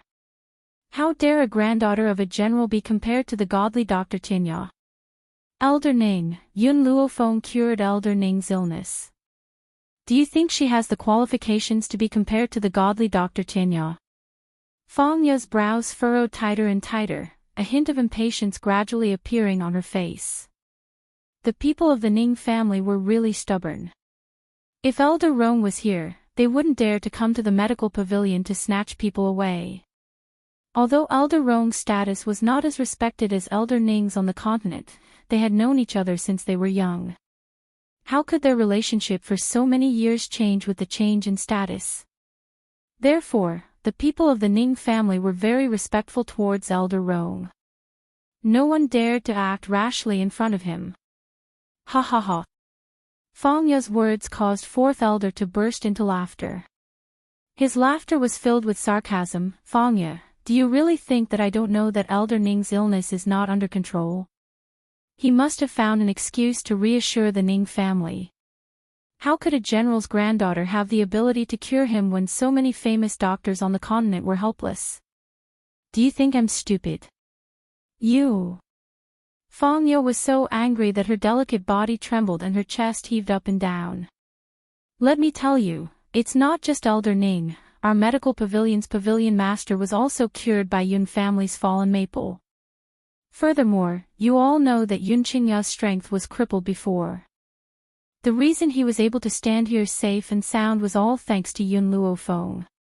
You actually said that her medical skills are not good enough. The fourth elder coldly snorted, how would I know if Yun Qingya's strength has been crippled? Maybe he was just pretending to be seriously injured and had been hiding his strength for so many years. As for the pavilion master of the medical pavilion, his illness had indeed recovered, but you said that it was Yun Luofeng who had cured him, so it was her credit? Who knows if you're making it up or not? In any case, he did not believe that Yun Luofeng's medical skills could be compared to godly Dr. Tinya's. It should be said that the two were not worthy of comparison. How could a 15-year-old girl, born in a place like Longyuan, possess such brilliant medical skills? Chapter 443. Did Fang Ye really think he was stupid? Would he believe her lies? Regardless of whether you believe me or not, I will say the same thing. In this world, other than godly Dr. Tianya, only Yun Luofeng can save Ning Xin. If you forcefully bring her back to the Ning family, can you bear the responsibility if something happens to her? At this moment, Fang Ye's expression was extremely ugly, and her beautiful eyes were filled with a cold light. If she stays here, she will die. The fourth elder waved his hand, don't worry about these people, take Ning Xin away immediately. Boom! Just as those people were walking towards the bed, Yun Qingya straightened his body and blocked the bed behind him. His aura surged and his handsome face was suffused with a cold light. None of you are allowed to take her away.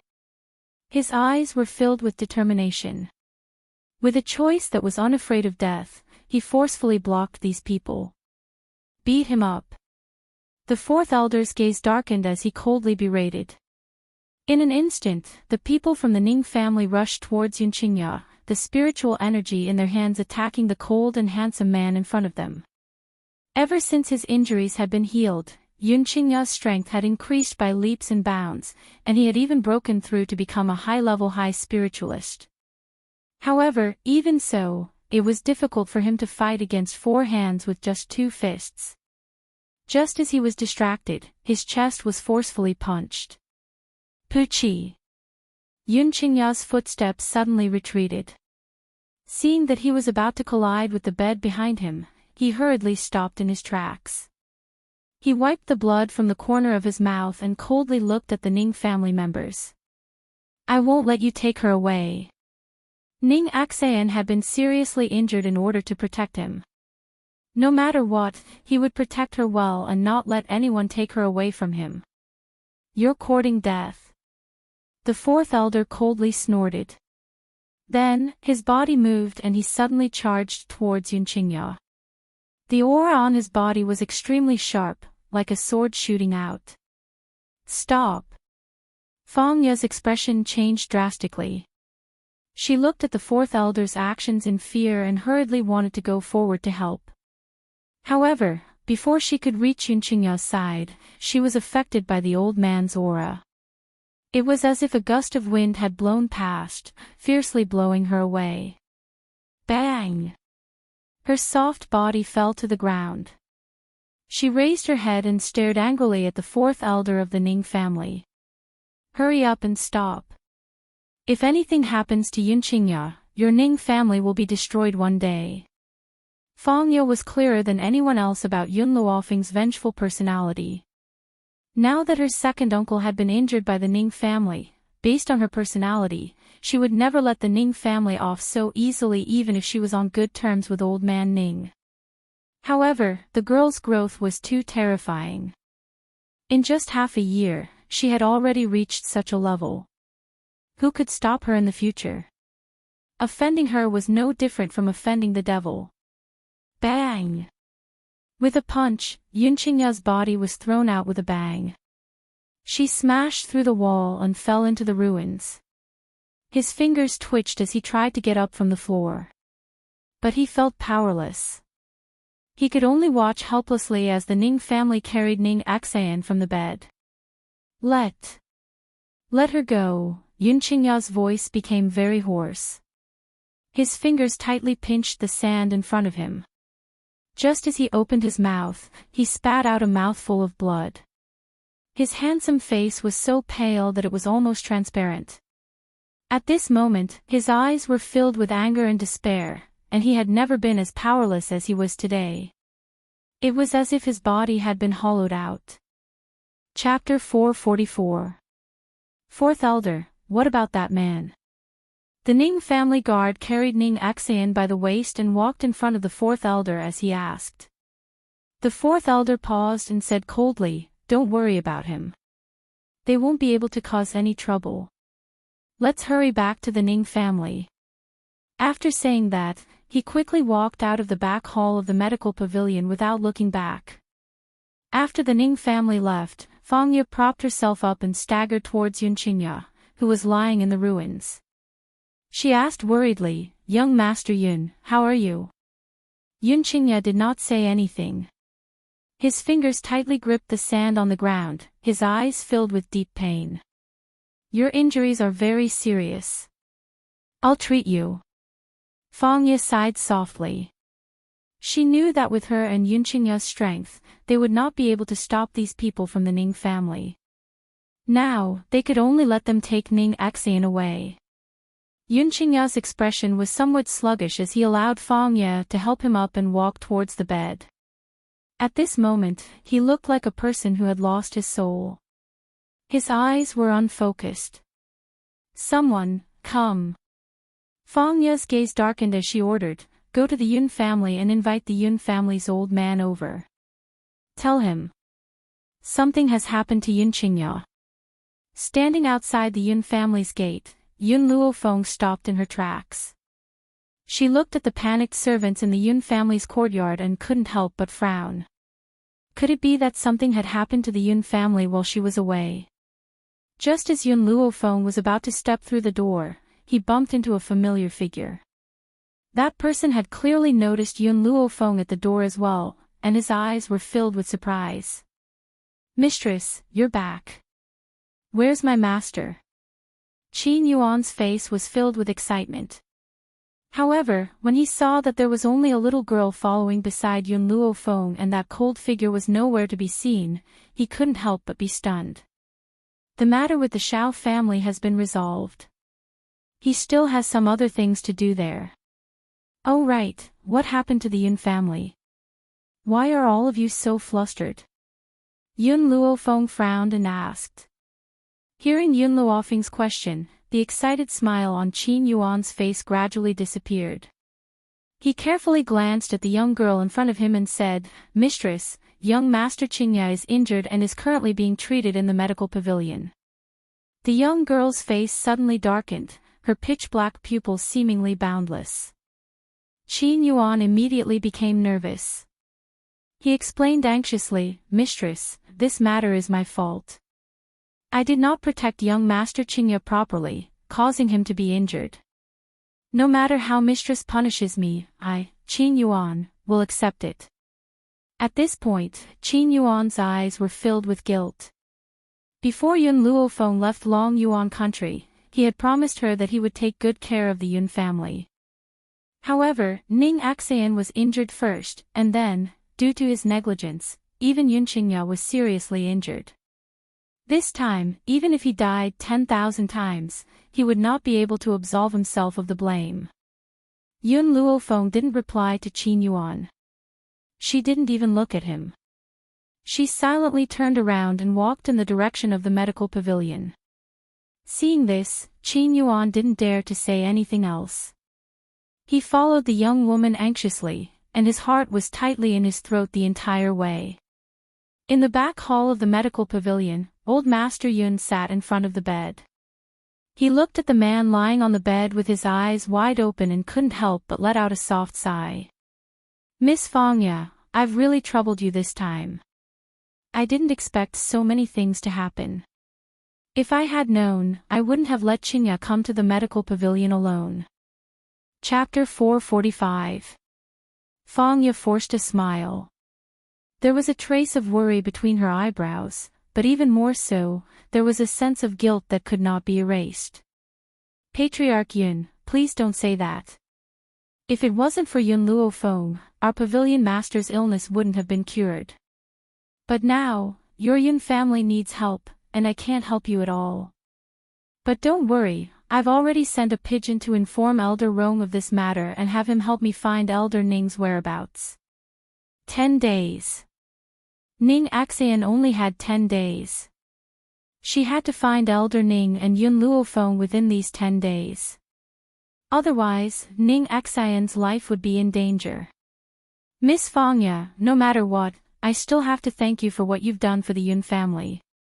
If you hadn't saved him in time, perhaps Qingya..." At this point, old Master Xing's words stopped abruptly. However, the meaning he wanted to express was already very obvious. He didn't want to experience the pain of a white-haired person sending off a black-haired person a second time. "Miss Fangya, Patriarch Yun, the eldest daughter of the Yun family, is here." Suddenly, an excited voice rang out from the front hall. Upon hearing this voice, Yun Luo stood up abruptly with a whoosh as a look of pleasant surprise appeared in his murky eyes. "Fenger is back." This was great.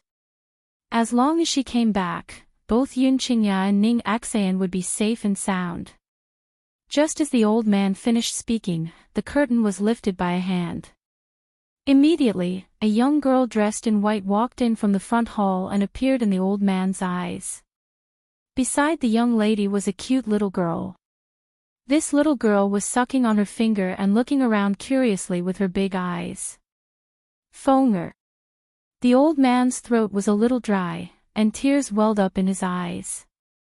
Yun Luofeng's return had suddenly allowed him to find his backbone. His tightly clenched heart had also slowly calmed down.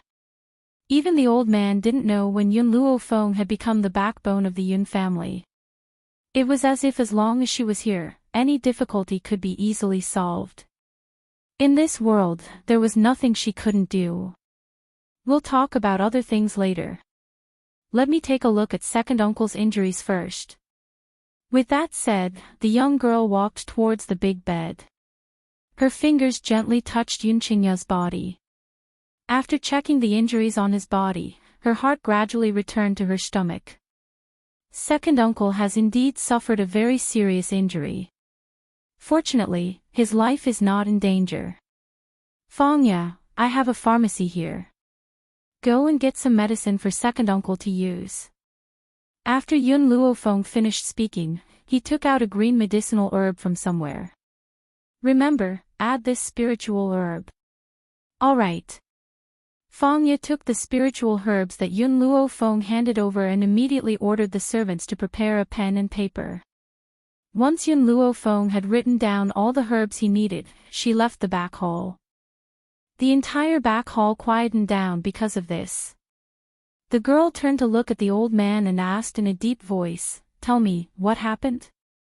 The old man laughed bitterly. The people of the medical city did not keep their promise. They gave up on the 3-year agreement and launched an attack on the Yun family.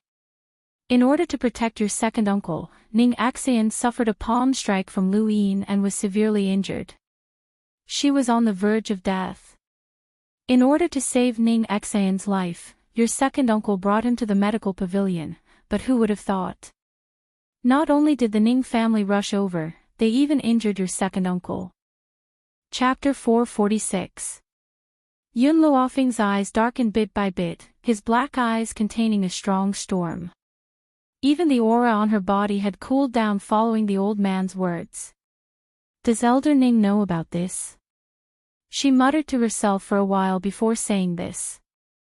The old man shook his head. Elder Ning is not in the Ning family. Fangya has already informed Elder Rong of this matter and asked Elder Rong to invite Elder Ning to uphold justice. Tell Fangya to bring a message to Elder Ning. No matter who the person who injured my second uncle is, I will seek justice for him. The old man opened his mouth, and a bitter smile appeared on his aged face. What about that girl Ning Xian's injuries? As if he had heard Ning Xian's name, Yun Qingya's face finally showed an expression. However, he still did not speak and lay quietly on the bed. Yun Luofeng looked at Yun Qingya. Ning Xian has a good personality, I like her a lot. Moreover, she was injured for second uncle this time, so no matter what, I will not ignore her. After second uncle recovers, I will go to the Ning family to find Ning Xian, and I will bring her back. Really? Old man Yun's eyes lit up. The Ning family will let Ning Xian go. To be honest, the old man liked that beautiful and dignified little girl, Ning Xian, from the bottom of his heart. Moreover, if she hadn't rushed out to block that attack for Yun Qingya back then, the one who was injured might have been Yun Qingya. Because of this, old Master Xing's fondness for her increased a little. The corners of Yun Luofeng's lips curled up slightly. Don't you think it would be good to have a daughter-in-law like Ning Xian? Second uncle has also reached the age of marrying a wife. I think the two of them are quite suitable. Grandfather, don't worry. No matter what, I will bring your daughter-in-law back. Before Yun Qingya saw the sun again, Yun Luofeng already knew that Ning Xian worshipped and respected Yun Qingya in her heart. Now that she had suffered such a heavy injury for her second uncle, her feelings were very obvious. As for second uncle, perhaps he had only treated Ning Xian as a little sister at the beginning, but now, because of Ning Xian's departure, he had become so distracted. From this, it could be seen that second uncle did not have no feelings for her. Even if second uncle had become like this because he was worried about Ning Xian's injuries, feelings could be slowly nurtured. The most important thing right now was to bring Ning Xian back from the Ning family. Miss Yun. Fangya's charming voice sounded from outside the curtain. She then walked in with a bowl of medicinal soup and carefully placed it on the table. I've already brewed the medicinal soup you wanted. Also, I have one more thing to tell you. Fangya lifted her head and looked at Yun Luofeng. The person who came to the Ning family this time is the fourth elder of the Ning family. He has a son, and because he's old, he's been spoiled rotten by him. Furthermore, his son's talent is not bad. As a result, among the younger generation of the Ning family, besides Ning Xian, his son has the highest status. Yun Luofeng raised his eyebrows. And then Fangya sighed helplessly. His son has always liked Ning Xian. In his heart, Ning Xian has already become his daughter-in-law. The fourth elder of the Ning family also treats Ning Xian like his daughter-in-law. It's a pity that Ning Xian doesn't like his son. That's why he's so hostile towards Yun Qingya. If it was another elder who came to Long Yuan, it wouldn't be the same. Yun Luofeng's face was expressionless, but the storm in his black eyes was getting stronger and stronger, as if it would explode at any moment. Chapter 447. Fangya, I'll leave my second uncle to you for now. She took a deep breath and suppressed the rage in her heart. She raised her eyes and stared at the seductive woman in front of her. Fangya was stunned when she heard the girl's words. She frowned and said, You plan to go to the Ning family like this? You're not going to wait for Elder Ning to return. No need. Yun Luofeng shook his head. Ning Xian probably won't be able to escape for long. I'll go to the Ning family to treat her injuries first, then I'll settle the score with the fourth elder of the Ning family. She had never imagined that so many things would happen during the time she was away. She would not let off anyone who hurt her family. All right.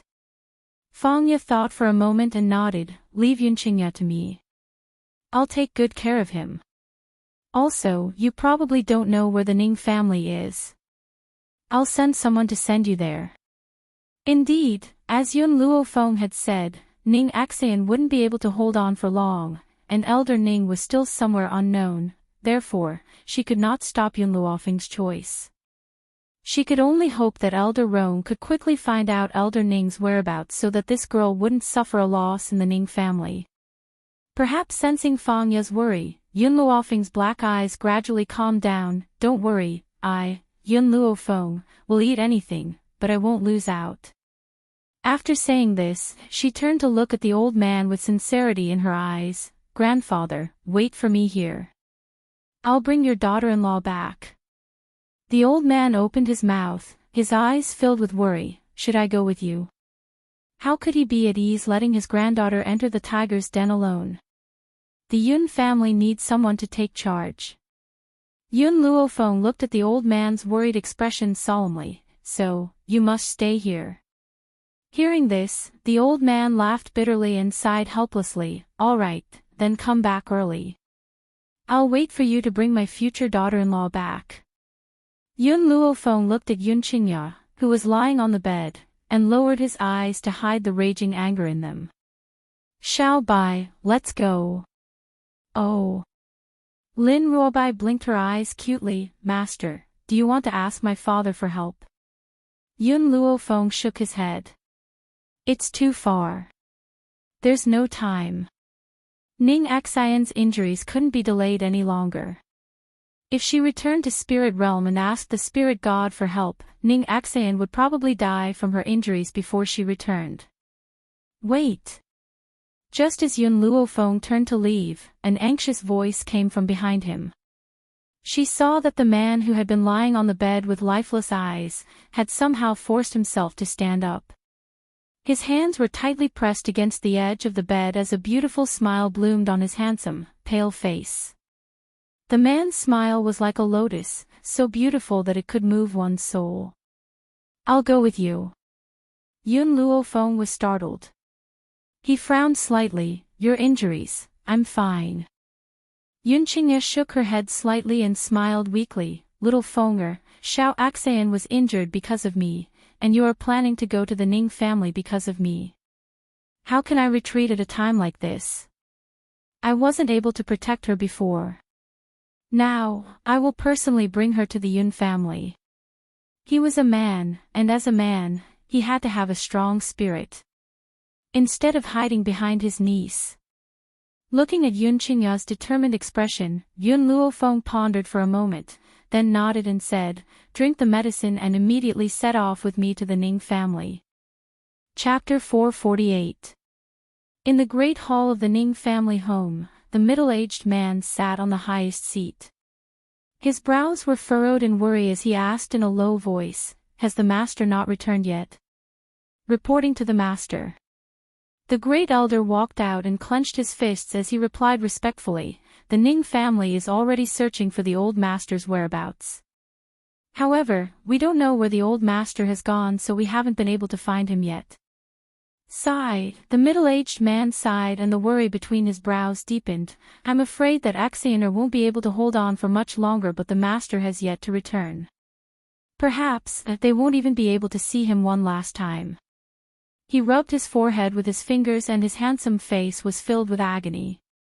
These past few days, he had searched for famous doctors, but they all said that Ning Axian's injuries were too severe and there was nothing they could do to save her. Unless they could find the godly doctor, Tianya. Only then would they be able to come back from the dead and save Ning Axian's life. However, when the master had been gravely ill, they had searched for Tianya for a few years but had not been able to find him. Now, in just a few short days, where could they go to find him? Forget it, forget it. The middle-aged man waved his hand and exhaled deeply. Great elder, spread the news that Ning Xian is in a critical condition. If Master Darren hears about it, he will naturally return. Ning Xian only has a few more days to live. Let's not disturb her too much and let her leave in peace. As he spoke, he stood up and walked out of the great hall. In just a few days, the man who was once all-powerful in the Ning family gradually hunched his back. It was as if he had aged several decades in an instant. His hair, which was originally as black as ink, had turned half of it white without anyone noticing. Master. Just as the middle-aged man was about to step over the threshold, a servant hurried in and said respectfully, "There's a man and a woman outside the door who wish to see you." The middle-aged man paused in his steps and frowned. "Who do you think they are?" "Master, the two of them claim to be from Long Yuan country. The lady's name is Yun Luofeng and the other man is Yun Qingya." Hua. Without waiting for the middle-aged man to respond, the fourth elder rose to his feet in the great hall. His gloomy eyes burned with rage. The people from the Yun family actually dared to come. Especially that Yun Qingya. If he hadn't provoked the people from the medical city, Ning Xian wouldn't have been injured. He wouldn't only have a few days to live. But I didn't expect him to have the guts to come to our door even though our Ning family didn't settle the score with him. Patriarch, let me go teach this kid a lesson right now. What surprised the fourth elder even more was that although he didn't kill Yun Qingya with his palm, he still used an unknown amount of strength. How could he still come to the Ning clan? Could it be that his injuries had been healed? No. Impossible. Only he knew the strength he used. It was impossible for him to recover so quickly. Fourth elder. The middle-aged man frowned slightly. He looked at the furious fourth elder and said indifferently, that Yun Qingya is someone that Xianer risked her life to protect. If you do this, how can you be worthy of Xianer's sacrifice? However, I also want to see what kind of person this Yun Qingya is, to be able to make Xianer risk her life to protect him. The fourth elder clenched his fists tightly, his old face gloomy. If he had known that Yun Qingya would still be able to get out of bed, he wouldn't have shown mercy at that time. Someone like him didn't have the qualifications to match up with Ning Xian. Chapter 449. Outside the courtyard, the young girl stood in the wind. Her snow-white dress fluttered in the wind, and she was so beautiful that it was suffocating. Her eyebrows were wild, and her black eyes were deep and evil. Her rather lazy posture was like a beautiful painting, and it was so pleasing to the eye. However, the young lady narrowed her eyes slightly when she saw the members of the Ning clan walking out to welcome her. A dangerous and demonic light flashed in her eyes. Yun Qingya had been standing beside Yun Luofeng the entire time. Her handsome face was no longer as pale as before, but there was still the weakness of someone who had just recovered from a serious illness. Her clear and cold eyes carried a stubborn light, and her straight body stood quietly under the gentle breeze, firm and determined. Only Lin Ruobai, who was at the side, looked as if it had nothing to do with her. She blinked her eyes adorably, and her bright eyes carried an evil light. "Is that person in the navy blue robe the fourth elder?" Yun Luofeng immediately saw the old man behind the middle-aged man. Due to the anger and hatred on the old man's face, she immediately guessed his identity.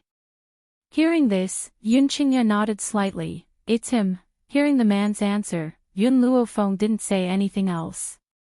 She narrowed her eyes and examined the middle-aged man who was walking over quickly as she asked in a deep voice.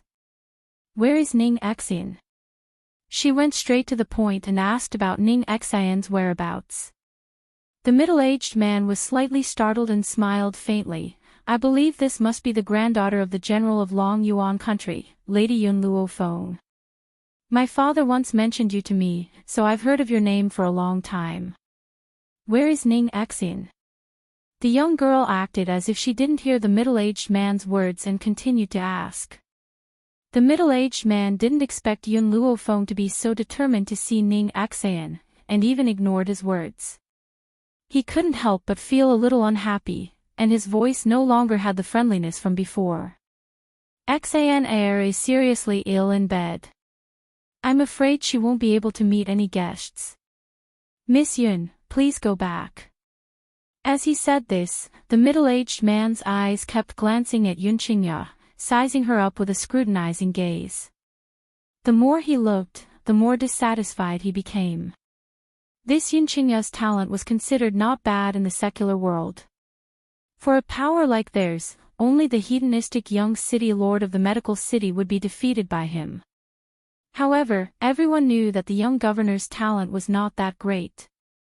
It was only because after the young governor had been born, the governor of the medical city had lost his ability to reproduce. Hence, he had pampered his only child so much, resulting in his lawless character. As for the Ning family, whether it was Ning Xan or fourth elder's grandson, they were both rare geniuses. It was also something a man like Yun Qingya could not compare to. He could treat the guest well for the sake of the old master and Ning Xan, but that did not mean that he could accept this man as his son-in-law. If you want her to die, then stop us from seeing her. If you want her to live, you must bring me to see Ning Xan now. Just as the middle-aged man was examining Yun Qingya, the beautiful girl beside him slowly spoke again. Her unquestionable tone made the middle-aged man's heart tremble. He frowned slightly. Humph. The fourth elder coldly snorted and looked at Yun Luofeng with a mocking gaze. His eyes were filled with ridicule. Little girl, I advise you to be a little more guilty. Do you think that you can call yourself a doctor just by reading a few medical books? Our Ning family has found so many famous doctors to be unable to cure this illness. Do you think that you can cure Ning Xan with your little ability? If it wasn't for the sake of the old head, you would have been thrown out of our Ning family a long time ago, and you still dare to clamor here. Chapter 450. The young girl glanced at the fourth elder evilly. The cold light in her eyes made one's heart tremble uncontrollably. It was as if a knife was placed on their necks, incomparably cold. Scram! Her cold shout exploded in the crowd like a bomb. Her demonic and beautiful face was shrouded in a layer of murderous intent. Whenever she thought of what the fourth elder had done to Yun Qingya, the anger in her heart would surge, and it would be enough to swallow a person in an instant. However, the most important thing now was Ning Xan's injuries. It would not be too late to settle the score with the fourth elder after Ning Xan's condition stabilized. The fourth elder was stunned for a moment before he regained his senses. Suddenly, a cold smile hung on his lips. Little girl, do you know what you're saying? This is the Ning family, what right do you have to tell me to scram? Who do you think you are? If you still want your life, you'd better leave this place. Otherwise, don't blame me for being impolite. If it was in the past, the middle-aged man would have stopped the fourth elder. However, today, he did not do anything and quietly watched from the sidelines. He wanted to know, in the face of the fourth elder's oppression, how would this girl choose? Leave this place. Or, to fight against the fourth elder. After all, even now, he still did not know why his old man would admire such a young girl so much. Therefore, he wanted to test Yun Luofeng's strength through the fourth elder. Yun Luofeng narrowed his eyes slightly, a dangerous light in his eyes that seemed to be smiling yet not smiling. You're asking me what right I have to tell you to scram. Alright, I'll show you my qualifications now. After saying this, Yun Luofeng took out a dark green jade pendant from his sleeve.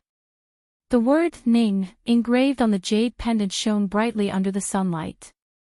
This is Father's jade pendant. Why do you have this on your hand? The middle-aged man, who had been watching coldly from the side, was shocked when he saw Yun Luofeng take out the jade pendant. His eyes were filled with deep astonishment. Father's jade pendant. Why was it in her hands? And this jade pendant was a symbol of power. It meant that she could mobilize the Ning family's power at will. But why would father give the jade pendant to a girl he had never met before? Was this just out of admiration for her? No. It was just admiration. Father would never hand over such a precious thing. There must be some reason he did not know. The middle-aged man's face was filled with annoyance at the thought of this. If he had known that his father would give the jade pendant to her, he would not have remained so indifferent when the fourth elder had made things difficult for him. That's right, this is indeed the family head's jade pendant. The great elder carefully examined the jade pendant in Yun Luofeng's hand and came to this conclusion. Suddenly, the way everyone looked at Yun Luofeng changed. There was no longer any enmity in their eyes. I don't know if this is enough to make you scram. Yun Luofeng raised his black eyes slightly and turned to look at the ashen-faced fourth elder. The corners of his lips curled into a sinister smile. For a moment, the fourth elder was silent. He opened his mouth as if he wanted to say something, but in the end, he closed it. This girl had the old master's jade pendant in her hands. If he insisted on chasing her away at this time, it would be disrespectful to the old master. Second uncle, let's go. I'm afraid Ning Xan won't be able to hold on for long. Second uncle, let's go. I'm afraid Ning Xan won't be able to hold on for long. Yun Luofeng looked at Yun Qingya and said in a low voice. Chapter 451. All right. Yun Qingya nodded slightly. He probably hadn't expected Yun Luofeng to have Elder Ning's jade token. No wonder she was so confident in coming to the Ning family. Seeing that the two of them were about to enter the Ning family, the fourth elder's expression changed. He quickly stepped forward and stopped them. Master, since this Yun Luofeng has come to the Ning family as a guest, we can treat our guests with courtesy. However, I don't think that he would be able to save the little girl Ning Xan based on his own abilities. He might even end up making things worse and speeding up her death. Fourth elder gritted his teeth, so, I think that we cannot let him see the little girl Ning Xan. Yun Luofeng's footsteps paused, and her pitch-black eyes gradually fell on the fourth elder's old face. Her gaze was bright and penetrating, as if she could see through the fourth elder's eyes and see his heart. That penetrating gaze made the fourth elder feel even more afraid, and he couldn't help but take a few steps back. Why do I feel that you don't want me to save Ning Xan? Yun Luofeng took 2 steps towards fourth elder, her body exuding a dangerous aura. Is it because your son likes Ning Xan, but Ning Xan doesn't like your son? Is that why you're so angry and embarrassed that you think that if I can't have her, you can forget about having her? The fourth elder's expression suddenly changed. He could feel the middle-aged man's gloomy gaze and hurriedly defended himself. What nonsense are you spouting? I've treated Ning Xan like my daughter since I was young. I want her to survive more than anyone else. Don't try to sow discord here. Patriarch, you must not believe this woman's nonsense. She clearly said that on purpose. As he said this, he looked anxiously at the middle-aged man. After feeling the other party's sharp aura, his heart slowly sank. Yun Luofeng. This damned brat. How dare she say such words in front of the patriarch? If she didn't have the patriarch's jade pendant in her hands, he would have already attacked this damned girl. Fourth elder, the middle-aged man's voice sank. You said that you want Xan heir to survive more than anyone else. The fourth elder quickly nodded and said solemnly, that's right, I want Ning Xan to recover more than anyone else. At this moment, the fourth elder was only concerned with clearing his suspicions, but he didn't notice at all that his words had completely angered the middle-aged man. Aren't parents and relatives the ones who want their daughter to survive the most? But the fourth elder had actually exaggerated it. How dare he say that he was the one who wished for Ning Xan's safety the most? Then what would he become? How could he not want his daughter to live as much as an outsider?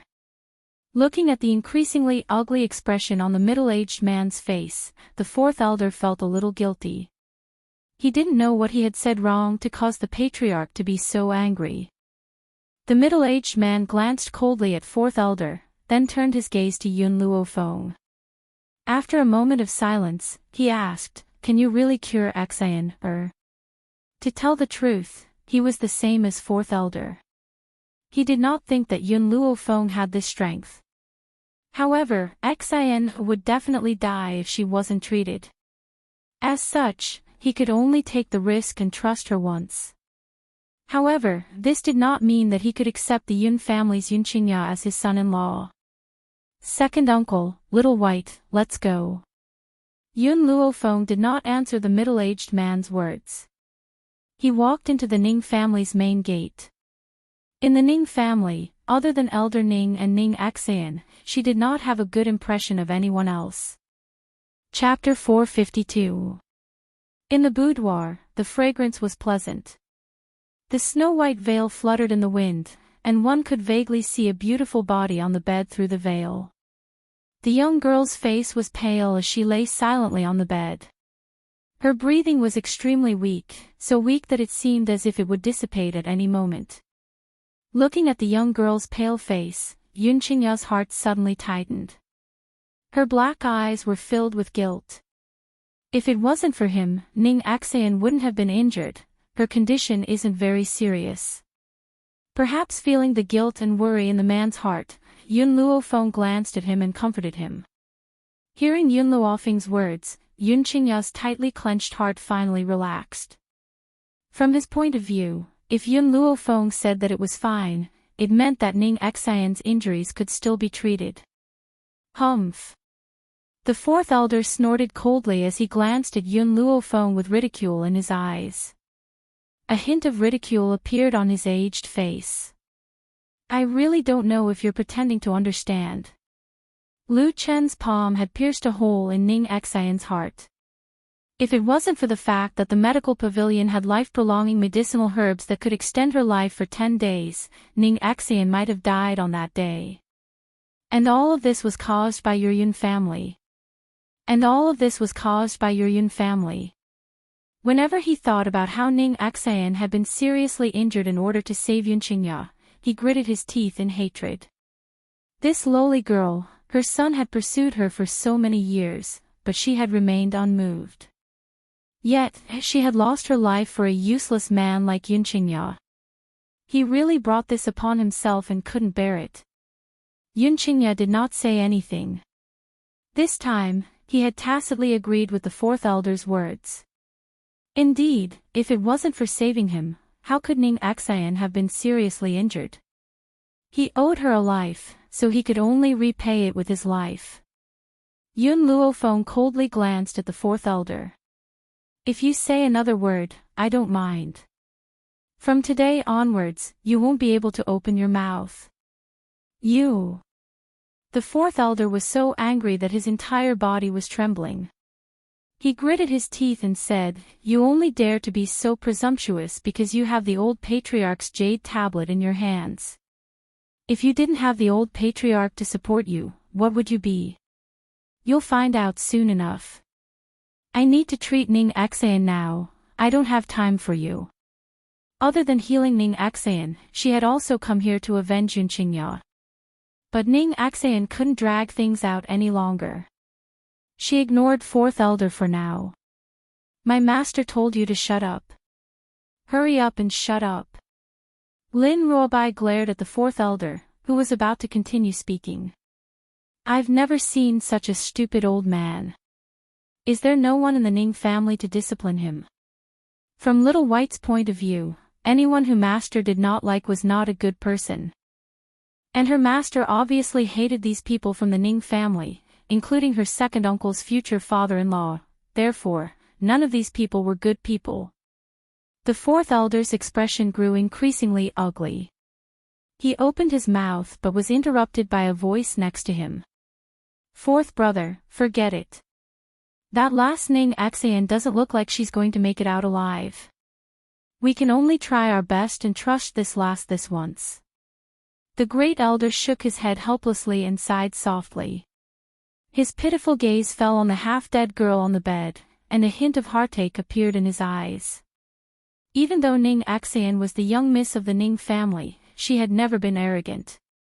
She treated others peacefully and was dignified and magnanimous. Therefore, they all doted on her from the bottom of their hearts. Chapter 453. He never thought that Ning Axayan would suffer such a serious injury this time. And this was all the fault of those bastards from the Medicine City. A murderous intent flashed across Elder Da's body. Even if Ning Axayan manages to survive this time, he would never let the people from the Medicine City get away with it. They clearly knew that Ning Axayan was in the Yun family home, and yet they still dared to attack the Yun family. They clearly have no regard for the Ning family. However, Elder Da has clearly wronged the Medicine City. If the Medicine City had known that Ning Axayan was in the Yun family home, they would not have chosen to attack at that time. It was precisely because they thought that Ning Axayan had left with Elder Ning that they had come to cause trouble. At least the Ning family has a sensible person. Lin Ruobai raised her chin, her adorable little face showing a hint of arrogance. She patted the great elder's shoulder and said in a lecturing tone, "Unlike some people who don't believe in my master's abilities. If my master wasn't powerful, do you think the old master of the Ning family would have given her the jade pendant?" The middle-aged man's face turned red. He had not believed in Yun Luofeng's abilities in the beginning and had even been moved by her rudeness. However, if he had known that Master Ning's jade pendant was in her hands, he would never have acted so rudely. "Xiao Bai, don't speak." Yun Luofeng berated, "I'm treating Ning Axayan's illness. You can't disturb me. Do you understand?" "Oh." Lin Ruobai replied obediently and stood quietly by Yun Luofeng's side. She had taken out a stick of candied hawthorn from somewhere and was licking it adorably. The entire room became quiet. Even the fourth elder didn't dare to say a word. However, he stared at Yun Luofeng with a look of disdain. He clearly did not believe that this young girl had the ability to come back from the dead. "What did you say?" Deep in the mountains, the old man, who had been resting with his eyes closed, heard the youth's report and immediately opened his eyes. His elderly face was filled with anger. "The Medicine City has the audacity to attack the Yun family while I was away. Are the Yun family members all right?" "Elder Ning, the Yun family is fine, but Lady Ning Axayan was injured by Lu Qin in order to protect Yun Qingya. Her fate is unknown." Standing in front of Elder Ning was a doctor from the medical pavilion. He was ordered by Elder Rong to search for the whereabouts of Elder Ning. He was quite lucky to actually find Elder Ning, who was meditating in the depths of the mountain. Hearing this, a violent aura surged from Elder Ning's body, instantly destroying the surrounding trees. He rose angrily and asked with a livid face, "Where's Axayan now?" A few days ago, he had sensed that he was on the verge of a breakthrough. In order to successfully break through, he had left Ning Axayan at the Yun family and planned to find a quiet place to cultivate in seclusion. Who knew that so many things had happened in the past few days? Medical City. Lu Yin. Good. Very good. If they dared to touch his granddaughter, he would make them regret it for the rest of their lives. The young man glanced cautiously at Elder Ning. "Miss Fangya has temporarily saved Miss Ning Axayan's life, but she only has 10 days. Elder Rong has also sent people to look for Miss Yun. It said that only Miss Yun can save her." 10 days. Elder Ning's heart tightened. How many days are left now? Today is already the last day. What? Elder Ning's face instantly turned pale. "What about the Yun girl, has she returned yet?" The young man nodded. "Miss Yun returned to Long Yuan country a few days ago." Chapter 454. She's back. That's good. Elder Ning heaved a sigh of relief, his face no longer as ugly as before. With Yun girl's strength, as long as she returns, Axayan will be fine. Hearing Elder Ning's relieved voice, the young man replied timidly, but, just before Miss Yun returned, the fourth elder of the Ning family brought people to Long Yuan country. Not only did he take Miss Ning Axayan away, he also injured Miss Fang Ye and Yun Qingya of the Yun family. Boom! Elder Ning, who had calmed down, immediately became furious again. He smashed his fist on the ground, creating a fist-sized hole in the ground. This idiot! Is he trying to kill Xianer? As long as Yun Luofeng returned, Ning Xian's injuries would not be a problem, but this idiot had forcefully taken Ning Xian away and injured Yun Qingya. This was clearly a deliberate attempt to harm Ning Xian. The young man shrunk his neck in fear. The usually calm Elder Ning actually had such a violent side to him. One could imagine the anger in his heart. This won't do, I have to go back immediately. Xianer must be waiting for me to return home. Furthermore, I will strangle that idiot to death. At the end of his words, Elder Ning's aura became sorrowful. That sorrow was mixed with monstrous anger. If Xianer died, whether it was the medical city or the fourth elder, he would not let a single one of them off. He would make these people accompany Xianer in death. This. The young man glanced at Elder Ning, then quickly retracted his gaze. There's one more thing I haven't said. After Yun Luofeng found out that the Ning family had taken Lady Ning Xian away, he had already rushed to the Ning family with Yun Qingya. Furthermore, the forces near the Ning family also said that they saw Yun Luofeng enter the Ning family. On this day, Elder Ning experienced many ups and downs. First, he was furious when he found out about the medical city's actions, and then he was sad for his granddaughter's injuries. But when he heard that Yun Luofeng had returned to Long Yuan country, he couldn't help but relax.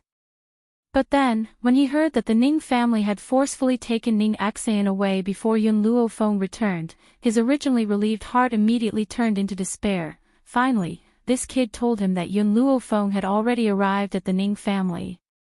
If it was anyone else, after experiencing so much despair and hope, they would probably collapse. Elder Ning, on the other hand, was in a daze as he looked at the young man in front of him. Elder Ning. The young man waved his hand in front of Elder Ning and asked guiltily, "Are you all right?" If he accidentally caused the old man to die from a heart attack, Elder Rong would never let him off. "I'm fine," Elder Ning snapped back to his senses and shook his head. He turned to look at the young man in front of him. "Why didn't you tell me directly that my granddaughter is safe and sound?" He only needed to tell him that his granddaughter had been injured by the beasts of the medical city and that Yun Luofeng had already rushed over to treat her. Why did he have to say so much nonsense? The young man rubbed his head. "Elder Rong asked me to give you a complete report of everything. That's why I'm so detailed." "Then why don't you say everything in one go?" Elder Ning. The young man felt wronged. "You're the one who didn't let me say everything in one go. Every time I was halfway through, you would interrupt me or use your aura to scare me." "I understand." Elder Ning took a deep breath and suppressed the raging anger in his heart. He then said in a cold voice, "When I had acknowledged Yun Luofeng as my granddaughter, I had given her the jade pendant that represented the Ning family's power. With this jade pendant in hand, the Ning family would not dare to hurt her.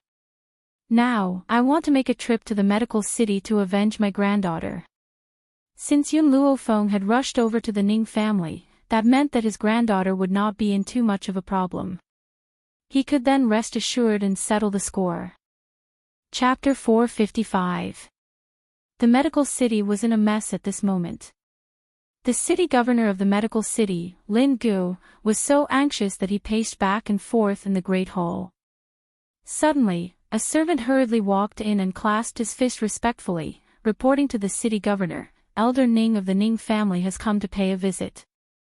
Hearing the servant's report, Lin Gu laughed bitterly. His handsome face carried a sense of helplessness. He still came in the end.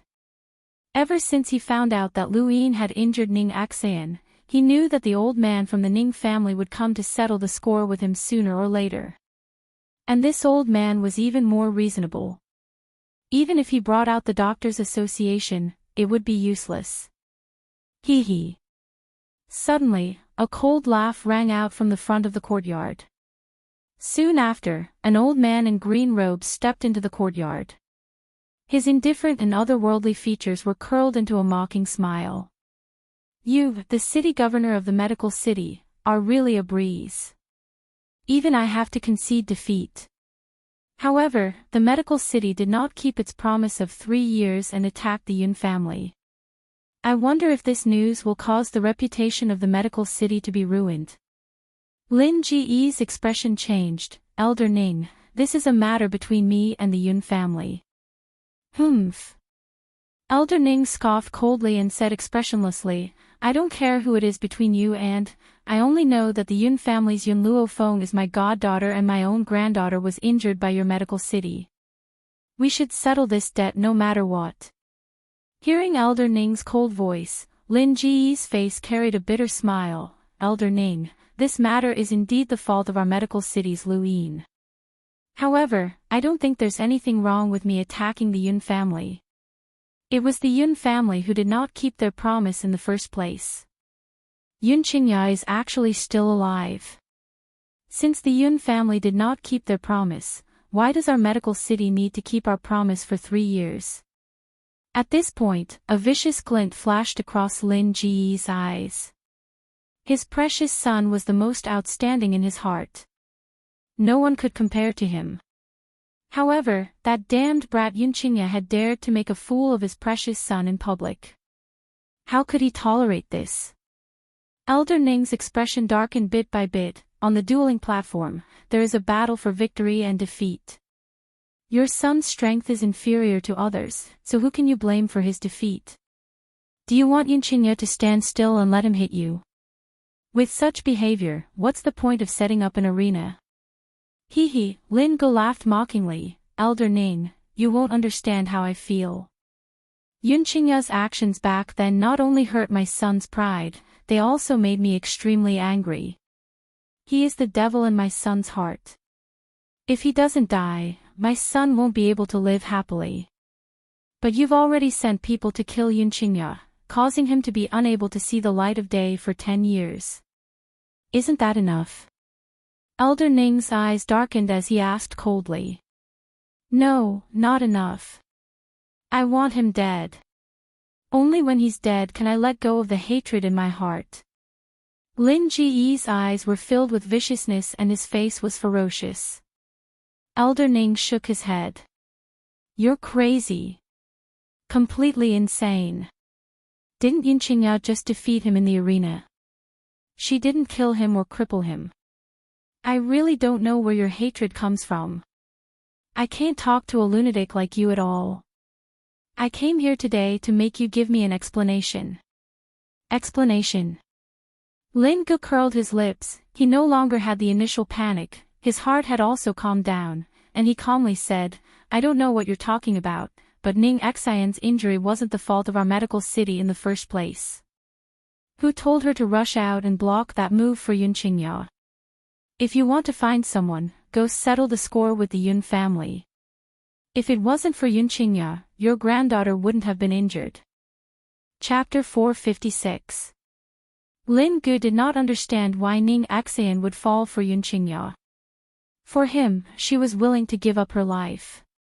If she did not love him to the extreme, she would not have done such a crazy thing.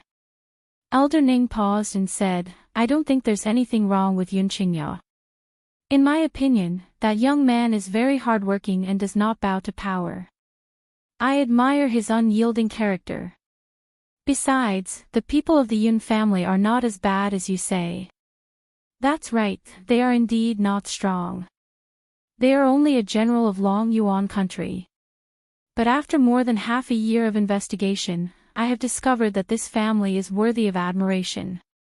In the beginning, Elder Ning investigated everything about the Yun family to understand Yun Luofeng better. Who knew that during this investigation, he would be deeply impressed by these people's unyielding character. Hearing Elder Ning's words of praise, Lin Gu sneered, unyielding character? Without strength, what's the use of having a body of unyielding character? No matter how much unyielding character Yun Qingya has, didn't he still not see the light of day for 10 years under the threat of my medical city? If I were him, I would rather commit suicide than live a life worse than death. I think he is clearly timid, otherwise he would not have dragged out an ignoble existence. You are wrong. Elder Ning stared at Lin Gu calmly. Yun Qingya did not commit suicide because he could not bear to let Yun Luofeng lose his eldest son. If he really did commit suicide because of this, perhaps I would not admire him so much. It is because he endured for 10 years for the sake of his family that I admire this young man so much. As if seeing Lin Ji's increasingly ugly expression, Elder Ning continued, as for the rest of the Yun family. That old man Yun Luofeng is foolishly loyal to the emperor, but he is a hot-blooded man. That year, the enemy country's king took a liking to his daughter-in-law, Bai Ling, and even used a battle to force him to hand over his daughter-in-law.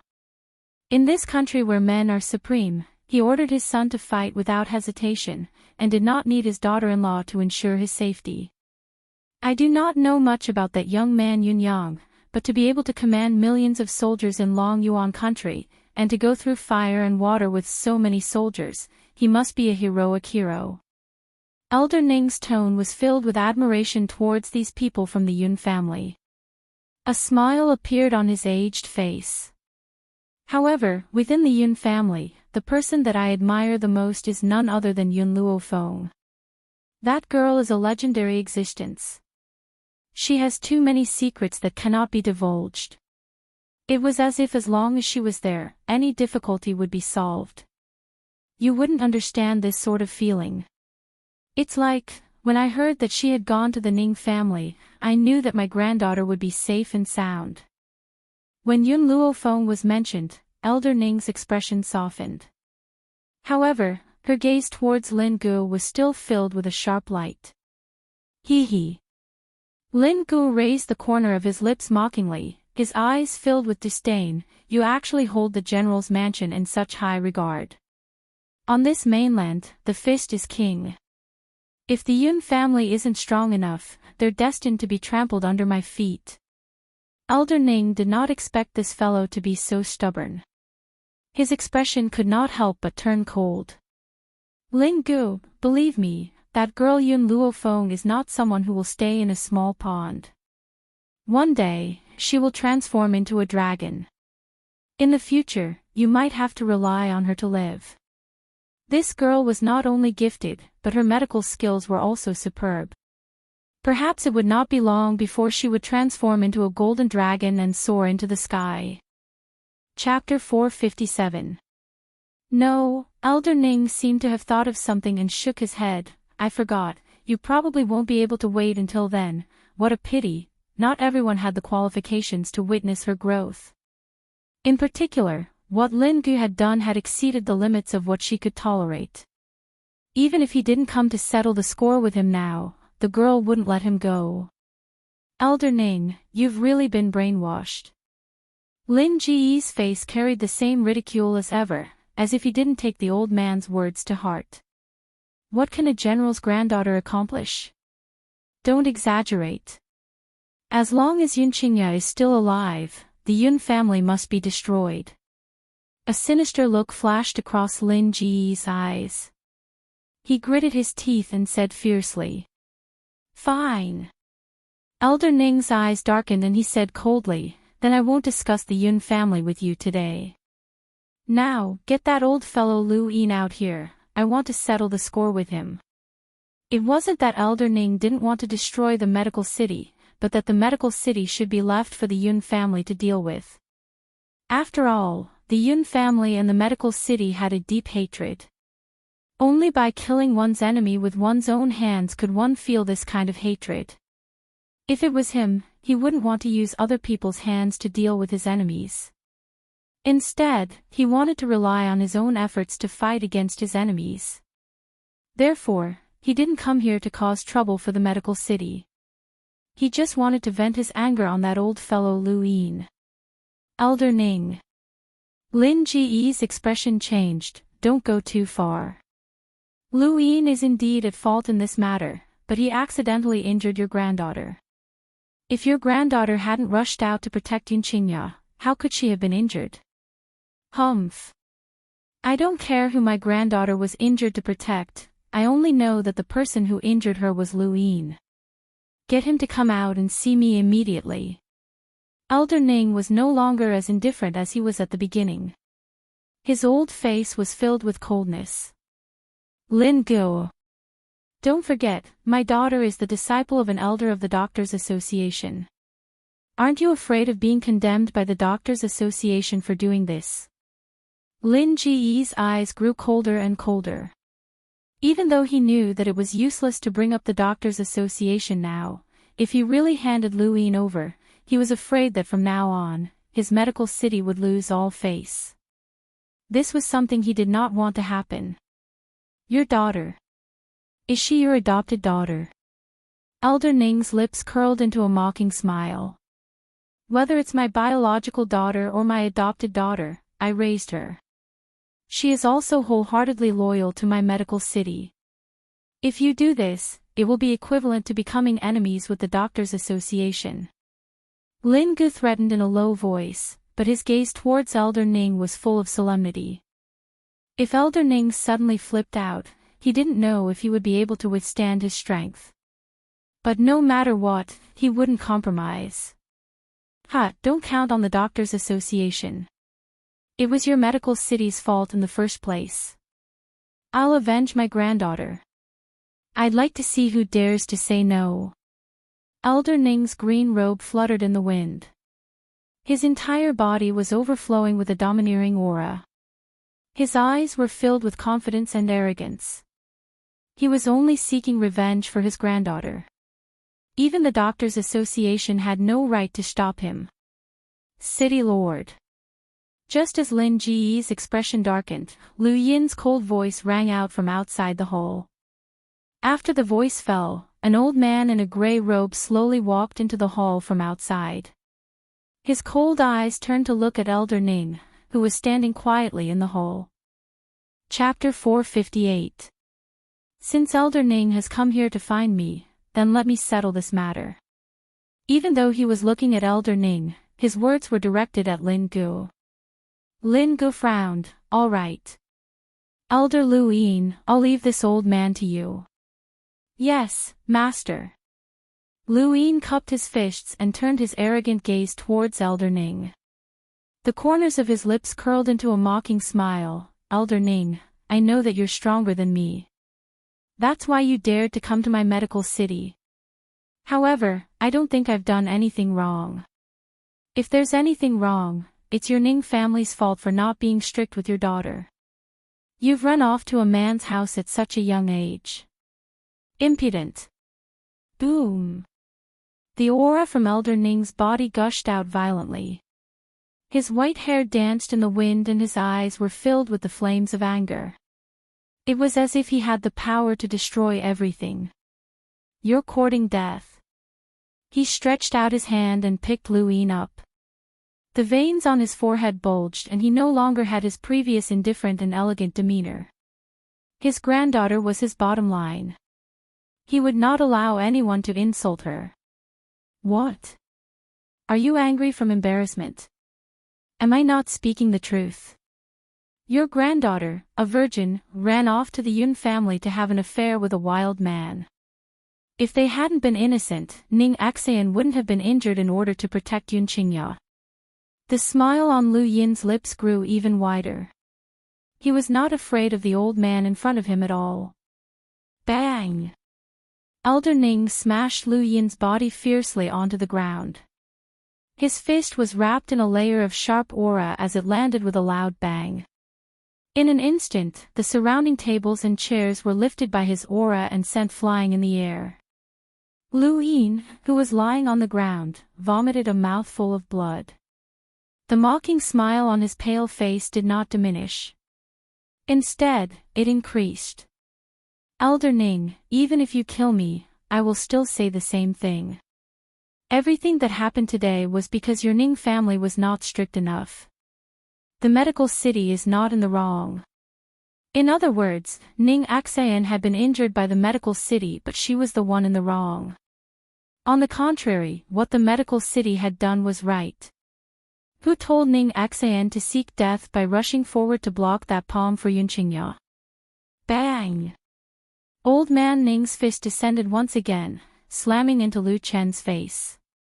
In that instant, Lu Yin's face swelled up like a pig's head as blood continuously flowed out from his mouth. Let me tell you, Yunqingya is my Ning family's son-in-law. What's wrong with my granddaughter living in her fiancé's house? Yunqingya had a good character and a proud character. He believed that his granddaughter would not suffer any grievances if she followed him. Moreover, the Yun family still had a monstrous existence like Yun Luofeng. He believed that in time, it would be too late for others to curry favor with the Yun family. Hee hee. Lu Yin chuckled softly. His smile had a hint of success to it. His treacherous eyes flashed as he fearlessly faced the crazy old man in front of him. So the Ning family has fallen to such an extent. They actually dare to let the young miss of the Ning family marry Yunqingya. After hearing Lu Yin's words, Elder Ning, who was already filled with killing intent, gradually restrained the killing intent in his body. The fist that was flying towards Lu Yin also stopped in midair. I regret it. Elder Ning's expression gradually returned to normal. His indifferent eyes quietly stared at the old man lying on the ground. Originally, I wanted to come here to kill you. But now, I regret it. Chapter 459. Lu Yin laughed icily and turned his head away, not even sparing Elder Ning a glance. Because. Elder Ning raised his eyelids and slowly shifted his gaze away from Lu Yin. He then spoke in an indifferent tone, letting you die now would be letting you off too lightly. Since you look down on the Yun family so much, I'll let you see with your dog eyes how they'll climb over the heads of the Medicine City. In the beginning, Elder Ning had indeed come with the intention of killing Lu Yin. But now, he had shown mercy. His aim was to let those who looked down on the Yun family sink into the abyss of despair. Ha ha ha. Lu Yin laughed maniacally. His elderly face was covered in blood and he looked exceptionally ferocious. Climb over the heads of the Medicine City. Elder Ning, don't you think too highly of those people? Let me tell you, even if the Yun family exhausted their entire lives, they would never be able to surpass the Medicine City. So what if the Yun family has a genius like Yun Luofeng? A genius is just a genius. After all, there are countless geniuses on this mainland who die prematurely. Elder Ning narrowed his eyes and a cold light flashed across his elderly eyes. Lu Yin, I hope that you won't regret your words today in the future. He then turned towards Lin Gu and spoke coldly, even though I don't intend to kill Lu Yin now, the Medicine City still needs to pay the price for your actions. I've heard that there are countless precious medicinal herbs in the Medicine City, especially a blood ginseng which has already lived for 1,000 years. Lin Ji's eyes darkened. What do you mean by that? What I mean is very simple. I want the blood ginseng from the Medicine City. Elder Ning regained his calm and tranquil expression as he spoke indifferently. No way, this blood ginseng is an exhibit that I intend to display at the doctor's conference in 3 years' time. I can't give it to you. If you don't hand over the blood ginseng, I won't be leaving this place today. Elder Ning sat down by himself and poured himself a cup of tea. The corners of his lips curled into a faint smile. Little Yun had run all over the place for the sake of his granddaughter. She had even rushed all the way from Long Yuan country to the Ning family. As her god-grandfather, it would be inexcusable if he did not prepare a gift for her. Since this little girl was a doctor, she should be more interested in medicinal herbs. How could he not take advantage of this opportunity to reap some benefits? Elder Ning, you're not a doctor. Why do you need medicinal herbs? Lin Gu fiercely gritted his teeth. He knew that this old man was not kind, but he did not expect that he would have designs on the blood ginseng. What was the blood ginseng? It was said that as long as she still had a breath in her body, a piece of blood ginseng in her mouth could prolong her life by a few days. Not only doctors can have things like blood ginseng. Lin Gu, it's up to you. Do you want me to stay here or hand over the blood ginseng? My temper hasn't been very good these days. When I'm bored, I like to kill a few people for fun. Elder Ning said calmly. He gently tasted the tea in his hand and said expressionlessly. His meaning was very clear. If Lin Gu did not hand over the 1,000-year blood ginseng, he would definitely stay in the Ning family for the night. Every day, he would kill a few people from the Ning family for fun. Even if the Ning family had a lot of people, they couldn't withstand the old man's brutal behavior when he was itching for a fight. Elder Ning, you are angry at Lu Yin, and he was beaten up by you. What else do you want? Lin Gu gritted his teeth and asked angrily. Elder Ning glanced at him. I want the blood ginseng. If you don't give it to me, I won't leave. This old man was very strong-willed.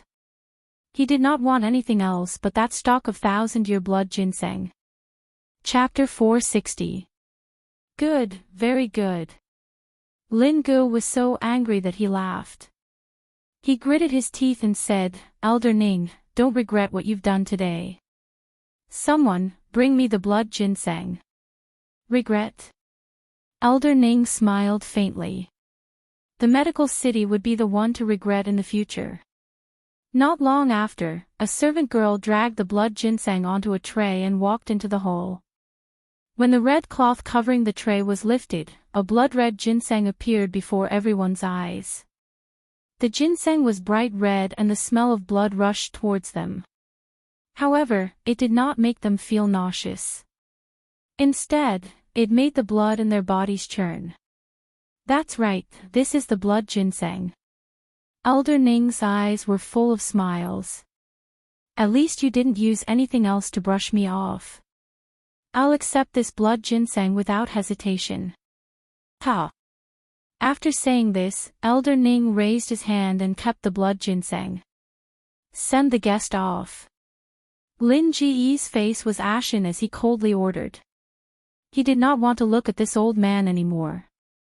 Otherwise, he was afraid that he would not be able to control his temper and fall out with this old man on the spot. Of course, they could be considered to have fallen out now. Oh, right. Elder Ning had just taken a few steps when he seemed to remember something and paused. Your medical city is rich in resources and should have a lot of medicinal herbs. I'm interested in going to the medical city's medicine storehouse. Old thing, don't go too far. Lin Gu clenched his fists tightly. He had tolerated this old man over and over again, but he did not expect him to be this shameless.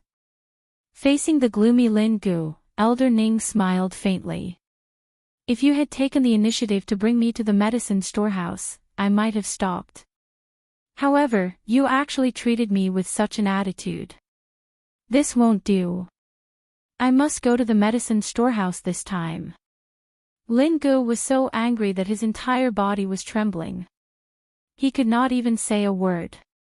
If looks could kill, Elder Ning would have been killed by him a few hundred times.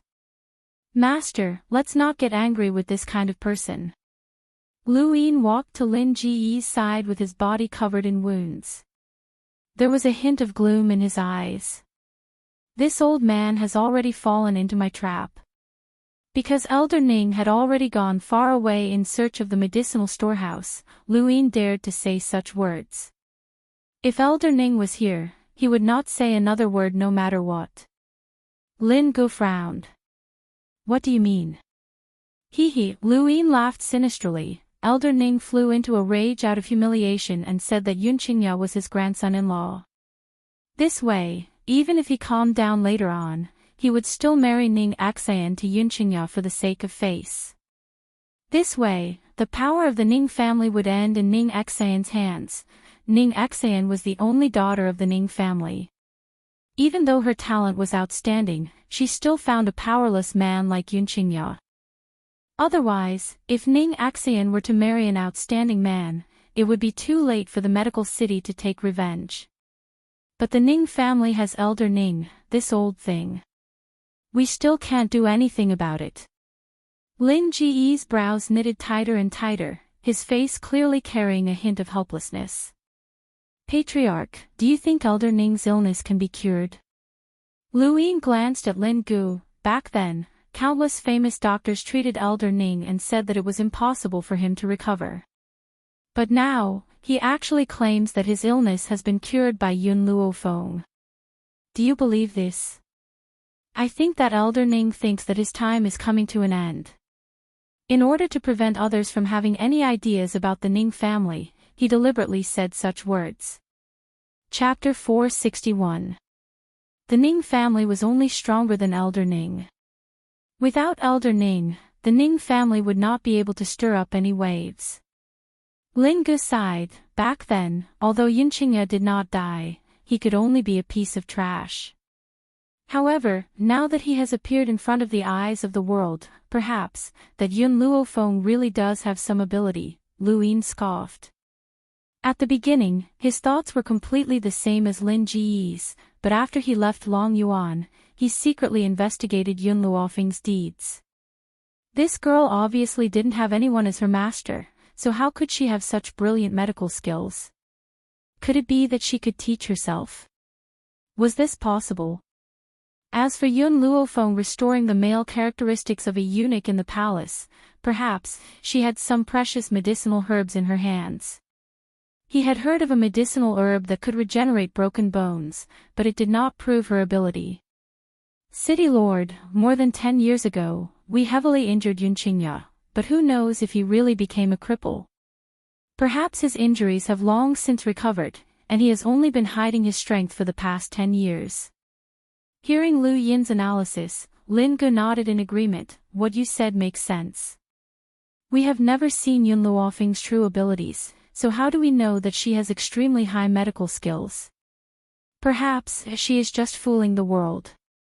The corner of Lu Yin's lips curled up into a mocking smile. City Lord, Elder Ning definitely won't be able to live for long, and before that, let's not make a move against the Yun family. Otherwise, that old man will definitely come out to stop us. As long as he dies, whether it's the Yun family or the Ning family, we can destroy them with a flip of our hands. Elder Lu Yin, you're right. Thinking of the humiliation he had suffered today, Lin Ji's eyes were filled with killing intent. Oh right, how is the young city lord? Lu Chen was slightly startled and fell silent. After a long while, he replied, the young city lord heard that Yunqingya is still alive and is currently in a rage. He won't listen to us no matter how hard we try to persuade him. Sigh. Lin Gu sighed helplessly, his expression softening. Go and tell him that father will definitely avenge him. That brat Yunqingya. He won't be able to live for long. In the Ning family's boudoir, a young girl was lying on the bed with her eyes closed. Her pale face was dazzling under the sun. Yun Luofeng slowly stood up and turned his head to look at the people behind him. Today is the last day. I've already helped her recover. Now, I'll let my second uncle stay here to accompany her. All of you, come with me. I still have some matters to settle with you. No. The fourth elder's expression changed. Yunqingya, this brat, has ulterior motives towards the eldest miss. How can we let him stay behind alone? I disagree. As soon as he finished speaking, a chilly gaze shot towards him, causing his throat to instantly tighten. He opened his mouth, but no words came out. What I want to settle is the debt with you. The corners of the young girl's lips curled up slightly. Her black eyes were filled with a dangerous light as she gradually approached the fourth elder. So, leave this place with me immediately. The fourth elder's eyes darkened. Just as he was about to say something, he was interrupted by the young girl beside him. Yun Luofeng turned his gaze towards the middle-aged man and smiled lazily. If you don't mind me disturbing Ning Xian's rest here, then I'm willing to settle the score in my room. But you have to think carefully, the consequences of disturbing her rest. It's very serious. Chapter 462. The middle-aged man turned and looked at Ning Xian, who was lying on the bed.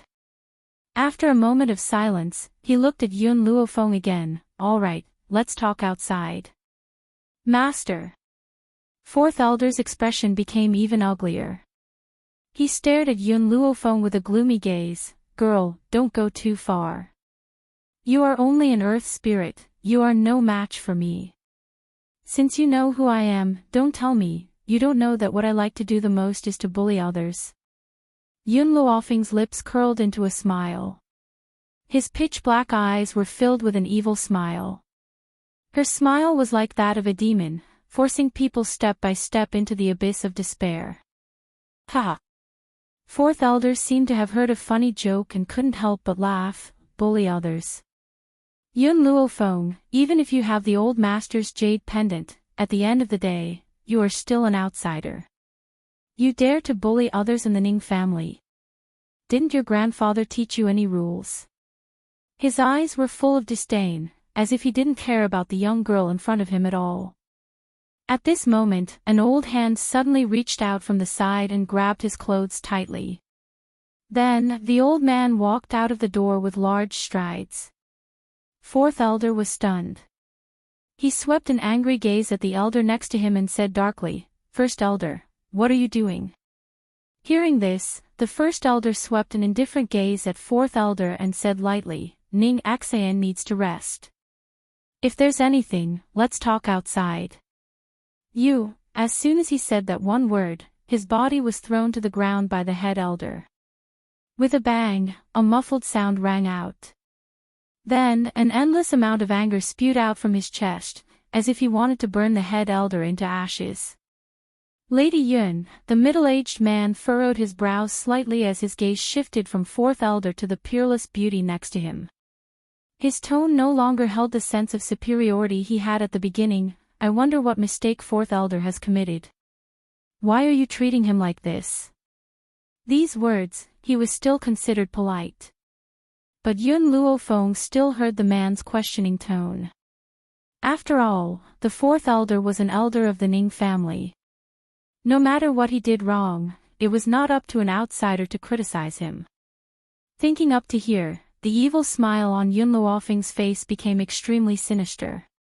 The second reason I came here is to avenge my second uncle. The middle-aged man was stunned for a moment and frowned in confusion. Just now at the door, the fourth elder's tone towards Yunqingya was indeed a little unfriendly. I can ask him to apologize to Yunqingya, but it's just a verbal dispute. There's no need to be so ruthless, right? With regards to the actions of the fourth elder in Long Yuan country, the man did not know about it. He thought that it was just a verbal dispute. Hence, he said such words. Yun Luofeng glanced at the middle-aged man beside her. Her gaze was as cold as a knife, as if it could cut into the hearts of others, making them tremble incomparably. In order to snatch Ning Xan away, he beat up my second uncle. Shouldn't I settle this debt? Are you telling the truth? The middle-aged man's expression instantly darkened. He had never expected that such a thing would happen when he had asked the fourth elder to bring Ning Xan home. This time, the fourth elder was really too muddle-headed. Whether it's true or not, you just need to ask him. Furthermore, this matter happened in the medical pavilion, and there are people from the medical pavilion who can testify. Chapter 463. Hearing the two words, medical pavilion, the middle-aged man chose to believe Yun Luofeng's words. His sharp eyes swept coldly towards the fourth elder and said in a deep voice, Fourth elder, you really have guts. I've already warned you to be more polite to the people of the Yun family, but you actually injured the Yun family's Yunqingya. When the old man returns, I want to see how you will explain this to him. The fourth elder coldly snorted that Yunqingya harbored ill intentions and wanted to seduce Ning Xan. Furthermore, if it wasn't for him, Ning Xan wouldn't have been injured. I'm just angry. Pa. Without waiting for the fourth elder to finish speaking, the middle-aged man slapped him hard, causing him to feel dizzy and see stars. You still dare to shirk. The Yun family is someone that the old man admires. If you do this, where will the old man be? As for Xaner's marriage, I will make the decision. It's not your turn to worry about it. Furthermore, Xian'er only protected Yun Qingya because the old man admired the Yun family. It's not some kind of seduction that you mentioned. The man's words caused Yun Luofeng to frown. He glanced at him coldly before retracting his gaze. Although the Ning family's patriarch was trying to absolve Yun Qingya, he had already explained one thing. Ning Xian would not marry Yun Qingya. Even though Yun Luofeng had displayed extraordinary medical skills, she did not have the ability to compare to the Yun family. Thus, it was no wonder that the Ning family's patriarch was unwilling to hand Ning Xian over to the Yun family. Unless she joined the Doctors' Association, with the Doctors' Association as her backing, the world could only curry favor with her. But was that possible? It was impossible for her to join any power. She would only rely on her own strength to support the Yun family. But, Patriarch, I am still an elder of the Ning family. This girl is so bold as to come to the Ning family to settle scores with me. Isn't that the same as slapping the Ning family's face? The fourth elder glared fiercely at Yun Luofeng. No matter how big a mistake he had made, as long as he did not threaten the Ning family would not punish him. That was why he had the courage to say such words to the middle-aged man. Yun Luofeng glanced at fourth elder evilly. The corners of her lips gradually curled up into a smile. Her smile was cold, like a gust of cold wind blowing across her face. In my opinion, what your Ning family has done is a real slap in the face. She leaned against a big tree and said with a faint smile, now that I have Elder Ning's jade pendant in my hand, no one in the Ning family dares to disobey my orders. Ha ha ha. The fourth elder laughed crazily a few times. Yun Luofeng, you're dreaming too much. You want to deal with me with just that jade pendant? Unless Elder Ning returns personally, the clan head doesn't have the right to send me away. Really? Yun Luofeng raised her eyebrows. She smiled evilly at the other elders of the Ning family and said, now, as Elder Ning, I order all of you to beat him to death. Yun Luofeng, I've said it before, the fourth elder wanted to continue mocking her, but at this moment, he suddenly realized that the great elder and the others were walking towards him. What do you want? His eyes showed a trace of terror and his body subconsciously moved back a few steps. Fourth elder, we have no other choice. This girl is holding the old master's jade pendant, which is equivalent to representing the old master himself. We have no choice but to obey her orders. Otherwise, we would be disloyal to the old master. Chapter 464. The great elder shook his head helplessly. Although he said so, he was trying hard to suppress his laughter in his heart. All these years, fourth brother had been using the fact that his son was second only to Ning Xian among the younger generation of the Ning family, and that he might even become Ning Xian's fiancé. Thus, he began to act like a tyrant. Even if he was ranked fourth among the elders, his prestige was even greater than the boss. He had tolerated him for a long time. Now that there was such an opportunity, how could he let it go? The other elders also did the same. They had already had enough. If it wasn't for the fact that they were worried that fourth brother's son would become the future head of the Ning family, they wouldn't have tolerated him so much. After all, Ning Xian was the only daughter in the third generation of the Ning family. Whoever married her would be the future head of the Ning family. Yun Luofeng. The fourth elder roared angrily at Yun Luofeng. How dare you use my Ning family's people to deal with me? Fight me one-on-one if you have the guts. Yun Luofeng curled the corners of her lips and leaned lazily against the tree. She had a smile on her face as if she was watching a good show. I've said it before. What I love the most is to bully others. What can you do to me? Everyone in the Long Yuan nation knew that Yun Luofeng, the eldest daughter of the general's mansion, was a hedonistic young master who loved to bully others. Now, she was merely displaying her hedonistic side, so why couldn't she? Yun Luofeng, you actually don't dare to compete with me fairly, you trash. Under this intense anger, the fourth elder could no longer choose his words. He even blurted out the word trash. This time, before Yun Luofeng could retort, Lin Ruobai's cute voice came from the side. Tisk, tsk. You're really shameless. You still dare to say that you want to have a fair duel with my master? Why don't you take a look at how old you are? You've only reached the heavenly spirit realm with half your body in the grave, yet you dare to say that my master, who broke through to the earth spirit realm at the age of 15, is trash. What was so great about the Ning family that they dared to humiliate her master like this? One day, she would ask her father to avenge her master. No one had the right to speak ill of master. Little White, here. Master, what are your orders? Lin Ruobai was startled when he heard Yun Luofeng's words. He respectfully waited for Yun Luofeng's instructions. Her eyes shone with boundless light, as resplendent as the stars. Could it be that master had been provoked by this old man and planned to personally teach him a lesson? This was simply fantastic. She believed that even if her master was only an earth spiritualist, he would still be able to defeat the fourth elder, who was a heavenly spiritualist.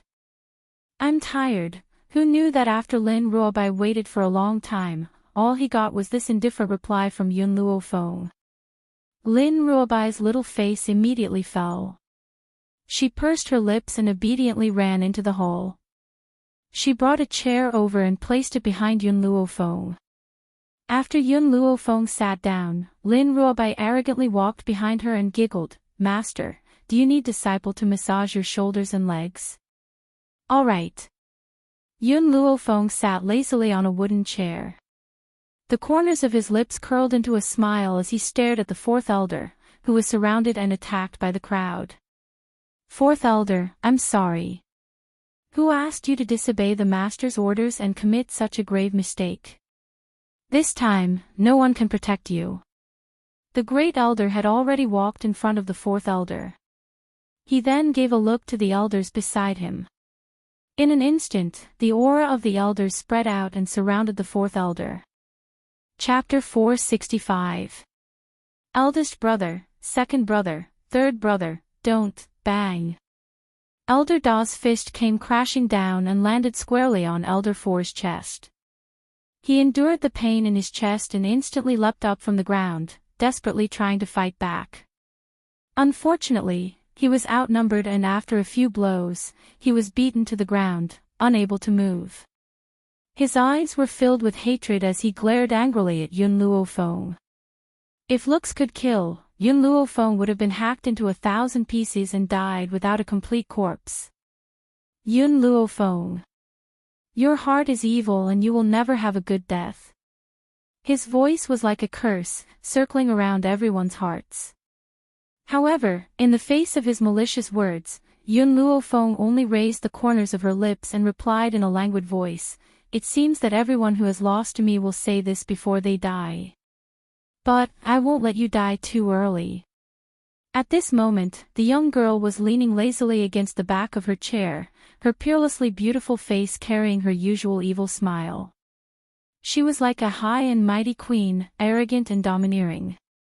Her pitch-black eyes were filled with disdain for the world. Just one look from her made him feel as if needles were stabbing his back and his entire body trembled. Pfft! Elder Da spat out a mouthful of blood and his entire body collapsed. He tried to open his swollen eyes but no matter how hard he tried, his vision was still a blur. In this blurry vision, he could only see the young girl's fluttering white robes. Thud. Elder Four's body finally collapsed with a muffled thud. His robes were tattered beyond recognition and bright red blood slowly flowed from the corner of his mouth.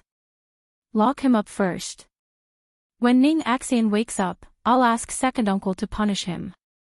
Now that Ning Axian has yet to awaken, second uncle probably has no other intentions but to accompany Ning Axian. The person that Elder Four had injured was second uncle. Second uncle must personally deal with this matter. Master, please have some tea.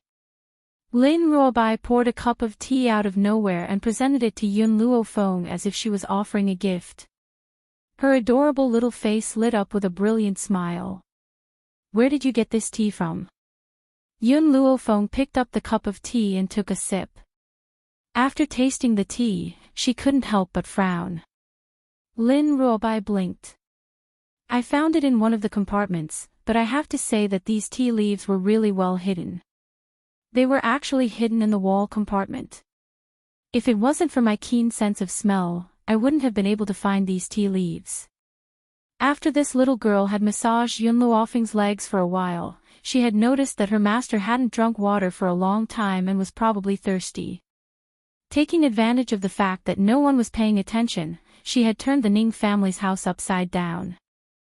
Then, she accidentally discovered the lattice on the wall.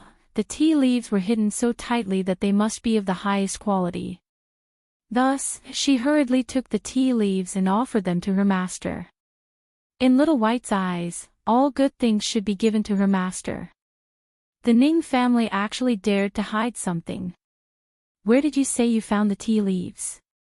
The middle-aged man's expression suddenly changed, and there was a hint of panic in his eyes. "Master, is there something wrong with his ears?" "I already said that I found it in the lattice in the wall of the study, and he actually asked me where the tea leaves came from." Lin Ruobai pursed his lips and said. Thump. The middle-aged man staggered and almost fell to the ground. "It's over." His private stash had been found by this little girl just like that.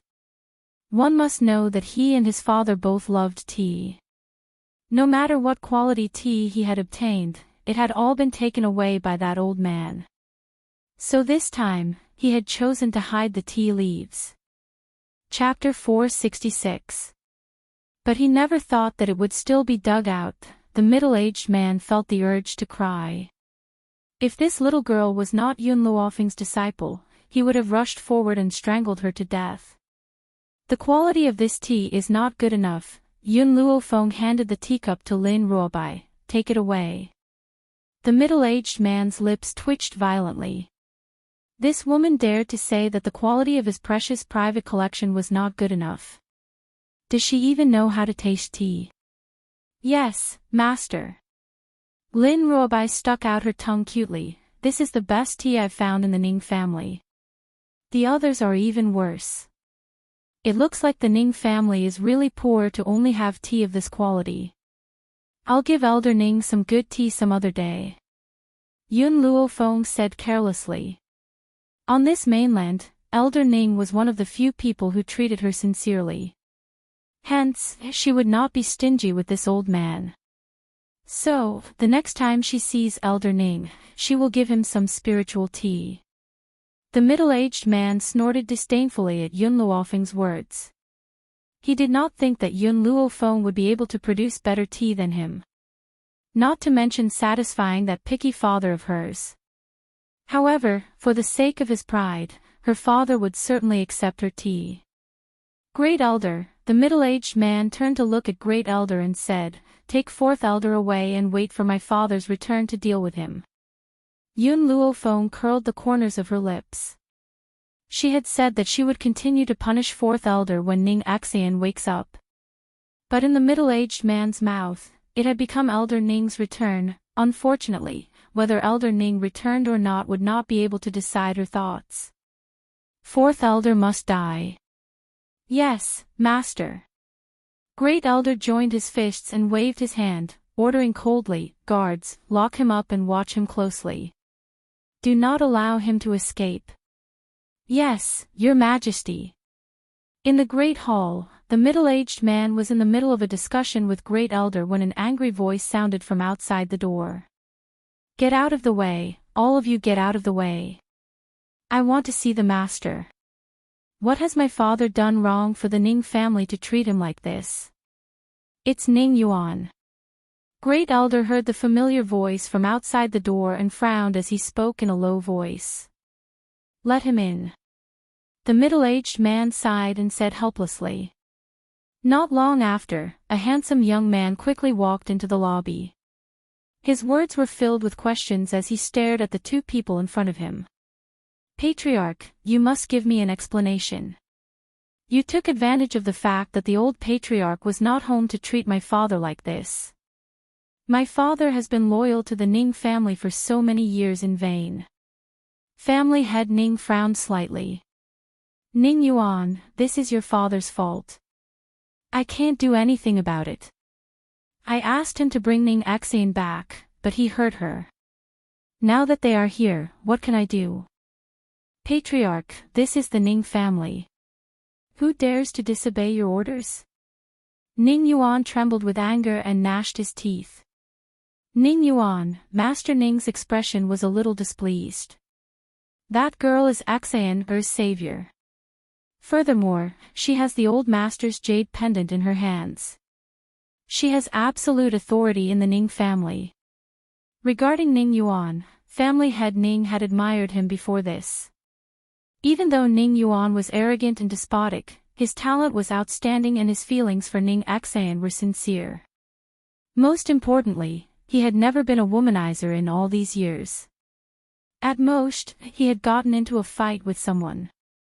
Chapter 467. He believed that if Ning Xian followed him, he would never let her suffer any grievances. However, it wasn't until he saw Yun Luofeng that he realized what a true genius was.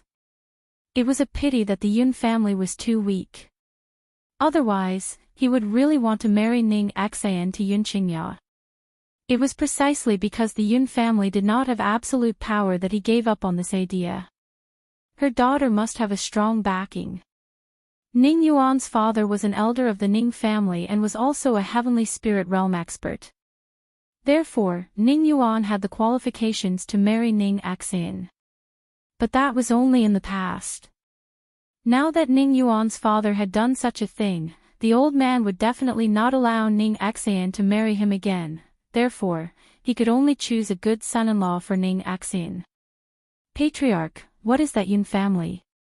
How could they have the old patriarch's jade pendant? She must have used some method to steal it from the old man's hands. As for that Yun Qingya, she has ill intentions towards Ning Xian. I beg the patriarch to expel these people from the Ning family. Steal. The Ning family head's face darkened. Ning Yuan, what do you think the old man is? Even though that girl Yun Luofeng is a genius, she doesn't have the ability to steal from the old man's hands. If he really let her have her way, wouldn't the old man lose all his face? Alright, you don't need to say anything more. Leave immediately, or else I will deal with you and your father together. Ning Yuan's body trembled. He glared fiercely at the Ning family head, turned around, and walked out. The moment he turned around, a stream of tears flowed down from his eyes. He couldn't help but clench his fists tightly. Ning Xian, now, whenever he thought of this name, his heart would ache. It was so painful that he couldn't extricate himself. He really didn't understand why he had done so much for Ning Xian and protected her for so many years, but she had never put him in her eyes. Instead, his heart had been hooked by that bastard Yun Qingya. No. He would never let anyone take Ning Xian away. Never. Ning Yuan's eyes gradually became firm. In order to get Ning Xian, he could do anything. Bang! Ning Yuan, who was thinking about something, did not see the cute figure in front of him at all. The two of them collided and he took 2 steps back. Who is so blind that he dares to bump into me? Ning Yuan was furious. His eyes were filled with a cold light as he looked at the person in front of him. It was a cute young girl with fair and tender skin that exuded a luster. One couldn't help but want to go up and give her a kiss. Her eyes were like stars, pure and bright. A glint of surprise flashed across Ning Yuan's eyes. It was rare to see such an adorable young girl. Unfortunately, he already had Ning Xian in his heart. Other than Ning Xian, he would not want any other woman. Who are you? Lin Ruobai rubbed his aching forehead, a hint of anger clearly visible on his face. Humph. I should be the one asking you that. Who let this yellow-haired little girl into my Ning family? Hurry up and throw her out. If it was in the past, Ning Yuan wouldn't bother with a woman. But today, he was in a bad mood and didn't like anyone, but this stupid woman just had to bump into him. Wasn't she looking for death? Bang! Lin Ruobai kicked Ning Yuan's crotch. Immediately, a shrill voice spread throughout the entire Ning family's courtyard. As Ning Yuan wasn't at the Ning family's residence and had just rushed back, he didn't know Lin Ruobai, nor did he know that this little girl was in cahoots with Yun Luofeng. Damned girl, you actually dared to kick me. Ning Yuan's face twisted as he said sinisterly, if I die without descendants, I will definitely cripple you. Chapter 468. Ever since he was young, no one had dared to treat him like this. He would remember this debt. I'm going to kick you. Lin Ruobai placed her hands on her hips and raised her head high. Also, remember, I didn't sneak in. I fought my way in with my master. Master? Ning Yuan was startled. Your master is, Lin Ruobai snorted. My master is Yun Luofeng. Yun Luofeng, these three words were like a heavy blow to Ning Yuan's heart, causing his face to contort even further. He roared furiously, so you're Yun Luofeng's disciple. I'm going to kill you and avenge my father's death. After saying this, Ning Yuan's body was like a bolt of lightning as he quickly pounced towards Lin Ruobai. Lin Ruobai was obviously startled and hurriedly dodged to the side. Was this fellow crazy? He actually wanted to fight with his life. And he just said that he wanted to avenge his father. Suddenly, Lin Ruobai reacted and his little face turned cold. You're the son of the Ning family's fourth elder. Great, I was just looking for you, and you've delivered yourself to my doorstep. Milk tea, bite him. Squeak squeak. Milk tea came out of nowhere and bit Ning Yuan's shoulder. Its teeth were still sharp and pierced deeply into his skin. Ah! Ning Yuan screamed and grabbed the little hamster on his shoulder. He wanted to crush the little hamster into a meat patty. However, the moment he swung his hand down, he clearly saw the little hamster's disdain. Damn it! Even a gold-seeking mouse dared to look down on him now. Since that was the case, he would let this gold-seeking mouse see his strength. Bang! Ning Yuan's palm slammed down and his shoulder instantly turned ashen. When he removed his palm, he suddenly realized that the little hamster had disappeared. Squeak squeak. A cry suddenly came from the front as if it was mocking him. Ning Yuan's expression became even more furious as he turned his gaze forward hatefully. At that moment, Milk Tea was lying comfortably on a fallen leaf on the ground. Her little paw pointed towards Ning Yuan and she called out to Lin Ruobai who was beside her. Understood. Lin Ruobai understood what Milk Tea was trying to say. He immediately shouted and kicked Ning Yuan. Brat, I'll let you have a taste of my little white flying kick. Ning Yuan was stunned and quickly retreated. However, Little White's speed was too fast. Before Ning Yuan could escape, her foot fiercely kicked the youth's face. With a thump, Ning Yuan's body was sent flying. The footprint on his face was so clear that it confirmed the painful scene the young man had just suffered. Who asked you to snatch my master's second uncle's woman? Lin Ruobai's body flew up and landed on Ning Yuan's body. He arrogantly raised his little head. Let's see if you still dare to dream about master's aunt in the future. Pressed by her, Ning Yuan spat out a mouthful of blood, clenched his teeth tightly, and forced out a few words. You are so fucking heavy. It would have been fine if Ning Yuan hadn't said this, but the moment he said this, Lin Ruobai was completely enraged. She punched Ning Yuan's face fiercely with her pink fist, and her cute little face looked hideous. How dare you insult me? I'm only 40 kilograms. When she said the last sentence, Lin Ruobai felt a little guilty. In order to cover up her guilty conscience, she punched Ning Yuan again. Chapter 469. Ning Yuan grabbed the soil under his body tightly. Even his nails were covered in mud. At this moment, he only felt that his body was about to be flattened, and his red and swollen cheeks were hurting. "Damned girl, stop it right now!" he shouted angrily. "I am a member of the Ning family and my grandfather is an elder of the Ning family. The Ning family will not let you off for treating me like this. TSK, even your grandfather was defeated by my master. Who do you think you are?" Lin Ruobai's face blossomed into a bright smile. Her smile was like that of a demon, causing Ning Yuan's heart to tremble. "Damned girl, just you wait. One day, I will hang you and your master up and beat you up." Ning Yuan's face was already beyond recognition from Lin Ruobai's slap. His body trembled non-stop and even his speech became unclear. "Kid, don't you think you are very powerful? You can't even beat me, how powerful can you be? Let me tell you, my master is much more powerful than me. Do you think you are worthy of beating my master up?" Dong! Lin Ruobai's small fist once again greeted Ning Yuan's face.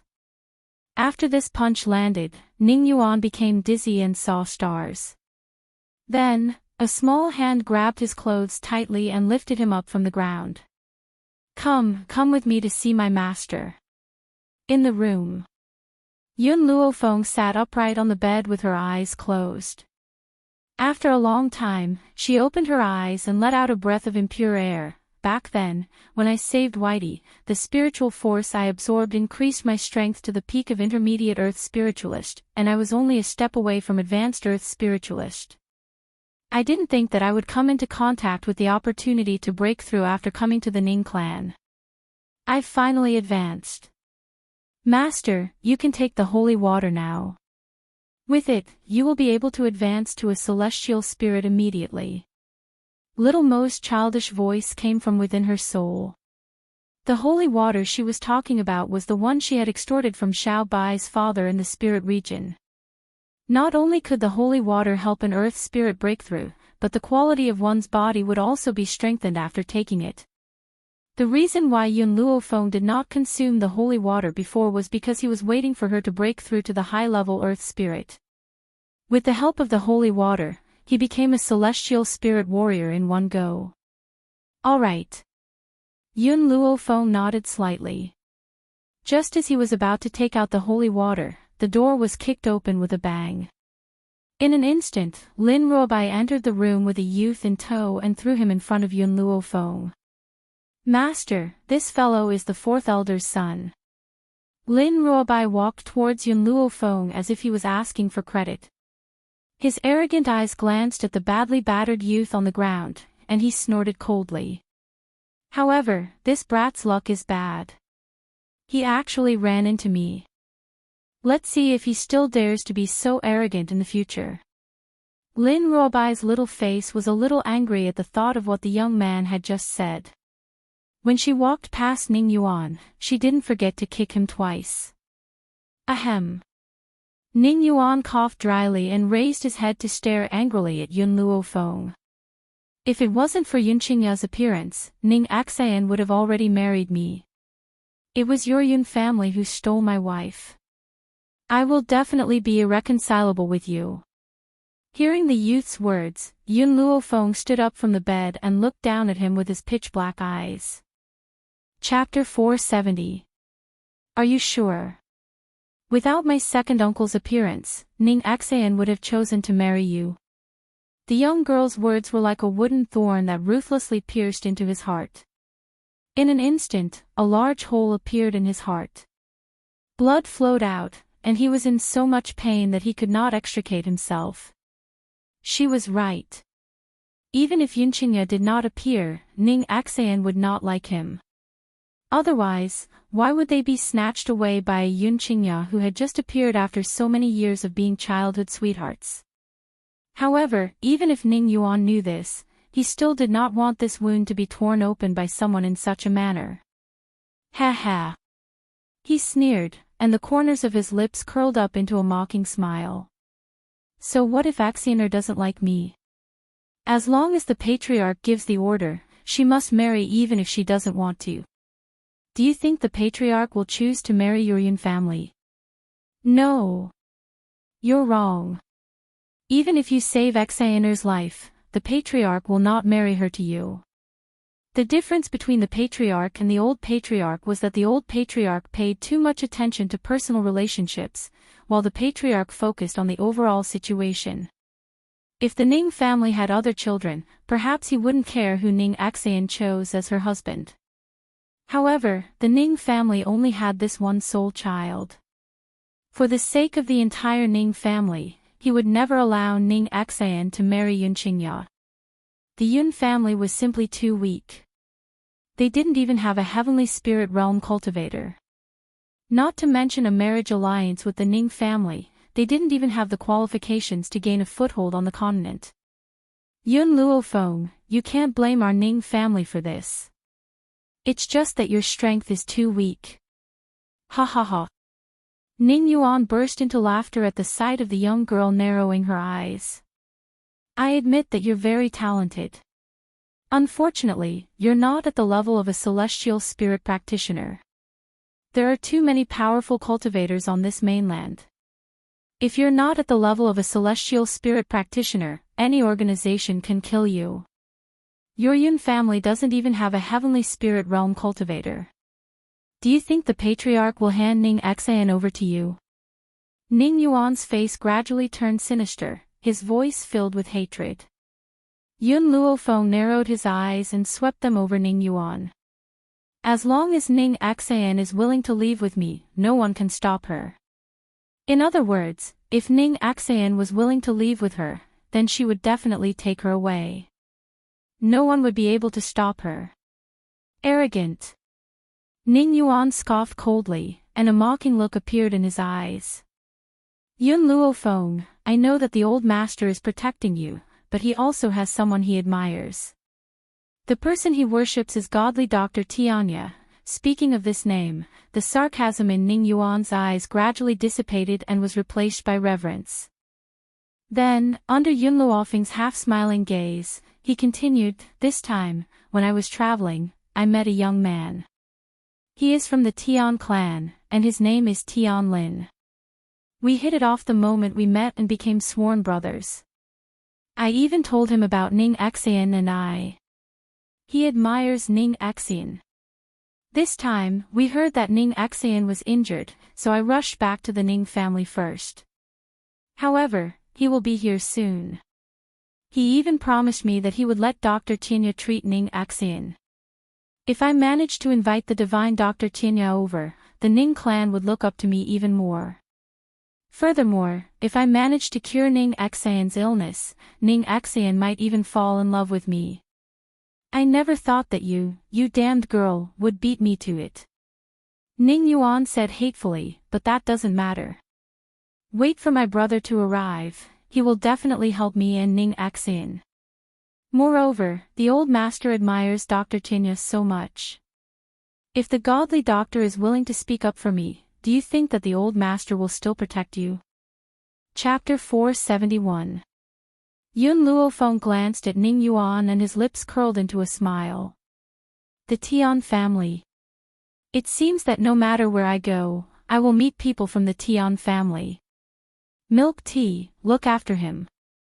Don't let him escape before Ning Xan wakes up. Squeak squeak. Milk Tea nodded with all her might. Milk Tea would always complete the task given to her by her master meticulously. Xiao Bai, come with me. I want to meet the Ning family head and discuss Ning Xan's matter. Yun Luofeng narrowed his eyes slightly. At this time, Ning Xan was about to wake up. It was time for her to settle the matter with the Ning family. Patriarch, Patriarch. In the study filled with the fragrance of books, Patriarch Ning was flipping through the books in his hands. Suddenly, a hurried voice came from outside the door. Without waiting for him to respond, the person broke through the door and entered. What happened? Why are you so flustered? Did something happen to the family again? Patriarch Ning frowned and asked sternly. Patriarch, it's like this. People from the Tian family have come to visit and say that they want to see you. The servant wiped the cold sweat off his forehead and reported with a trembling voice. Tian family. You mean the Tian family where Tinya is? Patriarch Ning was stunned for a moment, and a hint of joy flashed through his eyes. Did they say why they are here? The servant carefully glanced at Patriarch Ning. It's young Master Tian Lin from the Tian family. He has come to propose marriage. Propose marriage? Patriarch Ning was stunned for a moment and frowned. The object of the proposal is Miss Ning Xin. What? As the servant's words fell, Patriarch Ning was completely shocked. He really could not think of a time when Ning Xin had a conflict with the Tian family. If it was in the past, Patriarch Ning would probably accept it happily. But now, because Yun Luofeng was here, he had no choice but to think. To be honest, Patriarch Ning had never thought of marrying Ning Xin to Yun Qingya. However, Ning Xin's illness was cured by Yun Luofeng after all. If he married Ning Xin at this time, he was afraid that he would never be able to face Yun Luofeng again. This is not going to be easy. Patriarch Ning rubbed his temples with a headache. If Yun Luofeng wasn't here, it would be fine, but she is still in the Ning family. I don't know how to ask. Patriarch. The servant timidly looked towards Patriarch Ning. This subordinate doesn't know if he should say something. Feel free to speak your mind. It's like this. Patriarch, you don't need to feel embarrassed about marrying off the young miss, and you don't need to feel ashamed in front of the Yun family. In this matter, the Ning family has never done anything wrong. Even if Yun Luofeng cured the young miss, so what? Without the Yun family, first miss would not have been injured. This servant's words made Master Ning feel a little better. He nodded in agreement. Not bad, your analysis is very good. What is your name? Go to the butler later to receive your reward. Thank you, Patriarch. The servant was overjoyed and hurriedly knelt down to express his gratitude. His expression became even more respectful. Let's go. I will go and meet the Tian family. The corner of Ning family head's lips curled up into a smile. He was right. Ning Xin was injured in order to save Yun Qingya. Shouldn't it be natural for Yun Luofeng to save her now? There was no need for him to feel any guilt towards the Yun family. Who told the Yun family to not even have a heavenly spirit realm cultivator? At this time, in the hall, a few guards were carrying the betrothal box and standing respectfully. On the seats beside them, there were two young men and women quietly sipping tea. Chapter 472. If Yun Luofeng was here, he would recognize the woman sitting next to him. She was Tian Kub, the woman who had gone to the Long Yuan country's royal family in an attempt to take Mu Wushuang away. The man beside her was no longer the calm and steady Tian Yu, but someone else. But this person's eyebrows were somewhat similar to hers. At this moment, they saw a middle-aged man walking in from outside the hall. He slowly stood up from his chair. Master Ning. Tian Ku's lips curled into a smile. This time, I'm here for my brother, Tian Lin. I heard that the eldest young lady of the Ning family, Ning Xin, is extremely talented, beautiful and dignified. She has a gentle temperament, making it difficult for the other ladies. So, ever since my brother heard of Ning Xin's reputation, he has set his heart on her. This time, I'm here to form a marriage alliance with the Ning family. From now on, our Tian and Ning family will be one family. Ha! Master Ning laughed heartily and turned his kind eyes to Tian Lin. I've also heard of young Master Tian Lin, the second strongest in the younger generation of the Tian family. It's Xin heir's honor to have found such a husband. I approve of this marriage. I don't agree. Just as Master Ning finished speaking, an angry voice came from outside the door. After hearing this voice, Master Ning's expression changed and a hint of surprise appeared on his face. His eyes turned to the door. Suddenly, a young girl holding the door frame appeared in front of him. At the same time, Tian Lin's gaze fell on the young girl standing at the door. His eyes were filled with infatuation. Even though the young girl's face was pale, it couldn't hide her beautiful face. Even when she frowned, it was like a finger was tugging at the string in his heart. Ever since Ning Yuan had first mentioned Ning Xan, he couldn't help but fall in love with her. In order to show off, Ning Yuan had even taken out Ning Xan's portrait. From then on, his heart had been tied to this young girl. So, when he heard that Ning Yuan was going back to the Ning family, he let him go first while he returned to the Tian family to prepare the betrothal gifts, Xian heir. Master Ning strode forward and hurriedly supported the young girl. His eyes were filled with joy. "You're awake. That's great, you're finally all right. You've scared me to death. Let me go." Ning Xan pushed the man in front of her away from her. Her clear eyes were filled with disappointment. "Father, does grandfather know that you're treating me like this?" Originally, when she woke up, she found that there was no one beside her. Then, she called for a servant girl and found out that Yun Luofeng had saved her life. Yun Qingye had accompanied her for many days without rest. However, Yun Qingye had just gone out to pee, so she woke up and did not see the man. However, just as she was about to wait for Yun Qingye to return, she heard the discussion of a maid outside the door, claiming that someone from the Tian family had come to escort the bride. Because of this, she had hurriedly come alone to reject this marriage. "Xan heir, I'm doing this for your own good." Clan head Ning frowned. "The Tian family has Tianya. If you were to marry someone from the Tian family, it would be the same as having blood relations with Tianya. If your grandfather were to know about this, he wouldn't stop this marriage." "What do you mean for my own good? You're doing this for the Ning family." Ning Xan clenched her fists tightly. Her pale face was filled with stubbornness. "If it was grandfather, she would let me choose my own happiness. She would never force me to marry someone I don't love. If it weren't for your indecisiveness back then, how could mother have been killed?" Chapter 473. Slap. A crisp sound rang out in the hall. The entire hall fell into an eerie silence because of the sound of the slap. It was so quiet that a suffocating atmosphere filled the hall. "Xan, Master Ning looked at his hand and then at the blushing Ning Xan. His eyes were filled with vexation and heartache. "Father, just now, am I wrong?" The corners of Ning Xan's lips curl up into a mocking smile, her disheveled hair falls to the side of her face, covering the bright red handprint. "It was because of your indecisiveness that caused mother to be killed by another woman. So what if you disband your own family in the end? My mother's life can no longer be saved. You keep saying that you're doing this for my own good, but unfortunately, you've never understood what I really want. Could it be that after so many years, you still haven't come to your senses?"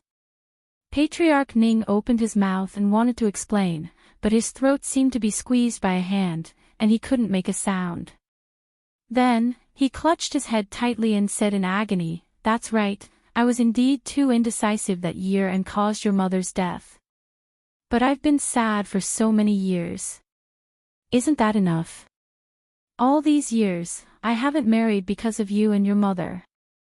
I've done so much and you're still not willing to forgive me for what I've done." He felt a heart-wrenching pain at the thought of what had happened all those years ago. But no matter how heartbroken he was, the woman he loved could never return to his side. "You've always been thinking about the family, but you've never thought about my mother and me. What we want has never been absolute power or supreme status. I just want to live like an ordinary person." Ning Xan closed her eyes in disappointment and smiled bitterly. "Unfortunately, you only know how to do things that I can't tolerate in the name of doing what's best for me. All these years, grandfather and I have been running all over the place because we didn't want to see you. Even living in seclusion in the mountains is better than facing people like you." When she said the last sentence, she suddenly opened her eyes. Her bright eyes were filled with determination, causing family head Ning's heart to suddenly tremble. That's right. I'm indeed thinking for the sake of the clan. Is that wrong? Clan head Ning smiled bitterly. Who asked me to be the clan head? I will fight for the Ning family. Plus, your grandfather has always worshipped godly Dr. Tianya. If he knew that you wanted to marry into the Tian family, he wouldn't reject. Ning Axian sneered and shot a cold glare at Tian Lin, who was staring at her in a daze. I told you, I won't marry anyone else. Even if I die, I will never let the Tian family get my corpse. You. Master Ning pointed a finger at Ning Axian angrily. Xian, you're really too immature. Let me tell you, today you must marry someone from the Tian family. As the head of the Ning family, even if he was reluctant to part with his daughter, he had to fight for more benefits for the family. This was the sorrow of being a family head. Just like how he had caused the death of his beloved woman, Ning Xian's lips curled into a smile and her eyes filled with disdain. She took one last look at Master Ning before she turned around and walked towards the door. At this moment, her heart was filled with disappointment. Don't go. Seeing that Ning Axian was about to leave, Tian Lin's expression changed and he hurriedly said, Hurry and stop her. Chapter 474. Yes, young master. The members of the Tian clan answered one after another and quickly rushed towards Ning Axian, wanting to stop her from leaving. Scram! Ning Axian shouted loudly. Suddenly, a burst of spiritual energy erupted from her body, forcing the guards who had extended their hands towards her to take a few steps back. Ning Axian. Seeing Ning Axian attack the members of the Tian clan, the Ning family head turned pale with fright. Just as he was about to reprimand her, he saw the young girl's body fall towards the ground. Xian air. Master Ning no longer cared about reprimanding Ning Axian and hurriedly stepped forward to pull Ning Axian back. However, just as he was about to step forward, a hand reached out to catch the young girl's body and pulled her into a tight embrace. The man's black hair fluttered in the wind, and his crescent robe fluttered slightly. His handsome face was cold as he stared coldly at the Ning family head in front of him.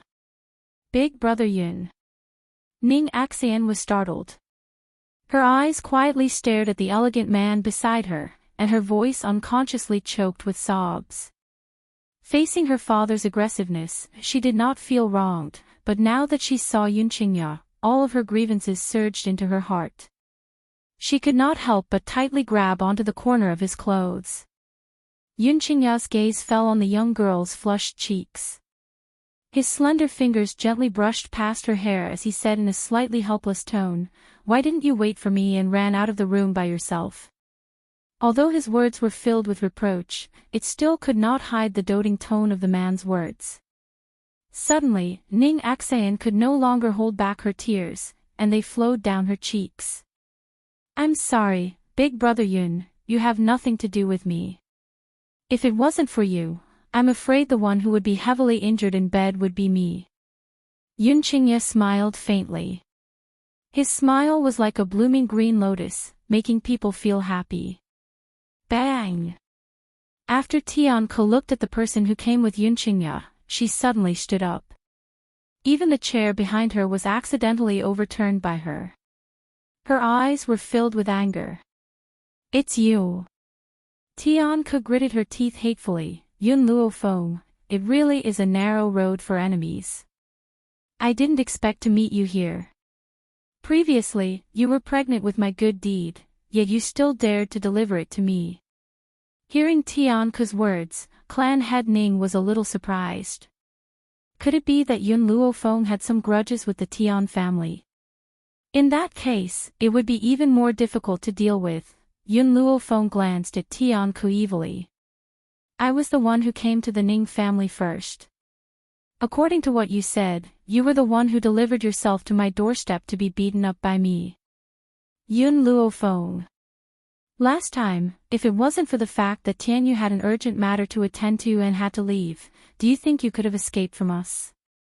In reality, the last time, Tianyu had pulled Tianku away in a hurry because she had felt threatened by Yun Xiao. However, under such circumstances, Tianku would never say such a thing. Hence, she came up with such an excuse. Since I can make you flee once, there will be a second time. Ning Axan is my future second aunt. I want to see who can take her away. As she spoke, the girl's domineering aura was fully displayed, and her eyes were filled with arrogance.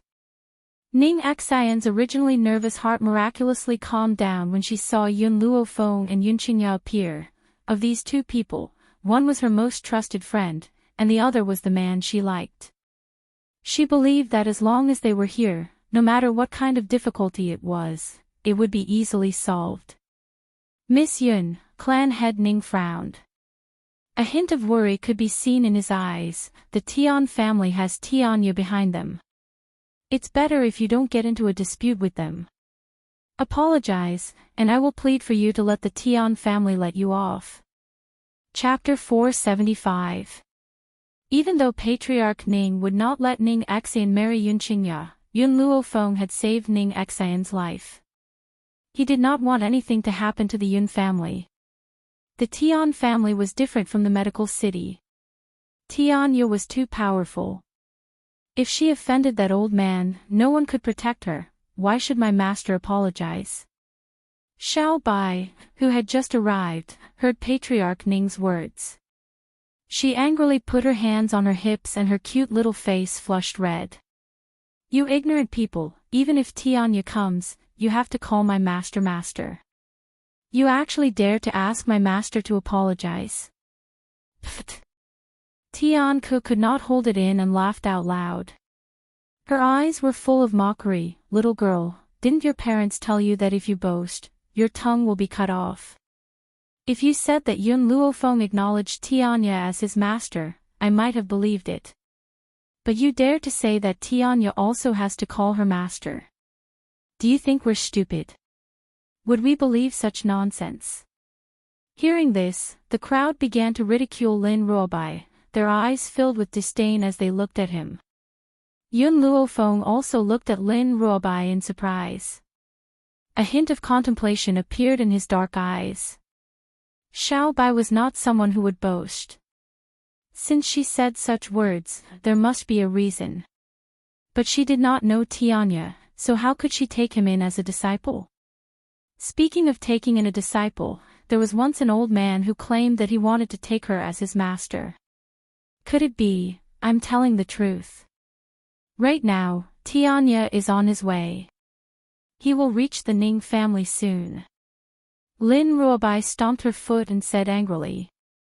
Her master was afraid that it would be too late to call for reinforcements, and she was worried that her master would be bullied by the Ning family, so she secretly sent a message to Tianya.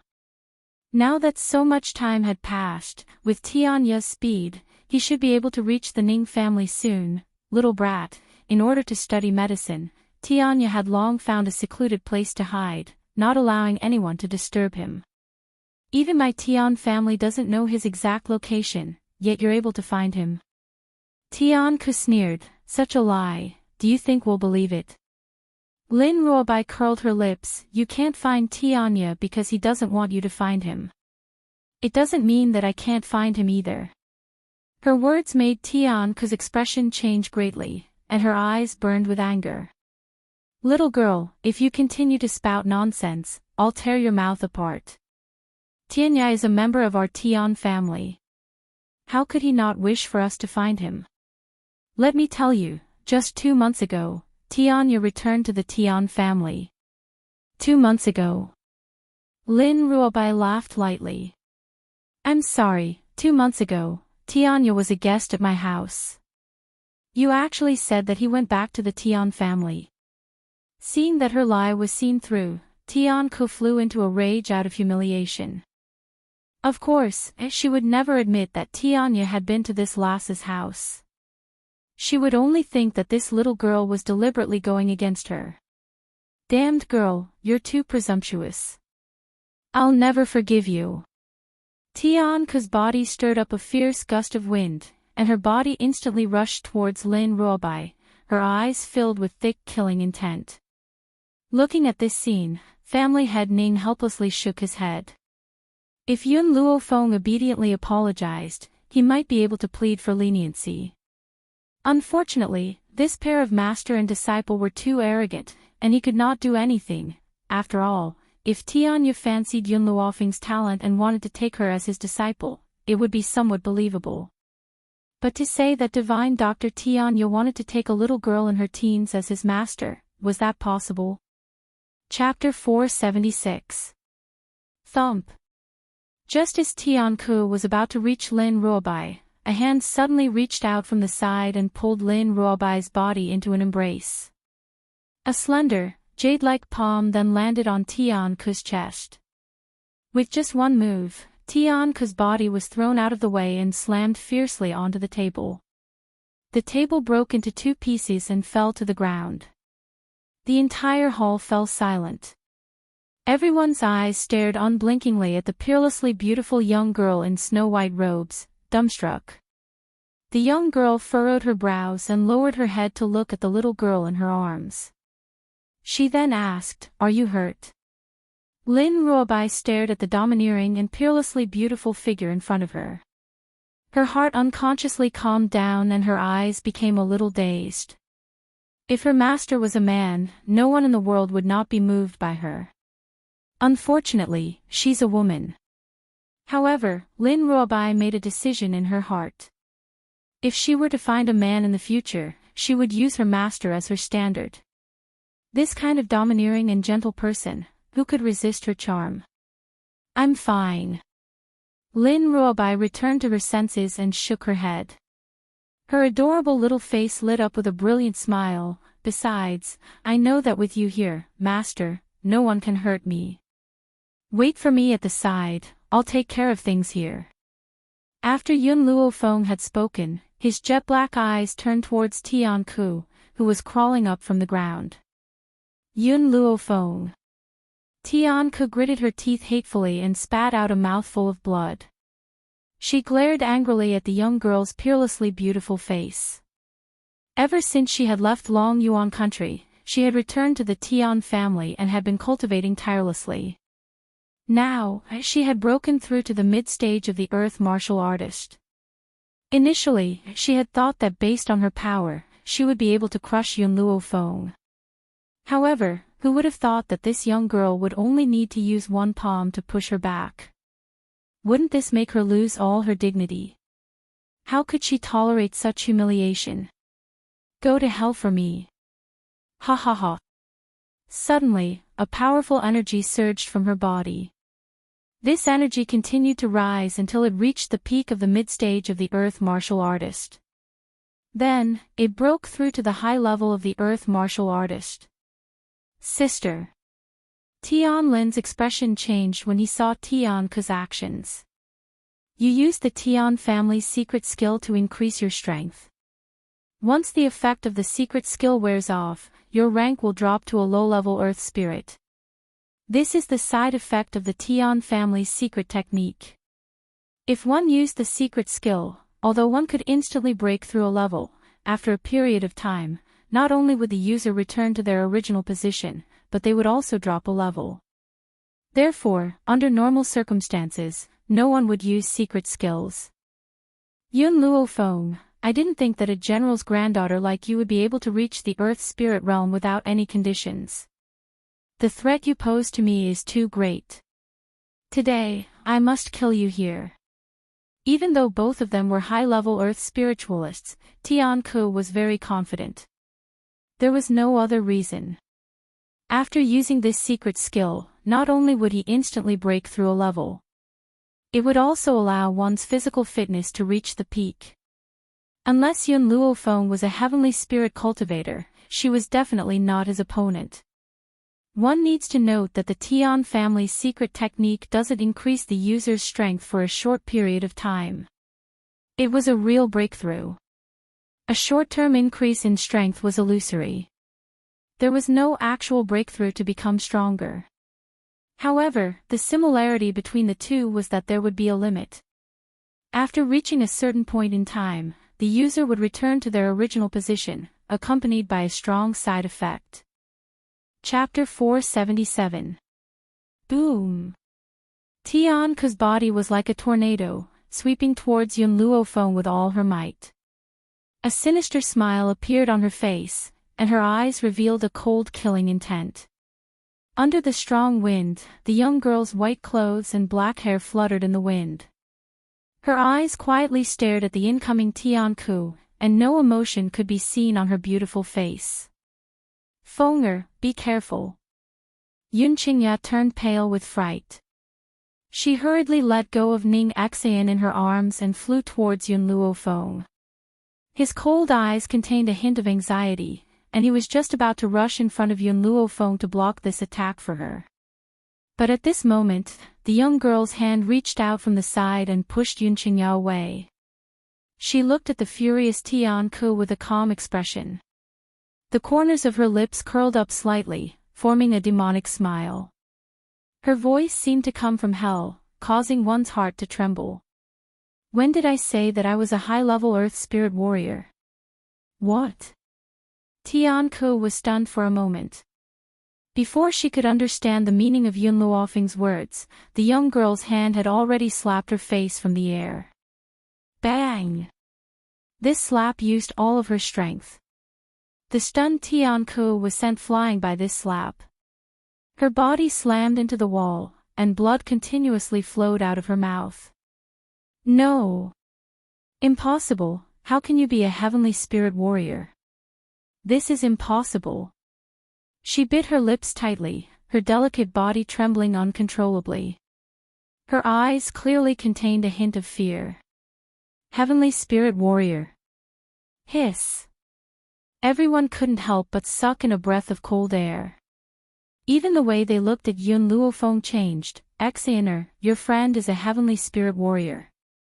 The Ning family head turned to his heart in a daze and asked with a dry throat. To be honest, to the Ning family, the heavenly spirit realm was nothing. After all, the elders of the Ning family had already reached the heavenly spirit realm. And the family head was even above the heavenly spirit realm. However, how old was Yun Luofeng? A 15-year-old girl had already become a heavenly spirit realm. Who would believe it? Ning Xian nodded in a daze. Even she did not expect that Yun Luofeng had already reached the heavenly spirit realm. She remembered that half a year ago, she was still an ordinary girl who was bullied by the royal family. Now, less than a year had passed and she had become so powerful. As long as a faction had a heavenly spirit practitioner, they would be able to gain a firm foothold in the continent. Even his father would have to acknowledge the Yun family from then on. However, it was too late for him to admit it. His heart had been broken. How could he face her in peace? A bitter smile appeared on Ning Xian's face as she thought of this. Little Fenger. Yun Qingya gradually recovered from her shock and asked helplessly, when did you become a heavenly spirit realm cultivator without making a sound? Yun Luofeng shrugged his shoulders and said with a faint smile, on the way to the Ning family hall. She was here because of Ning Xian. If she did not have absolute power, why would the Ning family let Ning Xian go? Therefore, when she headed to the hall, she found a secluded place and drank the holy water. With the holy water, she successfully broke through to become a celestial spirit warrior. This was also the reason why she was late. Cough cough. Tian Ke coughed dryly twice and crawled up from the ground. Her ferocious gaze turned towards Yun Luofeng as she gritted her teeth and said, Yun Luofeng, you really aren't afraid of death. My Tian family has the backing of Tianya. If you hurt me, you won't be far from death. Chapter 478. Tianya. These two words made family head Ning come back to his senses. That's right, so what if Yun Luofeng had broken through to the heavenly spirit realm? The Tian family's backer was Tianya. No matter how talented Yun Luofeng was, he would not be able to face such a powerful opponent. Master Ning, get your Ning family members to capture this damned girl. I want her to have a taste of what it's like to wish for death. Tianke wiped the blood from the corner of her lips and spoke hatefully. This, Master Ning was stunned and frowned. Miss Tianke, that's not very appropriate. Miss Yun is my daughter's savior and she has a close relationship with my father. I'm afraid, I don't care what relationship she has with your Ning family. You must capture her. Otherwise, I will charge your Ning family with the crime of shielding her. Tianke smiled coldly at Yun Luofeng. So what if you're talented? You will still die under the attacks of the Ning family's experts. This is the consequence of making me your enemy time and time again. Master Ning fell silent. His expression was hesitant as if he was still thinking about Tianke's words.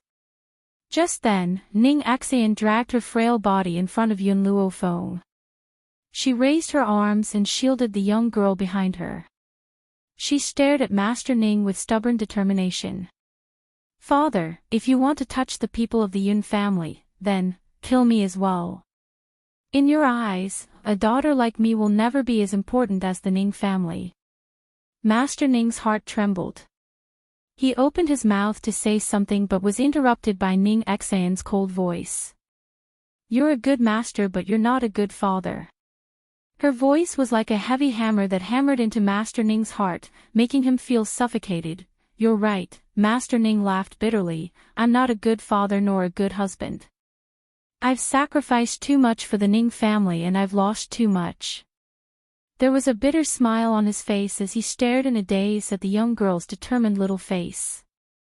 I had originally thought that my closest kin would understand me. However, I was wrong. You will never be able to understand my feelings. Tianke frowned in dissatisfaction when she heard the Ning father and daughter's words. What are you waiting for? Hurry up and kill them all. Sister.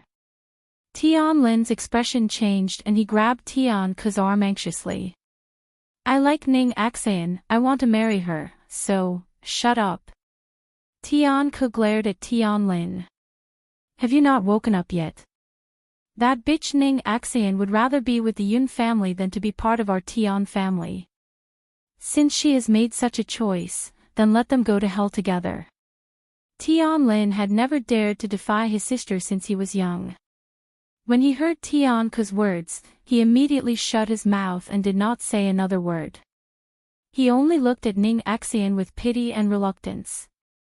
He, who do you want to send to hell? Suddenly, an indifferent voice tore through the sky and entered into the ears of everyone. Ning Xian's heart leaped with joy when she heard the familiar voice.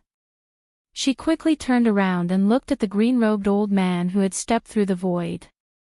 She felt a lump in her throat and tears flowed down uncontrollably. Grandfather, you're back. Elder Ning walked towards Ning Xian in a few steps. His calm eyes stared at the clear handprint on the young girl's face.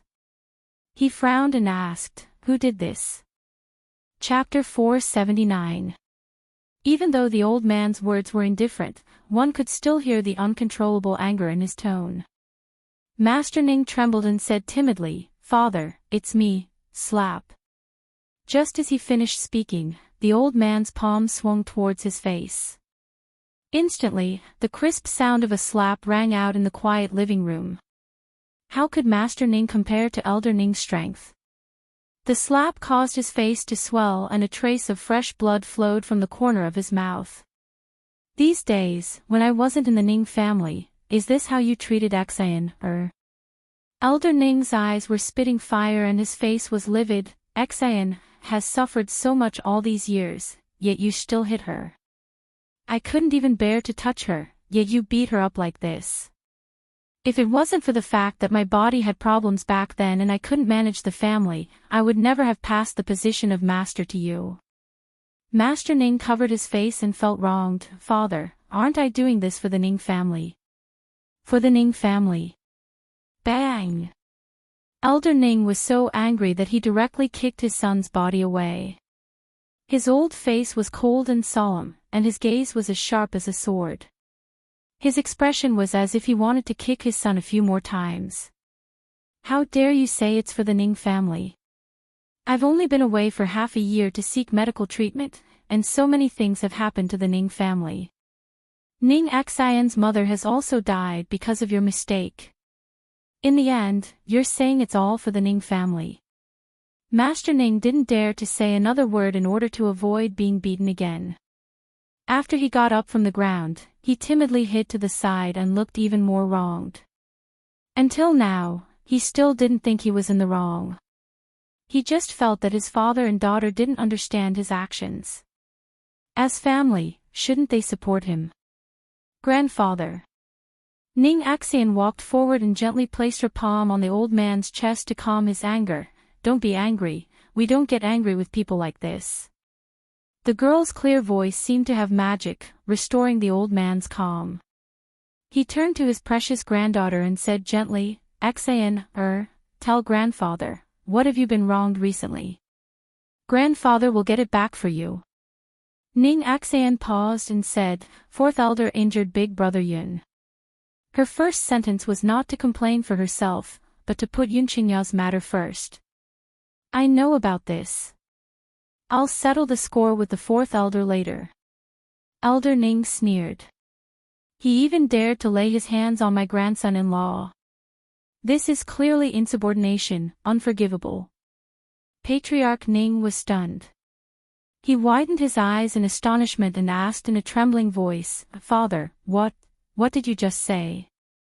You agree to let Ning Xian marry Yun Qingya.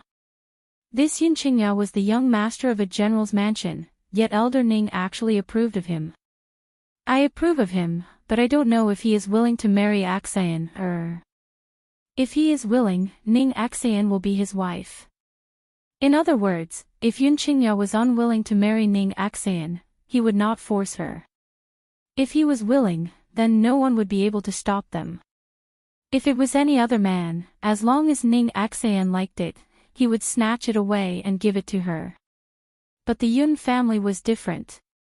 With his relationship with Yun Luofeng, he wouldn't do such a thing. Furthermore, with Ning Xian's personality, she wouldn't marry a man who didn't love her. Chapter 480. Therefore, whether or not the two of them could succeed would depend on themselves.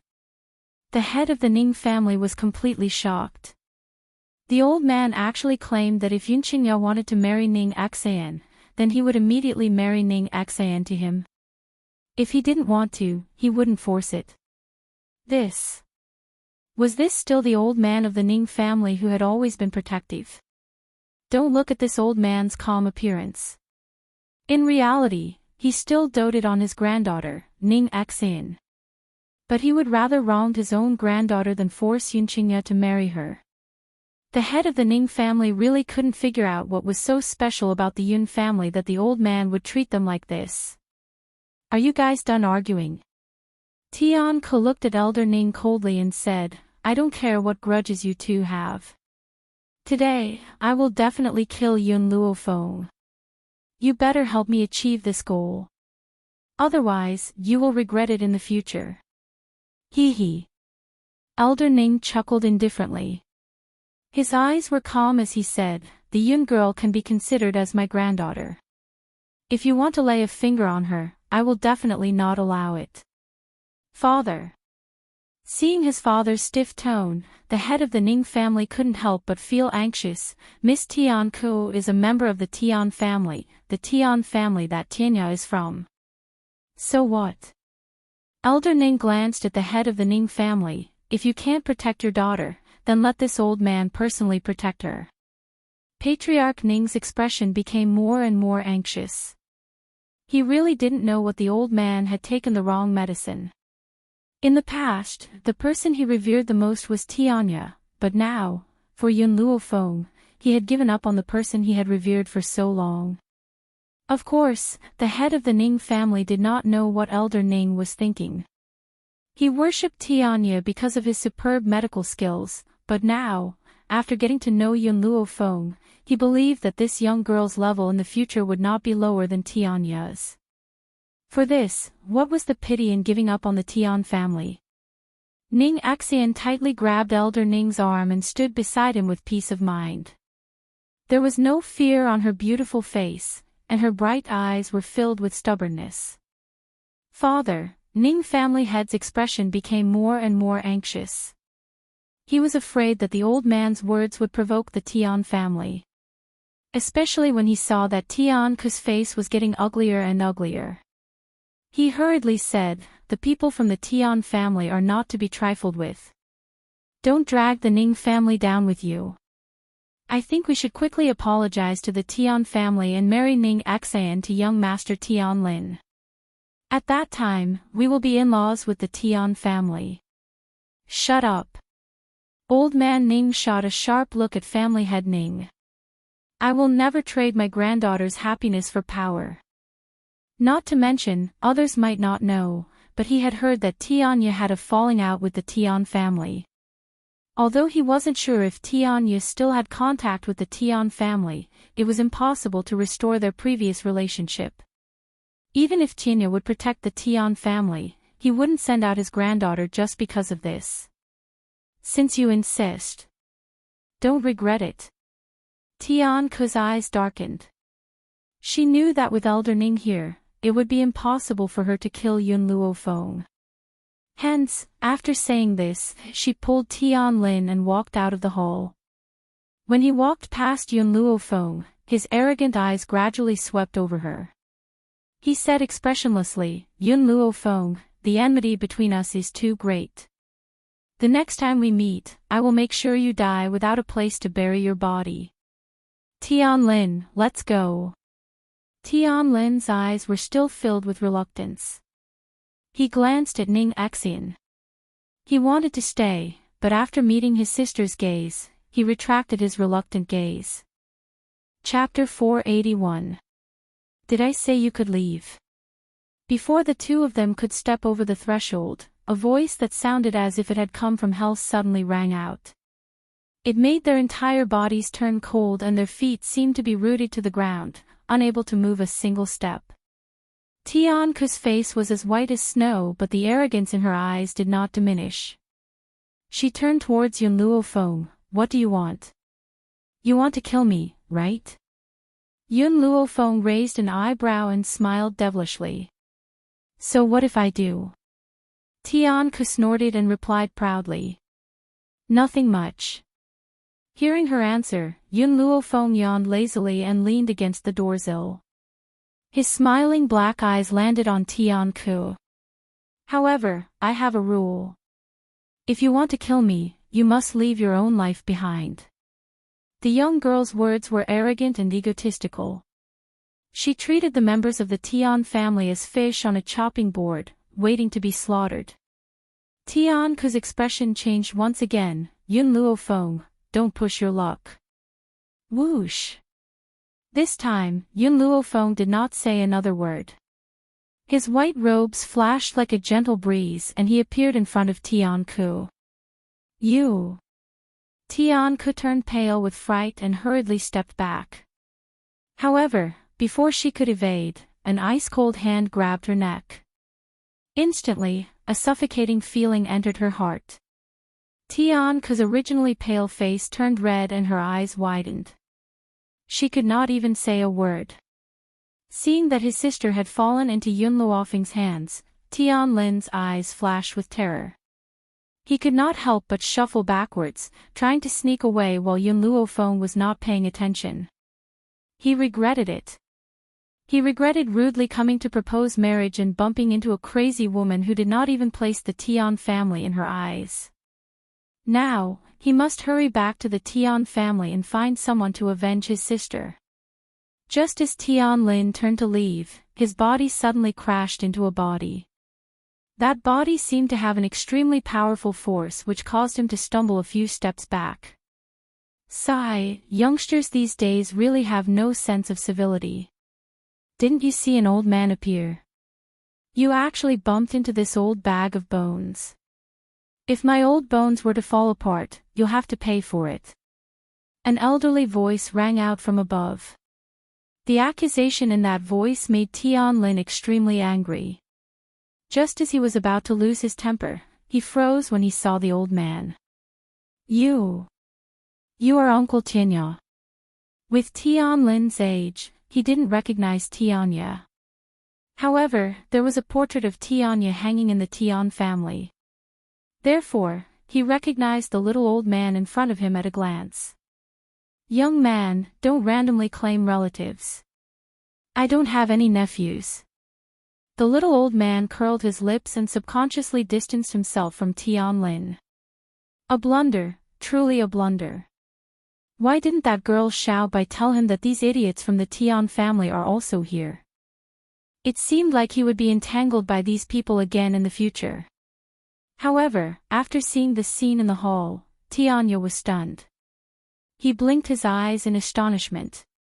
What's going on? Someone from the Tian family provoked Yun Luofeng. How dare they?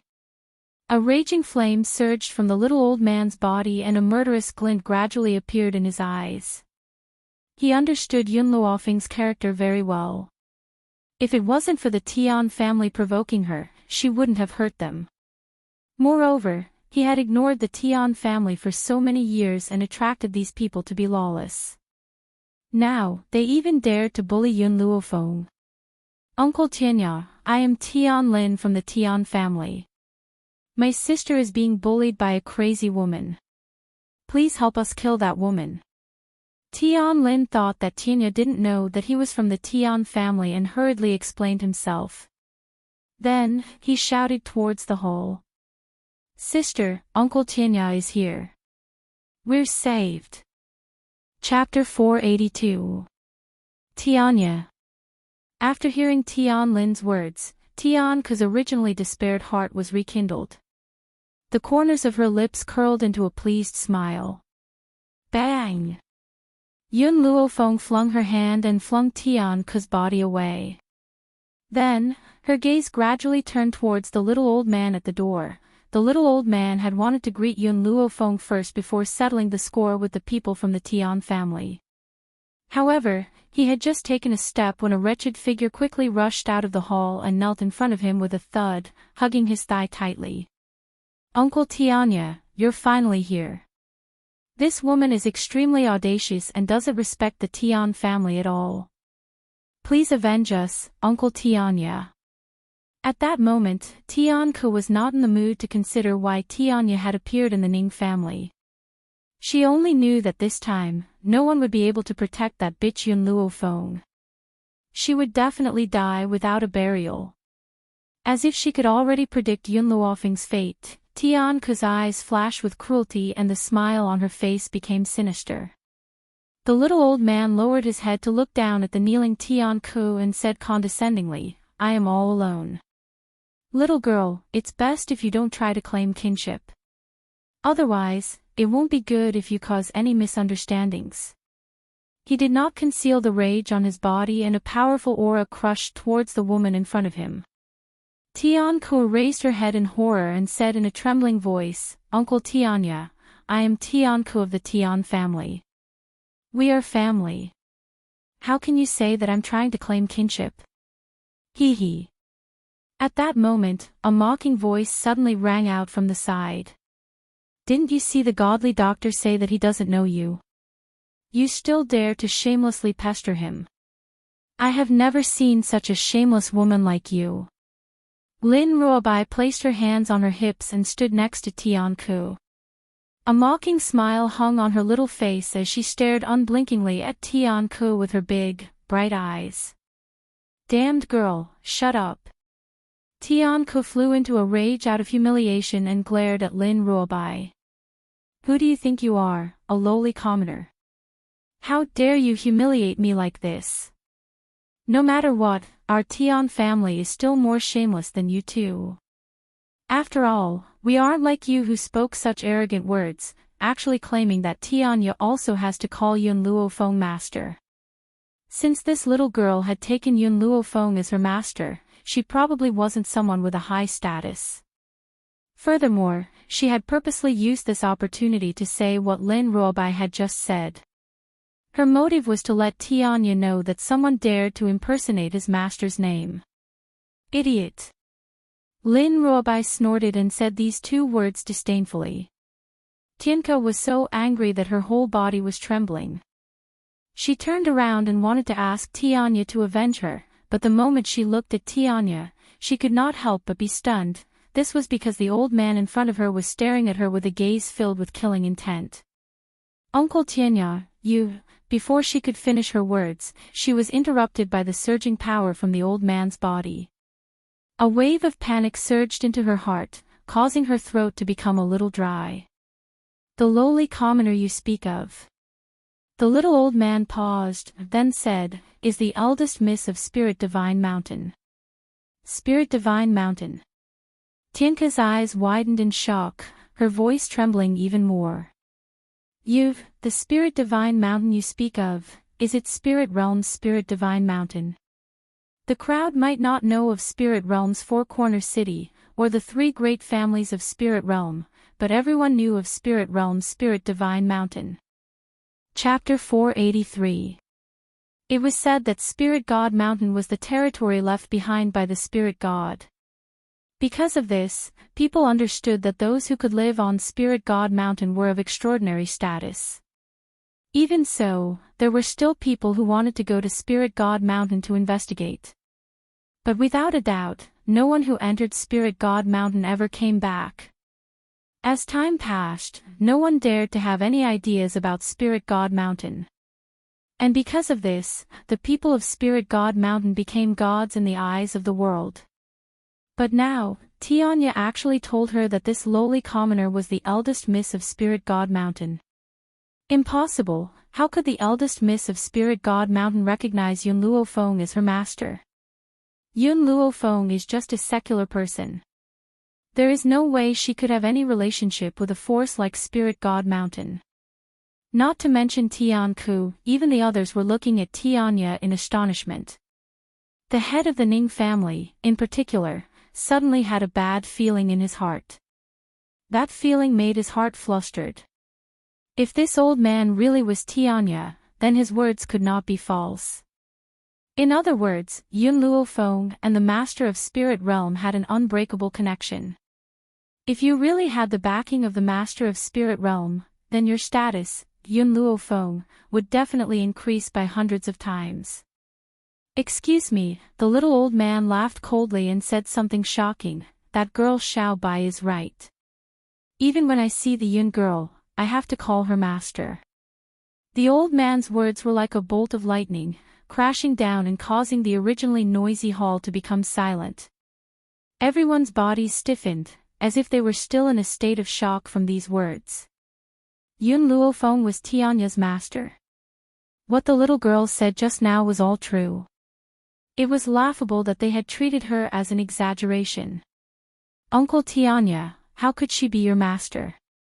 Tian Ku's expression turned crazy, and she pointed angrily at Yun Luofeng. "Her status is low, and she can't be compared to people like us. Especially since her power is not as strong as yours, why is she your master?" She did not believe that Tianya, who even the Tian family wanted to curry favor with, was Yun Luofeng's disciple. "Her medical skills are better than mine." With one sentence, she pushed Yun Luofeng's status to the highest point. This was also the first time that Tianya admitted that his medical skills were inferior to others in front of everyone. Tian Ku crawled up from the ground, staggered, and fell to the ground again. At this moment, her heart was filled with cold despair, and even her teeth couldn't help but shiver. So, Yun Luofeng had long known Tianya, which was why he dared to not put the people of the Tian family in his eyes. It was laughable that she had used Tianya to threaten her. The more Tian Ku thought about it, the more afraid she became. Her body trembled even more violently. She could not help but hate Tian Lin. If it wasn't for him, she wouldn't have ended up in this state. At the same time, the Ning family head was gripped with regret. He never would have thought that the Tian family that he thought he had clung onto was just an empty shell, and that Yun Luofeng, whom he had given up on, had such a powerful backer. If he had known earlier, he would have let Ning Axian marry Yun Qingya. "When did I acknowledge you as my disciple?" Yun Luofeng's body leaned lazily against the wall, and his lips curled as he said, "In Spirit Realm, I have already said it very clearly. You are too old, and not suitable to be my disciple. The people who had been scared silly by Tianya's words, after hearing Yun Luofeng's voice, were completely stunned. Godly Dr. Tianya wanted to take her as his master, and she refused. Chapter 484. The little old man looked at Yun Luofeng with hidden bitterness. There are so many people here, you should at least leave me some face. His expression was one of grievance. If someone who did not know the truth saw it, they would think that Yun Luofeng had done something unforgivable. I'm just speaking the truth. Yun Luofeng spread his hands. If you came here to reminisce, I'll talk to you after I'm done with this. Then you'd better hurry. The little old man pursed his lips. His attitude towards Yun Luofeng was completely different from Tian Ke's. As for these two people from the Tian family, you can do whatever you want with them. Because of what happened today, the little old man made up his mind. No matter what, he had to cut off all ties with the Tian family. He had to prevent the blind Tian family from using his life to act like a tyrant again. No. Tian Ke turned pale with fright. She could no longer care about anything else. She threw herself at Tianya and fell to her knees in front of him. We are of the same clan, you can't leave me in the lurch. Same clan. Tianya snorted. Ever since I left the Tian family, I have nothing to do with you. You still dare to use my name to swindle people? Do you really think I don't know anything? Back then, it was because we are of the same clan that I did not kill you all. Now, you are still doing evil, how can I tolerate it? Tian Ke finally understood what fear was. Her body went limp and she fell to the ground. Her lips curled into a bitter smile. Yun Luofeng, you win. This young girl's talent was stronger than hers, and her background was even stronger than hers. How could she compare to her? Tian Ke closed her eyes, her eyelashes trembling. I just want to keep my last bit of dignity. Looking at Tian Ke's determined expression, Yun Luofeng nodded. All right, I will give you this last bit of dignity. Even though Tian Ke had wanted to kill her just now, she was not Mu Wuxuan, nor was she the Xiao family. So, she was willing to leave her dignity. Tian Ke laughed bitterly. She looked at Tian Lin, who had collapsed on the ground, her eyes filled with sorrow. Tian Lin, if I die, you will have no place in the Tian family. So, let's go together on the road to the Yellow Springs, okay? Sister, Tian Lin shuddered in fear. He shook his head desperately and said, I don't want to die, sister, I really don't want to die. A hint of pain appeared in Tian Ke's eyes. At that moment, she hated Tian Lin. If it weren't for him, she wouldn't have been implicated. But no matter what, Tian Lin was her younger brother and the only relative she had left in the Tian family. Now that he had to kill him with his own hands, how could he not be heartbroken? Who asked Tianlin's talent to be so poor? All these years, she had been protecting him. If she were to die, those people from the Tian family would definitely bully him. If that was the case, they might as well go to the Yellow Springs together. At least they could have a companion. No. Seeing Tian Ke shoot out a silver needle from her sleeve, Tian Lin's eyes widened and his face contorted in fear. His eyes were bloodshot. Puchi. The silver needle pierced into his throat, leaving a red dot on his throat. His body trembled slightly, and he fell backwards. Tian Ke couldn't bear it anymore. She turned her head and placed the sword on her neck. She closed her eyes and exerted force in her hand. Blood spurted out from her throat and stained the ground red. Chapter 485. In the beginning, when she found out about Yun Luofeng's powerful background, Tian Ke's heart was filled with fear. But at the moment before her death, she calmed down. She was very clear about Yun Luofeng's methods. If she falls into the girl's hands, she will certainly suffer a fate worse than death. She might as well end her own life. It would be better than enduring the pain. This, Miss Yun, Patriarch Ning glanced at Tian Ku, who had fallen to the ground and was unable to get up. Then, he turned his gaze towards Yun Luofeng. His expression was a little awkward. He wanted to say something, but before he could say anything, a foot kicked him from behind. With a thud, he stumbled and knelt in front of Yun Luofeng.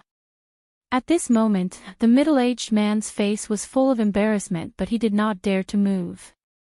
He was so ashamed that he wanted to find a hole to crawl into. Apologize.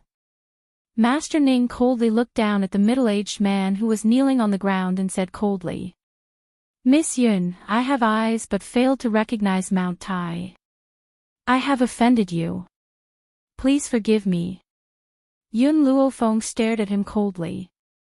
If Xiao Bai was not the eldest daughter of Mount Spirit God and Tianya had nothing to do with me, would you have recognized the wrong person? The girl's words made Master Ning's expression even more ashamed. Indeed, if it were not for these two relationships, he would rather die than bow his head. So, I will not accept your apology. Her words were very heartless and left no room for negotiation. Her domineering eyes were filled with coldness and her lazy posture was filled with an imposing aura. Miss Yun, if you are not willing to forgive me, you can beat me to your heart's content until your anger subsides. However, the Ning family is innocent. I hope you will not drag the Ning family into this. He could die, but the Ning family could not be destroyed. That was his choice. Yun Luofeng shook his head. This man was indeed a good family leader, but he had never fulfilled his responsibilities as a father. You still don't understand. She raised her brows and lowered her eyes to look at the middle-aged man kneeling in front of her. I don't accept your apology because I'm angry. I'm only doing this for Ning Axian. It's a pity that you still don't understand. Patriarch Ning's body trembled. He raised his head in surprise, not understanding what Yun Luofeng meant. All these years, you've made Ning Axian suffer so much. Now, you've slapped her in the face to force her to marry someone from the Tian family. I'm starting to wonder if she's really your daughter. The young girl's words were like a sharp thorn that pierced into the heart of the Ning family's master, causing his heart to bleed. He turned his head to look at the beautiful girl beside him and raised his hand to touch her flushed right cheek. But just as his fingers were about to touch her cheek, she subconsciously took a step back and avoided his hand. Clan Head Ning's heart tightened once again, causing him to gasp in pain. Xin, it's all my fault. I've really wronged you all these years. This was the first time Master Ning lowered his head to Ning Xin. In the past, he had always walked the path he had chosen and had never looked back at her. But when she heard her father's words, Ning Xin felt nothing but sadness in her heart. She felt nothing else. Perhaps all these years, her heart had really been hurt. What's the use of apologizing now? Do you think that by apologizing, you can make up for all these years? Ning Xin calmed her emotions and smiled calmly. If it wasn't for grandfather's protection all these years, perhaps you would have married me off to Ning Yuan long ago. Chapter 486. The head of the Ning family opened his mouth, wanting to defend himself, but he didn't know where to start. After all, what Ning Xin said was the truth. If it wasn't for the fact that the old man didn't agree to her marriage, perhaps Ning Xin would already be Ning Yuan's wife. Big brother Yun. Ning Xin no longer looked at the head of the Ning family. She turned to look at Yun Qingya, and a smile that was even more beautiful than a flower blossomed on her beautiful face. I'll go back to the Yun family with you. Yun Qingya smiled faintly. All right. The head of the Ning family saw that Ning Xin was treating him coldly, but was smiling like a flower when facing Yun Qingya. His heart felt even more uncomfortable, and he was filled with regret.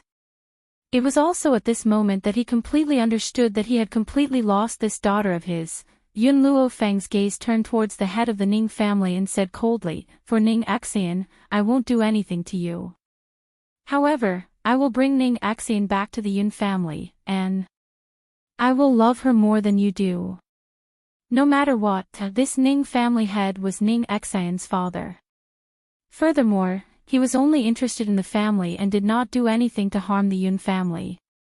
Therefore, she would not harm him. If, just now, the Ning family head had listened to Tianke's words and summoned the elders to attack them, then she would never let him off so easily. Oh right. Ning Xian seemed to have thought of something, and anger surged in her clear eyes. Where is the fourth elder?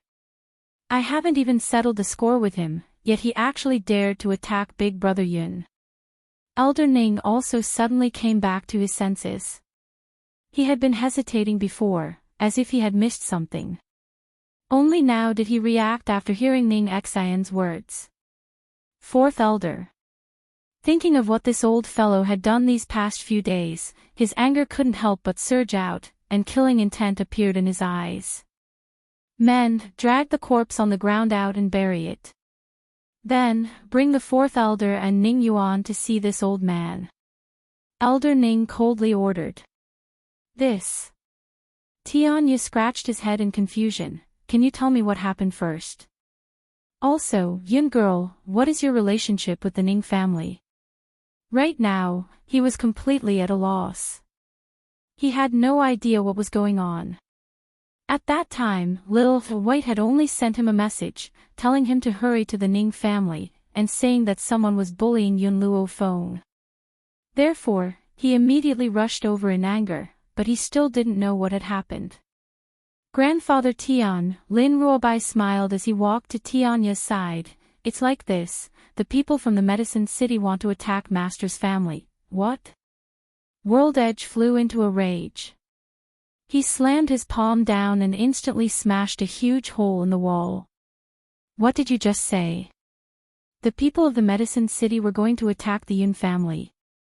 How dare they do such a thing?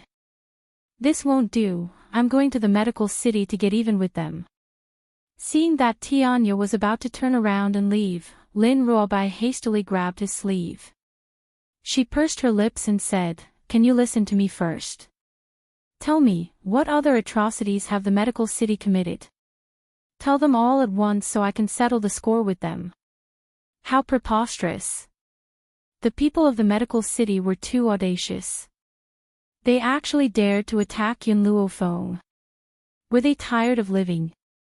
Lin Ruobai rolled his eyes. The people from the medical city almost hurt Yun Qingya. It was Ning Xian who risked her life to save her. Immediately after, she recounted everything that had happened in the general's mansion, including how the fourth elder had gone to the medical pavilion to snatch Ning Xian back and heavily injured Yun Qingya. As he listened, the little old man's face gradually darkened. The fourth elder of the Ning family is really stupid. Originally, this little girl Ning Xian could have suffered less, but he foolishly brought her back to the Ning family. You caused Yun Ruoyan to come all the way to the Ning family to save her life. Not only that, you even dared to block her at the door. I don't think the Ning family had any intention of saving Ning Xian at all. Instead, you are harming her. Chapter 487. Clan head Ning's expression became more and more ashamed. He would lower his head into the dust to avoid those mocking gazes. Oh right, what's the situation between the medical city and the Yun family? Tianya seemed to have thought of something and turned to Yun Luo Feng. How did you guys get into a feud with the medical city? Even though this matter had caused a bloody storm back then, with Tianya's personality, he wouldn't care about these worldly affairs. As a result, he didn't know about the grudges between the two sides. Yun Luofeng looked at Yun Qingya and said, Back then, my second uncle was at the peak of his fame. When the young city lord of the medical city passed by Long Yuan country, he heard the discussions of the commoners, claiming that my second uncle's talent was peerless. Even though Yun Qingya's talent could not be compared to those people and those powers, in the eyes of the citizens of Long Yuan country, he was the most outstanding one. How could the young city lord of the medical city tolerate others being praised like this? As a result, this disaster was brought upon him. And then? Tianya asked curiously. Hearing this, Yun Luofeng paused for a moment before continuing. The young city lord of the medical city is just an empty shell. Therefore, my second uncle won. Because of this, the medical city could not endure this humiliation and sent experts to kill my second uncle. Fortunately, my second uncle managed to escape their pursuit and return to the Yun family. Even so, he was still heavily injured and his strength was crippled. Furthermore, because he didn't manage to save him in time, his lower body was paralyzed. Thinking of the humiliation Yun Qingya had suffered all these years, she couldn't help but clench her fists tightly. Killing intent surged from her domineering eyes. The old man's expression darkened bit by bit. He didn't say anything to disturb Yun Luofeng. Instead, he waited for her to continue. In order to prevent the medical city from attacking the Yun family, my second uncle did not hesitate to hide in a dark secret room for 10 years. 10 years without sunlight. Can you imagine how he managed to survive? Hearing Yun Luofeng's words, Ning Xian's heart suddenly ached. She subconsciously grabbed Yun Qingya's arm, and anger gradually appeared in her clear eyes. How dare the medical city treat Yun Qingya like this? They absolutely could not be forgiven. Girl, after 10 years, why did the medical city attack the Yun family again? The old man frowned and asked. Yun Luofeng swept a glance at him. That year, the medical city wanted to exterminate my Yun family. The people from the Doctors' Association came out to stop them, but the condition was that my second uncle couldn't be alive. If my second uncle is still alive, the agreement between the Doctors' Association and the medical city will be nullified. Immediately, the little old man's face darkened. The Doctors' Association has also intervened. How could the little old man not understand the young girl's words? If the Doctors' Association was truly fair, they wouldn't have acquiesced to the actions of the medical city towards Yun Qingya. Obviously, in the eyes of the Doctors' Association, Yun Qingya was the one at fault. Who asked him to defeat the young city governor of the medicine city? In the end, the reason why he stood out was because the medical city's actions were too big. Because of this, they actually wanted to slaughter the entire Yun clan. In order to prevent others from gossiping, he had no choice but to stand out. Of course, the condition for the truce in the medical city was Yun Qingya's death. Not bad. Yun Luofeng raised his eyebrows. The Doctors' Association is nothing more than this. They are so unreasonably protective of their own. Since they are so protective of the medical city, then one day I will destroy both of these powers and make them taste the pain my second uncle has suffered. A strong storm surged around the old man's body as he coldly laughed and said, "What a good medical city, what a good Doctors' Association. How dare you do such a shameless thing?" On the arena, it was a fair duel to begin with. Such a person is not worthy of being a doctor because of his defeat. Chapter 488. After Elder Ning heard the little old man's words, he added, "Some time ago, I had already organized the people of the medical city. I still remember what Lu Yin of the medical city said at that time. He said that with Yun Qingya's status, he was not worthy of a fair duel with their young city lord. He should just stand motionless on the stage and take a beating." The little old man had thought that he was shameless enough, but he never thought that there would be someone who could be shameless to such a level. Therefore, the aura on his body uncontrollably surged out. With a boom, the entire hall turned into a pile of ruins under his power. "Little girl, don't worry, I will definitely seek justice for you." "No need." Yun Luofeng shook his head. "This is our Yun family's revenge. It's better to take revenge with our own hands. If you have time, I don't mind you going to the medical city to watch the show." The little old man was startled for a moment before he laughed out loud. "All right, before you make a move on the medical city, don't forget to inform me. If I have time, I will definitely go and watch from the side." As he was speaking, a servant hurriedly came in, cupped his fists, and said, reporting to the head of the family, "I have brought the fourth elder and Ning Yuan. Let them in." Elder Ning waved his hand and said indifferently. Yes. The servant accepted the order and retreated. Not long after, the fourth elder and Ning Yuan were pushed over by a few guards. The fourth elder looked at the hall that had turned into a pile of ruins in astonishment. He didn't know what had happened to cause the Ning family to be destroyed. Then, he suddenly saw the indifferent elder Ning and hurriedly retracted his thoughts. With tears streaming down his face, he said, "Old master, you must uphold justice for me. This woman relied on the jade pendant you gave her to act like a tyrant in our Ning family. She even attacked and injured people. This is truly unforgivable." Elder Ning raised his chin slightly and smiled indifferently. "Don't be in a hurry to complain. I heard that you brought people to the medical pavilion and injured Yun Qingya. This." The fourth elder's heart trembled. "Isn't this all because Yun Qingya is occupying Miss Ning Xan? I had no choice but to, no choice." Elder Ning said coldly, "Do you know that because you had no choice, Xan's illness was almost delayed? If Xan died, can you bear the responsibility?" Fourth elder clenched his fists tightly and glared hatefully at Yun Luofeng. "At that time, I was also worried about Ning Xan's condition. Besides, the Ning family knows so many doctors. That was why I wanted to bring her back to the Ning family to receive the best treatment." Elder Ning sneered, "That's right, the Ning family does know a lot of doctors. Unfortunately, all of them were unable to cure my illness back then. If it wasn't for Yun Las, I might have already passed away." In the beginning, fourth elder might have doubted Elder Ning's words. However, ever since Yun Luofeng had saved Ning Xan's life, he could not help but believe that this old man had truly recovered. However, he was very unwilling. He was unwilling to fail here. "Patriarch, I have something to say." Ning Yuan stood up from the ground.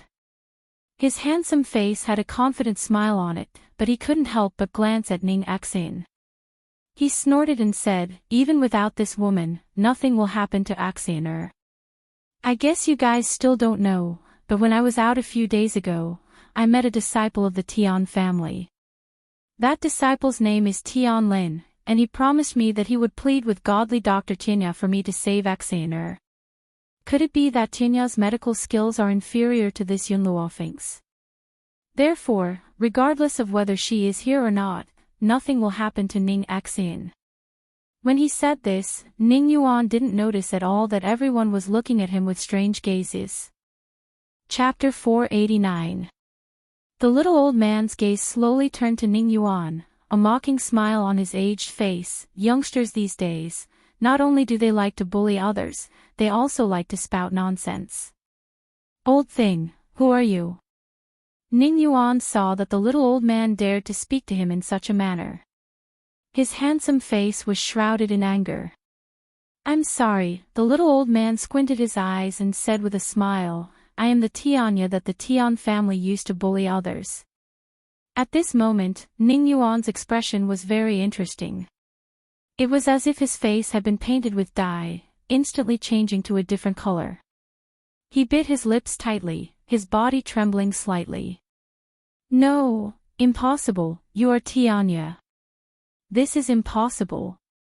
Tian Lin had never told him that Tianya would come to the Ning family. This old man must be an impostor. Tsk tisk, Lin Ruobai glanced at Ning Yuan's expression of disbelief and smiled brightly. "Ning Yuan, I really don't know if you are stupid or too trusting of others. That Tian Lin you speak of, he did not come to the Tian family to help you. He came here to ask for Ning Xan's hand in marriage." Boom! Like a thunderbolt from the clear sky, Ning Yuan, who had not yet recovered from the shock, was hit head-on, and his brain went blank. His good brother had not come to the Ning family to help him, but to marry Ning Xan. When did that guy have such thoughts about Ning Xan? Why did he not know about it? As for Tianya's identity, Lin Ruobai paused. It was acknowledged by the Tian family. "Oh, right, the Tian family member's body has been dragged out. I don't think it's too far away. Should I get someone to drag it back for you to see? Ning Yuan staggered and took a few steps back, his eyes filled with despair. The trump card he thought was his last resort turned out to be so fragile. Not only because of Tian Lin's betrayal, but also because of the little old man in front of him. Since the Ning family knows Tianya, why didn't they let him out earlier? The old master wouldn't have suffered so much back then. Ning Yuan bit his lips tightly and asked the question in his heart. He really did not understand why Tianya had not stepped forward to help the Ning family despite being friends with them. Could there be some other reason? From start to end, he never connected World's Edge and Yun Luofeng together. In his opinion, a person like Yun Luofeng didn't have the qualifications to befriend divine Dr. Tianya. Unfortunately, things didn't go as he wished. Following that, the little old man's words immediately sent Ning Yuan straight into hell. His entire person stood rooted to the ground like a stone, without any movement or expression. I don't have much of a relationship with the Ning family. I've only come here because I heard that the Yun lass had been bullied. I'm still hoping that Yun lass will give me some pointers when she's in a good mood, so I can't ignore her matters. The implication was that his goal of coming here was Yun Luofeng, and it had nothing to do with anyone else. Didn't your Tian family look down on her identity? Since that was the case, he would make sure that these people who had looked down on her would never be able to reach up to her in the future. He had said those words on purpose. After all, he did not know what had happened before he came. He had only hurried over after hearing that it was related to Yun Luofeng. Chapter 490. It was obvious that the effect of his words was very obvious. When he heard the little old man's words, Elder Fourth's expression changed greatly and his breathing became uneven. Imagine this, a person whom you had thought to be inferior to you suddenly realized through other means that she is much more powerful than you in all aspects, to the point that you will never be able to surpass her. That feeling was as if a hand was squeezing his heart fiercely, making him feel so uncomfortable that he was about to suffocate. Luckily, this little girl was only an earth spirit. I'm a heavenly spirit after all. In terms of martial arts, this little girl is definitely no match for me. Elder Fourth's eyes darted back and forth at the thought of this. He then came up with a plan. Divine Dr. Tianya, I never thought that Yun Luofeng would be acquainted with you, but I don't think that I've done anything wrong. Ning Axayan is a member of the Ning family and I had brought her back out of concern. What wrong have I done? In an instant, everyone's gazes were focused on the fourth elder. They all thought that this old man had gone mad. Did he not understand Tianya's words? Tianya is clearly on Yun Luofeng's side and the old master stands on Yun Luofeng's side unconditionally. Yet he dares to refuse to admit his mistake. Oh. Tianya raised the corners of his lips and smiled at Elder Fourth. What do you want then? Elder Fourth glanced sinisterly at Yun Luofeng. I want to challenge her. If I lose, I'll let her do whatever she wants to me. If I win, I want Ning Axayan to marry my son and the Ning family will not punish us. Hee. Tianya laughed disdainfully. Elder Ning, this elder of the Ning family is rather thick-skinned. He actually wants to challenge a 15-year-old girl. Doesn't he think that his request is embarrassing? Elder Fourth did not seem to hear Tianya's mocking voice. His elderly eyes stared unblinkingly at Yun Luofeng. You don't dare to challenge me because you're afraid? Or could it be that my power is terrifying? So, General Yun's granddaughter is a coward who doesn't even have the courage to challenge me. This old man was obviously ready to throw caution to the wind. He knew that this was the only way for him to survive. Furthermore, he could help his son fulfill his long-cherished wish. However, when he said these words, he needed to face Elder Ning and Tianya's fierce gazes.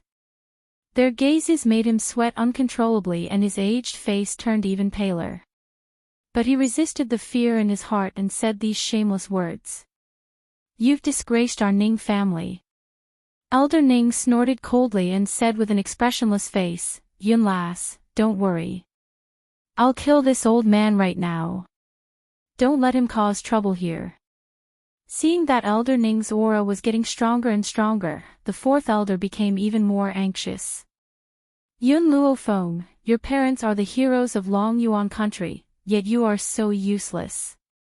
If your parents in heaven were to see this, they would definitely regret giving birth to a coward like you. The fourth elder clearly knew what kind of person Yun Luofeng was. However, he had no choice but to say such angry words. Only by doing so would he be able to infuriate the girl and force her to accept the competition.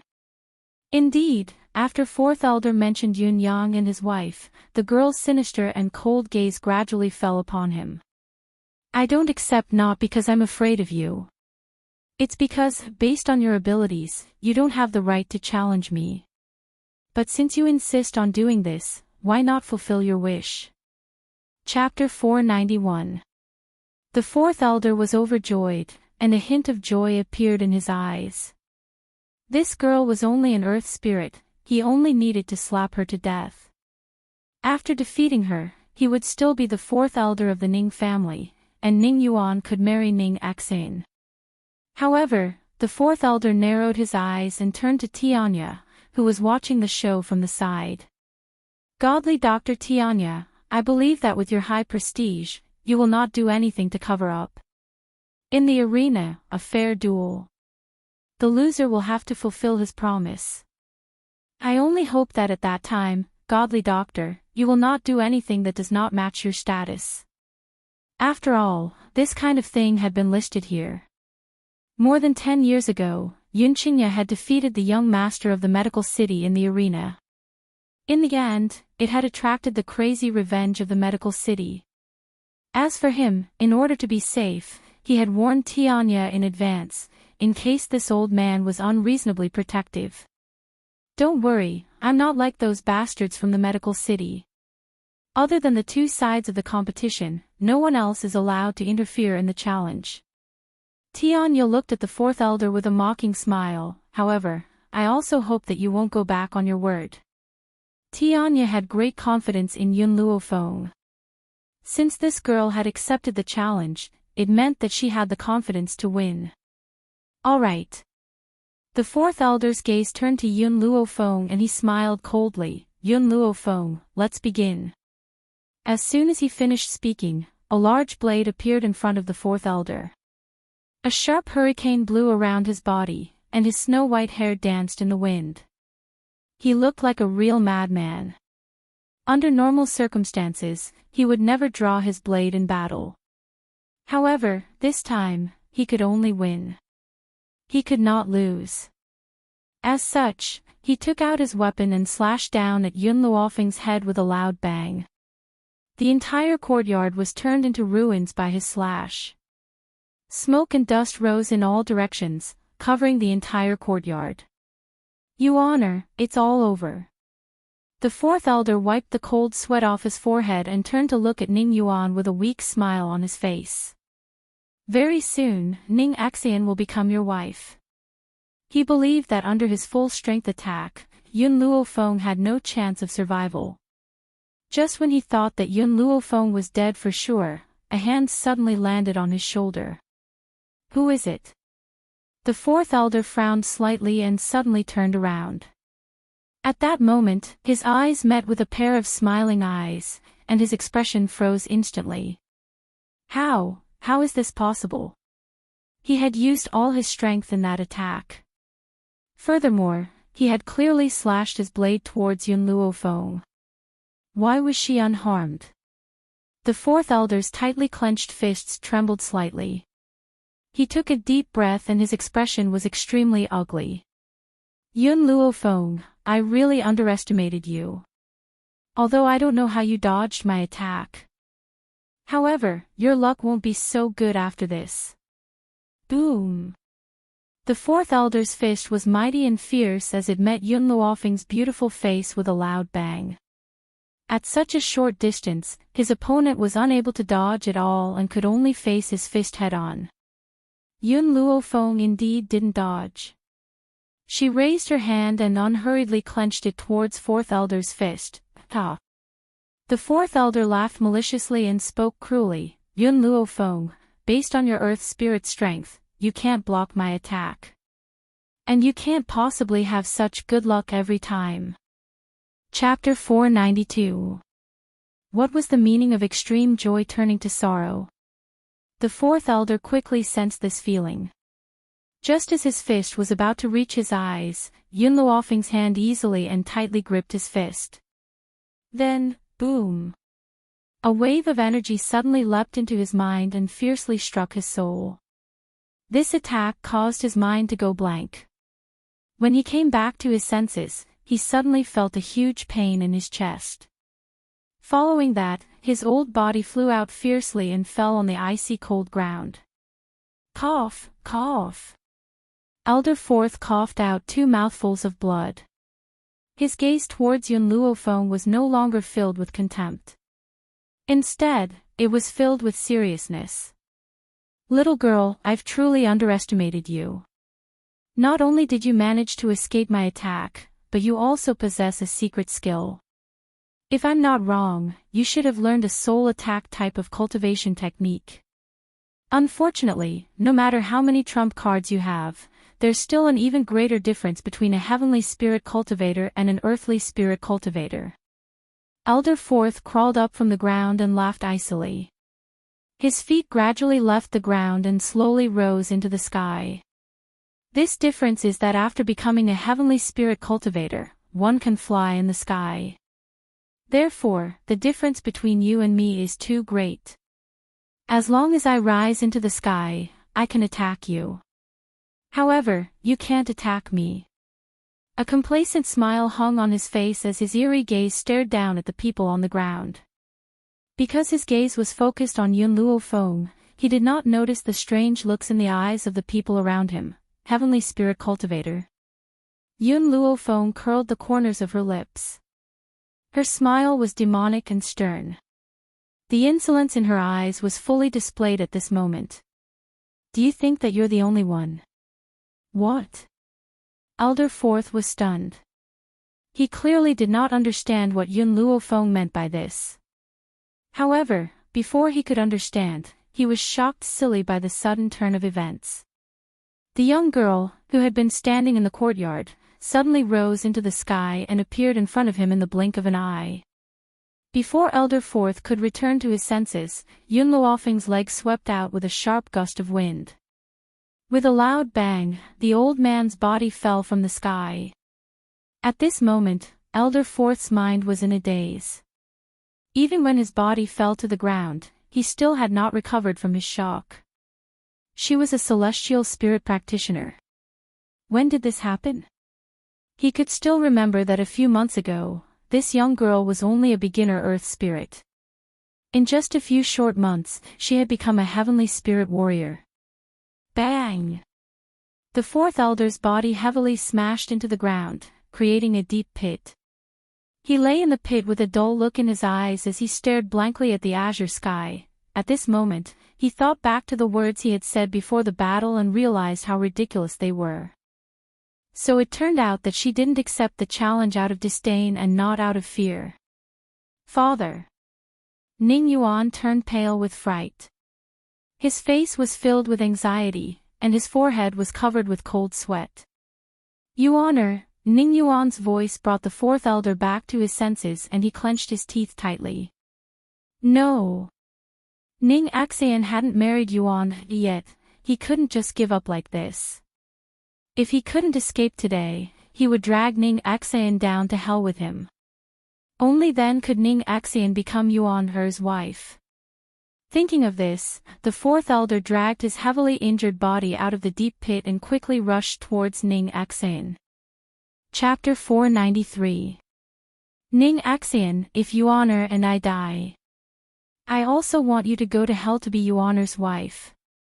Just as he finished speaking, the figure that was like a whirlwind had already arrived in front of Ning Axian. His eyes revealed a cruel light. He understood that it was impossible for him to defeat Yun Luo Feng. If that was the case, then he could only let Ning Axian be buried with him. It was better than Yuaner being alone. Be careful. Yunqingya held Ning Xian's hand tightly and pulled her into her embrace. She used her back to face the fourth elder and raised her robe, enveloping the young girl's body. At the same time, another figure shot over like a sword. When Yunqingya finished her action, she was already in front of Ning Xian. Puchi. The fourth elder's fist contained a strong killing intent as it heavily struck the youth's chest. The youth's extremely weak body was directly thrown out by his attack as blood flowed uncontrollably from his mouth. Immediately, the fourth elder was stunned. He raised his head in astonishment and looked at the youth who was blocking in front of Ning Xian. His voice trembled slightly as he asked, "Why?" "Father." Ning Yuan smiled faintly. That smile was very weak and filled with endless sorrow. "Don't hurt Ning Xian, Yuan, I'm doing this for you. Can't you see it? These people will not let us go. But you haven't taken a wife for so many years because of Ning Xian. I just want her to become your wife. Why did you save her?"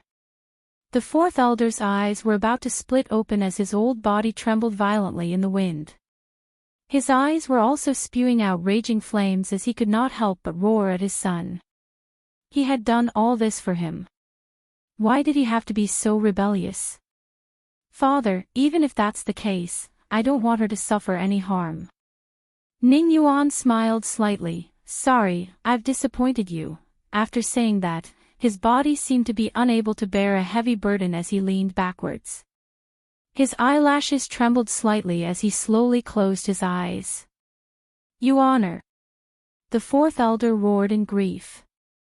His body quickly flashed and appeared in front of Ning Yuan. He quickly caught the youth's body and said sorrowfully, "Yuan, wake up. Don't scare Daddy, Daddy was wrong. Hurry up and open your eyes and look at me." Alas, the young man closed his eyes and did not make a sound. His punch just now had already broken the young man's heart meridian. Even if the great firmament immortal came, he would not be able to save him. "No." The fourth elder faced the sky, and his heart-wrenching voice reverberated above the Ning family for a long time. "Yuan, even if you hate me, I will let Ningxin accompany you." The fourth elder's heart was filled with anger and hatred. He gently put down Ning Yuan's corpse and looked at the girl in Yunqingya's arms with a sinister gaze. "Ning Xian, my son is so devoted to you. Why don't you accept him?" He gritted his teeth, full of hatred. "I believe that in this world, there is no man who treats you better than my son. But you bitch, you actually didn't want such a good man and insisted on choosing Yunqingya. What right do you have to reject my son's love?" Elder Ning's face darkened as he stared coldly at the fourth elder. "Ning Yuan is indeed a good child. Unfortunately, he has a father like you. Otherwise, he wouldn't have fallen to such a state." "Shut up." The fourth elder had gone completely crazy. He turned to look at Elder Ning and said angrily, "If it wasn't for your Ning family, Yuan wouldn't have died. You are the murderers who killed him. I will kill you all to avenge Yuan." Chapter 494. Elder Ning glanced at him. "Firstly, you're the one who killed your son. Secondly, I'd like to see how you're going to destroy my Ning family." "Nonsense." Fourth elder's face turned hideous as he roared, "The one who killed him is someone from your Ning family. If it wasn't for saving Ning Xian, he wouldn't have died. So, I'll drag all of you down with me. Ha ha ha." As he spoke, fourth elder's aura suddenly became fierce. His body gradually expanded, causing the pressure in the air to drop, making it hard for everyone to breathe. He's going to self-destruct. Elder Ning's face changed. Furthermore, it's not an ordinary self-destruction, it's the self-destruction of his soul. Everyone knew that the self-destruction of a martial artist would cause severe injuries to the people around him. Especially when fourth elder's soul was self-destructing. How strong was the power of the soul? If he really did detonate himself, then amongst the people present, only Tianya would be able to escape this calamity. Even Elder Ning would be severely injured by this. Therefore, after sensing Fourth Elder's aura, Elder Ning's face turned grave. Self-destruction of the soul will result in the destruction of the soul. Is it worth it? Under normal circumstances, very few people would self-destruct their soul. This was because if the soul was gone, how could one talk about reincarnation? If there wasn't a deep hatred, no one would risk having their soul destroyed just to kill their enemy. However, the Fourth Elder understood that if it was just an ordinary self-detonation, with Tianya and Elder Ning's strength, they would be able to block the damage for everyone present. For this reason, he was willing to sacrifice his soul to send Ning Axian to accompany Ning Yuan. Ning Axian, I really don't know where you get your charm from to make Yuan give up his life for you. But this is the end for you. I won't let Yuan walk alone. Then, he lowered his head to look at Ning Yuan's corpse. The evil smile on his face gradually disappeared and was replaced with gentleness. Yuan, father can't accompany you anymore, but father will send Ning Axian to accompany you. You must grasp this opportunity well. Even if my soul is destroyed, father will fulfill your wish. Undeniably, Fourth Elder's personality was the complete opposite of clan leader Ning's. Patriarch Ning was willing to give up his daughter for the sake of the family, but the Fourth Elder had committed countless mistakes. But his feelings for Ning Yuan were real. Ha! All of you, go and atone for your sins. The Fourth Elder's aura became more and more intense, and even the air around him became a formless storm. Under the storm, his white hair danced wildly in the wind. His face became ferocious once again, and the viciousness in his eyes was like a dagger dipped in poison. Anyone who was looked at by him would be poisoned to death. Puchi! Suddenly, a muffled sound came from the Fourth Elder's body. Then, his bulging body flattened like a punctured balloon. He turned around in a daze and looked at Yun Luofeng, who had unknowingly appeared behind him. He trembled as he asked, "You? What did you do to me?" Facing the Fourth Elder's stunned expression, Yun Luofeng smiled lazily. "Don't forget, I am a doctor." As a doctor, he naturally knew all the acupoints and characteristics of the human body. Thus, at that moment, he used a silver needle to pierce the Fourth Elder's acupoint and stopped him from self-destructing. Tianya looked at Yun Luofeng in astonishment, and the shock in his eyes deepened. As a doctor as well, no one was clearer than him what Yun Luofeng's actions represented. After all, even he had been unable to successfully stop a self-destruction. Chapter 495. The Fourth Elder closed his eyes in despair. He knew that he had no hope of revenge this time. Since that was the case, he would wait for his next life. In his next life, he would make sure that all of these people were buried with him. Yun Luofeng, Ning family. He opened his eyes and sneered, "When I get to the next life, I will come find you and make you pay with your blood." Blood for blood. Yun Luofeng curled his lips. "Sorry, you won't have the chance." The girl's voice was arrogant, causing the Fourth Elder to fly into a rage once again. But this time, before he could speak, a violent force came out from his body and fiercely struck his internal organs. Even his soul felt a pain as if it had suffered a heavy blow. "What did you do to me?" There was no need to think about it. The Fourth Elder knew that this woman must have done something to him. Yun Luofeng glanced at him evilly. "I just sent the power of your self-destruction back into your body. I didn't make it disappear." In other words, she had sent the power of the Fourth Elder's self-destruction back into his body. In other words, he couldn't make his soul self-destruct, but he would still have his soul scattered. "You're such a vicious woman. You will definitely die a horrible death." The Fourth Elder had gone completely mad. He had failed to self-destruct, yet he still had to bear the consequences of his soul scattering. If it was anyone else, they wouldn't be able to bear it. "I originally wanted to hand you over to second uncle, but unfortunately, you charged straight into my hands." Yun Luofeng smiled evilly as he leaned against the tree beside him. So, you brought this upon yourself. Oh! An intense pain came from within his body. The fourth elder's face contorted as he let out a mournful roar. Yun Luofeng, a vicious woman like you will definitely not have a good ending. Puchi! A mouthful of blood spurted out. The fourth elder staggered and fell heavily to the ground. He sucked in a breath of cold air and stared hatefully at Yun Luofeng with a twisted face. Second uncle. Yun Luofeng did not look at the fourth elder anymore. She turned around and walked towards Yun Qingya, raising her eyebrows. Ning Xian's body is still a little weak. Take her back to your room to rest first. Let the Ning family handle the matters here. All right. Yun Qingya's lips curled into a faint smile as her cold gaze gradually fell on Ning Xian. Xianer, I'll take you back to your room.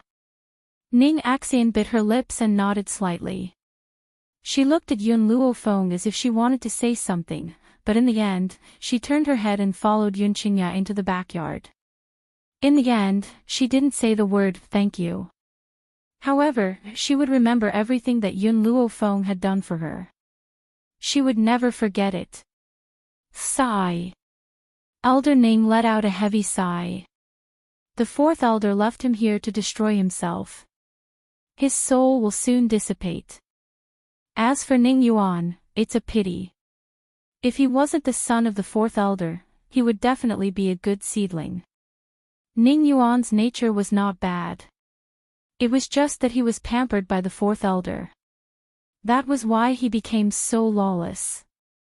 However, if he were to be nurtured from a young age, he believed that he would change very well.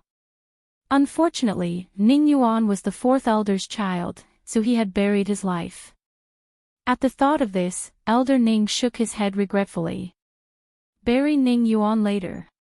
Because his father betrayed the Ning family, he does not have the qualifications to enter the Ning family's ancestral grave. As for the fourth elder, just find a mass grave and throw him away.